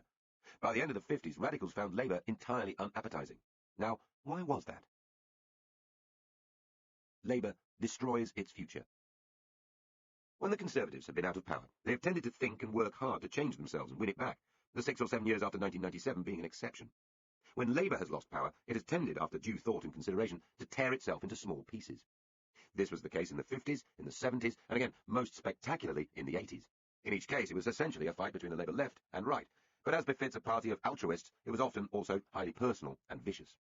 Labour has not had grand family, old-school tie, or clubland cliques as the Tories have. It has had gangs instead. Through most of his time, Attlee had kept the socialist gangs apart and quiet, though he began to lose control when Britain rearmed at the end of the Korean War. From then on, it was mostly gang war. On one side, there were always left-wing true believers who believed the country could be dragged to a pure version of socialism, romantics generally in love with English and Scottish revolutionary socialism, or with Marxism, or both. They were the if-only faction. If only the trade unions could be won by the left, then true socialist policies could be imposed on the party. If only the gang at the top could be kicked out. If only we could force Labour MPs to do what their constituency parties told them to. If only we could capture the National Executive Committee, or the Conference Arrangements Committee, or some committee or other. If only we could get in. We could nationalise the top 200 companies, and then everything would change forever. Few of them, unfortunately for their cause, were working class. Michael Foot was educated at fee-paying boarding schools and came from a family of Cornish Puritans and nonconformists, drunk on books. His father, a solicitor and a Liberal MP, left a collection of 52,000 books, including 240 Bibles, which gives some indication of the family tone. Dick Crossman, whose diaries would later lift the lid on the Wilson years, was a wealthy lawyer's son and Oxford academic. Barbara Castle was from lower down the social tree, a tax surveyor's daughter who nevertheless went to Bradford Grammar School and Oxford. Ian Mikado was unusual in being the child of poor Polish immigrants. His father trained as a rabbi, and his command of English was so poor he is said to have thought for a while he was living in New York, not London.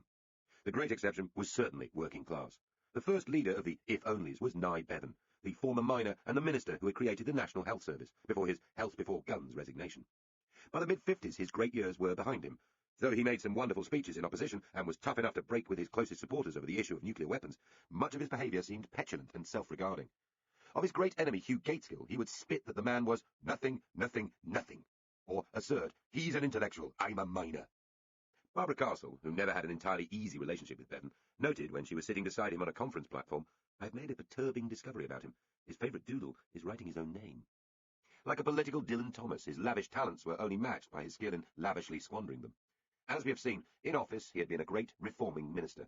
The bigger the job, the bigger the man he became. In opposition, his charisma was less well employed, and his vanity was more damaging. He became smaller. He seemed to carry round with him a kind of portable audience, essential to his well-being, foils to his wit, witty though many were themselves. Yet Bevan had a bewitching charisma that made him the focus for the left, whose positions included an increasingly reflexive anti-Americanism and a doctrinaire insistence on nationalisation and central planning. Bevan was as distrustful of the Soviet Union as the rest of the Labour leadership. There were no illusions about Moscow, particularly after an angry dinner in the Commons at which Khrushchev warned Labour that they must ally with Russia because, if not, they would swat us off the face of the earth like a dirty old black beetle. Though he was easily beaten by Gateskill in the leadership battle in 1955, Bevan's supporters were a formidable crowd in the party throughout this period. In 1952, 57 Labour MPs abstained in a motion on Tory defence spending, which was a measure of their size. The Keep Left group had become the Bevanites, votaries even as they protested their sturdy independence. They were a clique, with their own newspaper, Tribune, and their own social gatherings in the Commons, at Crossman's London house, at a country house, Buscott Park in Oxfordshire, and in Soho restaurants. They saw themselves as the romantic, rackety and principled opponents of the upper-class traitors who were taking over Labour. Soon, inevitably, they were being called a party within a party. As suspicions grew, Bevan attacked Gateskill personally and in public.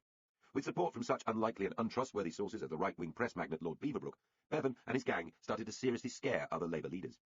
Gateskill told a particularly bitter conference that it was time to stop attempted mob rule by a group of frustrated journalists. A half-hearted attempt to expel Bevan from the Labour Party was matched by a half-hearted discussion among his followers about setting up a new socialist party of their own. Eventually, Bevan returned to the front line as Shadow Foreign Secretary, and later Deputy Leader before dying of throat cancer in 1960. He did not read the New Britain well. His last party speech in 1959 predicted that when the British had got over the delirium of television, realised they were mortgaged to the hilt, and understood that consumerism had produced a vulgar society, they would turn to true socialism, and we shall lead our people where they deserve to be led. On the other side of the divide were Gateskill and his gang, variously described as the Frognall set or the Hampstead set, after the suburban North London house where the Labour leader entertained and the Bevanites believed plotted to abolish socialism and lead the people to a hell of television sets and home ownership. Gateskill was another public schoolboy who had been radicalised by the general strike of 1926 and the Nazi thugs on the streets of Vienna in the late 30s. Like Harold Wilson, he was an economist who had served in government during the war. As Attlee's Chancellor of the Exchequer, he had proved tough. It was his decision to fund rearmament partly by making savings by introducing NHS charges that provoked Bevan's resignation from the cabinet and began that feud. Gateskill was probably wrong on the numbers, and Bevan right. In public, Gateskill could come over as a prig, with little of Bevan's champagne fizz. All his life, he had been keen on uncomfortable truths. When a small child, he had apparently once startled a passing woman who looked down at him by singing from his pram, "Soon shall you and I be lying, each within our narrow tomb." In later life, he did not lose this disconcerting style. To become Labour leader after only 9 years as an MP, replacing the venerable Attlee without a strong base in the trade unions or on the left of the party, was nevertheless a remarkable achievement. Gateskill's mettle was soon tested over the Suez crisis, when his party political point-scoring, after earlier supportive noises, made him hated on the Tory benches. For those who think the Commons has become too much of a bear pit in recent decades, it is worth recording that Gateskill contemplated giving up within a couple of years because the booing and shouting from the Conservative side was such that he felt he could not get a hearing in Parliament. Gateskill has been fondly remembered by historians, partly because of the vivid enthusiasm of his young supporters, who later rose to prominence themselves, Roy Jenkins and Tony Crossland in particular, and partly because he died suddenly at 56. He had many admirable qualities, including infectious enthusiasm for literature, music, dancing, and life in general. He was stubborn, brave and loyal, but his record as a party leader was not unspotted. He seriously contemplated loosening the party's links with the unions, dropping nationalisation and changing its name. This was bold, but Gaitskill's tactics were nearly disastrous. Against the advice of the Youngbloods, he attempted to remove the pro-nationalisation Clause 4 from the party's rulebook, as Tony Blair would do much later. In the more socialist 50s, it was a fight too far over a matter of symbolism. Gaitskill retired hurt in confusion.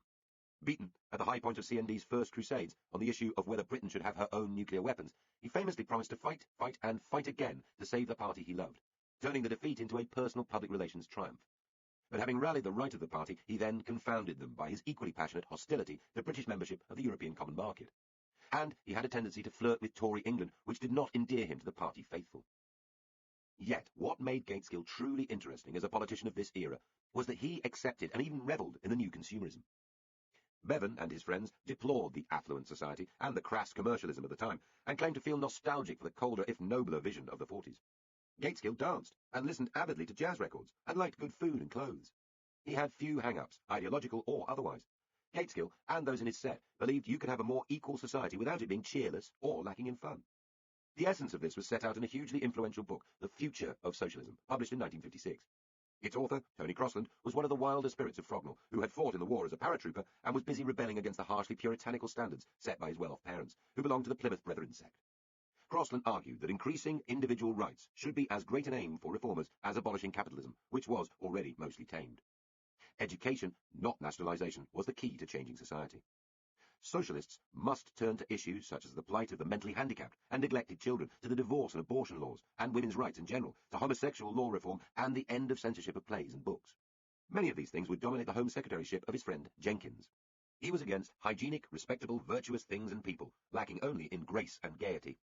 He concluded with a famous swipe of the puritanical webs, those Edwardian saints of Labourism. Total abstinence and a good filing system are not now the right signposts to the socialist utopia. Or at least, if they are, some of us will fall by the wayside. This was a message that would prove popular with the new middle-class voters Labour needed, if not with the intellectuals and journalists around the party's fringes. It was the moment, really, when for Labour the 40s ended, and with no intermission, the 60s began. Gaitskill himself was forgiven by the party for losing the 1959 election. Had he survived to lead Labour into battle in 1964, he would surely have won then, and the story of Labour politics would have been strikingly different. By 1962, he was utterly dominant inside his party, and increasingly seen outside it as a fresh start. Letter writers and newspaper journalists used language about him which anticipated what was said about Tony Blair before the 1997 election.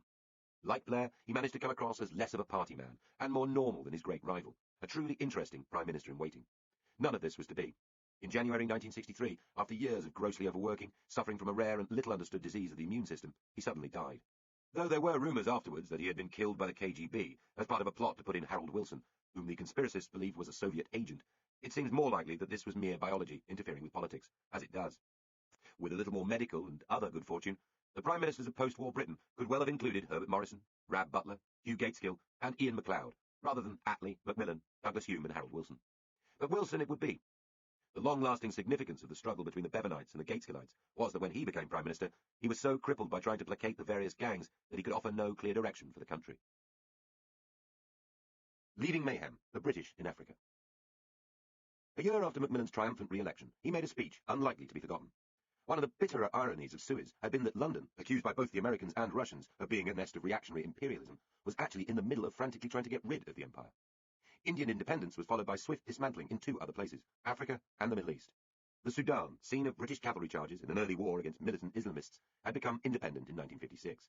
The Gold Coast, one of the most prosperous African colonies, followed a year later as Ghana, and they were followed in turn by a bewildering stream of former African possessions during the 60s. Somaliland, now Somalia, Sierra Leone, the Gambia, Nigeria, Kenya, now Kenya, Tanganyika, now Tanzania, Zanzibar, Northern Rhodesia, now Zambia, Uganda, Nyasaland, now Malawi, Swaziland and Basutoland, as well as the islands of Mauritius and the Maldives.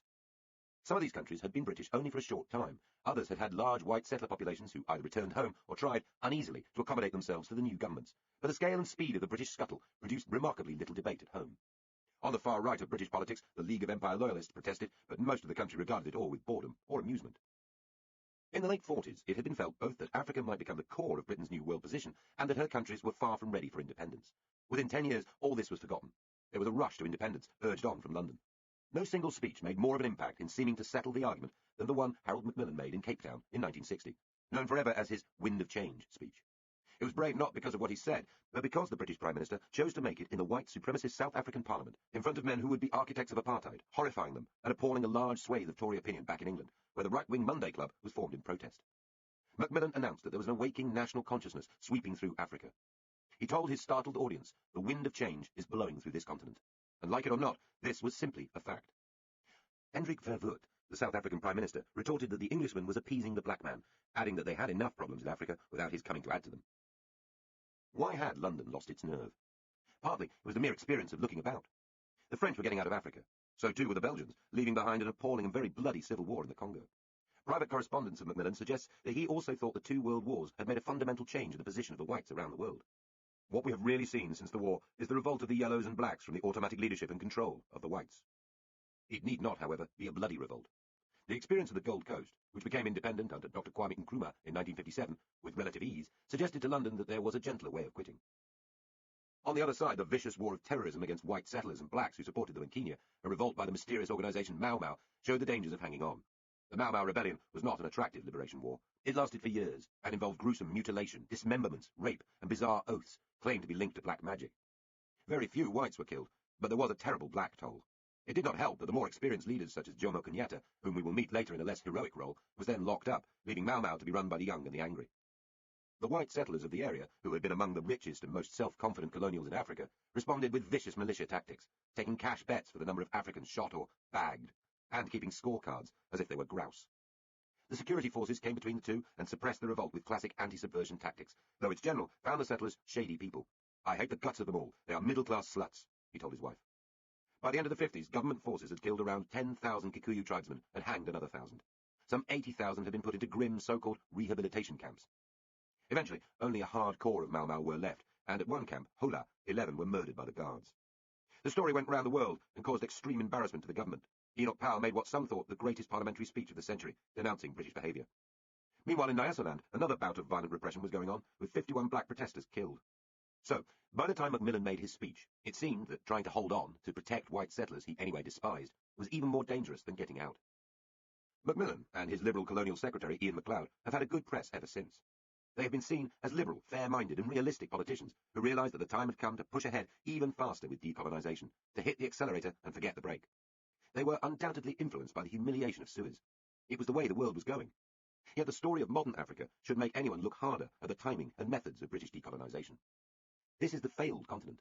Lines drawn on the map by British imperial administrators were left to help provoke appalling civil and tribal wars. Men trained at Sandhurst, brought up inside the British Empire, turned into corrupt dictators, and in the worst case, that of Uganda's Idi Amin, a monster. Few of those liberal, highly intelligent liberation leaders, fated in London by the left during the 50s and 60s, turned into great progressive figures back home in Africa. Perhaps the only great exception being Nelson Mandela himself. Military coups, the imprisonment of opposition leaders, tribal feuds and famines followed, and for all this, the former British rulers must take some responsibility. Did the British scuttle from Africa happen too fast, in a mood of political hysteria, and without proper thought for what would follow? The sheer speed may not be as admirable as we have been taught to think. Was there no example of successful British action in withdrawing from old commitments? Luckily for national pride, there is another story. It is not simply the tale of the other former colonies, from Singapore to the Caribbean, which thrived, or the prosperity of the so-called white Commonwealth nations. Not all wars were lost. In Korea, for instance, though Kim Il-sung survived to create a bleak and murderous dictatorship behind the armistice line, Mao was frustrated. But the best example of a war eventually won through intelligence, in every sense, is the one known simply as the emergency. It ran from 1948 to 1960, which must make it the longest emergency ever. Malaya had become a crucial part of the world's industrial system, thanks to seeds from a single tree, brought from Brazil to Kew Gardens in London and grown in a tropical plant house. From there, the rubber plants were taken to Malaya in the 1870s and grew very nicely. By the post-war years, Malaya was producing a third of the world's supply of rubber. With tin, this made it Britain's most profitable colony, a rare exception to the rule. But by the late 40s, there was, almost inevitably, a communist and nationalist insurgency against British rule. It went on for a dozen years and was, to all intents and purposes, a war. It has not been remembered as the Malayan War for a curious reason. The insurance policies of local businesses had clauses in them suspending cover in time of war, hence emergency. After a bad start, during which the communists tied down a huge British force, murdered many rubber planters and their workers, and when atrocities were committed on the other side, including by the Scots Guards against Chinese villagers, a new strategy was developed. It was the achievement of one of the British Empire's last and least known heroes, a clipped and driven soldier called General Sir Gerald Templar. He used helicopters as they had not been used before in warfare. He also moved entire villages away from the jungle to keep them from supporting insurgents and imposed curfews. But beside the unpopular measures, Templer introduced a new hearts and minds approach to win over Malaya's Chinese villages. Roads, clean water, schools, medical centres, elected village councils, and relatively restrained policing did more to confound a communist insurgency than the machine guns and helicopters. Eventually, after the communists were defeated, Malaya became independent under a friendly government. As Malaysia, it has thrived. It showed what could be done by a thoughtful and intelligent departing imperial power. After Malaya, no communist insurgency succeeded against British forces in Africa or Asia again. Had the Americans studied Malaya a little more closely, who knows what might have followed in Vietnam. Notting Hill. From 1948 until 1962, roughly the period of the Malayan emergency, there had been virtually an open door for immigrants coming into Britain from the Commonwealth or colonies. The British debate over immigration had been hobbled by contradiction. On the one hand, overt racialism had been discredited by the Nazi enemy. Britain's very sense of herself was tied up in the vanquishing of a political culture founded on racial difference. This meant that the few unapologetic racialists, the anti-Semitic fringe or the pro-apartheid colonialists, became outcast. Official documents would refer to the handful of MPs who were outspokenly racialist as nutters. So unthreatening were they thought to be that Oswald Mosley, who had been funded by Mussolini before the war and would have been a likely puppet leader had Germany invaded Britain, was promptly allowed out of prison after the war to strut on the back of lorries and yell at his small number of unrepentant fascist supporters. Ignoring him, the public propaganda of empire made much of a family of races under the British flag, all cooperating loyally together. In Whitehall, the Colonial Office strongly supported the right of black Caribbean people to migrate to the mother country, fending off the worries of the Ministry of Labour about the effects on unemployment during downturns. When some 500 Caribbean immigrants arrived in 1948 on the converted German troopship SS Windrush, the Home Secretary declared that though some people feel it would be a bad thing to give the coloured races of the empire the idea that, in some way or the other, they are the equals of people in this country, the government disagreed. We recognise the right of the colonial peoples to be treated as men and brothers with the people of this country. Britain, in short, believed herself to be the logical opposite of Nazi Germany, a benign and unprejudiced world-connected island. The Jewish migration of the 30s had brought one of the greatest top-ups of skill and energy that any modern European state had ever seen. The country, in fact, already had a population of about 75,000 black and Asian people, and labour shortages suggested it needed many more. The segregation of the American Deep South and the arrival of the ideology of apartheid in South Africa were treated alike with high-minded contempt. And yet everyone knew this was not really the whole story. Pre-war British society had never been as brutal about race as France or Spain, never mind Germany, but it was riddled with racialism nevertheless. Anti-Semitism had been common in popular novels and obscure modernist poetry alike. The actual practice of the British upper and middle classes had been close to the colour bar practiced by Americans. Africans were tolerated as servants and musicians, while in Britain, little more. White working-class people hardly ever came across someone of another colour. During the war, black GIs, though welcomed, had been followed around by awe-struck locals, simply wanting to touch them or hear them speak. Almost as soon as the first post-war migrants arrived from Jamaica and other islands of the West Indies, popular papers were reporting worries about their cleanliness, sexual habits, and criminality. No dogs, no blacks, no Irish was not a myth, but a perfectly common sign on boarding houses. The hostility and coldness of native British people was quickly reported back by the early migrants. And Hugh Dalton, a cabinet colleague of the high-minded minister quoted earlier, was also able to talk of the pullulating, poverty-stricken, diseased nigger communities of the African colonies. For most people, questions of race were obscure and academic. The country remained overwhelmingly white, and only tiny pockets of colour could be found until the 60s, most of them in the poorest inner-city areas. A quarter of the world was, in theory, welcome to come and stay. There were debates in the Tory cabinets of the Churchill, Eden and Macmillan years, but for most of the time they never got anywhere. Any legislation to limit migration would have kept out white people of the old Commonwealth too, and any legislation which discriminated would be unacceptably racialist. Conservatives, as well as socialists, regarded themselves as civilised and liberal on race. By this, they meant pick and choosy. For instance, in the 50s, the Colonial Office specifically championed the skilled character and proved industry of the West Indians against the unskilled and largely lazy Asians. Immigration from the Indian subcontinent had begun almost immediately after independence and partition, as a result of the displacement of Hindus and Muslims, but it had been very small. Sikhs had arrived, looking for work particularly in the industrial Midlands, and in the West London borough of Southall, which quickly became an Asian hub. Indian migrants created networks to buy and supply the corner shops, which required punishingly long hours, and the restaurants which would almost instantly become part of the British way of life. There were more than 2,000 Indian restaurants by 1970, and curry would become the single most popular dish within another generation. Other migrants went into the rag trade and grew rich. So, immigration continued through a decade without any great national debate. Much of it was not black, but European, mostly migrant workers from Poland, Italy, France, and other countries, who were positively welcomed in the years of skill and manpower shortages. There was a particularly hefty Italian migration, producing a first-generation Italian community of around 100,000 by 1971, to add to the earlier migrations which went back to the 1870s. There was constant and heavy migration from Ireland, mainly into the construction industry, 750,000 in the early 50s and 2 million by the early 70s, producing little political response except in the immediate aftermath of IRA bombings. There was substantial Maltese immigration, which did catch the public attention because of violent gang wars in London between rival Maltese families in the extortion and prostitution business. Though to be fair to Malta, many of these people had arrived there from Sicily first. There was a major Cypriot immigration, both of Greek Cypriots and Turkish Cypriots, as the divided island became more politically violent. Again, apart from the enthusiastic adoption of plate smashing and moussaka in Greek restaurants in British cities, there was no discernible public fuss. Chinese migration, mainly from the impoverished agricultural hinterland of Hong Kong, can be measured by the vast rise in Chinese fish and chip shops and restaurants, up from a few hundred in the mid-50s to more than 4,000 by the beginning of the 70s. The Poles, carefully resettled after the war, were joined by other refugees from Stalinism, Hungarians and Czechs, again without any national response other than warm enthusiasm. Thus, if there were clear rules about how to migrate quietly to Britain, they would have started, first, be white, and second, if you cannot be white, be small in number, and third, if all else fails, feed the brutes.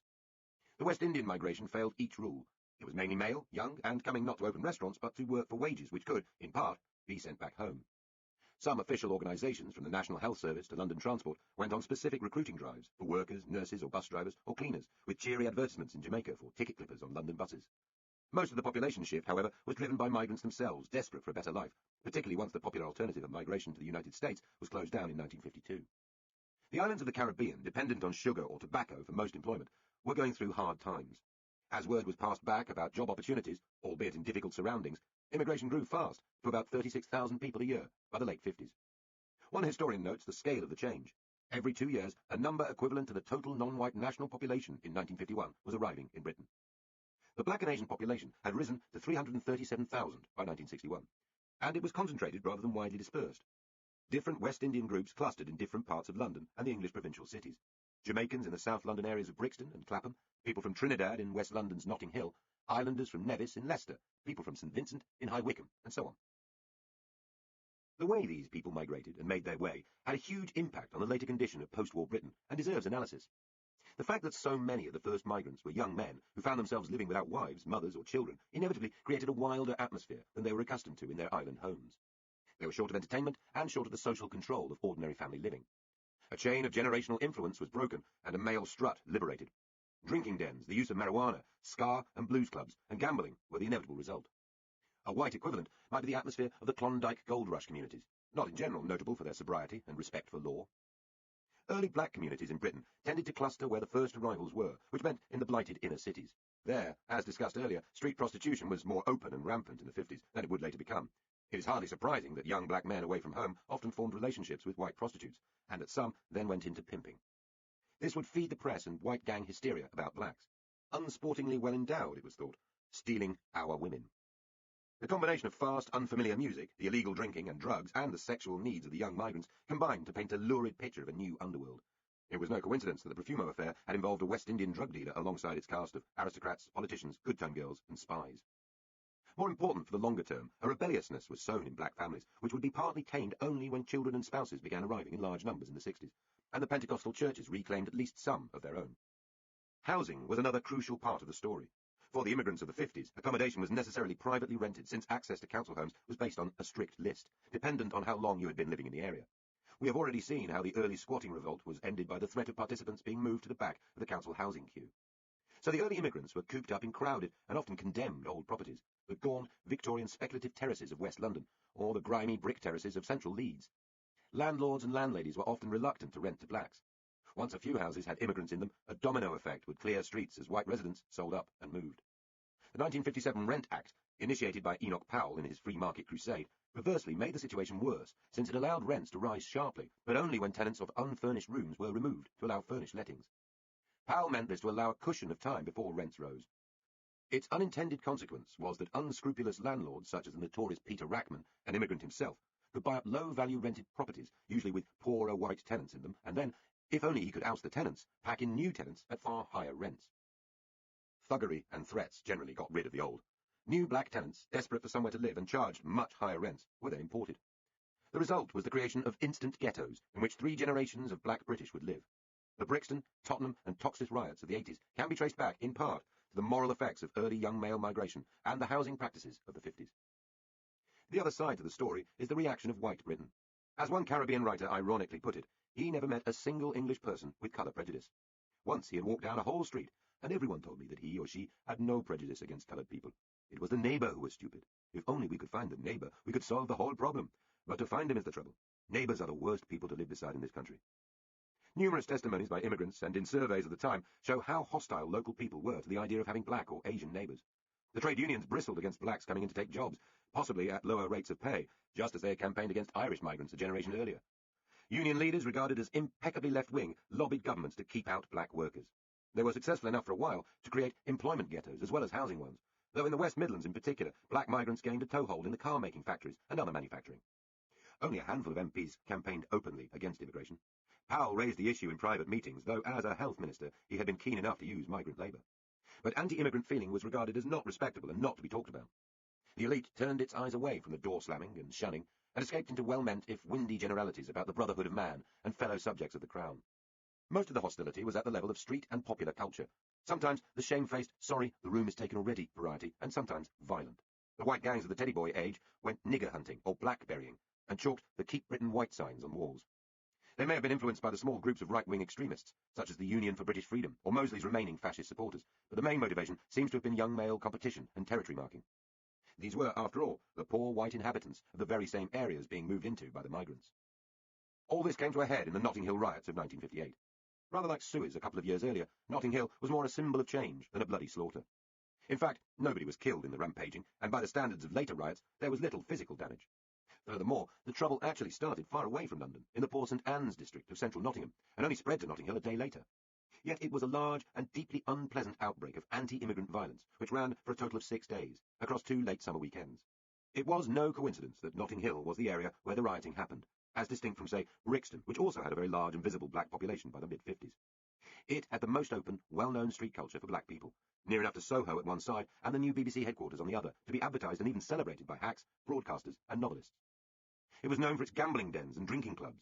It had a resentful and impoverished white population, but also, as 2 historians of British immigration put it, it had multi-occupied houses with families of different races on each floor. It had a large population of internal migrants, gypsies and Irish, many of them transient single men, packed into a honeycomb of rooms with communal kitchens, toilets and no bathrooms. Into this honeycomb poured a crowd first of tens and then of hundreds of white men, armed first with sticks, knives, iron railings and bicycle chains, and soon with petrol bombs too. They were overwhelmingly young, mostly from nearby areas of London, and looking for trouble. They began by picking on small groups of blacks caught out on the streets, beating them and chasing them. Then they moved to black-occupied houses and began smashing windows. The crowd swelled until they were estimated at more than 700 strong, whipped up by the occasional fascist agitator, but much more directed by local whites. Racist songs and chants of niggers out, the smash of windows, though some local whites protected and even fought for their black neighbours, this was mob violence of a kind Britain thought it had long left behind. It shrunk away again, partly as a result of black men making a stand and fighting back with petrol bombs. There were 140 arrests, mainly of white youths, and though far-right parties continued to organise in the area, there was no discernible electoral impact, or indeed any more serious trouble.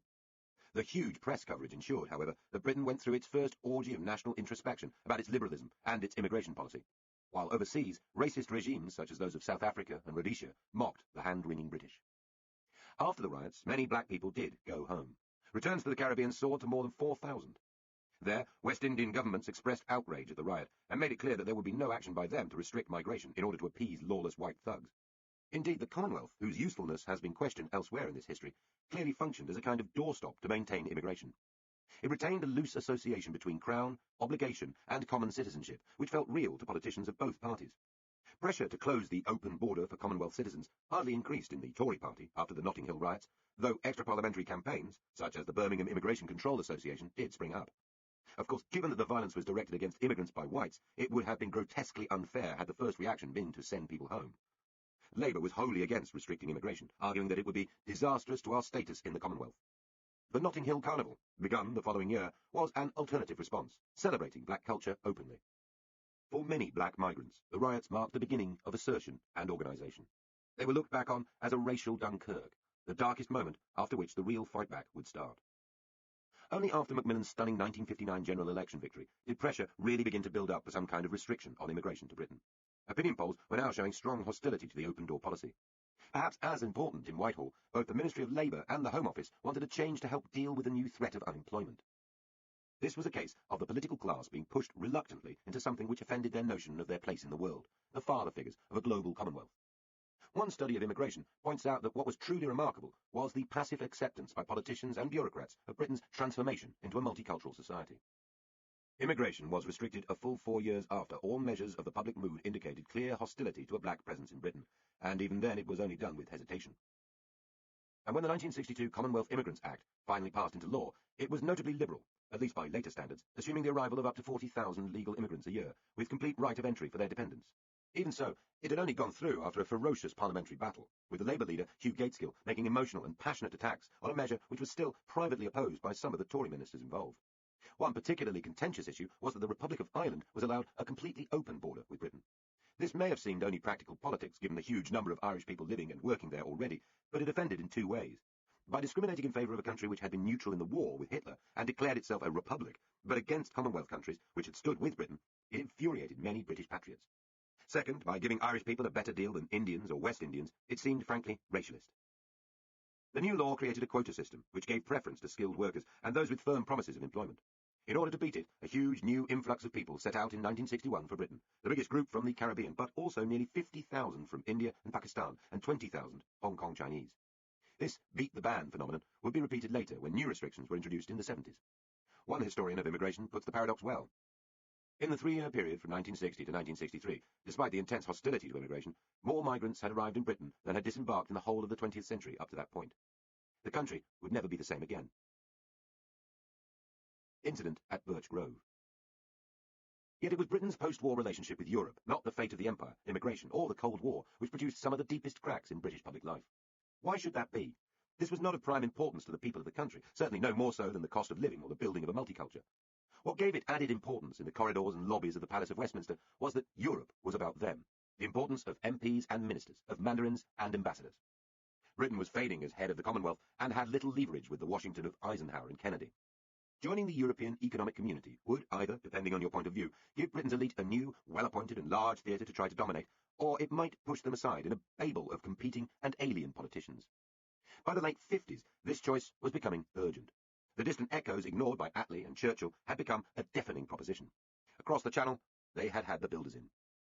After the iron and coal community, which the Durham miners were supposed to have been so against, the 6 founding EU nations, France, West Germany, Italy, Luxembourg, Belgium and the Netherlands, had kept designing and laying out bigger structures. The European defence community had foundered, but in 1955 a breakthrough had happened in the unlikely setting of a small and undistinguished coastal town in Sicily called Messina. Here, the foreign ministers of the 6 had agreed to move towards a customs union and combine in transport, atomic know-how and energy policy. The driving force behind this was a squat, pro-British Belgian, now formally revered as a European founding father, called Paul-Henri Spaak. Later, he stolidly recalled how the ministers had worked through the night to complete the proposal. The sun was rising over Mount Etna as we returned to our rooms, tired but happy. Far-reaching decisions had been taken. The first view from London was that, at any rate, Etna had not erupted. As the negotiations continued in Brussels about what would eventually become the EU, Britain refused to send a minister to take part, choosing instead a formidably bright but middle-ranking civil servant, a trade economist called Russell Brotherton. This fox-like little man with a clipped moustache soon realised 2 things. He was being treated like a very important person by the Europeans, and, second, they were deadly serious about trying to build a new political system. Brotherton was regarded by the French, Belgians and Germans as national negotiator, when in truth he was a mere observer with written notes about what he could and could not say. In the mythology of the European Union, there is a wonderful story about Brotherton. It tells us that at the end of the negotiations, this starchy representative of Her Britannic Majesty stood up and informed the room, "Gentlemen, you are trying to negotiate something you will never be able to negotiate. But if negotiated, it will not be ratified. And if ratified, it will not work." He is then supposed to have walked out, no doubt clutching his rolled umbrella. Sadly, it seems unlikely that this ever happened as reported, though it has poetic truth. The continental negotiators were disappointed and shocked by Britain's lack of serious interest, and Brotherton had been given a loftily dismissive brief by his political masters. It was simply less crisp than myth tells us. At any rate, the 6 shrugged off Britain's attitude. They were still rebuilding shattered cities and healing torn economies, and for them the coming union was manifest destiny. The Treaty of Rome duly followed in 1957. Coming so soon after the humiliation of Suez, it was greeted by increasingly agitated head-scratching in Whitehall. And for Britain, the world was differently shaped. The Commonwealth then meant more than a worthy outreach programme for the royal family.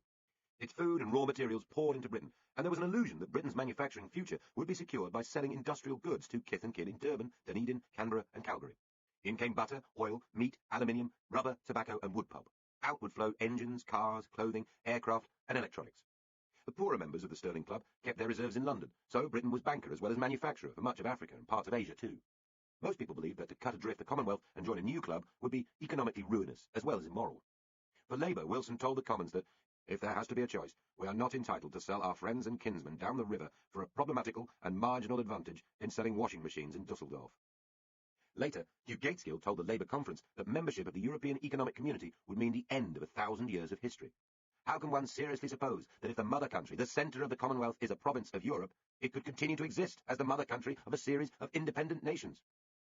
Yet at just this time, the European market, thirsting for new consumer goods, was growing spectacularly fast, while the Commonwealth Trading Group was by comparison falling behind. As we have seen, most of the poorer countries did not want Britain anyway. The richer nations of the old Commonwealth, Australia, New Zealand, Canada, and even semi-detached South Africa, would soon turn to the United States for their consumer goods.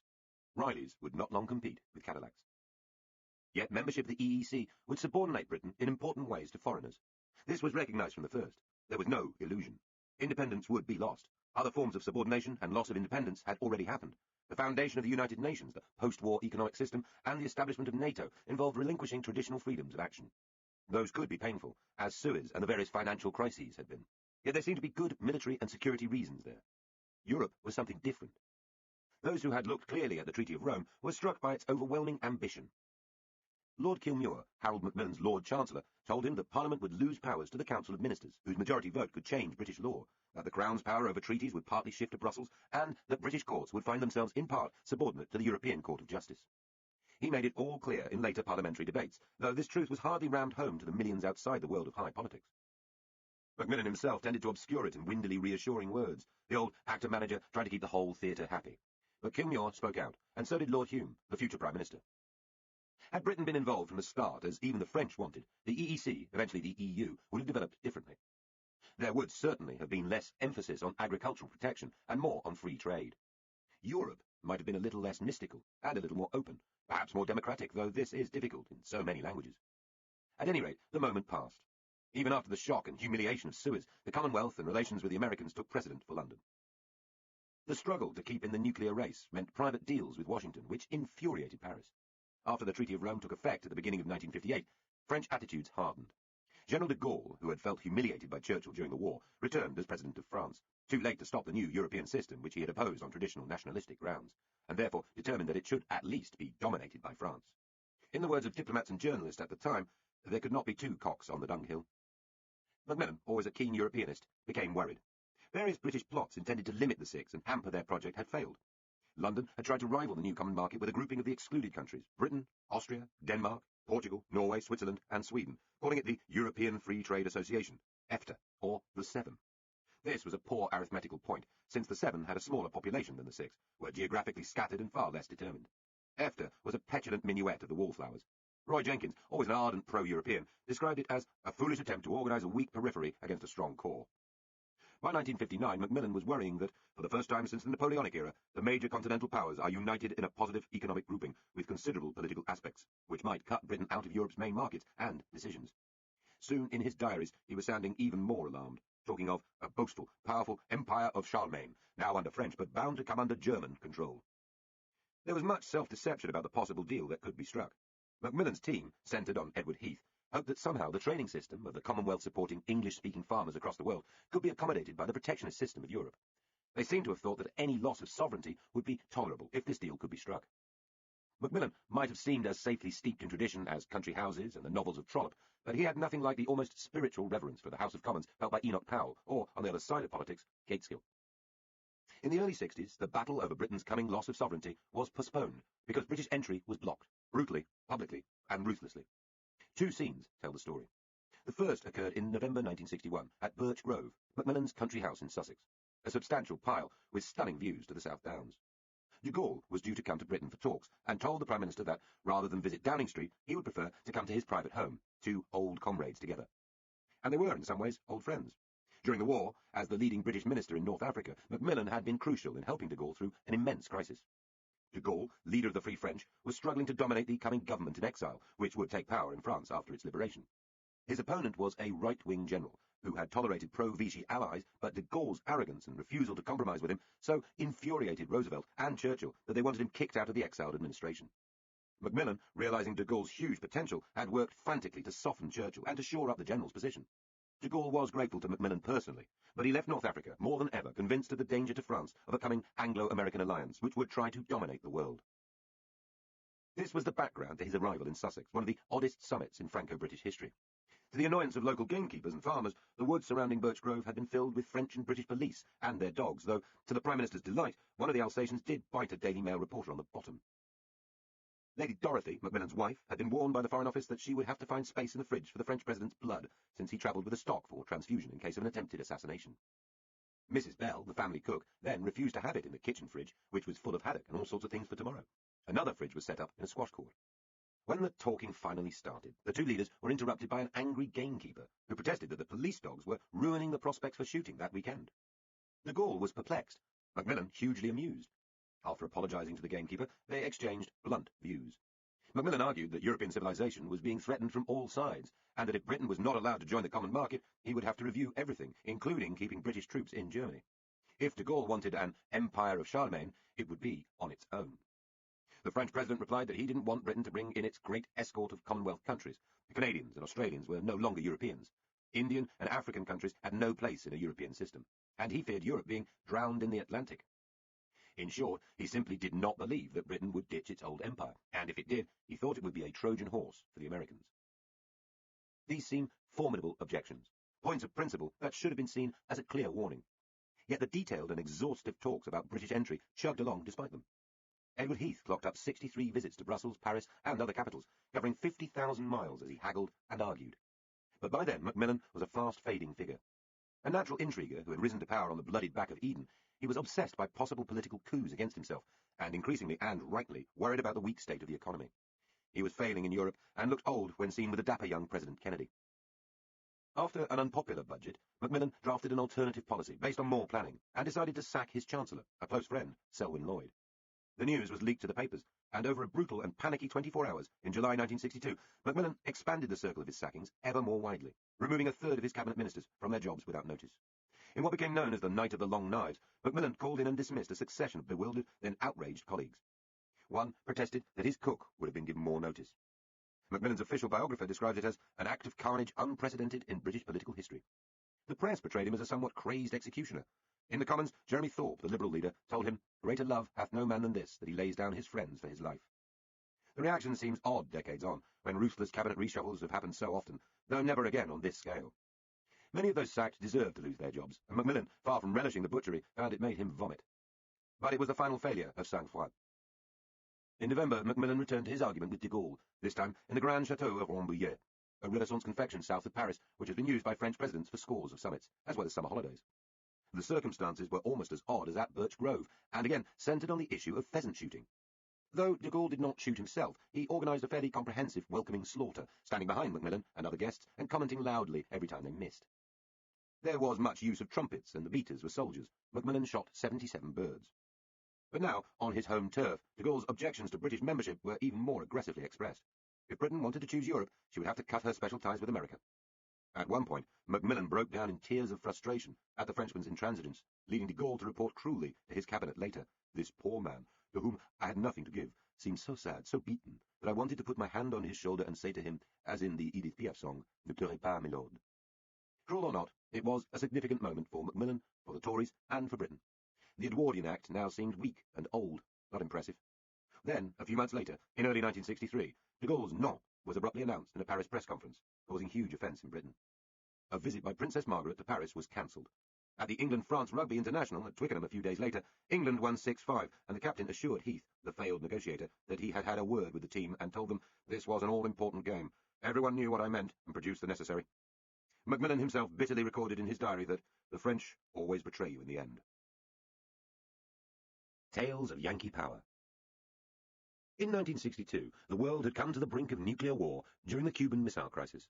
The people living round Scotland's Holy Loch, where Macmillan had allowed the Americans to base the first nuclear submarines, immediately realised the gravity of the Cuban crisis when they awoke in the night to the unfamiliar sound of silence. The humming of motors on the loch they had become so used to had suddenly ceased, and when morning broke, they saw that the US submarines had slipped away to prepare their nuclear attack on Russia. In Whitehall, the historian Peter Hennessy believes that Macmillan was preparing for a cabinet meeting which would have authorised the first stage of hiding his government underground. There were no illusions about what a missile strike would mean. In 1955, secret government papers on the impact of hydrogen bombs stated that the effect on dense populations would remain beyond the imagination until it happened. Whether this country could withstand an all-out attack and still be in any state to carry on hostilities must be very doubtful. How many H-bombs would it take to wipe out the British military state? At an eerie encounter in 1961 between the Russian leader Nikita Khrushchev and the British ambassador Sir Frank Roberts, who found themselves together at a ballet performance in Moscow, exactly this issue came up. Khrushchev asked Roberts how many it would take, and he replied, loyally hoping to limit the scale of any planned strike, that Britain would be destroyed by 6 H-bombs. The Soviet leader told him that optimists at the Soviet Forward Command headquarters in East Berlin had reckoned Britain would take 9. In fact, said Khrushchev, the Soviet General Staff had a higher opinion of the UK's capacity to resist, and had earmarked several scores of bombs for use against Britain. In the face of this horror, the British government had built huge networks of bunkers with food and water supplies, emergency generators, communication systems, decontamination suits, and the rest, in order to maintain some vestigial state alive after the Holocaust. Plans for regional command centres and what has been described as a form of Cromwellian military dictatorship with martial law and the shooting of civilians who resisted were well advanced. By the early 60s, Macmillan had his post-nuclear government system ready. Whitehall had earmarked 210 people who would run the remnant of a country, from chiefs of staff and intelligence officers to typists and clerks. They would be rushed to Turnstile, the top-secret underground bunker system with 60 miles of tunnels built deep under the Cotswolds at Corsham.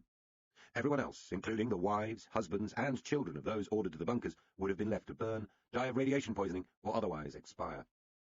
Sir Roderick Braithwaite, later chairman of the Joint Intelligence Committee, said of all this planning that it was inescapable, it was necessary, and it was lunatic.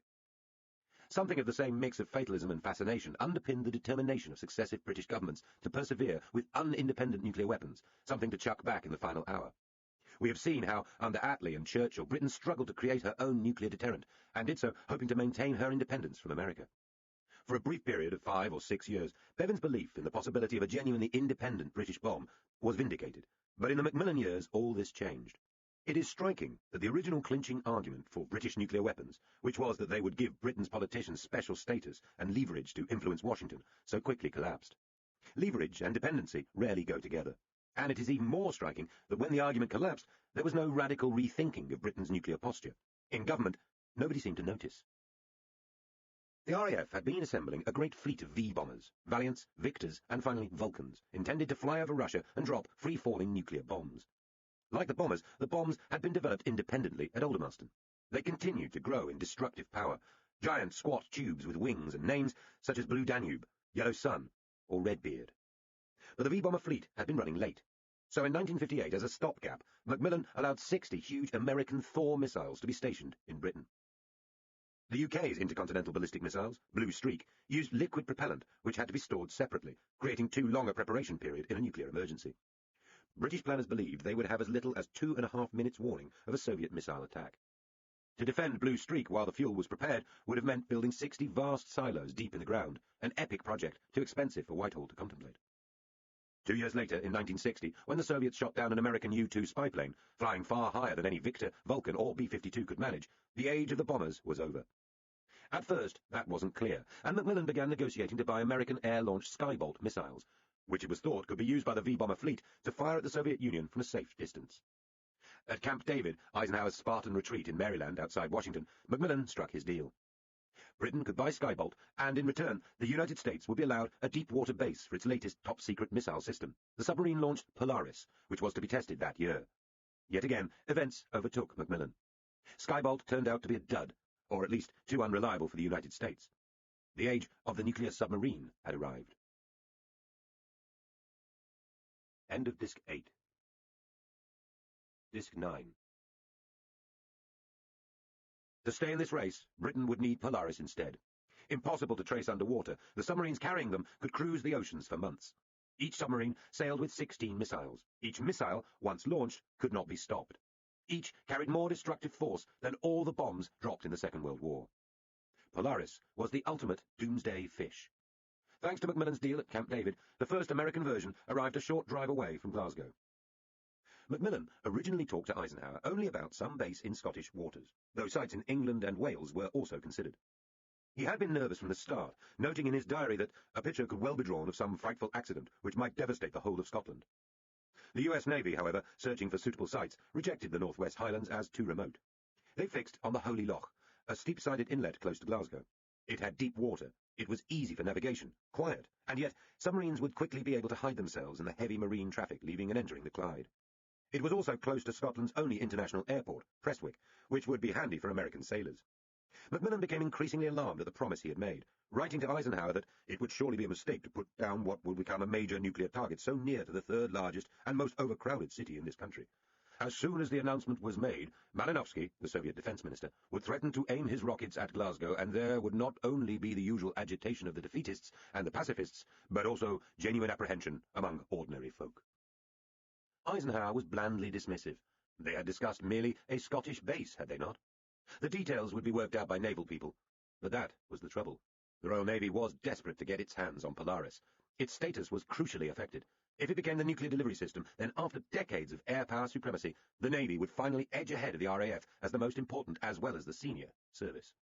So, the naval lobbyists were adamant that Macmillan must be accommodating about the Holy Loch. Macmillan was impaled. The same went for a government suggestion that the US Navy might agree to joint control over the American missiles stationed in Scotland.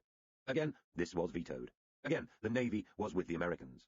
Macmillan buckled and allowed the deal to stand. The now inaptly named Holy Loch would welcome America's nuclear submarine fleet. When the first US nuclear supply ship arrived in the Clyde, the captain faced a tiny demonstration by Scottish CND members in canoes and kayaks, which he dismissed as the protest of a few damned Eskimos.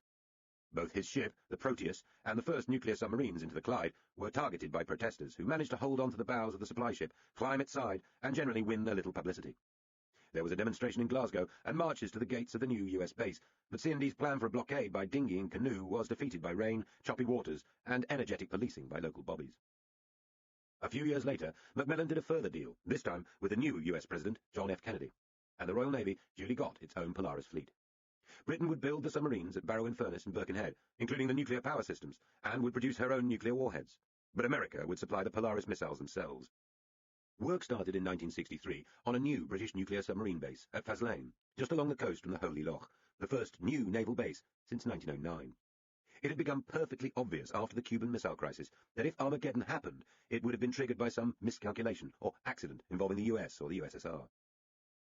Every other nation, nuclear or not, would be a mere observer. And if the independent deterrence was not independent, and far from giving Britain leverage, made her a supplicant, why did Britain press on? The mixed motives of Macmillan and Alec Douglas Hume included a whiff of the old Churchillian fantasy about great power status.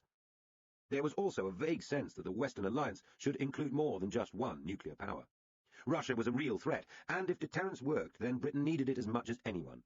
With a large British army of the Rhine, and this country the first in line for any preemptive Soviet missile strike, there was a remarkably wide political consensus on the need for submarines and missiles, with the Union Jack on top. Polling and voting shows that most of the time a large majority of voters agreed with this, despite the campaigns of the disarmers. Labour never went anti-nuclear, even though so many of its supporters were so passionately committed to CND. By the early 60s, Britain was essentially in the same global rictus that she would adopt until the end of the Cold War. Once she had stomped the globe, imposing her will on subject peoples. Now she was stoically preparing for her own destruction, burrowing deep and buying the wherewithal for a final act of retaliation. She was sloughing off the age of empire, until only a few scattered dots would remain. She was America's unsinkable carrier and ally, not an independent European power. Her main commitment was to the fight against communism, and on it she was spending proportionately more money than any comparable country. This required a great rearrangement of the mental furniture, but it was rearranged by both main parties. They all struggled with it. In the Attlee years, it had been the struggle for financial survival and to achieve an independent British bomb. In the sunset Churchill administration, it was his forlorn attempt to make peace between the Americans and Russians. Eden suffered the disillusioning smash of Suez, and Macmillan came to terms with the Americans, finding that even the smallest expressions of independence, as over the Holy Loch, were brushed aside. All through these years, with steadily shrinking armed forces, Britain had been fighting somebody somewhere. Any British citizen reviewing life in these islands since 1945 would conclude that they have enjoyed one of the longest periods of peace ever. Yet, from outside, and in secret corners, the story had been very different. Fighters then, fighters now. Small worlds collide. How might one sum up the love-hate relationship between the British establishment and their allies in Washington at the height of the Cold War? What metaphor might you choose? They were like competitive gamblers trying to outwit the wicked Soviets, yet constantly wary of one another. The self-assured Englishman who moves between the world of espionage and high society is out there taking the risks, but he simply doesn't have the cash to keep playing. The Americans, whom he treats with a mixture of condescension and admiration, are watching half contemptuously, ready to help at the last minute. The British agent is cultured, well-educated and stylish, but fated to be the junior partner. He is prickly about his politics. Obsessively, he defends his country's underlying greatness, despite the appearance of weakness. For one to the manner born, it is a kind of torture, and he ends up naked, with his testicles hanging out of the bottom of a cane chair, having them beaten. A nasty, but undeniably powerful image of the humiliation of British power. All this comes, of course, from the first ever James Bond novel, Casino Royale, published in 1953. Its author was, in his way, at least as influential a commentator on the Anglo-American relationship as most politicians. Ian Fleming is also a fine example of how British society was tightly twisted at the top. He was yet another Etonian, and yet another character who flitted between journalism, intelligence, and high society. Of a Scottish banking family, he had tried Sandhurst, foreign reporting, including in Stalin's Moscow, and the city, where he was no good, before joining naval intelligence during the war. There, his wild schemes for sabotage and dirty tricks were widely considered more fit for novels. After the war, he ran a network of foreign correspondents from London, and, like so many other Britons, tried to work out ways of moving out of the dreary reality of austerity London. He eventually built a house in Jamaica, then a British colony, which he called Goldeneye. It turns out to be Ian Fleming's wife, Anne, admired by her friends for her sharpness, determination, and lack of pretense, who really gives us the feel of how interconnected politics and society life were in the 1950s. Anne had originally been married to a newspaper magnate, Esmond Rothermere, owner of the Daily Mail and London Evening Standard. She had had a high old time in the years after the war, living like an old-fashioned society hostess, while making and unmaking editors and journalistic careers. It was one of her protégés who broke the story of Princess Elizabeth's engagement to Philip Mountbatten. But she had been enjoying a long affair with Fleming, and eventually divorced the devastated Lord Rothermere to marry him, taking off in new directions, politically and sexually. She was a close friend of Eden's wife, Clarissa, who had in turn been loved by the novelist Evelyn Waugh, a friend of Anne's. The latter two were great letter writers, which is how we can picture Clarissa Eden, in number 10, practising with a snorkel, for it was to Ian Fleming's Goldeneye that the Edens fled after Suez to recuperate. Anne was dubious about the idea, writing to Waugh in November 1956 that the Prime Minister's wife seemed disconcerted to hear that if one wished a bath, one had to give 2 days' notice, and that I did not know if there was a dentist on the island, and that all the doctors were black. I warned her that shoes must be worn while bathing, and that the reef abounded with scorpionfish, barracuda, and urchins. I forgot to tell her that if Eden is impregnated with spines, he should pee on them. I think Torquay in a sun lamp would be more peaceful and patriotic. The governor of Jamaica was equally concerned, but the Edens, like Noel Coward and many others, did make for the island, and the Flemings' exotic home. When wounded, you stick with your own, and these were tight little circles. Ian and Anne Fleming had originally heard about Burgess and Maclean's defection to Moscow, for instance, while staying with the Edens at Chequers. The memory stayed with them. Defending the honour of the British Secret Service at a time when it was stained by treachery was one of Fleming's purposes in his novels. It was not only the worlds of newspapers, Tory politics and writing that Anne Fleming pulled together. A few years after the Edens had visited, she was describing another politician on the island, someone who had become one of her favourite dance partners and lovers. She paints a vivid portrait of the Labour leader Hugh Gateskill, swimming, then disappearing underwater for a worryingly long time before breaking surface like an amiable hippo. In her letters to friends, she was discreet about her love affair with Gateskill, though the affectionate animal metaphors slightly give the game away. Later, he is a very inquisitive man. He has a long inquisitive nose, like the ant-eating tapir. Gateskill was one of the upper-crust socialists, distrusted by the Labour left. Even so, for such a Tory hostess to have an affair with him would have horrified her friends. It only matters because it shows how small and tight-woven the top of British society still was. You should have seen. Everybody, darling, was there. The history of Britain in the 50s is the history of unconscious conspiracies. The private language of upper-crust diaries and letters is mocking, but nervous. The London drinking clubs remain from pre-war times, but the grand houses are shutting down, and the Americans are taking over.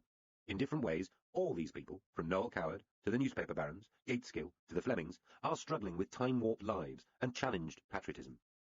Morals are becoming more fluid. New kinds of pleasure are seeping in. One of his biographers wrote of the Labour leader, "Britain was changing, growing more affluent, beginning to enjoy the peace, and Gateskill relaxed a little alongside everyone else." Gateskill himself, meanwhile, was able to appreciate both Flemings, writing of the Bond books in the New Statesman that, "I am a confirmed Fleming fan, or should it be addict? The combination of sex, violence, alcohol, and, at intervals, good food and nice clothes is, to one who lives such a circumscribed life as I do, irresistible." It is hard to think of a couple of sentences which explain so well how the austerity years gave way to the swinging 60s. Gateskill was one of the most intensely patriotic men in British public life, deeply wary of America, yet he was being tugged that way too. James Bond would become one of the most successful, if mildly ironic, symbols of defiant British pride as the years rolled on, not least through the endless films. Gadget-packed Aston Martins, imperturbable and apparently competent Whitehall mandarins, parachutes opening to display the Union Jack, and above all, Bond himself, with his self-confidence in everything from cocktails and sex to scuba diving and skiing. This was truly a glorious fantasy for a nation in trouble. The Americans were shown as friendly and powerful, but slightly slow on the uptake, while in the early novels, Fleming worked to satisfy the almost pornographic lust of the British for the richer, more colourful consumer culture over the Atlantic, Gateskill's wistful, good food and nice clothes. American cigarettes, nylon shirts and food are indeed lovingly described. In a characteristic passage from Live and Let Die, Bond leaves a bitter raw day, the dreary half-light of a London fog, to go to New York, where his hotel serves him crabs and tartar sauce, flat beef hamburgers, medium rare, from the charcoal grill, French fried potatoes, broccoli, mixed salad with Thousand Island dressing, ice cream with melted butterscotch, and Liebfrau milk wine. That a burger and chips with Blue Nun menu, which would soon become common in suburban lounge bars across Britain, clearly seemed so mouth-wateringly exotic in 1954, is eloquent, and, in its way, touching. Though Fleming was a connected member of the elite, Bond's route to a mass audience would be through rougher trade. Fleming had pictured his agent as an old Etonian, but a working-class Scottish bodybuilder and former milkman, Sean Connery, was chosen to play the first James Bond, and he was followed by a range of shapes and accents, including an Irishman.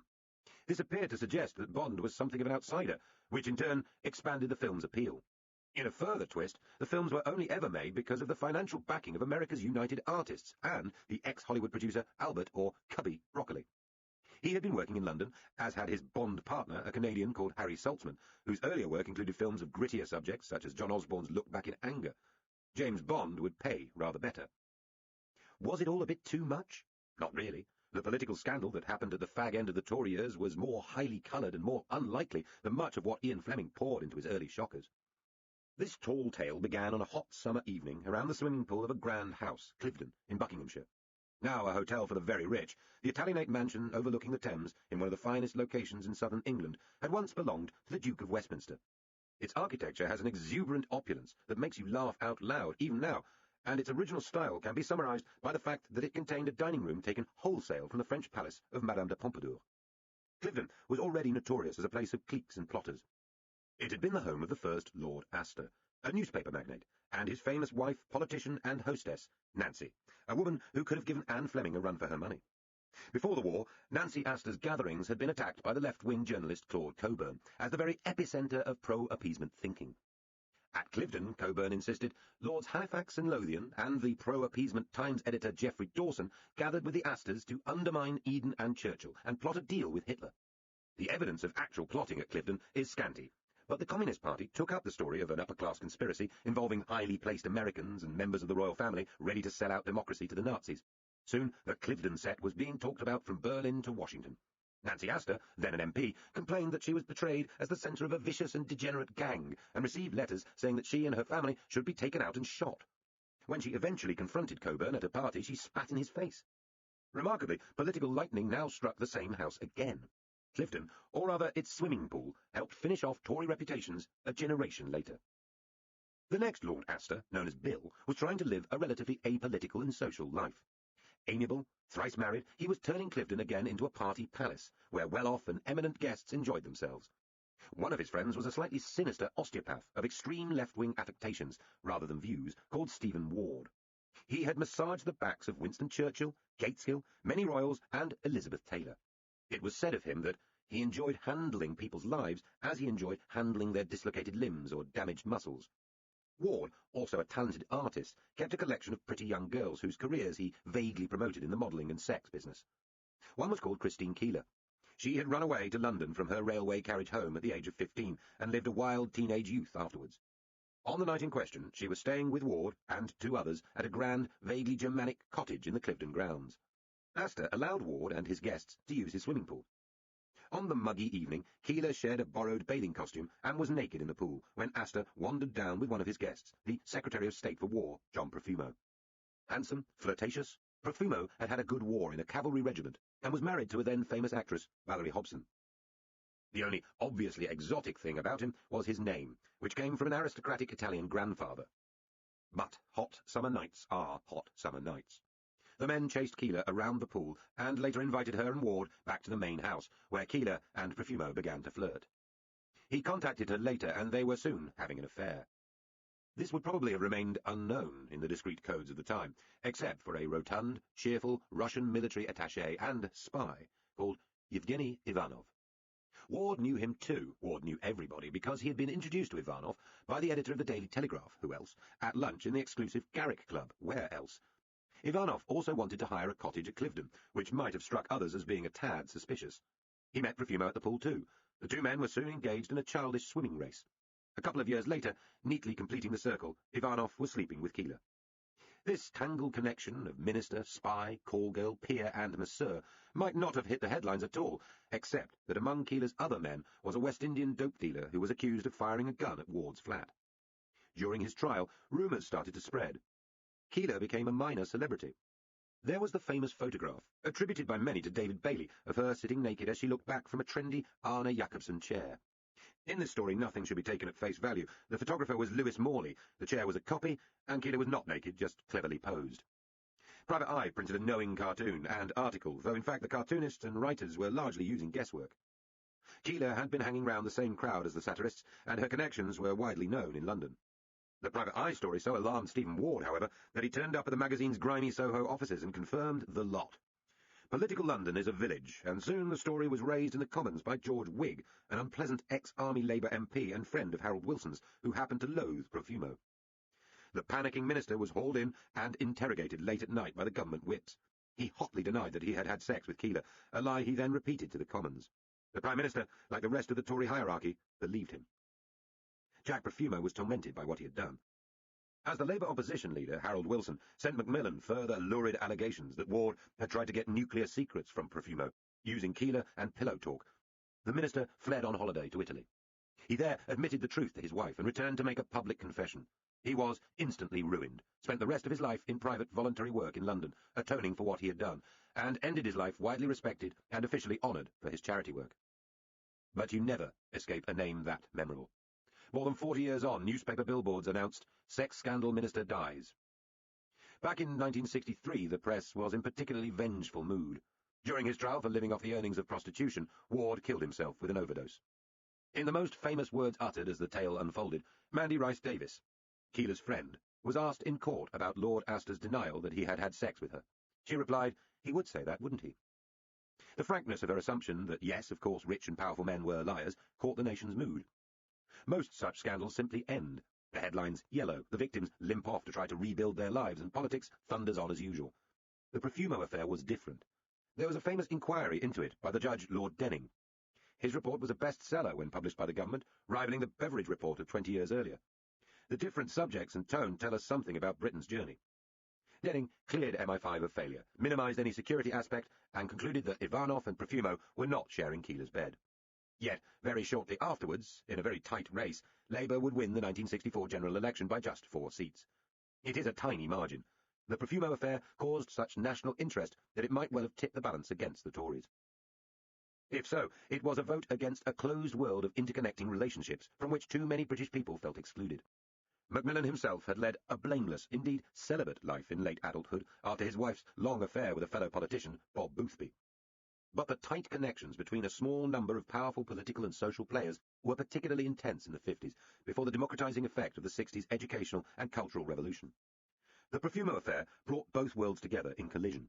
Astor and Profumo, the mistresses and the discreet introductions in London clubs, all came from the old world. The drug-smuggling boyfriend with a gun and the good-time girls from working-class backgrounds, unshockable and impossible to intimidate, were characters from the new Britain taking shape around Macmillan. Universes collided, Energy was released. Its noise was heard as the satire boom. Beyond the Fringe. Political satire, which had been exuberantly popular in Georgian times, had become duller during the noontide of empire, and now returned in full force, from savage cartoons in the newspapers, staged lampoons, and the fortnightly mockery of the magazine Private Eye. It can be tempting to treat comedy like a ball being passed down the line in a game of rugby. Among the 2 million regular listeners to The Goon Show in the mid-50s were key members of the next generation of comics who would sting more, men such as Jonathan Miller and Peter Cook. The Goons passed to Beyond the Fringe. Beyond the Fringe passes to Monty Python's Flying Circus. They pass to Little Britain, and so on, until the touch judge puts a flag up and stops play. Each generation does indeed catch the humour of the previous one, changes it and throws it on. Peter Cook, who is Spike Milligan's only rival as the outstanding comic genius of the age, as a schoolboy sent a script to the BBC good enough for Milligan to invite him up to London for lunch. In turn, the generation of comedians who created Monty Python's Flying Circus were transfixed by Cook and his friends. But the origins of the comedy keep changing. The real difference between Milligan and Seacombe, and indeed many other war-trained comedians making names for themselves in post-war London, and the next lot, was public school. Had R.A. Butler acted on his original instinct and broken down the ancient class divide in British education, the country's humour would have been very different. By the 1960s, the flow of lower-middle-class and working-class children through grammar schools and into the universities was strongly affecting the atmosphere of the whole country. But in the decade after the war, the private schools still dominated things. They were often bleak institutions. The austerity years meant little heating, poor food, and few modern facilities, a life decorated by brutal customs and petty hierarchies, often dating back to the reign of Queen Victoria. Peter Cook's school, Radley in Oxfordshire, deployed a private vocabulary, frequent beatings, cold showers, complicated rules about which buttons which boys were allowed to do up, compulsory star jumps, thumpings with hockey sticks for minor transgressions, and, of course, a great deal of bullying, undeterred by the staff. This forced bright but vulnerable children like Cook to develop mimicry and mockery to deflect bullies, which in his case included the England cricket captain-to-be, Ted Dexter. Cook's biographer, Harry Thompson, himself a noted comic, quoted Cook explaining how he would make people laugh in order that they would not hit him. Thompson asked, how many times over the years has the British comedy industry had cause to be grateful to generations of public school bullies? Richard Ingrams, editor of Private Eye, cut his comic teeth at Shrewsbury School, sitting high above the River Severn and at least as weird as Radley. Its new boys were called douls, after the Greek for slave. Its day started with cold baths. It, too, had a Byzantine dress code, involving different colours of scarf, tie and waistcoat, buttons done up or not, and the rest. When the whole school was sent on cross-country runs, the boys were chased by men with whips. Ingrams's humour was less about mimicry. Instead, he, Paul Foote and Willie Rushton, who would join him at Private Eye, turned to writing mock school magazines. At Radley and Shrewsbury, as in scores of other similar schools, such as John Cleese's Clifton College in Bristol, or indeed Prince Charles's Gordonston in Scotland, boys developed underground languages to cope with their aggressive and closed communities. They knew little of women, which meant the humour that emerged from this was often toe-curlingly juvenile about sex. They were rarely politically radical. They were from a privileged elite, after all. Cook's father had been a colonial civil servant in Nigeria and Gibraltar. Ingrams was the son of an eccentric banker and intelligence agent, a one-time member of the pro-Nazi Anglo-German Fellowship Society, and a Catholic mother whose father had been Queen Victoria's doctor. Both men were brought up to look down on the working classes as essentially inferior and comic, though Ingrams would have his perspective shifted as a soldier during the Korean War. Their satire would be biting, with underlying layers of anger and hurt, but it would be very public schoolboyish too, tittering and often snobby. The brightest then went on to Cambridge or Oxford, still then mostly male societies, and where, in those days, there was a direct line from the world of Oxbridge student reviews to the West End. Future satirists mingled with fellow students who would go on to become politicians and business leaders. Thompson points out that this too would affect the style of comedy soon to sweep middle-class Britain. Peter Cook's generation at Cambridge in 1957 would include the later Conservative cabinet ministers Michael Howard, Kenneth Clarke and Leon Britton, as well as numerous actors and impresarios.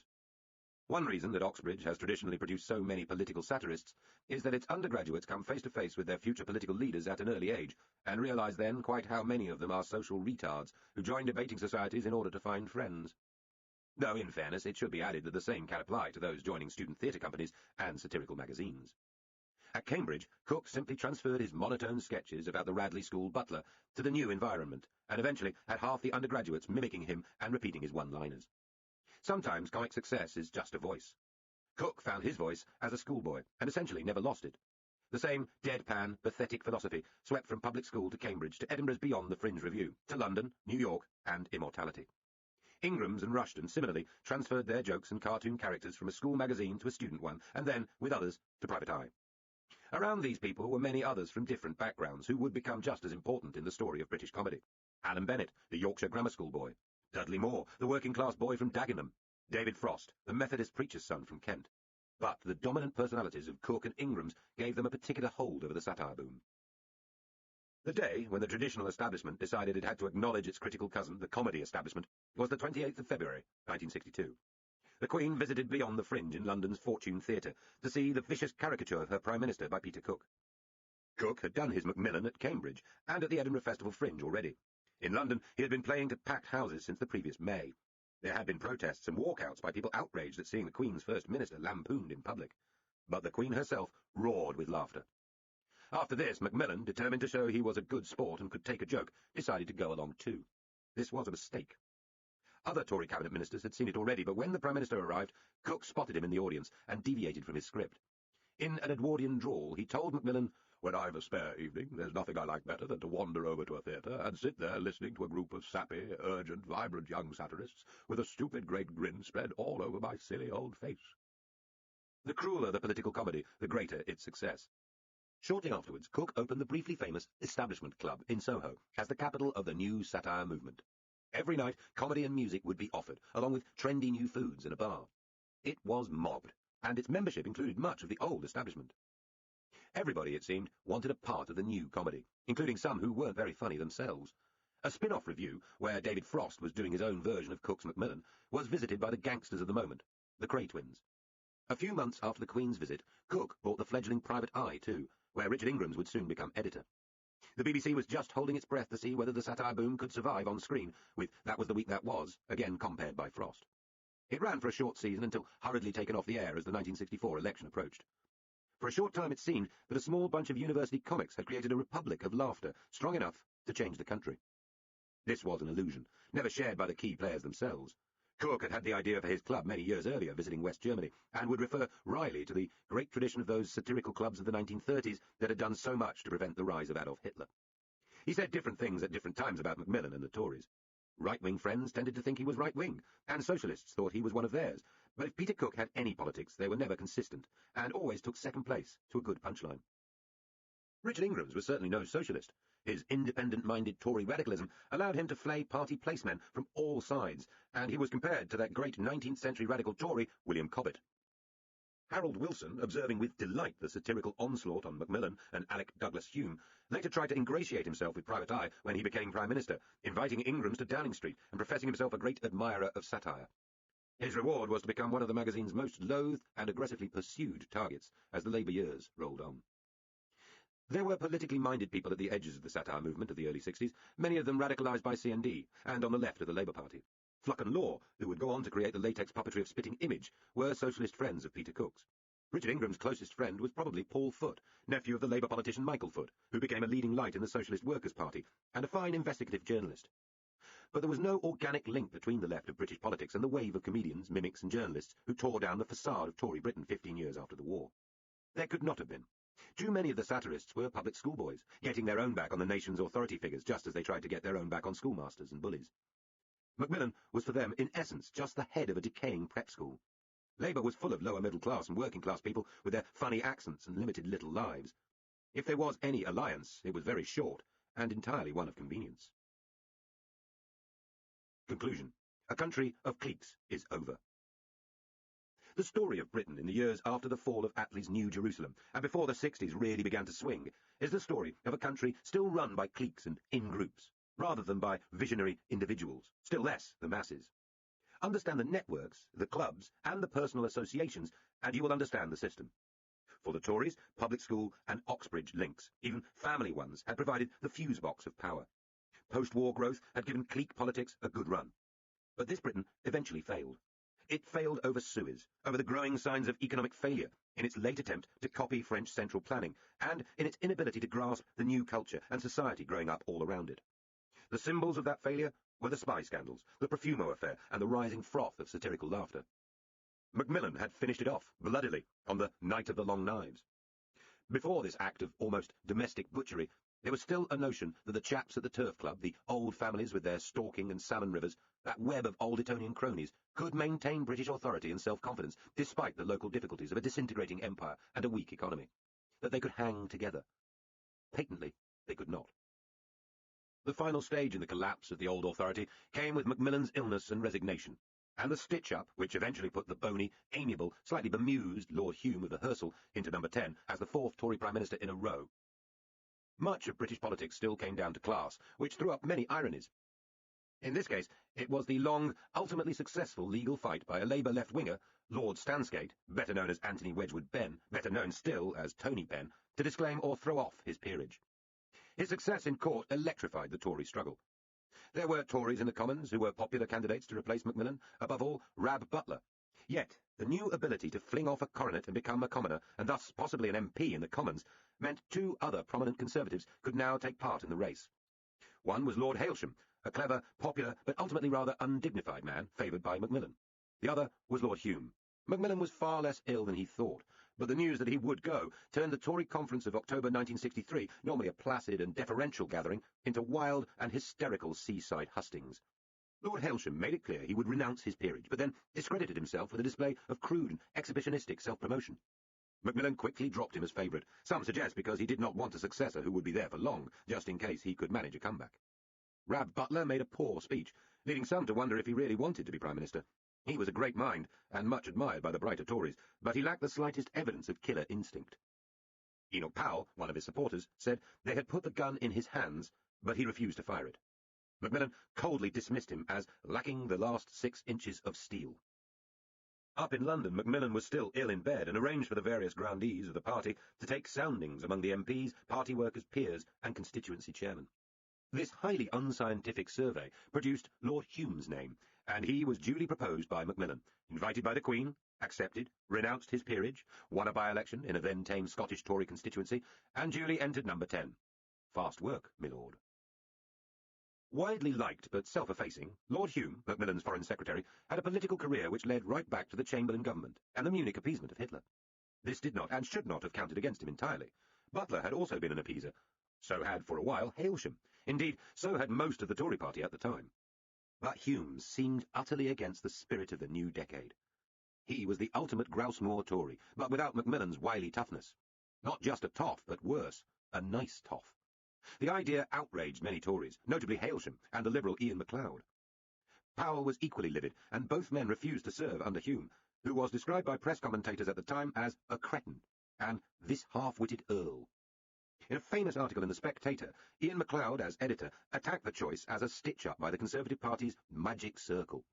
He narrated the key soundings involving Macmillan and functionaries such as Lords Dilhorne, Poole and St Aldwyn, pointing out in a devastating aside, 8 of the 9 men mentioned in the last sentence went to Eton. As it happened, Alec Douglas Hume went on to be a tougher opponent than Harold Wilson had expected. An Etonian schoolboy contemporary, the writer Cyril Connolly, had described the new Prime Minister as the kind of graceful, tolerant, sleepy boy who is showered with favours and crowned with all the laurels. In the 18th century he would have become Prime Minister before he was 30. As it was, he appeared honourably ineligible for the struggle for life. Hume proved Connolly wrong, at least in getting to the Premier position, and in being ready to fight for it. Later he would return as Heath's Foreign Secretary in 1970 to 74, and lived long to be a much-liked grand old man of Toryism. Yet he never overcame the handicap of being a symbol of the old ways. As Prime Minister in the early 60s, he was out of time, an immaculately turned out anachronism. Macmillan unwittingly pointed this out in a draft of his resignation letter to the Queen, in which he cheerfully described Hume as clearly a man who represents the old governing class at its best. By 1964, that class was bust. Wilson put it well. We are living in the jet age, but we are governed by an Edwardian establishment mentality.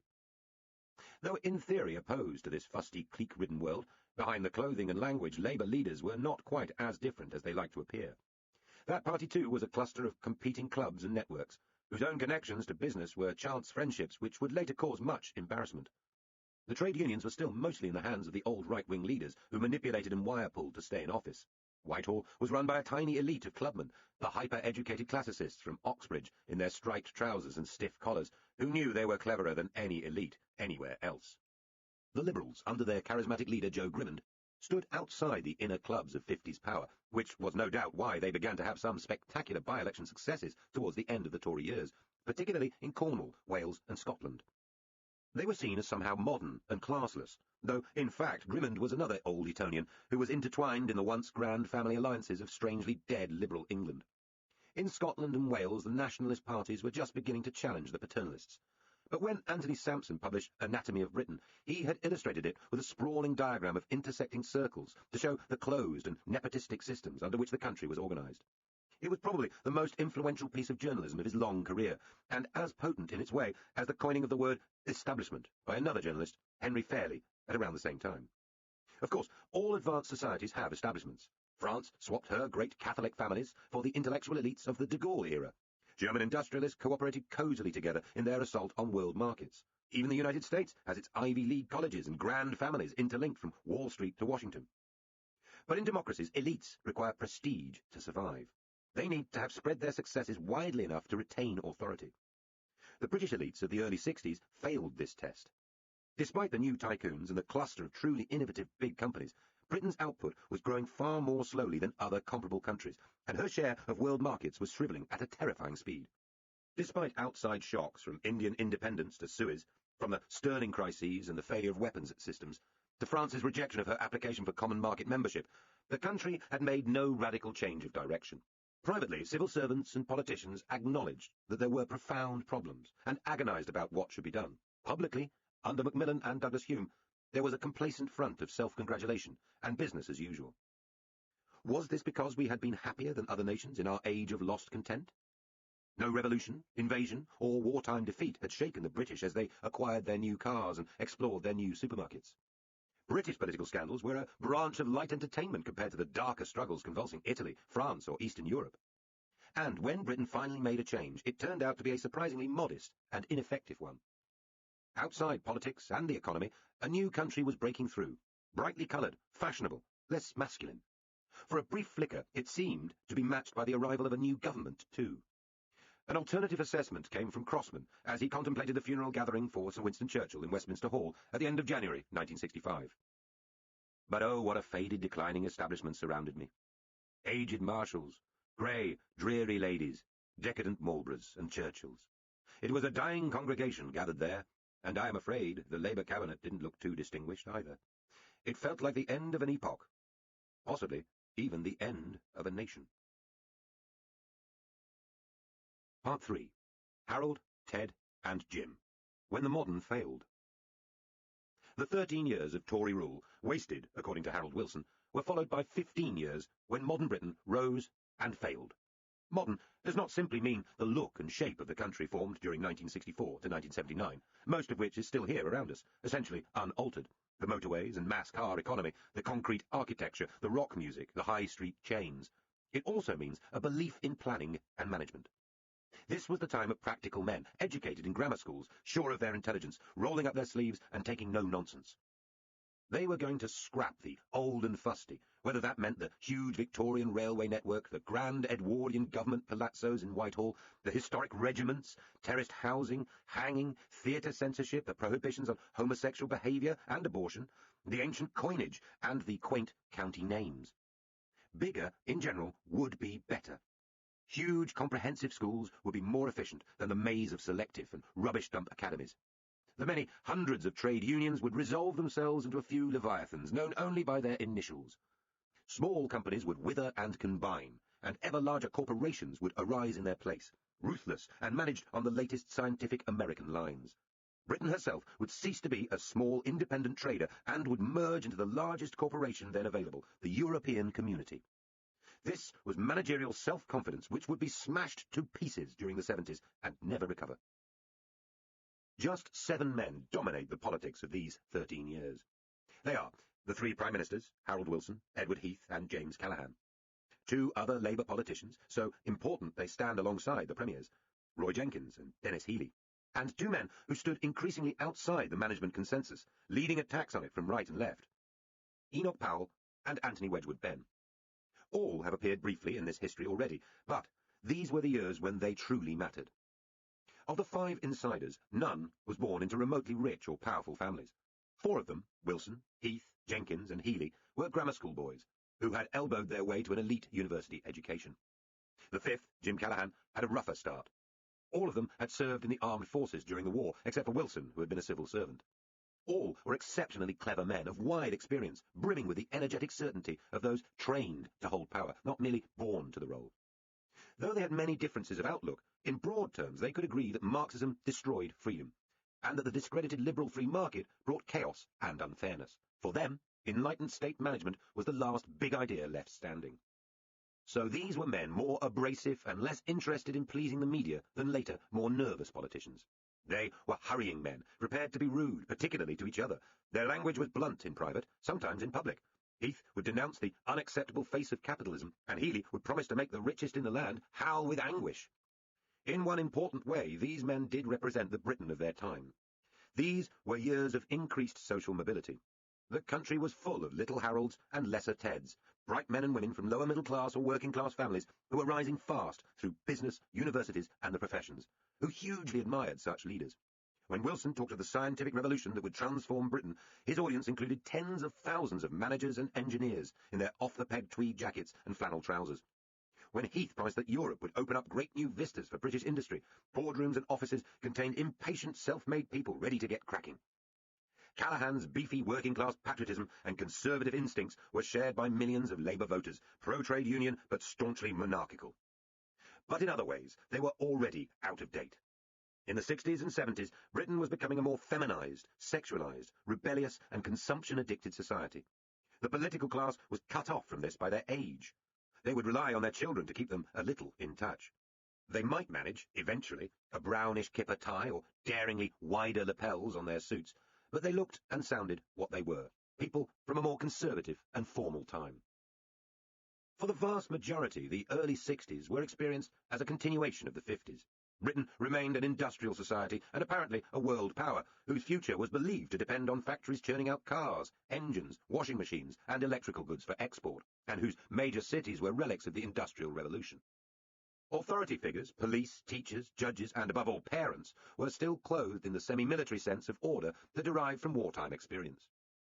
They were the butt of widespread mockery in Alan Bennett's early plays, in newspaper cartoons by Giles of the Daily Express, in television sketches by John Cleese and David Frost, or in film comedies about bus drivers and diplomats. The cross-looking men with moustaches and short back and sides were losing ground.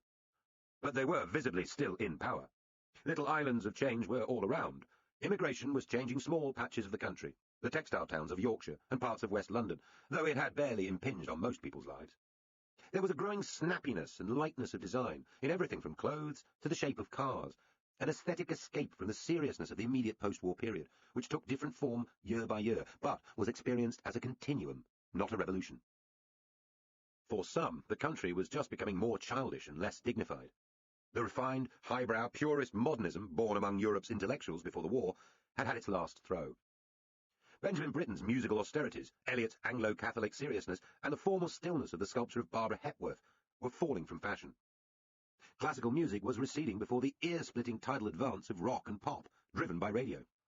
In poetry, politics and incantation were returning. In painting, pop art and the pleasure principle were on the attack. Though it is a huge generalization, it can fairly be argued that simpler and more digestible art forms, suitable for mass market consumption, were replacing elite art, which assumed an educated and concentrated viewer, listener, or reader. Throughout these years, there would be self-conscious moves to create new elites, to keep the masses out. There always are. They might come from the portentous theories of modern art, or the avowedly difficult atonal music arriving from France and America, but these would be eddies against the stream. Tiny whirlpools in the metropolis or at universities. The general move was for easier, brighter, sweeter stuff. The two great rebels mentioned earlier, Enoch Powell and Tony Benn, were neither easier nor sweeter. They had shared much with the Five Insiders, and indeed would remain insiders through part of this era, Powell until he was finally expelled from the Tory shadow cabinet for his anti-immigration speech of 1968, and Benn until his increasing radicalism made him the silly socialist Satan of the later 70s. They both rejected the consumer society growing around them in favour of a higher vision. Powell's was a romantic dream of an older, tougher, swashbuckling England, free of continental and imperial entanglements, populated by spiky, ingenious, hard-working and white people rather like himself. Ben's was of a socialist commonwealth, equal, republican, dominated by scientifically minded people thinking everything through from first principles, rather as he saw himself. Both visions required British independence, a self-sufficient island, which ran entirely against the great forces of the time. Both were fundamentally nostalgic. If Powell harked back to the energetic Victorians, Ben dreamed of Puritan revolutionaries. Both drew sustenance from people around them who seemed to be excluded from mainstream politics. For Powell, it was the Wolverhampton constituents who had immigration imposed on them, and the small shopkeepers drowning under red tape and taxes. For Ben, it was the radical shop stewards' committees on the Clyde or in Midlands factories, and his children's generation, protesting against Vietnam. In return, viewed from Fleet Street or the pulpits of broadcasting, each man was seen as an irrelevance, marching off to nowhere. Yet, Powell was the prophet after whom Margaret Thatcher would stride into power, while Ben represented a militant leftism which very nearly seized control of the Labour Party itself. The little spherical thing. No period of British parliamentary history has been as well and copiously described by those who were there as have the Wilson administrations of 1964 to 1970. Two of the key ministers, Roy Jenkins and Denis Healey, wrote autobiographies which rank as the finest such books ever.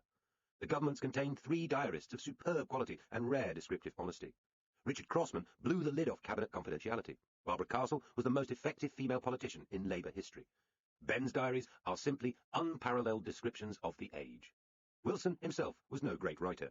He nevertheless produced a monumental tome on the governments which sets out his side of the story in wearisome detail. James Callaghan did the same. Two of the best biographies in modern politics by Ben Pimlott and Philip Ziegler were devoted to Wilson. Other very fine accounts of the time include biographies of all the key players, as well as a small bookshelf of further memoirs by aides, press officers, lawyers, newspapermen, diplomats, and backbenchers. There is also a large literature devoted to the various theories about whether Wilson was a Soviet spy and whether MI5 agents and assorted extremists really tried to remove him from office. As a result, we know more about what individual ministers were thinking and doing, and more about their internal feuds with officials and each other than is the case for any previous government. Among later ones, only the Thatcher years have been as carefully chronicled, though its diarists were never top rankers. Yet the figure bobbing at the centre of this oceanic ebb and flow of words remains strangely obscure. It was said of Stalin during his rise through the Soviet power game that he was a grey blur. Wilson too can seem a grey blur, moving from a stolid lower-middle-class boyhood in Huddersfield, where his main enthusiasms were school learning and the Boy Scouts, through a quiet, fact-grinding career at Oxford, winning prizes but keeping well clear of the politically glamorous set, until he became an academic economist and wartime civil servant. In letters and contemporary descriptions, he comes over as doughy, cautious, priggish, immensely able but not likeable. Early in his career, he was used by others, from Beveridge to Cripps and Dalton, as a superior office boy, there to gather the figures, marshal the arguments, and snib the door each evening. He was old-young, growing a moustache in his 20s in order to look more mature, and living in bulging suits with his famous pipe. Yet, as we have seen, he was rarely trusted. An early piece of exaggeration, when he claimed to have gone to school with children too poor to afford shoes, which was untrue, and exposed as untrue, gave him a public reputation for slipperiness. When he resigned with Bevan in 1951, many people saw this as a piece of pure opportunism. He could see Attlee was finished and thought the party would shift to the left. He was disparaged as Nye's little dog, but his resignation speech was shrewd enough to leave the door open to a cabinet return. Then, having infuriated the right, he infuriated the left-wing Bevanites by waltzing back into a position very quickly. Later, pressed by the left to stand against Gateskill, he was overcome with fear. The diarist Crossman recorded, "They all bullied Harold and threatened him and pushed at him and tugged at him, and the little spherical thing kept twirling round in dismay." In Labour's internal feuds, he ratted, then re-ratted, then ratted again. In the early 60s, he was a lonely figure at Westminster. The Labour right loathed him. The left merely despised him. Yet his sheer ability with numbers and increasingly with words kept him always in contention. When Gateskill died suddenly, the left, without Bevan, had no other candidate than Wilson. Sir Alec Douglas Hume became Prime Minister because Harold Macmillan was ill and conspiratorial. Harold Wilson became Labour leader because George Brown was a drunk and not nearly conspiratorial enough. Brown had assumed he would succeed, as Browns do. He was a richly talented working-class man, a lorry driver's son from South London, who rose through the trade union movement and entered Parliament in the Attlee landslide of 1945. With huge black eyebrows, a round, red face, charm, and a killer glare, he established himself as a forthright and at times brilliant speaker and an able young minister. He could be famously rude, but also delightful and winning, and when Gateskill died, was the obvious person to take over, at least from the point of view of the right and centre of the party. The trouble, as Tony Crossland put it, was that Brown was also a neurotic drunk. The party's choice, he went on, was now between a crook and a drunk. Brown's drinking was heavy and his personality mercurial. Later, his rants and self-pitying outbursts, his sudden disappearances, heroic sulks, and astonishingly regular threats to resign from the Labour government would become legendary. A typical story about him, probably apocryphal, has him attending an official reception in Peru and, very inebriated, approaching a willowy figure in scarlet for a dance. Brown is repulsed and protests grandly that he is Her Britannic Majesty's Secretary of State for Foreign and Commonwealth Affairs. Why could he not have a nice dance? The reply comes, for 3 reasons, Mr. Brown. First, because you are disgustingly drunk. Second, because that music is not a dance, but our national anthem. And third, because I am the Cardinal Archbishop of Lima. The story, at least, demonstrates why Brown's reputation would entertain, as well as appall, the Westminster village. Yet the drunk might well have beaten the crook, had not James Callaghan decided to stand as well. He had been encouraged by Wilson's team, so splitting the anti-Wilson vote and losing Brown vital momentum. In the end, Wilson won easily by the votes of 144 Labour MPs to Brown's 103. These were the days before trade unions or party activists were allowed a say. Having won, Wilson's reputation soared in a way which today seems hard to explain. All his weaving, double-crossing, opportunism and deceptions were now forgiven, or at any rate, forgotten. The press hailed him as a youthful master of his craft, a devastatingly witty speaker, man of the hour. Wilson's speeches had certainly improved immensely, and he was an acknowledged maestro of the put-down and witty aside, essential in an age of open meetings and hecklers. He developed an acid line of attack on the easy targets of Macmillan and then Douglas Hume, and was full of vague but inspiring-sounding thoughts, such as, the Labour movement is a crusade or it is nothing, and we need men with fire in their belly and humanity in their heart. Yet his political thinking, as distinct from his political tactics, was stodgily conventional. He thought Britain was badly run and old-fashioned, but believed more central planning, preferably by grammar school-educated technocrats like himself, would solve the problem. He was hardly young, an old-looking 46, whose image was comfortingly respectable. He harped on about preferring beer to champagne, tinned salmon to smoked salmon, HP sauce to any other sauce, and being a quiet, provincial sort. He seemed prudish about sex, still the Methodist Boy Scout at heart, and in many ways out of kilter with the fashionable, risk-taking, youthful Britain all around him. So why did he seem so good? Partly it was a simple matter of class. He might send his children to private schools and live in Hampstead, but Wilson came across as a simple and ordinary man, a breath of fresh air compared to the old Etonians whose fumbling rule was ending. He was the political equivalent to the men breaking through elsewhere in public life. The tweed-jacketed lecturers of Kingsley Amis novels, or David Frost with his nasal vowels on television, or Richard Hoggett, the plain-speaking lecturer called at the Lady Chatterley trial. He lacked deference. His calm impertinence delighted millions. Here, in a world still run by the old lot, was a clever new man who took it for granted that he was better than the old lot. In Frost's off-the-cuff summation, it was smart Alec against dull Alec. Of course, Wilson was not really any kind of outsider in politics. As an old Whitehall hand who had worked in the Cabinet Office and with Beveridge, who had visited Moscow and Washington for complex trade and business talks, he was formidably experienced by the time he took office, simply a different brand of insider. Yet, he turned this to his advantage too. Britain had been going through a time of self-doubt, partly because of the seedy revelations of the Profumo affair and fears of moral decay among the old ruling class, but more importantly because of economic decline. Wilson's propaganda triumph was to bring the two themes together.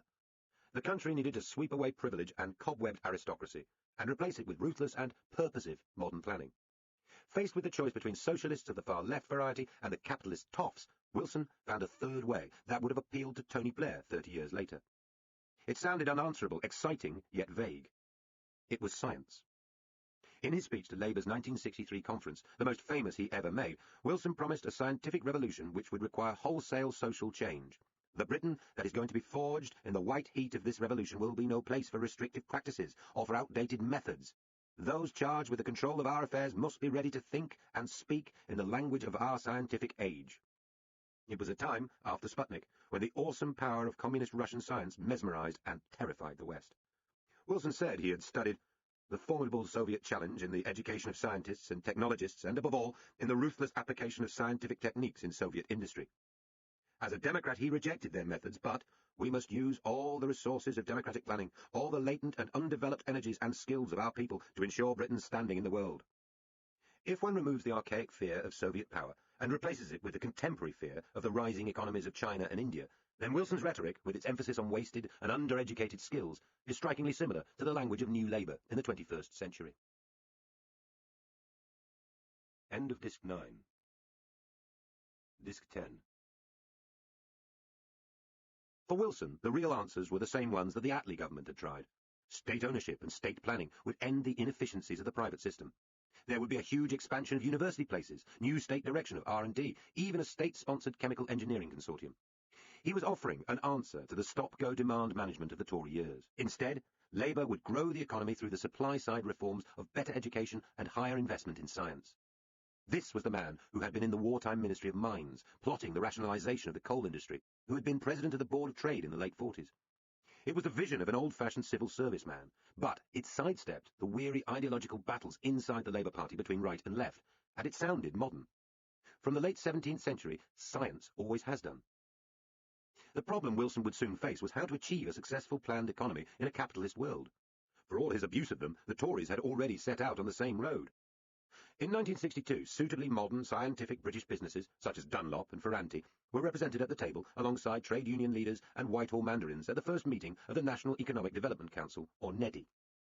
As Labour would also discover, simply talking and making optimistic forecasts was entirely useless.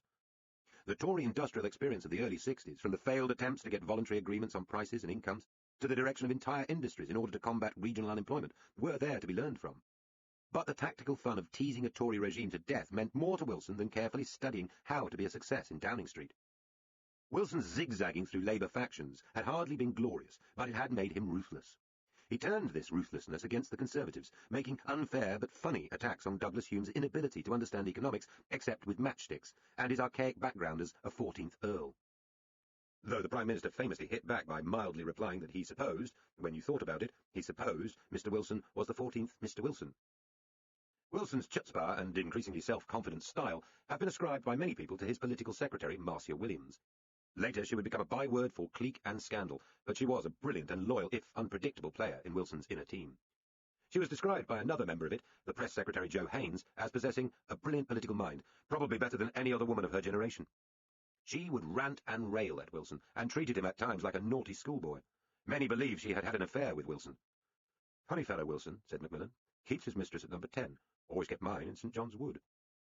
By another account, she once confronted Mary Wilson and told her she had had sex with her husband several times, years before, and it wasn't satisfactory. She and he always denied this, and would set libel lawyers successfully on journalists who repeated such stories. Even so, since Wilson's death, some have gone much further, asserting that the Russians had blackmailed him about Marcia, persuading him to work for them. This seems highly unlikely. The Matrochin archive seems to clear him.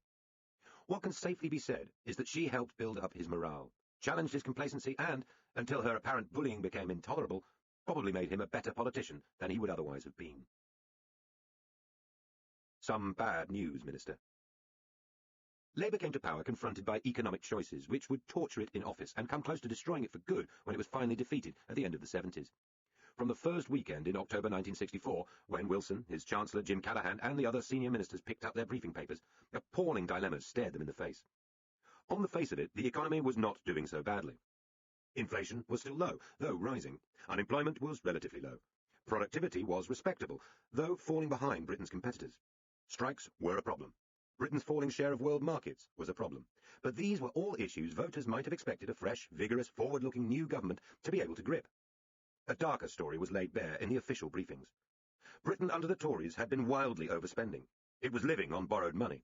Britain's balance of payments was eyed with increasing worry and suspicion by its creditors, the Americans above all. Longer term, the only solution was for the British economy to become more successful, growing faster without sucking in inflation. Labour had ideas about that, more investment, more planning, a better educated workforce. But this would take time, and there was no time. When Callaghan arrived in Downing Street on the Friday evening after the election, his predecessor, the easygoing Tory Chancellor, Reggie Maudling, is said to have passed him on the way out, stopped with his coat on his arm, and apologised. "Sorry to leave such a mess, old cock." He wasn't talking about the furnishings. Callaghan's Treasury officials presented him with 500 typed pages, arranged into 49 sections. They showed that the deficit the Tories had left him was far worse than previously thought, some £800 million, and that he would have to begin with a programme of savage spending cuts and tax rises. Even then the pound, still a world reserve currency, would be under constant pressure. This was bad enough. Labour had been elected promising a more generous welfare system, better pensions, spending on schools, and much more. That was immediately in jeopardy. Prized national projects, including the supersonic airliner project jointly developed with the French, Concorde, were under threat of being axed. The Governor of the Bank of England, Lord Cromer, regarded by Labour ministers as a Tory reactionary, was quickly insisting that the deflationary squeeze must be tighter still, and that other pet Labour projects, such as the renationalisation of steel, must be dropped. He only desisted when Wilson warned him that, in that case, he might have to hold an immediate election on the theme, Who Governs Britain? Familiar later on, but in the 1964 context meaning elected politicians or bankers. It was hardly surprising that the new team felt shocked and somehow betrayed. Callaghan, who had lost his Baptist faith years before, began to pray again. Cuts and tax rises apart, there was one other obvious policy choice, which was to devalue the pound and, in effect, try to start again. Initially, devaluation was entirely ruled out by Wilson, Callaghan and Brown, who met privately on the Saturday following the 1964 election. They saw it as humiliating for Britain, cruel to poorer nations keeping their money in sterling, and possibly deadly for the Labour Party, which was still saddled with the memory of devaluation in 1949. Beyond that, buffeted by the pressures on the pound and the Bruce demands to cut and to tax, their only answer was more planning. As we have seen, the Conservatives had already been taken by the idea. Beeching's brutal reshaping of the railways had been an early example of the new ruthlessness. Meanwhile, Neddy had begun work 3 years before Labour came to power. Industrialists and trade unionists were sitting round large tables, creating working groups and setting plans for growth in exports, personal consumption, government spending, capital investment. Under Maudling, the Tories had also tried voluntary restraint in prices and incomes and a national plan. This was all meant to be French. In the early 60s, Paris was in vogue among the politicians, just as Parisian philosophers, filmmakers and singers were in vogue among the beatniks in their black turtlenecks who frequented the coffee bars a mile north of Westminster. France's system did not use production quotas or targets like the Soviet bloc. Instead, indicative planning meant the state directing money and materials into particular industries, regions and products, while obliging French banks to invest in new factories and techniques. This had begun in the shattered post-war nation of 1947 under the brandy merchant's son and father of the EU, Jean Monnet. 15 years on, France was connected by new rail and road systems. Her town planning seemed radical and effective compared to the mess of British cities, and from jet fighters to cars, engineering to plastics, she appeared more technologically successful than her old adversary. But Britain did not have the crisp centralism of the French political elite, nor the self-confident young technocrats being churned out of the new system of elite education created by President de Gaulle's post-war revolution, the énarque. Britain had mutually suspicious captains of industry and union barons, plus a few economists and a highly independent, rather anti-manufacturing city. Under the Conservatives, cheerful growth figures were duly agreed, and bore absolutely no relation to what then transpired. There were no levers. It might have been thought that Labour, preparing for power, would have taken note. Nothing of the sort. George Brown, after swallowing his bitter disappointment at failing to become Labour leader, was soon dreaming of a dramatic new role for himself as Knight Commander of the British economy.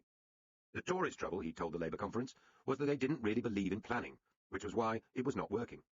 Faith was needed, said Brother George. Whether or not it still moved mountains, then faith would at least move factories and output figures. It was the same vague, cheerful, fairies-in-the-garden faith in science and professionalism articulated by the wartime planner Harold Wilson. Yet professionalism, never mind science, was sadly lacking. Brown wanted to run a new ministry which would oversee everything, dominating even the Treasury. Like many Labour people, he believed that the Treasury was rigidly conservative and therefore to blame for economic failure. As he later wrote, we were all expansionists at heart. To take on the self-confident Treasury, as well as the Bank of England and by implication the City, might be regarded as rash. To succeed, it would certainly need wily and careful preparation. Yet, in a hurried, amateurish way, the Home Policy Committee of the Labour Party drew up its plans in 1963 to create a new department to run the economy. This would be known variously as the Ministry of Economic Expansion, the Ministry of Production, and eventually the Department of Economic Affairs, or DEA. No single document was ever produced giving details of how the DEA would work, its relationship with the Treasury, or its ultimate powers. The final agreement to go ahead with it was completed by Brown and Wilson late at night in the back of a taxi during the short journey between a London hotel and the Commons. Brown later conceded, with uncharacteristic understatement, I think it is a pity that we didn't produce a blueprint setting out precisely what we wanted to achieve. Meanwhile, over at the Treasury, some of the brightest minds were planning how to frustrate Brown's intended coup. In scenes which might have come from the post-1980 television satire, Yes Minister, a new dividing line was drawn through the building, which left George Brown's DEA with a scattering of empty rooms and almost no staff. To find out about the economy, Brown's newly appointed private secretary, Tom Calcott, had virtually to steal the key economic briefing papers and smuggle them to Brown at his home. Many of the key staff Brown had hoped to use in the DEA were hurriedly switched to jobs in Downing Street or the Treasury itself before he could get his hands on them. In this stiff-collared boycott of facts, people and equipment, Calcott even had to snatch a typewriter. Bullying and hectoring, Brown would eventually get his department up and running. In a blaze of energy, he would then write another and more detailed national plan. Yet without the oversight of taxation and spending controls operated by the Treasury machine, his authority was not based on much beyond personality. Increasingly desperate, Brown went charging off round Whitehall on unexpected and often tempestuous personal visits, storming at other ministers. Breaking Whitehall protocol, he insisted on a private phone line that went directly to his desk, avoiding his private office. But the civil service is harder to beat than that. Colcott simply arranged with the post office to have Brown's phone bugged. And to ensure his private office knew when he was setting off on another personal mission, they had a discreet buzzer attached to his door, which would alert them as he left so he could be followed. Unaware, Brown drew together the usual industrialists, trade union leaders, and civil servants, and hammered out proposals for a British economic miracle, more detailed than the Tory version, but equally lacking in levers. His first move was to create a declaration of intent, committing both sides of industry to voluntary wages and prices controls, and within his first year he had a full-blown national plan, with economic planning councils set up across Britain. One sympathetic biographer calls this a huge personal achievement, the result of working immensely long hours, breaking every convention to get his own way, and successively bullying and charming and ultimately exhausting those whose support he required. There was much shouting at officials, much searching for key documents hidden by the Treasury, which had by now taken to calling its would-be rival the Department for Extraordinary Aggression. The trouble was that by the time Brown's deal-making marathon had been completed, the economy was in such trouble, voluntary controls were impossible. The Treasury had squeezed the DEA into irrelevance before it properly got going. Crossman, the cabinet minister and diarist, was worried as early as December 1964 at the absence of economic strategy as the pound came under increasing pressure. Both Callaghan and Brown were routinely describing the situation privately as desperate. Labour's promises to its supporters, including pensioners, were already impossible to fund. Crossman recorded, "The pound is still being nibbled away, and I feel the cabinet isn't very firm or very stable because the central leadership isn't there, the sense of priorities, the sense of grip that you need. Yes, we've got a remarkable man in Harold Wilson and a good man in George Brown, but what we still lack is that coherent, strong control, which is real policy." Roy Jenkins, later to become Chancellor himself, recorded a similar assessment. "So long as the pound remained expensive compared to the dollar, there was hardly an event in the world which did not produce a British currency crisis, and the only way of dealing with such a crisis was a new package of hastily approved deflationary measures which seemed bereft of any strategic framework." This left the DEA a marooned and rudderless creature once the cuts had destroyed its growth targets. Brown was moved to the Foreign Office in 1966, and the department was passed around until eventually it came under the personal control of Wilson, an idea that came to him in the middle of the night after he had been woken by his adored but delinquent Labrador, Paddy. That did no good, and the DEA died. Empty pots and magic boxes. In other areas, Labour was on the move. Tony Crossland, a dashing ex-paratrooper and admirer of Hugh Gateskill, has featured earlier in this history for his rebellion against socialist puritanism and his seminal book The Future of Socialism, which called on the left to accept the consumer society and the mixed economy. By 1965, as MP for Grimsby, he was a rising Labour star, a glamorous, cheroot-smoking, rough-tongued man known for his ferocious attacks on the public school system. He had recently married the exceptionally beautiful divorced American journalist Susan Catling, acquired 2 stepdaughters, and moved into a house in London's Notting Hill, no longer the scene of riots and not yet the backdrop for glossy films. Wilson had made him Education Secretary after offering the job to Crossland's friend and rival Roy Jenkins, whose children were at private schools. Crossland's next 2 years would make him one of the most controversial, reviled and admired ministers in the history of British schooling. His wife Susan wrote a book about him, which is as tender and eloquent a portrait of a 20th century British politician as exists. But in it, she also revealed a couple of sentences he uttered to her, which have been hung around Crossland's reputation ever since. Luckily for posterity, the journalist in her trumped the pious memorialist. It was late one night in their home when he had been at a wearisome dinner with teachers' associations. Crossland's tread was ominous as he mounted the stairs. He stopped at our bedroom door. "Good evening. You'd better come in the study." I put my novel aside and got smartly out of our bed, wondering what had caused this latest vexation. "If it's the last thing I do, I'm going to destroy every fucking grammar school in England," he said. "And Wales, and Northern Ireland." "Why not Scotland?" I asked out of pure curiosity. "Because their schools come under the Secretary of State for Scotland." He began to laugh at his inability to destroy their grammar schools. By 1965, the post-war division of children into potential intellectuals, technical workers, and drones, gold, silver, and lead, was thoroughly discredited. The private or public schools still thrived, with around 5% of the country's children creamed off through their exclusive portals.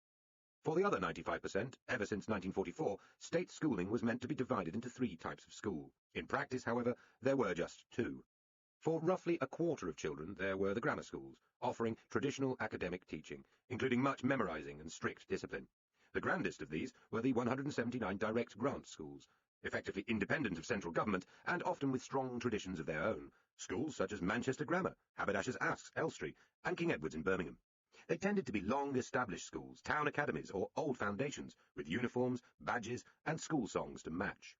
Their brighter children would be expected to go to the expanding university sector and to become professionals. Alongside them, also traditionalist in atmosphere, but with less independence and status, were some 1,500 ordinary grammar schools, maintained by the local authorities. For the other three-quarters of state-educated children, there were the secondary moderns, frankly second-rate, and often in buildings which reflected their lower status. As one writer observed in 1965, modern had become a curious euphemism for less clever. Some of these schools were truly dreadful, sparsely staffed, crowded into ancient and unsuitable buildings, and sitting almost no pupils for outside examinations before most were released to start work at 15. At A-level in 1964, the secondary moderns, with around 72% of Britain's children, had 318 candidates.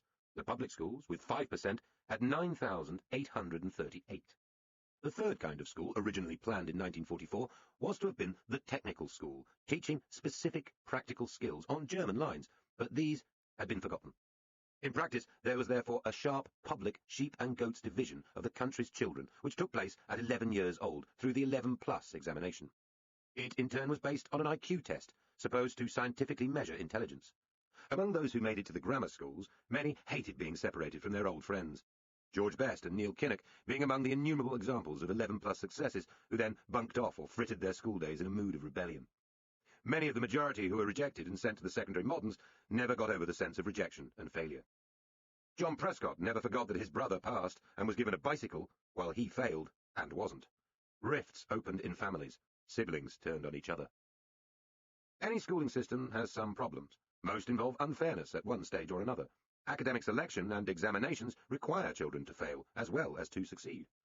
But by the late 50s, there were larger complaints. The IQ tests were shown not to be nearly as reliable as first thought. Substantial minorities, up to 60,000 children a year, were at the wrong school, and many were being transferred later, up or down. Different education authorities had wildly different proportions of grammar school and secondary modern places. Division by geography, not examination. A big expansion of teachers and buildings was needed to deal with those post-war baby boom children who were now reaching secondary school. Across Britain, there were rotting buildings and a shortage of around 60,000 teachers. Desperately looking for money, education authorities snatched at the savings a simple comprehensive system might produce.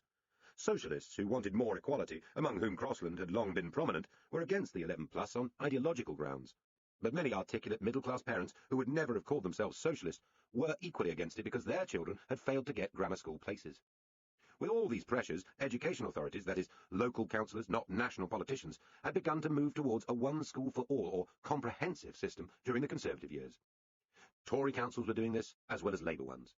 The Conservative Education Secretary, a man on the left of his party, Sir Edward Boyle, found that 90 of the 146 education authorities in England and Wales were making some moves towards comprehensive schooling by 1962. So, when Crossland took over, the great schooling revolution, which has caused so much controversy ever since, was well underway. There were already comprehensives on the Swedish model, and they were much admired for their huge scale, airy architecture, and apparent modernity. The first had been Kidbrooke in Blackheath, south-east London, which opened for 2,200 girls in 1954. Grammar schools across the country were fighting back, particularly in cities with a strong sense of their history, such as Bristol and Nottingham, but across the country generally they were losing ground. What Crossland did was to hasten their destruction. He did this not by ordering the education authorities to go comprehensive, but by requesting them to, in what has been described as the most famous circular in the history of the Education Department, Directive 10/65. He did not say how many comprehensives must be opened, nor how many grammar schools should be shut down. But by making government money for new school building conditional on going comprehensive, the change was greatly accelerated. By 1970, when Wilson was defeated, a third of children were at comprehensives, and a mere 8 education authorities were holding on to the old division. The revolution simply rolled on. Edward Heath, devoted to his old grammar school, had promised to stop bullying education authorities into destroying grammar schools. Crossland's 10/65 was duly withdrawn, and Heath appointed that ultimate enthusiast for the grammar school system, Margaret Thatcher, as Education Secretary. She duly announced a presumption against further shake-up and change. But what happened? Out of 3,612 proposals for comprehensive sent to Mrs. Thatcher, she turned down just 326, and the proportion of children at comprehensives nearly doubled again, up from 32% under Labour to 62% under this thoroughly conservative politician. As one of her biographers flatly pointed out, For all her strong prejudices against them, Margaret Thatcher approved more schemes for comprehensive schools and the abolition of more grammar schools than any other Secretary of State before or since. Heath, who fought a tough campaign as Prime Minister to save his local grammar school in Bexley, blamed the desire of Tory-led authorities to save money by replacing boys-only and girls-only grammars with co-ed comprehensives. He also confessed, "The tide was strong, but I do wish in retrospect that the many supporters of selection had all campaigned more vigorously before it was too late." There had always been a contradiction in the way comprehensives were sold, which was neatly summed up by Wilson when he promised that they would offer a grammar school education for all. Since the essence of grammar schools was that they selected only the brightest children, this was plainly a ridiculous suggestion. Yet Wilson was reflecting back something that was deeply rooted among parents and many Labour voters, which was a simple enthusiasm for good education, meaning traditional teaching in a disciplined environment, popularly associated with grammar schools. Most other countries, after all, had traditionalist, even rote-learning education in a single state system, without the division of schools by academic ability. If the Germans and Americans, the French, Russians and Swedes could do it, why not the British? It was the singular misfortune of the comprehensive experiment that it coincided with a move away from traditional education to what was called child-centered teaching. In the long run, this may well have been more important than any structural reorganization of schools. Instead of viewing the child as an empty pot, happily large or sadly small, into which a given quantity of facts and values could be poured, the new teaching regarded the child as a magic box, crammed with integrity and surprise, which should be carefully unwrapped. Perhaps a more organic metaphor is called for. The young sapling should be watered and admired, not tied to a stick nor pruned. Here was a fundamental disagreement about the nature of humanity and social order. Philosophically, it goes back to the French thinkers of the 18th century, but it was fought out in concrete form in British classrooms throughout this period. The old rows of desks facing a blackboard began to go, and cosily intimate semicircles of chairs appeared. Children of different abilities were taught in the same room so that they could learn from each other, causing some chaos and boredom. Topics replaced lists. Grammar retreated, and creativity advanced. Teachers began to dress informally, and encouraged the use of an Adrian or Sarah, rather than Sir or Miss. Corporal punishment went from state schools entirely, and on the vast, windy sites of the 70s comprehensives, with their modernist airiness, discipline loosened. The elite remained mainly in private schools, taught much as their parents and grandparents had been. But across the country, millions of parents shook their heads and wondered. Hostility to comprehensives, which would swell through the 80s and 90s, was much of the time really hostility to trendy teaching, the spirit of the 60s, which was being marshalled and organised in scores of teacher training colleges. Crossland's legacy went far beyond comprehensives. He was a high spender on education, as was Margaret Thatcher, both believing long before Tony Blair that there was no better way of investing taxes than in education, education, education. In particular, he oversaw a big expansion of higher education, the creation of 30 polytechnics to supplement Britain's universities. These were to develop the technical and practical higher education enjoyed by German and French students, but which was sadly lacking in the fustier and more academic British universities. This offended the universities, not surprisingly, who had been hoping for a major expansion in their own right. The Robbins report had reminded the country that just 5% of British youngsters went into higher education, as compared to 25% of Americans or 12% of French. There was a major expansion underway, from the trendiest of all, Sussex University at Brighton, to the red bricks, which were in fact often concrete, granite or plate glass erections, from Liverpool to Bristol, Aberdeen to Southampton. But Crossland argued the then fashionable case that Britain needed technical and industrial colleges on the German model far more than universities. Britain had to get away from its snobbish, caste-ridden hierarchical obsession with university status. Later, the wheel would come full circle when the polytechnics and other colleges would simply be allowed to call themselves universities. But at the time, the Crossland ideology seemed on par with his crusade for comprehensives, a vigorous attack on the old and traditional in favour of a more efficient and egalitarian New Britain. Perhaps the proudest educational achievement of the Wilson years was the Open University. It, too, was nothing if not new. First proposed in 1962 by the same Michael Young, who had co-written Labour's 1945 manifesto, the Open University was hatched in government by Jenny Lee, a Scottish miner's daughter, and Nye Bevan's widow. Originally described as a university of the air, the OU was meant to offer higher education to millions who had not had the chance to go to a campus university. Lee was determined that it should offer serious, heavyweight degree courses taught by academics with a strong reputation. Attacked by the Conservatives at the time as blithering nonsense, it aimed to use television and the postal service to teach degree-level courses in everything from the sciences to history and law. It has been one of the most successful and liberating acts by a post-war government in education. Its critics attacked it first for being not elite enough, and later for attracting too many middle-class women. But by the mid-2000s, the OU was being ranked in the top 5 British universities for teaching quality, and had given qualifications to some 600,000 of the 2 million people who studied with it. This is often credited as Wilson's great contribution, and he was a great supporter. But Jenny Lee was the heroine of 100 committee fights to create it. As for Crossland, he would go on to serve as the Environment Secretary, who warned the high-spending local authorities in 1975 that the party's over. But the destruction of Labour's own high-spending instincts in the economic storm of the 70s blew away the easy optimism of his political philosophy. In 1977, still hoping to be Chancellor, and after enduring a dinner sitting beside a woman whose conversation about the EEC he said was killing him, Crossland died of a stroke at the age of 58. Roy Jenkins's Britain.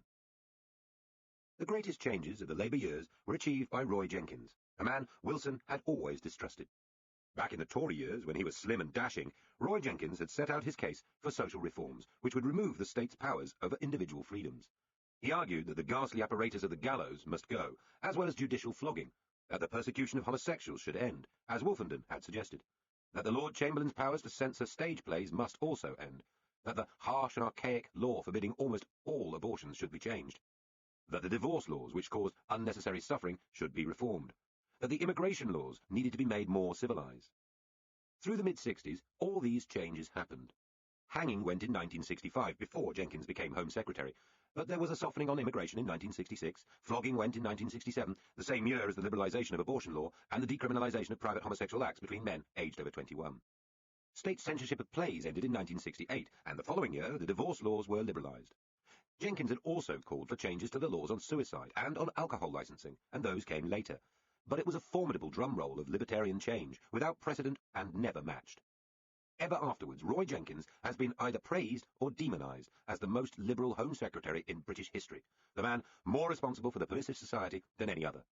But though he himself called his first spell at the Home Office the Liberal Hour, one of the oddities of this is that Jenkins was personally responsible for few of these measures. They were private members' bills. The abolition of hanging on a free vote in 1965 was led by the Labour backbencher Sidney Silverman. He was building on a rising tide of disquiet about judicial death in Britain. The 8 a.m. ritual carried out from condemned cells throughout the country, often using a portable gallows transported from Pentonville Prison in London, with its pinions, white hood, last glass of brandy and unmarked grave in prison grounds, had been followed with intense interest throughout modern times. By the mid-50s, many thought the practice uncivilized. Famous writers such as Arthur Koestler, scourge of the Stalinists who had faced death himself, and famous broadcasters such as Ludovic Kennedy, were gaining a public hearing against capital punishment. That might have remained an elite interest, had it not been for some hangings that caused more general queasiness. In 1952, 2 teenagers were involved in the murder of a policeman during a robbery. The one who actually fired the shot, Christopher Craig, was 16 at the time, and therefore escaped the rope. But he was accompanied by Derek Bentley, who, at 19, was old enough to be hanged. He was being held by police when the murder occurred, and he had the mental age of a child, but was judged guilty. Despite a national campaign for clemency and a letter signed by more than 200 MPs, the hardline Tory Home Secretary Sir David Maxwell Fyfe, one of the judges at Nuremberg, whom we met earlier busily persecuting homosexuals, ordered Bentley's execution to go ahead. On the 13th of July, 1955, a young mother, Ruth Ellis, was hanged for the murder of her faithless lover, the last woman to be executed in Britain. The following year, the man who had killed her, Britain's famous executioner Albert Pierpoint, pub landlord and member of a family of public hangmen, resigned from his job. He had ended the lives of 433 men and 17 women, ranging from frightened boys who had been in the wrong place to some of the worst Nazi war criminals. Many believed he had retired out of a sense of disgust. This was far from the case. Pierpoint had been having an argument about his last fee when he turned up one cold morning to find the prisoner had been granted clemency. Later he would revise his original view and support abolition. Though there was still formidable public support for hanging, MPs were becoming increasingly unhappy about it. Silverman formed a national campaign to end the death penalty. In 1957, the Tory government radically slimmed down the offences which demanded capital punishment to 5 forms of murder. The number of hangings fell from an average of 15 a year in the first half of the 50s to about 4 a year. The executions still, however, included some odd decisions, such as the putting to death of Henrik Niermasch, who appeared to have killed while he was sleepwalking. Against this background, the anti-hanging majority in the Commons, which had before been frustrated by the pro-hanging House of Lords, became steadily more assertive. In Silverman, a left-wing pacifist from a very poor Jewish family who had served time in Wormwood Scrubs for his views during the First World War, The anti-hanging movement had a persistent and eloquent leader, able to win over such notable non-liberals as the future Home Secretary and Prime Minister Jim Callaghan. In 2 days in August 1964, 3 men were hanged for murder. A 21-year-old Scot, who had killed a seaman, and who was executed in Aberdeen, an Englishman in Walton Prison in Liverpool, and a Welshman in Manchester's Strangeways Prison. They were the last. Hanging was abolished for almost every offence, in practice ended completely, in 1965. Initially, the abolition was for a trial period of 5 years. It was then formally abolished. This did not make Britain strikingly liberal by Western standards, though executions went on in France by guillotine until 1977, and continue in the United States now. The Sexual Offences Bill, which ended the indictment of homosexuals, was led by another Labour backbencher, Leo Abse. Also, it happens, a Jewish left-winger, from a poor background and, like Silverman, a passionate lawyer, regarded with a mixture of admiration and suspicion by the Labour front bench. Here, too, politicians were reacting to a changing mood, if not among the whole public, then at least among what would later be called with easy disparagement the chattering classes. John Wolfenden, whose report in 1957 had called for the decriminalisation of homosexual acts in private between consenting adults, was a public school headmaster. His committee included the whole card deck of great and good professionals, from Presbyterian clergy and a professor of moral theology to Tory MPs. After his conclusions were rejected by the Conservative government, the campaign spread, though it was a cliquish affair. It opened with a letter to the Spectator, followed by another to the Times. Lord Attlee was a supporter, as was A.J. Ayer, the philosopher. When the Homosexual Law Reform Society was formed in May 1958, its founders included clergy, publishers, poets and MPs, few of them homosexuals themselves. Its first full-time worker was a married vicar, Andrew Halliday Smith. Its first big public meeting at London's Caxton Hall attracted 1,000 people. Harold Wilson's government was privately divided about legalising homosexuality. In general, the more conventional working-class members of the cabinet were at least enthusiastic, and the liberal intellectuals such as Crossland and Jenkins were most supportive. If anything, the Conservative benches, packed with former public schoolboys, were privately more tolerant than the Labour ones. Wilson was judged to be privately hostile to reform. Yet, as with hanging, the tacit support of the Home Office and its guarantee of enough parliamentary time to get the measure through helped to win the day. And as with hanging, in Abse, the measure had a hyperactive and persistent advocate. A factory worker and communist sympathiser before the war, who fought in the RAF before becoming a lawyer, Abse would go on to show time and again that backbenchers need not be lobby fodder but can effect real change. He was a curious peacock character, whose application of Freudian analysis to other politicians caused much mirth and offence later on. A whiff of his style can be had from the title of his book, Fellatio, Masochism, Politics and Love, published in 2000. In time, the Sexual Offences Act of 1967 would be criticised by gay activists for not going nearly far enough in giving equality before the law. The age of consent was higher, and privacy was judged very narrowly indeed, leading to a spate of indecency convictions after the law was passed. But it was a landmark nevertheless, building on the shifts in attitude that had begun in the 50s, and perhaps even earlier during the war.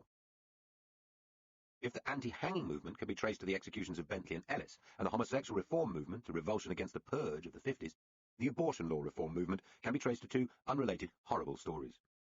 The first was the rape of a 14-year-old girl by some guardsmen in a West London barracks shortly before the war. After one doctor refused to perform an abortion on the grounds that since her life was not in danger, he would be breaking the law, another doctor, Alec Bourne, stepped in. He performed the operation and was duly prosecuted. Bourne defended himself on the grounds that the girl's fragile mental health meant that the abortion was, in practice, essential. He won, and became an instant hero to the small female campaign which had been set up to reform the abortion law in 1936. From their point of view, this was a mistake. Bourne would later recant, declaring that mass abortions would be the greatest Holocaust in history, and in 1945 he would become a founding member of the anti-abortion group, the Society for the Protection of the Unborn Child, or SPUC. The second event was much more widespread. It was the thalidomide drug disaster of 1959 to 1962. This alleged wonder drug, which helped sleeplessness, colds, flu, and morning sickness, was responsible for huge numbers of badly deformed children being born, many missing all or some of their limbs. Opinion polls at the time showed large public majorities in favour of abortions when the fetus was deformed. This was far more influential than the actions of the Abortion Law Reform Association, which had just over 1,100 members at the time. Abortion was also clearly a class issue. In the early 60s, an estimated 10,000 private abortions were taking place in Harley Street and other West End clinics, where relevant paperwork had been obtained and plenty of cash had changed hands. At the other end of the social scale, horrific backstreet abortions with coat hangers, chemicals and rubber pumps were causing injuries and some deaths. Around 35,000 women a year were being treated in National Health Service hospitals for botched abortions. Even if one takes a middle figure between the 100,000 and 250,000 illegal abortions then taking place, vagueness about numbers is inevitable given the hidden and private nature of the abortions. This suggests very large numbers of young women were exposing themselves to terrible risk. By the mid-60s, botched abortions were the main cause of avoidable maternal death. It was a theme that would be crucial to the MP who took on this reform, the next in the series of backbench nation changes. David Steele, a Scottish Liberal who had just been elected to the Commons in a by-election, was still in his 20s and just 2 years out of law school. The boy David would go on to lead his party and be the first presiding officer of the Scottish Parliament. But his dogged battle to legalise abortion was the most controversial fight of his life. He had come third in the ballot for private members' bills in 1966, and initially thought he would try to pilot through homosexual law reform, until he realised the level of hostility in Scotland, where the law would remain unchanged for years to come, meant it could only be an English and Welsh measure. A serious-minded young man, Steele had been much impressed by the Church of England's recent report on abortion, arguing the Christian case for its moderate use, and attended an abortion for himself before deciding. But essentially, he was put up to it by Roy Jenkins. Like Silverman and Absey, he had much expert opinion on his side. Not a Wolfenden report or the passionate books of philosophers, but the World Health Organization, which had declared in 1946 that health meant complete mental, physical, and social well-being. This implied that mental suffering to the woman could be grounds for abortion. It was written into the bill, and today, of the 180,000 abortions taking place each year in Britain, all but 2% of them are on just such grounds. Though these were the most famous, or infamous, moments of Roy Jenkins's liberal hour, they were not the only ones.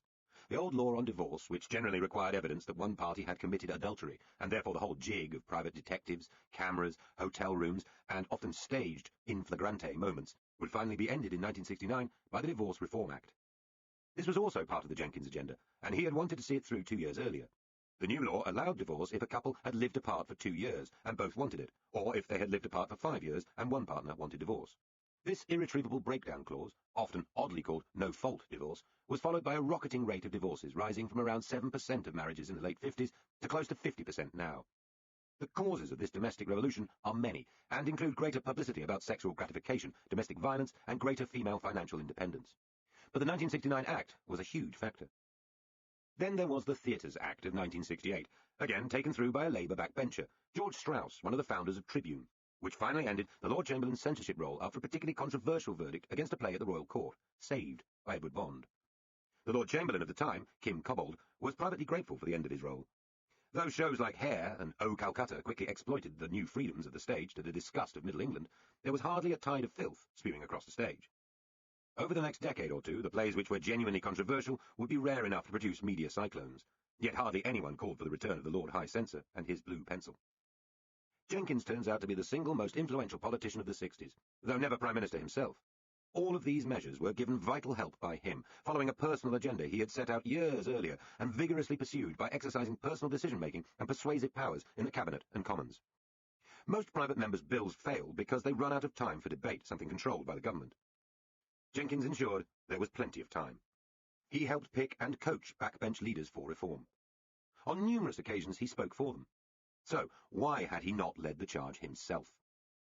The simple answer is that Wilson's cabinet was a lot less liberal than Jenkins was, with 3 or 4 ministers utterly opposed to each of these measures.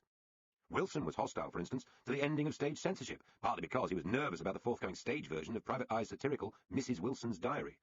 The Secretary of State for Scotland, Willie Ross, was hostile to almost all the reforms, and often backbenchers who supported one liberalisation would be against another. So Jenkins proposed what he called a stratagem, whereby he would give backbenchers time and freedom to attack first, while allowing himself the liberty to speak in their support. This allowed his cabinet critics to vote against the changes, which were carried after very long and highly emotional late-night debates. All transpired just as Jenkins had hoped. He felt he was at the cutting edge of a war about what it meant to be civilised. Against him and the reformers were many clergy, including the Roman Catholic Church, millions of quietly conservative-minded citizens, and much of the political establishment. When he arrived at the old ministerial rooms of the Home Secretary, long since gone, he found an air of gloom and some very suspicious officials. There was an indicator board in one corner of his office with the names of prisoners awaiting execution. Hanging was only suspended, as it were. Originally, the board had shown the names moving steadily towards the date fixed for their hanging. Jenkins had it moved out and replaced with a fridge for white wine and soda. After supporting the abolition of hanging, and after refusing to authorise the birching of a prisoner, he became a hate figure among many ordinary policemen, as well as for the grassroots of the Tory party, something he seemed to regard as an honour. Yet he was not liberal on everything. He believed that crime would be cut more effectively by catching more criminals and getting more guilty verdicts than by horrific punishments. One of his most important changes was to bring in majority verdicts for English juries. Scotland had always allowed them, rather than the old rule that they must be unanimous. Many of Jenkins's critics on the right opposed this.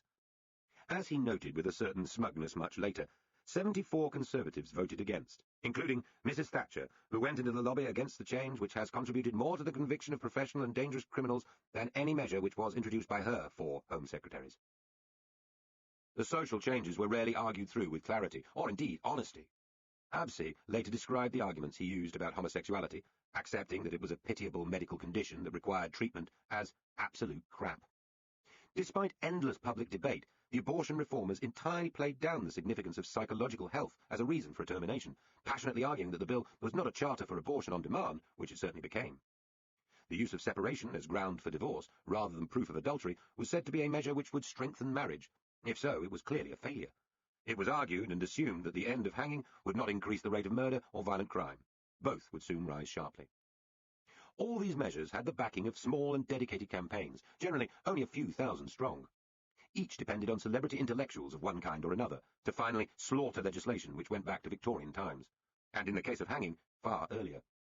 Whether it was the philosopher Bertrand Russell inveighing against the anti-homosexual laws, or Laurence Olivier giving evidence against theatre censorship, or the British Medical Association helping turn the mood on abortions, this was a social revolution led by eggheads and experts. It showed just how influential, apparently marginal people could be in the Britain of the late 50s and mid-60s. Liberals, though unimportant politically, indeed at their low point of the century, were particularly influential. Not only Steele on abortion and Ludwig Kennedy on the death penalty, but through the parliamentary enthusiasm of their leader, Joe Grilland. The left-wingers and intellectuals around Tribune, who were being elbowed aside by Wilson, also had a real influence on these non-economic issues. The model for egghead-led change had been the famous court case of October 1960, Regina versus Penguin Books Limited at the Old Bailey, better known as the Lady Chatterley trial. Again, Jenkins was there. He had been the only MP on the committee of liberalisers whose work eventually produced the Obscene Publications Act of the previous year, now about to be tested. Defending Penguin's right to publish an unexpurgated text of Lawrence's novel about the love affair between a lady and a gamekeeper, with its phallic romps through the undergrowth, its scenes of copulation and buggery, and, not least, its use of the words fuck and cunt, had brought together a coalition of the permissive. From the Bishop of Woolwich to E.M. Forster, these were the people who might be expected to append their names to letters to the Times about the evils of colonialism, or turn up at a pro-homosexual rights meeting, or support CND. The people who would be satirised mercilessly by Michael Wharton of the Daily Telegraph in his Beachcomber column, and by the cartoonist Osbert Lancaster. The list of witnesses for the Lady Chatterley defence included Oxbridge professors, clergymen, famous writers, a future Tory MP, and a poet laureate. It was a unique coming together of liberal and intellectual strands in British public life. Left-wing and liberal Christian thought had been in the ascendant in the Church of England during and after the war, as we have seen. The wartime Archbishop, William Temple, was still being quoted at the Lady Chatterley trial. The big publishing houses were often in the hands of men of the high-minded liberal and centre-left, Sir Alan Lane himself, or Victor Gollancz. The leftish newspapers, such as The Observer, Manchester Guardian, and News Chronicle, not to mention the resurgent Daily Mirror, were at the height of their influence. As with abortion or the divorce law, expert advice was used to intimidate and mock the self-appointed guardians of tradition, and to good effect. The tactic of finding irreproachably serious and well-regarded authority figures to front radical change, so confusing the forces of tradition, was first tested over Lady Chatterley. Mervyn Griffiths-Jones, QC, an old Etonian, ex-Grenadier Guard, summing up for the prosecution, was explicit about the historic nature of the choice before the jury. There must be, he pleaded, some standards of morality, some standards of language and conversation, some standards of conduct which are essential to the well-being of our society. Since the war, the country had been suffering from increasing sex obsession, a lack of restraint, and moral discipline. The jury had heard a long list of experts, Griffiths-Jones concluded. Members of the jury, you will not be browbeaten by evidence given by these people. You will judge this as ordinary men and women, with your feet, I trust, firmly planted on the ground. But what was ordinary now? His question as to whether male jurymen would permit their wives or servants to read such a book caused hoots of laughter round the country. Their verdict against him concluded what had been a kind of genteel liberal carnival, the opening act of the permissive society that was coming. It would mean the publication of books which, unlike Lawrence's, were mainly to be read with one hand. John Cleland's 18th-century porn novel Fanny Hill, Pauline Riage's sadomasochistic novel The Story of O, and much else. In this sense, the high-mindedness of the anti-censorship brigade would be quickly confounded. They had stood their ground on Lawrence or James Joyce, elite writers. Doing so, they ushered in freedoms which would swiftly be exploited in ways they had not intended or foreseen. That, however, is the nature of freedoms. Thus, small groups of the upper orders changed the rules of British life and found themselves unprepared for the torrent of change that followed. Some of the fastidious homosexual rights campaigners of the 50s and 60s were appalled by the shameless exuberance of the gay lib movement. Many of the abortion rights campaigners, including David Steele himself, said later that they had not expected the sheer number of terminations that were then permitted. The argument about hanging raged more strongly, if anything, after abolition than it had before it. There were still strong conservative voices expressing unease and anger. In the Lords, the war hero Viscount Montgomery of Alamein said he favoured the age of homosexual consent being fixed at 80. The chief scout protested about England going the way of ancient Greece, and a bishop warned that the country was rife with buggers' clubs. A world away, in a Midland secondary school, an art teacher with strong Christian principles began planning her campaign against lewdness. Mary Whitehouse's Clean Up TV campaign would, from 1964, make her a major national figure who spoke for millions. Judges, local councils, and hundreds of clergy who did not agree with the Bishop of Woolwich would later be joined by journalists who had had second thoughts about the 60s, men such as Malcolm Muggeridge, Christopher Booker, and Bernard Levin. It is always dangerous to define an era by a few high-profile events taking place in London. Yet, across Britain, there is no doubt that traditional values were under attack and falling back in confusion.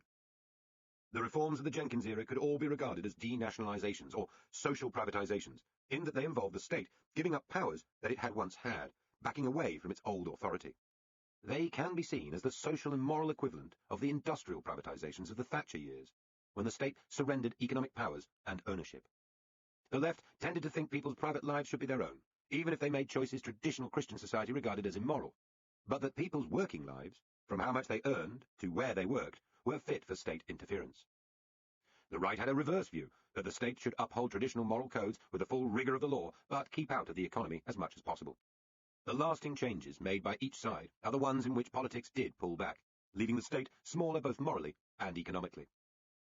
Did they make the country more civilized, as Jenkins and his supporters believed, or did they make it coarser and more dangerous, as right-wing commentary has alleged? Despite serious rises in violent crime, there is little campaigning for a return to hanging. Censorship, too, seems something few modern Britons are keen on.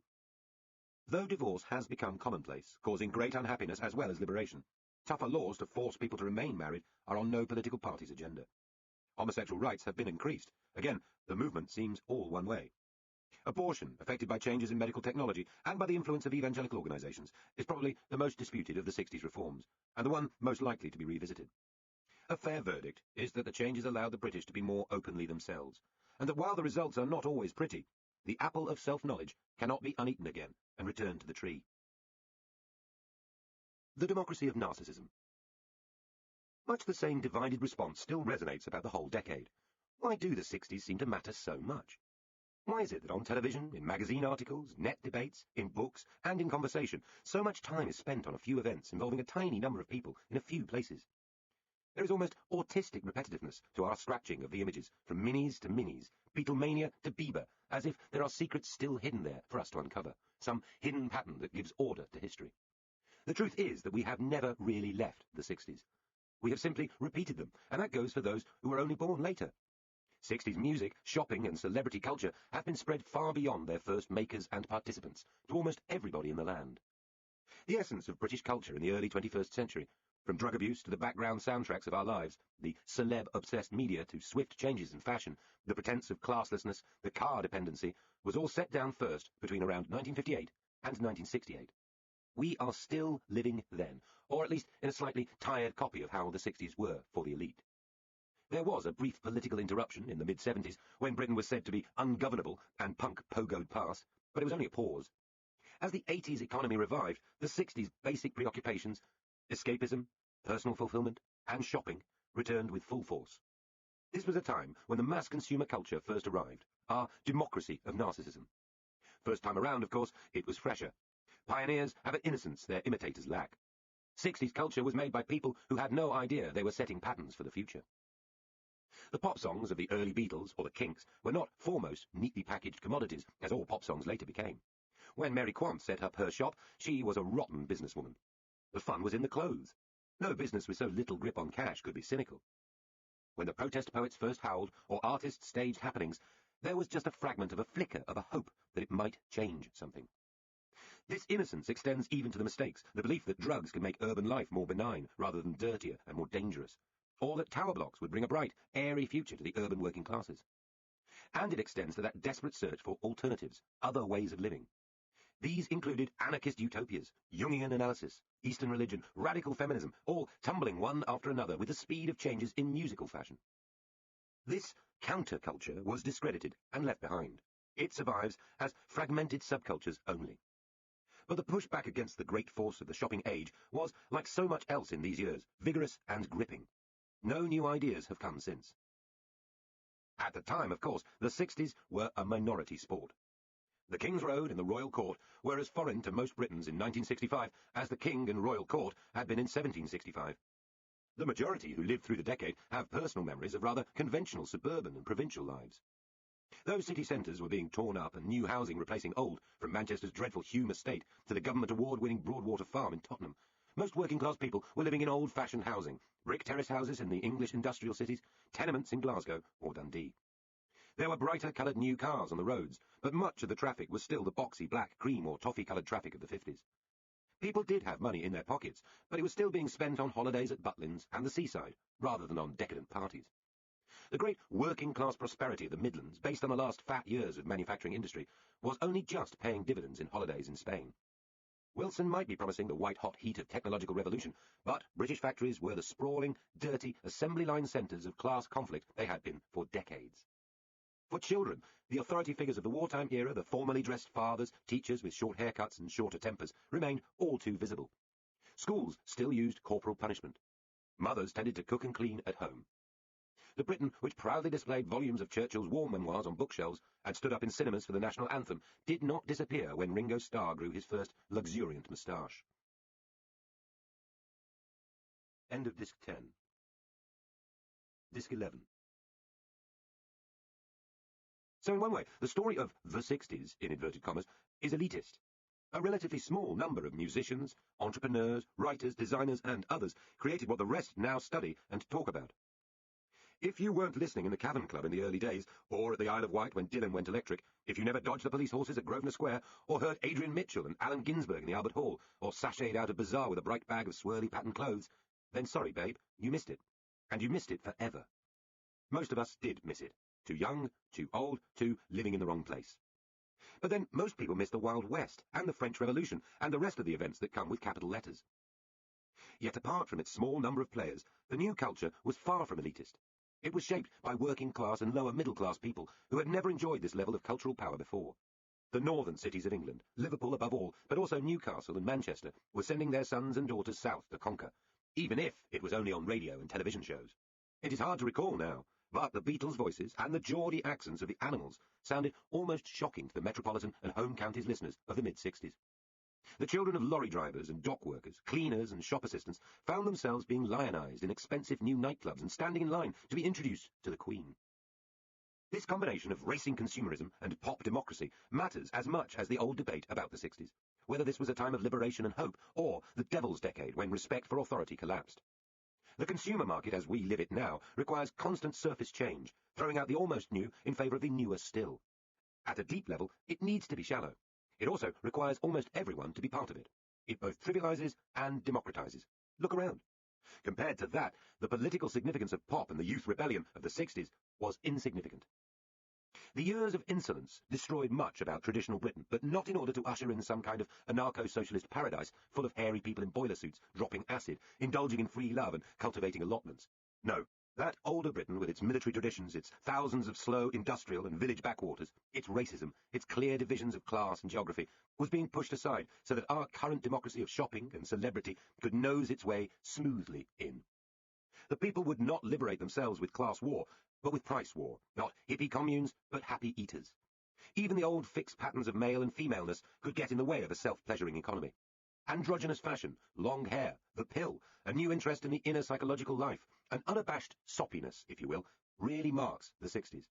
It was when Britain went girly. And what did girls do? Girls shop. Equal rights and feminism were only touching the surface. There was still a long road to travel. Too many wry memoirs recount the gross sexism of the new rock stars, the innocence of their chicks, and the hypocrisy of male student revolutionaries.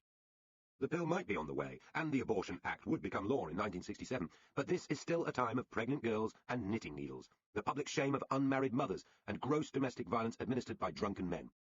Equal pay was a long way away. Many workplaces, from newspaper offices to engineering works, solicitors' practices to bus depots, were utterly unwelcoming to women wanting work. From the early to middle 60s, egalitarianism was not a real social change, but, as often happens at times of change, a philosophical one first. The shift was in what it might mean to be properly human. The old virtues of stoicism, buttoned lips, and obedience were retreating. Traditions of submission and obedience, hierarchies of class inherited from medieval landowning, industrial capital, and imperial administration began to wobble and dissolve into something very different, a society which was dilute, porous, and mushily self-forgiving. This took place not because bad people corrupted good people, or, if you are pro-60s, because noble revolutionaries ushered in an age of personal freedom, but because it suited a new economic system. Bieber, an iconic symbol, promised liberation for women and girls, but liberation through spending. Its founder, Barbara Hulanicki, was a girl from an exiled Polish family, born in Warsaw before the war, brought up in British-controlled Palestine until her father, a UN negotiator, was murdered by Zionist terrorists. She too was a kind of outsider, later raised under the influence of a bohemian aunt in Brighton, before the inevitable stint at art school, then the launch of a cheap mail-order clothing company with her husband. Bieber, named after a younger sister, brought together the new obsessions of glamour and cheap prices. Hulanicki had been mesmerized by Audrey Hepburn, her shape, long neck, small head, practically jointless, and her first top-selling design was a pink gingham dress like one worn by Brigitte Bardot at her wedding. Her succession of boutiques were dark, chaotic spaces in which customers could lose themselves, pick up and try on, discard and collect, and sometimes steal, a great gush of new designs which seemed to change every week. The clothes were being run up at speed in the East End and ferried over to the boutique several times a week. Turnover was spectacular, and soon the celebrities would be fighting with the off-duty typists and schoolgirls for Bieber designs. Mia Farrow, Yoko Ono, Princess Anne, Raquel Welch, and even Bardot herself. As one admirer of the Bieber experience said, it was helping to create the concept of shopping as an experience, a leisure activity for the young. The trumpeter, cartoonist, and writer George Melly called it a democratic version of Mary Quant, and Hulanicki herself said, "I always wanted to get prices down, down, down, to the bare minimum." The cheapness and disposability of the clothes was shocking to an older Britain, in which millions of families made their own clothes, buying patterns from Woolworths and sewing them up by hand, or with a machine, and knitting sturdy school jerseys or woolen dresses. This was the beginning of the buy-and-throw-away consumer culture applied to clothing, and though it would brim with moral dilemmas later, in the 60s it seemed simple freedom for millions of women. This was underscored by the Bieber look, that Audrey Hepburn gawkiness. These were clothes for girls without much in the way of breasts, girls who were not defined by motherhood and marriage, the girls who would soon be on the pill, career girls about town, girls who felt free in ways revolutionary French philosophers would never quite understand. Bieber would be destroyed by the inflation of Edward Heath's Britain, and by over-ambitious expansion into a giant department store, selling everything from meals to Bieber-branded baked beans, the greed and cynicism of its new owners, who thought it could be just another big shop. So, poor Bieber, misunderstood by the left, as we will see, and by big business too. A history of British pop. By the beginning of the 60s, all the essential ingredients of an urgent new market were in place. The commodity was music. Most histories of Golden Age 60s rock groups follow a familiar pattern. There are the opening pages, in which the kids discover Chuck Berry and Elvis, thanks to the unreliable but glamorous Radio Luxembourg, the commercial station broadcasting to the UK from 7 p.m. onwards by the early 50s. Its famous 208 signal concealed a strange history. The station had been built by French entrepreneurs, taken over as an organ of Nazi propaganda during the war, passed to the US forces, and finally revived, funded by Ovaltine and football betting adverts, the only known contribution of the Grand Duchy to modern British culture. These early revelations of American rock and pop will quickly be followed by one or more of the future stars suggesting to a friend that they form a skiffle group. Skiffle, credited to a jazz session musician and son of a Glaswegian violinist called Lonnie Donegan, used simple chords and homemade instruments like washboards to produce a brisk, jaunty, jazz-meets-country blues sound, unaffected and often humorous. Unlike jazz, you did not have to be much of a musician to play skiffle, as John Lennon and 10,000 others found. 20 years later, punk fanzines would print the finger positions for 3 basic chords and urge their readers to go out and form a band. This was precisely the lesson of skiffle. Lonnie Donegan's hits would be faithfully copied in bedrooms and school halls round the country, and, singing in a cod American accent, he would become the first British star to make the US hit parade. Next in this composite history, 2 seminal places would appear. One would be the Coffee Bar, whether the El Toro in Muswell Hill or Liverpool's famous Cardoma, or 1,000 in between. Coffee bars had become vital hangout places for young people. Often opened by Italian immigrants, they offered a rare space where music could be listened to, away from family-crowded homes or unwelcoming adult pubs. They hosted the first jukeboxes and sometimes live music. The second place to feature was more important still, the Art College. In the 50s, art schools played a much more important role than simply producing the next generation of designers or sculptors. Many of them were Victorian or Edwardian institutions, connected to local technical colleges, and originally meant to provide the craftsmen who would help sustain a town's clothing, ceramic, printing, or other businesses. Before the arrival of mass university education, therefore, which would not really change things until the 70s, art schools were where bright and imaginative teenagers who failed to conform to the academic disciplines tended to end up. John Lennon at Liverpool Art College, Ray Davies at Hornsey, Peter Townsend at Ealing, Ian Dury at Walthamstow, Keith Richards at Sidcup, Cat Stevens, the core of Pink Floyd, and Roxy Music were just a few of thousands. The coffee bars were essential meeting places, but the art schools were the true factories of popular culture. Art students had long been a recognised and much mocked subsection of national life, in turtlenecked jumpers and CND badges.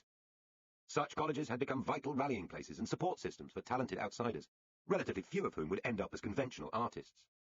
The great pop art pioneer, Peter Blake, a Dartford electrician's son, had begun to create paintings and sculptures out of the wrestlers, popular magazines, pin-ups and music stars around him. Supplementing his income by teaching in 3 London art colleges, Blake had a huge influence on younger people, and was in advance of American pop artists like Andy Warhol. In 1961, he encouraged the young Ian Dury to start depicting what interested him: tits and bums, gangsters, teddy boys, Jane Mansfield, and Marlon Brando. But Dury was one of many reaching out hungrily for a brighter, younger culture. Across the country, student designers found themselves working next door to would-be painters, graphic artists, and filmmakers, so ideas quickly hopped across. The characteristic Bridget Riley op-art lines of 60s dresses and shop windows had been stolen by students from the artists they mingled with. The RAF-style roundels and bold black arrows, which appeared on the clothes of bands such as The Who, and became part of the mod's insignia, had been swiped from graphic designers and pop painters. The way the 60s and 70s looked came out of the fusion that happened in Britain's municipal applied design institutions, places not quite paralleled in America or continental Europe. This hunger for novelty and readiness to mingle disciplines became a big force in British music too. For the art schools had early on been bastions of folk and jazz. Why would they not be? Here were gathered thousands of bright middle-class and working-class teenagers, looking for fun and hoping not to be sucked into factory design shops or office jobs. By the later 50s, the art students would be listening to skiffle, R&B, and the first generation of safely packaged, toothsome, and relatively unthreatening British Elvis copies. First there would be grinning Tommy Steele, then Harry Webb, the Hertfordshire pub singer, reincarnated as the eyeliner-wearing Cliff Richard, then the former tugboat hand Billy Fury. A few years on, and future members of the Rolling Stones, the Kinks, and The Who were imbibing radical ideas and new looks, as clearly the product of art school as any watercolour or well-thrown pot. Ian Dury and his friends got into trouble for using their paintbrushes as drumsticks, sending off a rumble through the rest of the building. That works as a metaphor too. The ultimate art school bands would come later still. Roxy Music, led by Brian Eno of Winchester Art College, and Brian Ferry, the coal miner's son who had been taught at Newcastle Art College by the original British pop artist Richard Hamilton, pioneered a decadent, clever, intellectually sharp music loved by British audiences in the early 70s. Pink Floyd, the greatest of the concept album bands, is unimaginable without the art school background. So, let us continue the composite pop star life story. You have been corrupted by Radio Luxembourg, learned to play in a skiffle band, hung around at coffee bars, and had your imagination jemmied open in a provincial art school. What happens next? In a word, management. In the early 60s, an unlikely-sounding name and a pretty boy face meant you had probably been discovered by Flash Larry, or Larry Parnes, first of the Svengalis. The Svengalis feature early and often. Suddenly, there is money to be made from tousle-headed boys. Before pop, the dominant popular musical styles produced low profits. Most public music was live, the piano and banjo players on music hall stages, the star singers, and then eventually the big bands of the dance halls and the smoky subculture of jazz. Sheet music made big money for talented composers like Ivor Novello and stage stars like Harry Lauder. Gramophone record sales had kicked off with recordings of early 20th century opera stars, but the invention of the modern microphone in the 20s had then changed popular singing, allowing intimacy and variety of a new kind. So the recording industry had brought Gilbert and Sullivan, Louis Armstrong, the Ink Spots, Flanders and Swan, Vera Lynn, the Crooners, and many West End musicals to millions of homes long before pop. By the end of the 50s, there were 4 major British recording companies: EMI, Decca, Pi, and Philips. Most of their profits came from classical music or comic recordings. Only since the spread of 7-inch 45s had records really been something teenagers could aspire to buying. Though first produced in the US as early as 1948, for working-class British youngsters, they were still formidably expensive by the late 50s. The other essential technological changes arrived at around the same time. First, loud electric guitars, invented by radio repairman Leo Fender in 1948, swiftly followed by his great rival Les Paul. Then transistor radios, originally invented in the mid-50s to help Americans keep in touch after the coming nuclear war with Russia, and becoming popular for other purposes at the end of the decade. Without the mic, the electric guitar and the 7-inch record, rock and pop would not have happened. Without the radio, the vital cross-current influences would have been unheard.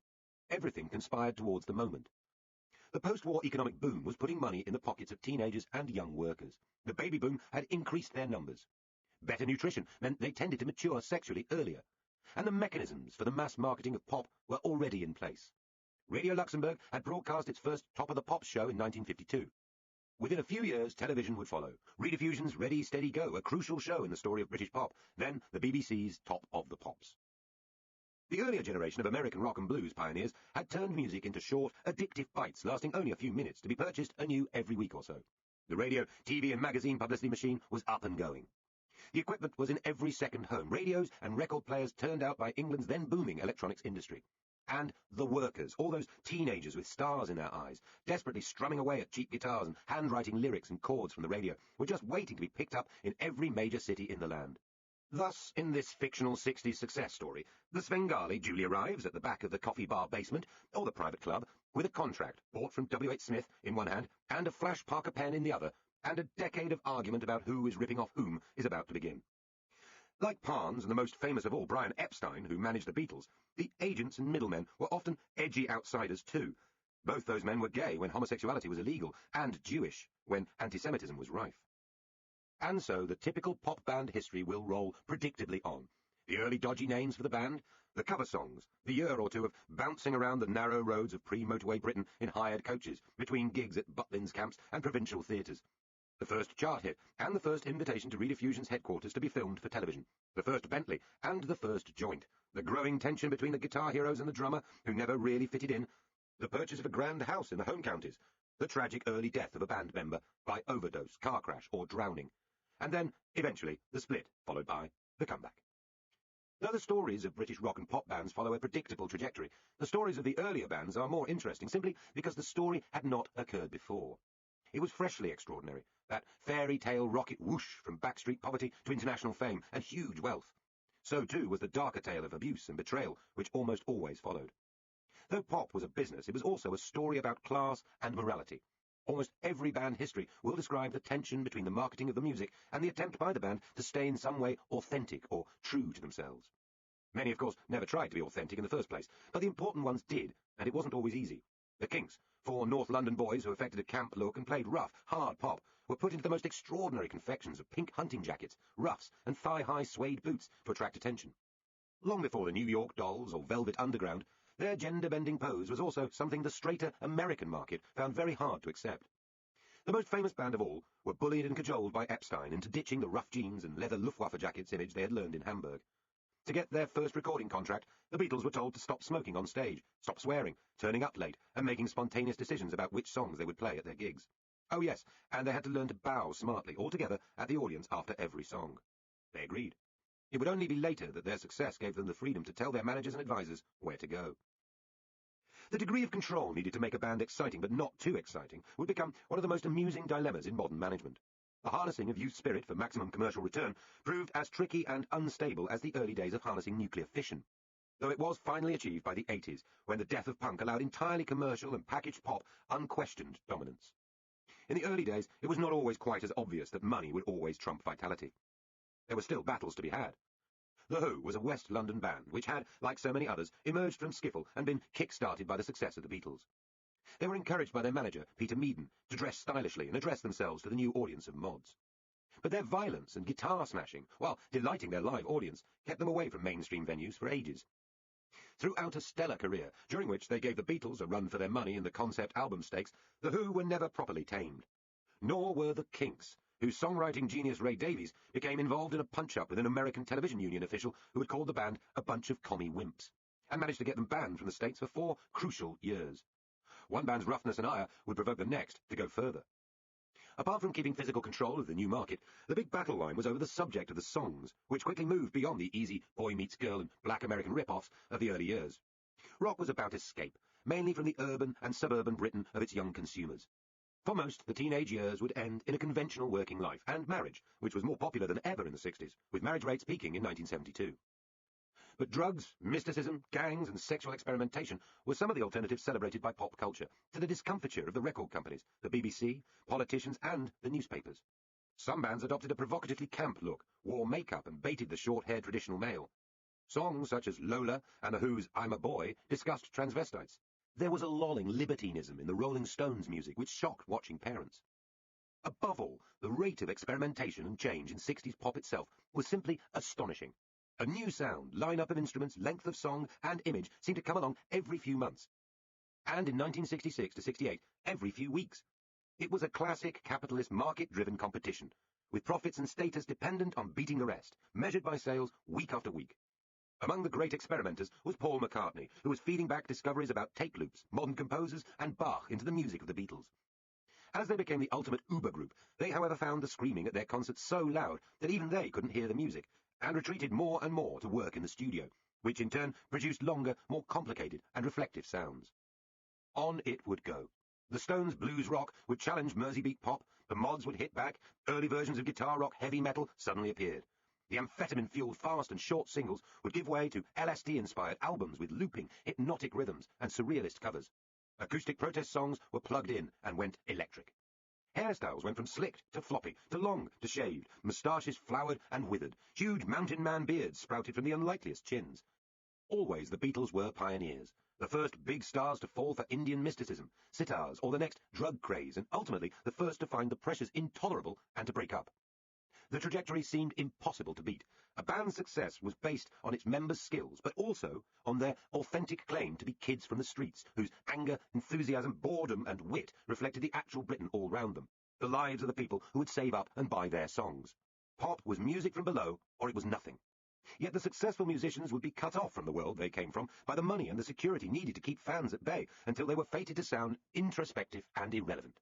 Ultimately, life in the bubble would prove airless, and the music, or the band, would choke to death. Flash, snip, smile. The making of celebrity. The contemporary cult of celebrity was born in the 60s too. All developed societies lavish attention on a small number of favoured people, rich, beautiful, or talented. In 18th century Europe, it might be duchesses and court composers. In classical Rome, orators and gladiators. In 19th century Japan, warriors and courtesans. Details of their clothing, personal lives, foibles, family successes and disasters are gossiped about and vicariously enjoyed. They form a fantasy extended family, prettier and wickeder and more brightly coloured than the rest of us. What has changed in recent decades is the scale of celebrity devotion, this cargo cult of modern Britain. It has elbowed aside rival forms in television entertainment, invaded and occupied popular newspapers, and produced racks of magazines breathlessly following the facelifts, marital breakups, boob jobs and births of celebs. All of this originated in the mid-60s. The cloying, ingratiating tone of contemporary magazines such as Hello and OK, when interviewing or describing some frozen-faced doll, can be found in the write-ups of the young set in British newspapers, supplements, and the arch-glossies of the 60s. The origins of Big Brother television exhibitionism are buried in game shows and agony aunt columns half a century old. The raising of footballers and musicians from being tradesmen, servants of the public, to misbehaving gods began then too. Celebrities are often mocked for being talentless. Some are not. A tribute paid to the young and beautiful by the rest of us, the circle of celebrity is paradoxically both very small and very open. From the outside, the celebrity world seems to be a closed, charmed place, a marquee guarded by men with shaved heads and sunglasses, inside which rock stars and footballers, actresses and princesses all magically turn out to know one another. Yet what the 60s discovered was that celebrity must be open too, in the sense of letting in new people from the streets, or it congeals into a resented elite. Modern celebrity has no time for a samurai class or for haughty duchesses. It must be a fantasy island we could all paddle our way to, at least in theory. Cultural democracy rules, even while parliamentary democracy struggles. What was called swinging London, or the scene, was simply a small number of restaurants, shops and clubs where a small number of people were repeatedly photographed and written about. In Chelsea, Bieber, Granny Takes a Trip, Bazaar and Hung on You were honeypots for the fashionable. In the evening, it might be Annabelle's or Showboat or Talk of the Town. When, in 1969, the private eye journalist Christopher Booker published his dryly hostile look back at the decade, The Neophiliacs, he found that by the summer of 1965, there were a mere 20 or so people who seemed to be at the heart of swinging London. They included the Beatles and Mick Jagger, the other Stones had not yet quite cut through, the model Jean Shrimpton, the designer Mary Quant, the painter David Hockney, the actors Michael Caine and Terence Stamp, the photographers Lord Snowdon, David Bailey and Terence Donovan, the cartoonist and editor of the Sunday Times, colour magazine, Mark Boxer, and the interior decorator David Hicks. All these new aristocrats, Booker pointed out, were in some way concerned with the creation of images. This list, though it would lose and gain constantly at the edges, had some validity. Bailey himself would pump the publicity machine with his box of pin-ups, designed by Boxer. Booker takes up the story. The list, which was virtually a Debrett's guide to the new aristocracy and their circle, included 2 actors, 8 pop singers, 1 pop artist, 1 interior decorator, 4 photographer-stroke-designers, 1 ballet dancer, 3 models, 1 film producer, 1 dress designer, 1 discotheque manager, 1 creative advertising man, 1 pop singer's friend, and the Cray brothers from the East End, who could only be described as connected with the underworld. The contours of all this had been sketchily apparent a few years earlier, in the Profumo affair. Old money, big business, the traditional arts and politics were edging out of the spotlight, now only to be seen at the side of the stage. Instead, working-class upstarts were arriving and stealing the show. Among the photographers, Bailey was an East Ham tailor's son, Donovan, a lorry driver's son, also from the East End of London. Indeed, the East End did very well with photography, because it also produced Terry O'Neill, who made iconic images of Shrimpton, Stamp, and the Beatles, and the key British war photographer of the 60s and 70s, Don McCullin. Michael Caine was a Billingsgate fish porter's son, Stamp the son of a tugboat captain. The female pioneer aristocrats included that Polish asylum seeker's child, Barbara Hudanicki, Leslie Hornby of Neasden, better known as Twiggy, who was the daughter of a carpenter and a Woolworths shop assistant, and Priscilla White, better known as Cilla Black, from one of the rougher ends of Liverpool. Few of these people would have made it in the London of the 50s, 40s, or 30s. The same goes for the Beatles, Kinks, and innumerable others. Jagger would have made it anywhere, any time, as a successful businessman. The intertwining of Booker's new aristocrats was as sticky and sinuous as the old Tory cliques of the 50s, or New Labour's Whitehall in the 90s.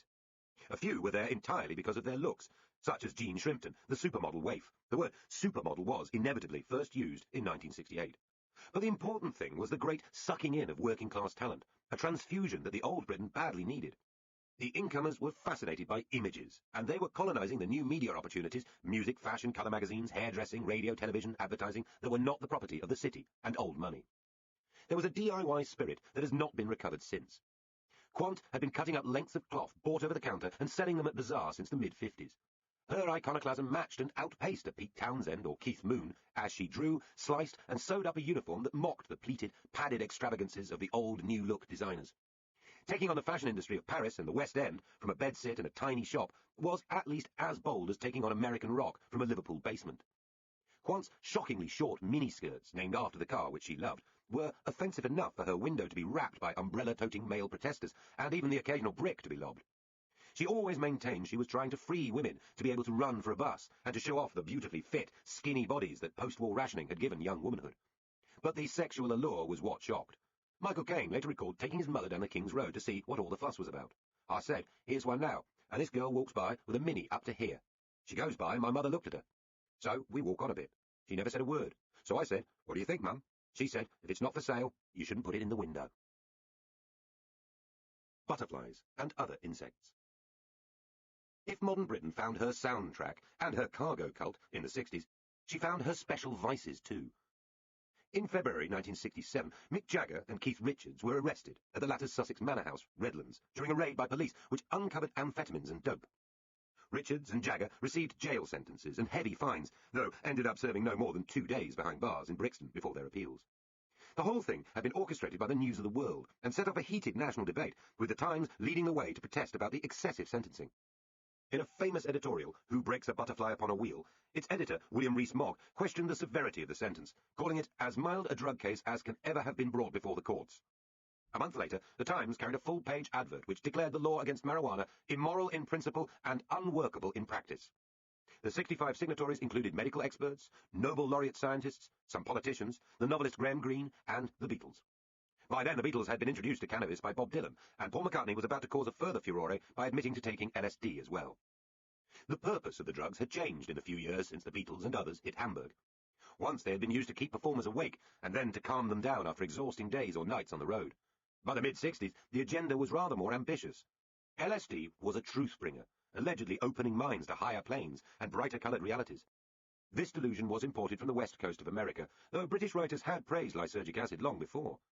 Jeff Nuttall, a counterculture writer of the time, declared that it was being launched as something other than mere pleasure, as a ready window on the Zen eternal, as a shortcut back to the organic life, religion, and wonderment.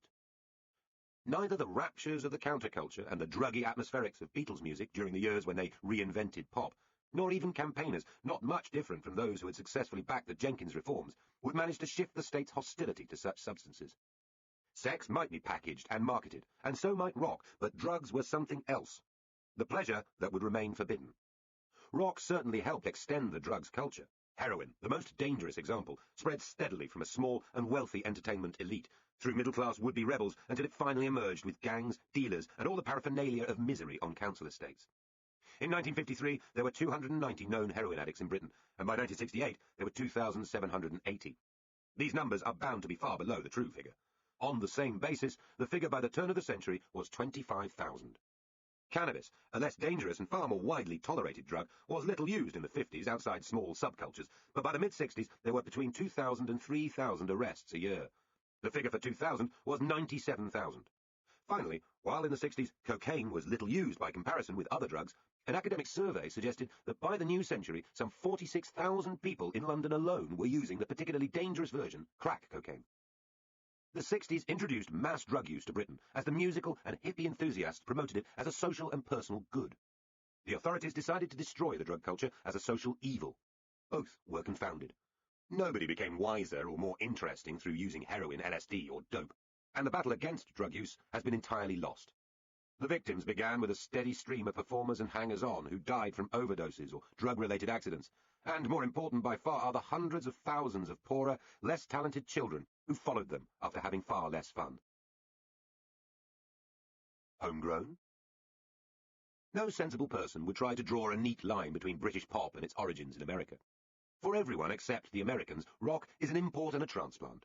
Rock and roll was black American slang for having sex. It derives from the Deep South, via rhythm and blues, and eventually mated with the country music of rural white America, which, in turn, had come from the folk music of Ireland, England, Scotland, and France.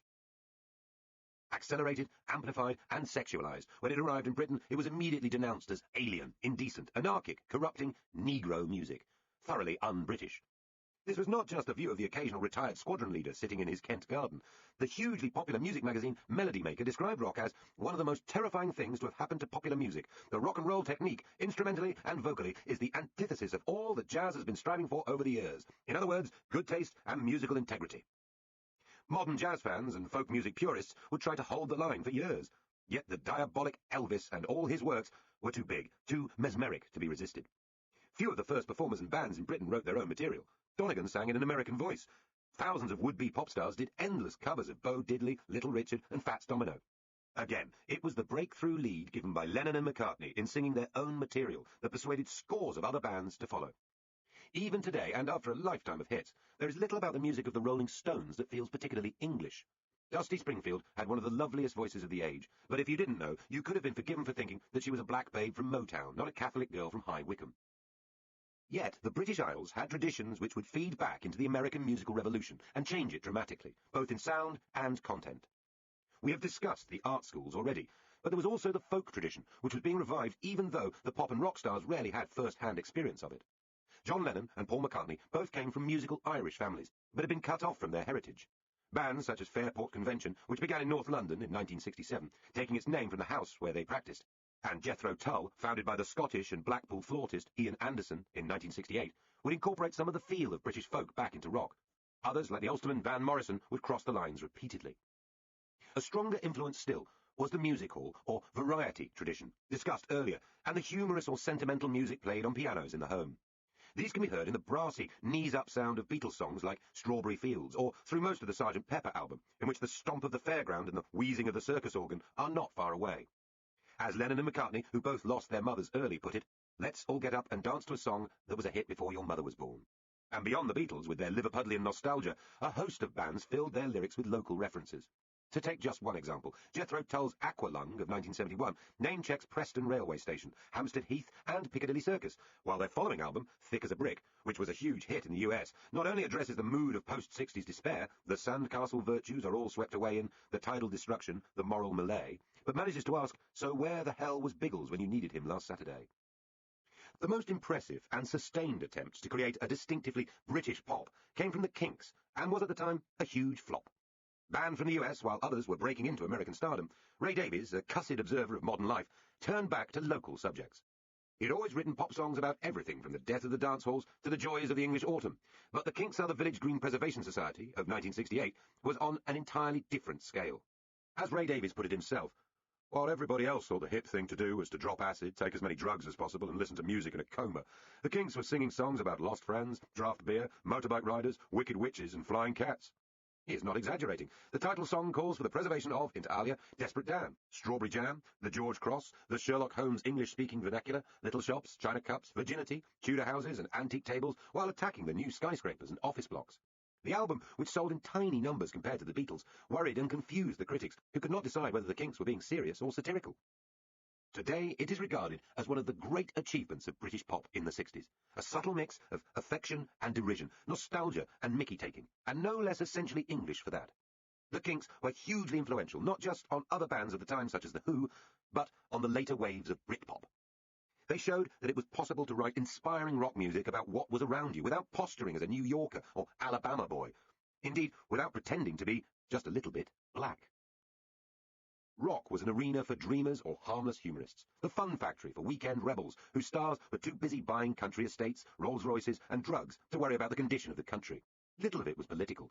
As John Lennon told Rolling Stone magazine in 1971 when asked to assess the impact of the Beatles, nothing happened, except we all dressed up.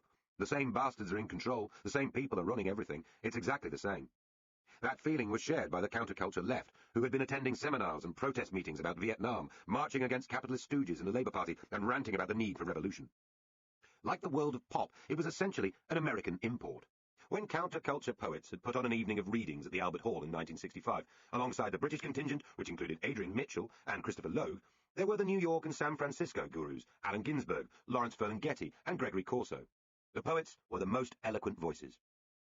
The American influence was, not surprisingly, strongest in the anti-war movement. When the Vietnam Solidarity Committee organised 3 demonstrations outside the US Embassy in London's Grosvenor Square, the second of them particularly violent, they were copying the cause and tactics used to much greater effect in the United States. The student sit-ins and occupations at Hornsey and Guildford art colleges and Warwick University were pale imitations of the serious unrest on US and French campuses. There was even a literally pale imitation of the ultimate US underground movement, called rather pathetically the White Panthers. Their main revolutionary aim seemed to be free access to rock festivals, or what they called the People's Music. A 2-week gathering to debate the dialectics of liberation was organised at London's Roundhouse in 1967. The star speaker was the American Black Power leader Stokely Carmichael. The event finished with a speech of abject apology from one of the British organisers on behalf of "we deracinated white intellectuals, we who are bourgeois and colonising in essence." The conference's intellectual guru was a Californian exile from Germany, Herbert Marcuse, whose central message was that the affluent society was oppressive, based on the creation of false needs, and impossible to change by conventional political revolution. In the same year, a French revolutionary named Guy Debord came to England with a call to arms. When he arrived at a Notting Hill flat to meet the promised group of 20 hardcore revolutionaries, only 3 had turned up, and they spent the afternoon drinking cans of McEwen's Export and watching Match of the Day. Not surprisingly, Debord gave up on the Anglo-Saxons. British revolutionaries in modern times have been so little real threat that they were easily and cheerfully incorporated into mainstream television comedy through the character of Citizen Smith of the Tooting Popular Front. Debord's followers, however, taking the name Les Enragés, were heavily involved in the great Paris and Nanterre student uprisings of 1968. This was on a scale like nothing seen in Britain. Nearly 600 students arrested in fights with the police on a single day, and at the high point of the revolt, 10 million workers on strike across France. Hundreds of British students went over to join what they hoped would be a revolution, until de Gaulle, with the backing of an election victory, crushed it. British alternative politics in print had no equivalents to the Beatles, The Who, or the Kinks. The underground magazines, such as International Times, Black Dwarf, and Oz, copied the rhetoric, artwork, and cartoon style of similar American publications, and lacked the salty, surly working-class energy of rock. The greatest confrontation with the state focused on whether Rupert Bear, as manipulated by the pen of Vivian Berger, a 15-year-old schoolboy with a particularly lewd imagination, was behaving obscenely. The cartoon strip was central to the long summer trial in 1971 of the magazine Oz. At the Old Bailey, despite the best efforts of the publisher's barrister John Mortimer, the priapic Rupert was judged to be behaving disgracefully. Richard Neville, Felix Dennis, and Jim Anderson ended up with suspended sentences. Immortally, the young Berger told the jury that though he wanted to shock your generation, also, I thought it was funny. A teddy bear with a stiffy, It rather sums up Britain's answer to revolution.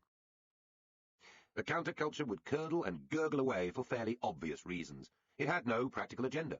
It was deeply hostile to organisation. It was largely middle class and had no effective links to the working class socialists who wanted higher wages and perhaps even workers' cooperatives, but were less keen on long-haired students taking drugs or indeed angry black people. Those parts of the new politics which would stick would be anti-racism, feminism, to the extent that it focused on practical and realistic ideas such as equal pay and refuges for battered wives, and the gay liberation movement, which also had clear objectives, and also looked to the United States for a lead, particularly after the Stonewall riot. But the great irony is that the counterculture, disdainful of sell-out pop music, was far less successful than pop at creating an indigenous British movement. It was dependent on passing American fads and voices, as, by the mid-60s, British pop was not. Rhodesia, Rebellion of the Whites. While the message of the 60s still lives, other stories can dominate the newspapers for months on end, even years, and then are apparently forgotten almost immediately. Perhaps they are too painful to dwell on. The story of Rhodesia's Unilateral Declaration of Independence, or UDI, and of the short-lived federation that preceded it, obsessed 4 prime ministers in a row, Macmillan, Douglas-Hume, Wilson, and Heath. It filled front pages, elbowing out other contemporary crises such as Vietnam that now bulk vastly bigger in world history. It caused deep divisions in both the main parties, with their leaders condemned as race traitors or betrayers of Africa, according to taste. It produced bizarre summits on Royal Navy warships and dramatic confrontations at the United Nations. It pitched the young Queen Elizabeth into a constitutional fight over the hanging of 3 Africans. Its cast of characters, Garfield Todd, Roy Walensky, and Sir Humphrey Gibbs, forgotten now, as well as Ian Smith and Joshua Nkomo, were for a time household names. But little of this is recalled in the history of the 60s. It sits uneasily with the war protests and the fashion, the music and the tower blocks. And the final outcome of the Rhodesian crisis, a vicious guerrilla war followed by the rule of Robert Mugabe, one of the most incompetent megalomaniacs to hold power at the beginning of the 21st century, was genuinely tragic. The tragedy can be traced back to the imperial idealism of high Victorian days. Cecil John Rhodes was a sickly clergyman's son from Hertfordshire, whose head was filled with notions of British world destiny, and whose bank accounts were filled with the vast profits of prospecting in the South African gold rush. Using diplomacy, threats, bribes, and great cunning, Rhodes created a company to take concessions in the heartland of Africa, far north of the British Cape Province, and the Boer Republic of the Transvaal. It was an area then known as Zambezia, now the nations of Zimbabwe, Zambia, and Malawi. In it lived various tribes, notably the warlike Matabele. Cecil Rhodes's vision of a vast British territory running from the far south of Africa to the very north was never accomplished, but the central area, soon known as Rhodesia after him, was carved into new settler states. Bizarrely, the British government never took direct control and allowed Rhodes's company effective autonomy, backed always by the threat of British force from outside. The white settlers, mainly from Britain and South Africa, would first use farming and mining concessions and then take complete political control of these vast, fertile and mineral-rich areas. In the north, a full-blown British colony, Northern Rhodesia, would exploit the copper of the area, and attempts were made to ensure decent treatment of the dispossessed local Africans. In southern Rhodesia, however, whose capital Salisbury had been named after the then Conservative Prime Minister, the settlers established a system of relentless racial discrimination, much like South Africa's, with a colour bar in employment and a ban on blacks owning land in cities or anywhere of agricultural value.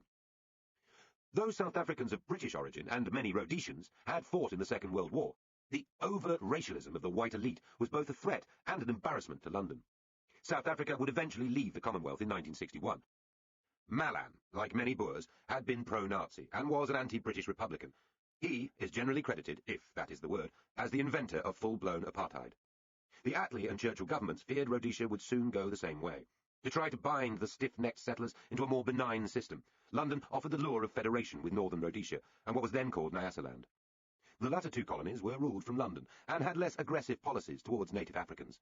But Northern Rhodesia had the vast wealth of the copper mines, so federation would give the whites of Salisbury access to an economic boom.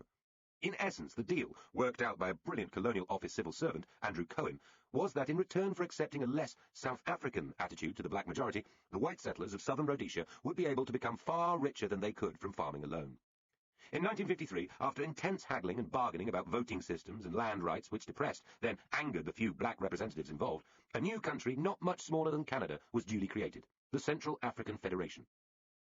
To start with, things went relatively well. Embassies opened in Salisbury, tower blocks went up, international companies moved in. The government of southern Rhodesia, later simply called Rhodesia, today Zimbabwe, fell under the control of a moderately liberal Christian mission school head teacher, Garfield Todd. For 4 years he nudged and tickled the white settlers towards a fairer system, enough to gain the cautious trust of the leaders of the 12-to-1 black African majority. Could it be that a liberal alternative to South Africa was being built on the continent?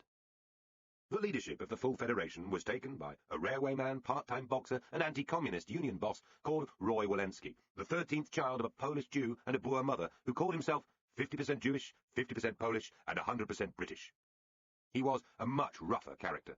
The contradictions between British colonial office hopes for a steady transition to democracy, the profound racialism of the whites of Salisbury, and the increasing restlessness of black people who saw other parts of the continent breaking from the empire could not be contained forever. Eventually, the well-meaning Garfield Todd was ousted for refusing to back laws banning sex between blacks and whites, and for campaigning for a wider franchise. The spark that blew the huge federation to pieces came in the least expected place.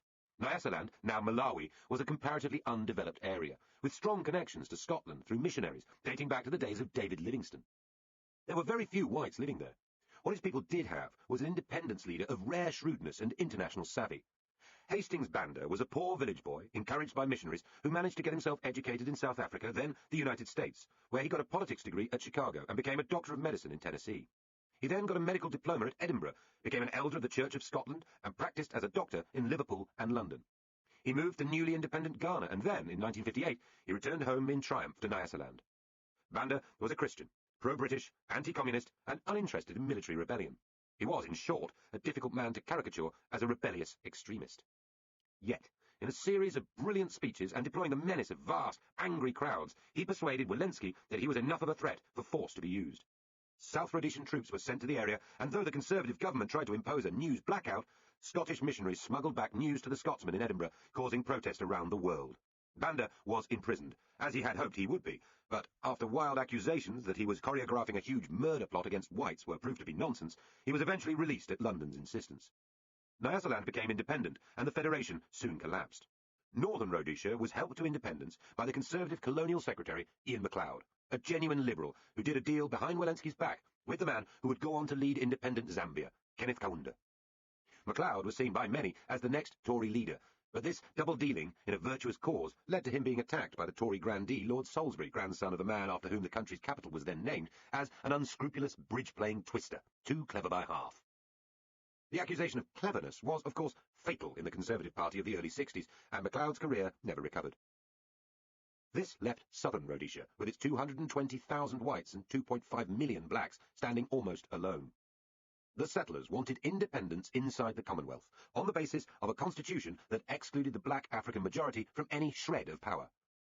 Had this been accepted by London, the anger among other Commonwealth states would have been enough to cause mass resignations and, quite possibly, the end of the organisation. It was not simply a matter of keeping the Queen happy, or of retaining the last vestige of Britain's formal imperial power system. Public opinion by the early 60s was strongly hostile to the idea of apartheid being mimicked in a Commonwealth state. So there was an impasse. And to make it more impassive still, the laconic, difficult and wily figure of Ian Smith arrived on the scene as the new Prime Minister in Salisbury. Smith was a right-wing rancher, educated in South Africa, who had served in the RAF during the war and was idolised by his supporters. The old guard, led by Walensky, realised that simply declaring independence from Britain and setting up a whites-only state might be tricky. Rhodesia's judges and soldiers had sworn allegiance to the Queen. Rhodesia's finances and much of her trade flowed through the City of London. Smith had no such qualms. He was quite prepared for UDI, a unilateral declaration of independence. This was hardly a rerun of the North American Rebellion of 1776, but there were uncomfortable parallels. If, in the end, they were ready to go, what was Britain going to do about it? There was at least the option of sending an army and fighting, though in the American case this had not worked out wholly successfully.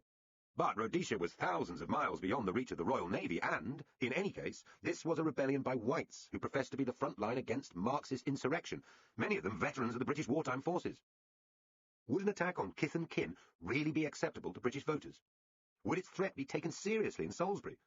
On the other hand, would Rhodesian troops who had declared their personal loyalty to the Crown fire back against British paratroopers if they landed? This was the dilemma that Harold Wilson inherited when he took office in 1964. Pro-Rhodesian right-wingers had made things very difficult for MacLeod and Macmillan as the Tories struggled to grapple with the breakup of the Federation. Now vehemently anti-colonialist left-wingers would make things almost as difficult for a Labour Prime Minister.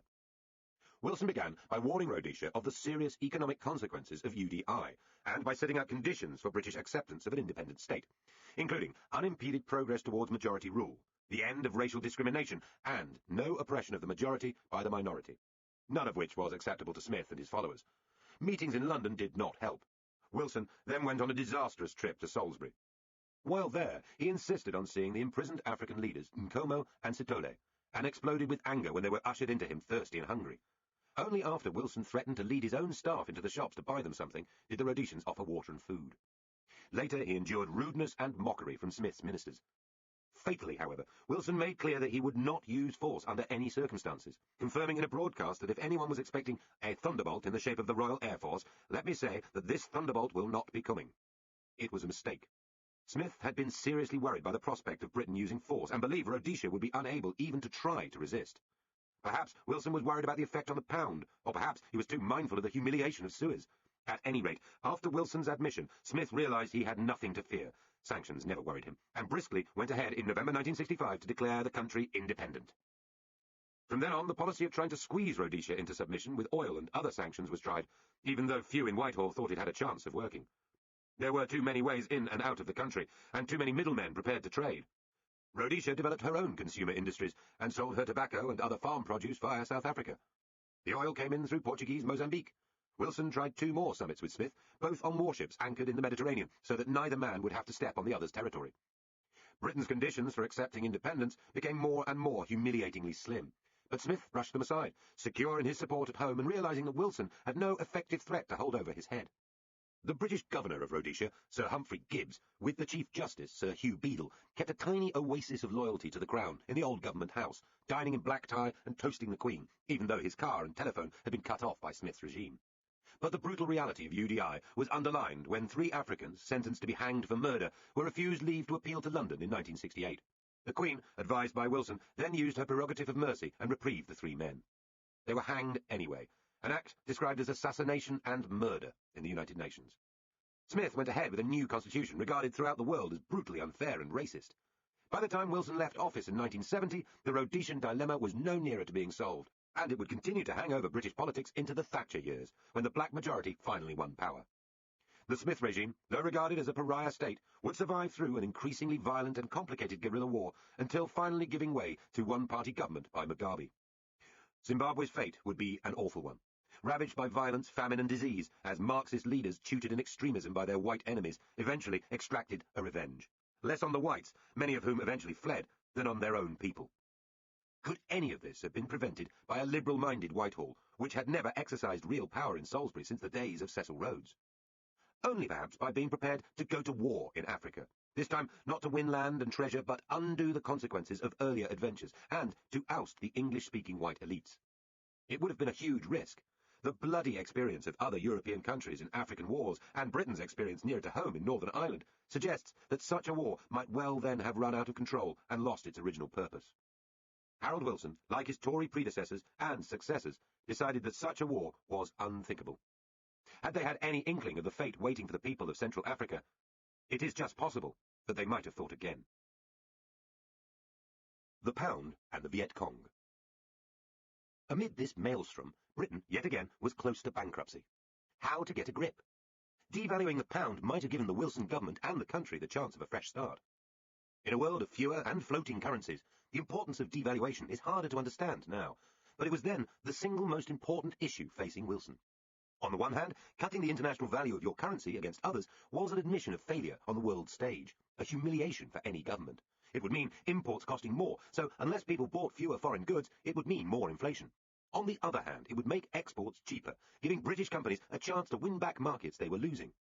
If the government devalued and managed to keep a grip on the consequent inflation while industrial exports grew, then the country could, in theory, leap in one painful stride away from her economic problems. It was a little like dropping out of a race, intensively retraining, sweating out the fat, slimming down, working on the muscle tone, and then starting the next race better prepared. Except that in the economy, you never actually stop working. As for a racer, the embarrassment of dropping out would be pointless if there was not the sweat and retraining, the greater efficiency and improved productivity. It needed to be a shock to the system, not a rest from reality. Many people, including in the Labour government, seemed not to have realised this. They thought, when eventually they were prepared to consider it, devaluation would avoid the tough choices at home, which, in fact, it absolutely required. This was a choice which went beyond economics. Devaluation and world politics were inextricably linked. To devalue the pound in the mid-60s meant Britain's overseas spending would have to be dramatically cut back, just as the robot floating pound scheme of 1953 implied. Those smaller pounds would buy fewer gallons of oil, foreign-manufactured guns, and accommodation for troops. So it would probably mean a further withdrawal from Britain's world role, in particular east of Suez, the bases in Hong Kong, Malaya, Singapore, Aden, and the Gulf. That would irritate Washington, particularly as communist advance in Southeast Asia was the issue of the hour.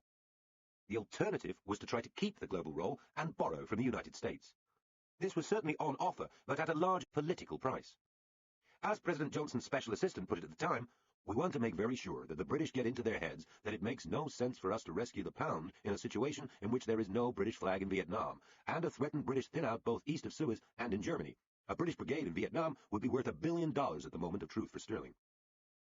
In the Commons and during the 1964 general election, Wilson had mocked Polaris as being neither independent nor British, and indeed unable to deter. Yet in the later 60s and early 70s, HMS Resolution, Renown, Repulse, and Revenge were duly launched. Their names came from battlecruisers and battleships that had been the pride of an independent Royal Navy.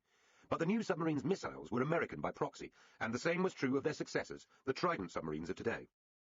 Technological dependence now rendered any idea that this was a truly independent system absurd. In power, Wilson had the option of abandoning the nuclear option, since the submarines being built to take Polaris could have been adapted as conventional hunter-killer boats. He chose not to, and even in the mid-70s, to disguise the economics of the Polaris upgrade, codenamed Cheveline, from the cabinet skeptics. Crossman assessed the dilemma shrewdly, noting in January 1965 that Wilson was committing Britain to defence spending almost as burdensome, if not more burdensome, than that to which Ernest Bevin committed us in 1945, and for the same reason, because of our commitment to the Anglo-American special relationship and because of our belief that it is only through the existence of that relationship that we can survive outside Europe. For many, this was a positive argument for devaluation. The pro-Europeans in the cabinet hoped devaluation would help drive the country towards its destiny as an ordinary member of the EEC and away from global pretensions. They felt that Britain had to break with America, despite the financial guarantees Wilson had wrung from Washington earlier. She had to change direction, devalue, join Europe. That, according to Barbara Castle, was what George Brown had decided. "We've got to turn down their money and pull out the troops. I want them out of east of Suez. This is the decision we have got to make. Break the commitment to America. I've been sickened by what we have had to do to defend America, what I've had to say at the dispatch box." Castle interjected. "Vietnam?" And Brown replied, "Yes, Vietnam too." Belligerent, contemptuous, he feared that Wilson would simply go over to Washington and cook up some screwy little deal. Brown, at least, had a clear strategic direction. Wilson did not. Cooking up screwy little deals was his forte. He was the master chef of screwy little deals. By now, the complex nature of the choice facing him was apparent. Devaluation and the future of socialism, Britain's relationship with America and attitude to the Vietnam War, and whether we could and should be in the European community were all completely interlinked. Had Britain broken with America during the most testing time in its Vietnamese agony, the story of the Atlantic Alliance would have taken a very different turn. We would probably have entered the EEC much earlier and, again, probably have played a role closer to that of France in the following decades, less linked in nuclear defence or intelligence terms to Washington. What this would have meant for the British economy's failing experiment in continental corporatism and for the stability of the anti-communist world is impossible to say. Further, because many Commonwealth countries held their reserves in sterling in London, devaluing the pound would have been a one-off and unilateral cut in the wealth of friendly and often poor countries. Deciding about the value of the pound was also a choice about Britain's place in the world. Oddly, the thing that would do most to destroy Harold Wilson's reputation on the left was also the policy for which Britain has most cause to remember him gratefully. We have seen some of the pressure he was under to commit British troops to Vietnam. The Australians had committed a battalion, President Johnson constantly reminded him. Perhaps the Black Watch might be sent, or at the very least, a military band. American hints had been mingled with those American threats about the pound, and Britain's economic position was, as we have seen, weak enough. Whitehall mandarins and some of his own advisers thought he should have committed at least some troops, but though Wilson may have been tempted, and though British special forces had been considered, he held back from doing so. He tried to buy the Americans off with words of support and stabs at a diplomatic solution, hoping to use his connections in Moscow and suggesting some intervention directly with the North Vietnamese. He managed to placate nobody. The initiatives infuriated Washington, while the anti-war marchers at home simply heard his supportive words for Johnson. Wilson was berated in the streets as a murderer. His Secretary of State for Defense, who had quickly realized the scale of risk that Vietnam posed and helped keep Britain clear, was rewarded on university campuses with cries of Hitler Healy. When the trade union leader Frank Cousins, briefly in the government himself, asked Wilson why he wasn't taking a firmer stand against American war-making, Wilson furiously replied, "Because we can't kick our creditors in the balls." One of Wilson's later biographers made the case for the defense with steely eloquence. Losing all Washington's friendship and financial support would have been devastating. Few considered the implications for domestic social, housing, education, arts and science policies, including the probable effect on student grants. Few indeed of those who attacked the Prime Minister and his colleagues simultaneously for helping the Americans abroad and not doing more to help the poor at home ever came to terms with the bleakness of the choice. Yet, the same writer went on, it was over Vietnam that the party of conscience seemed to lose touch with its soul. And over Vietnam, too, that many who had pinned their trust in Wilson decided his principles were a shattered crystal, beyond hope of repair. Here, for once, he was doing the right thing, or the best thing, and it was over this that he was most denounced. Who said politics was fair? Even Wilson's close supporters were at times disgusted by his twisting to keep the options open. Tony Benn, a few weeks before Wilson went to the country to try to increase his majority early in 1966, had recorded, "My opinion of Harold was lower tonight than it has ever been before. He really is a manipulator who thinks he can get out of everything by fixing somebody or something. Although his reputation is now riding high, I'm sure he will come a cropper one day when one of his fixes just doesn't come off." At almost exactly the same time, Crossman summed up Labour's wider problem. "The main trouble is that we haven't delivered the goods. The builders are not building the houses. The cost of living is still rising. The incomes policy isn't working. We haven't held back inflation. We haven't got production moving. We are going to the country now because we are facing every kind of difficulty, and we anticipate that things are bound to get worse." End of Disc 11.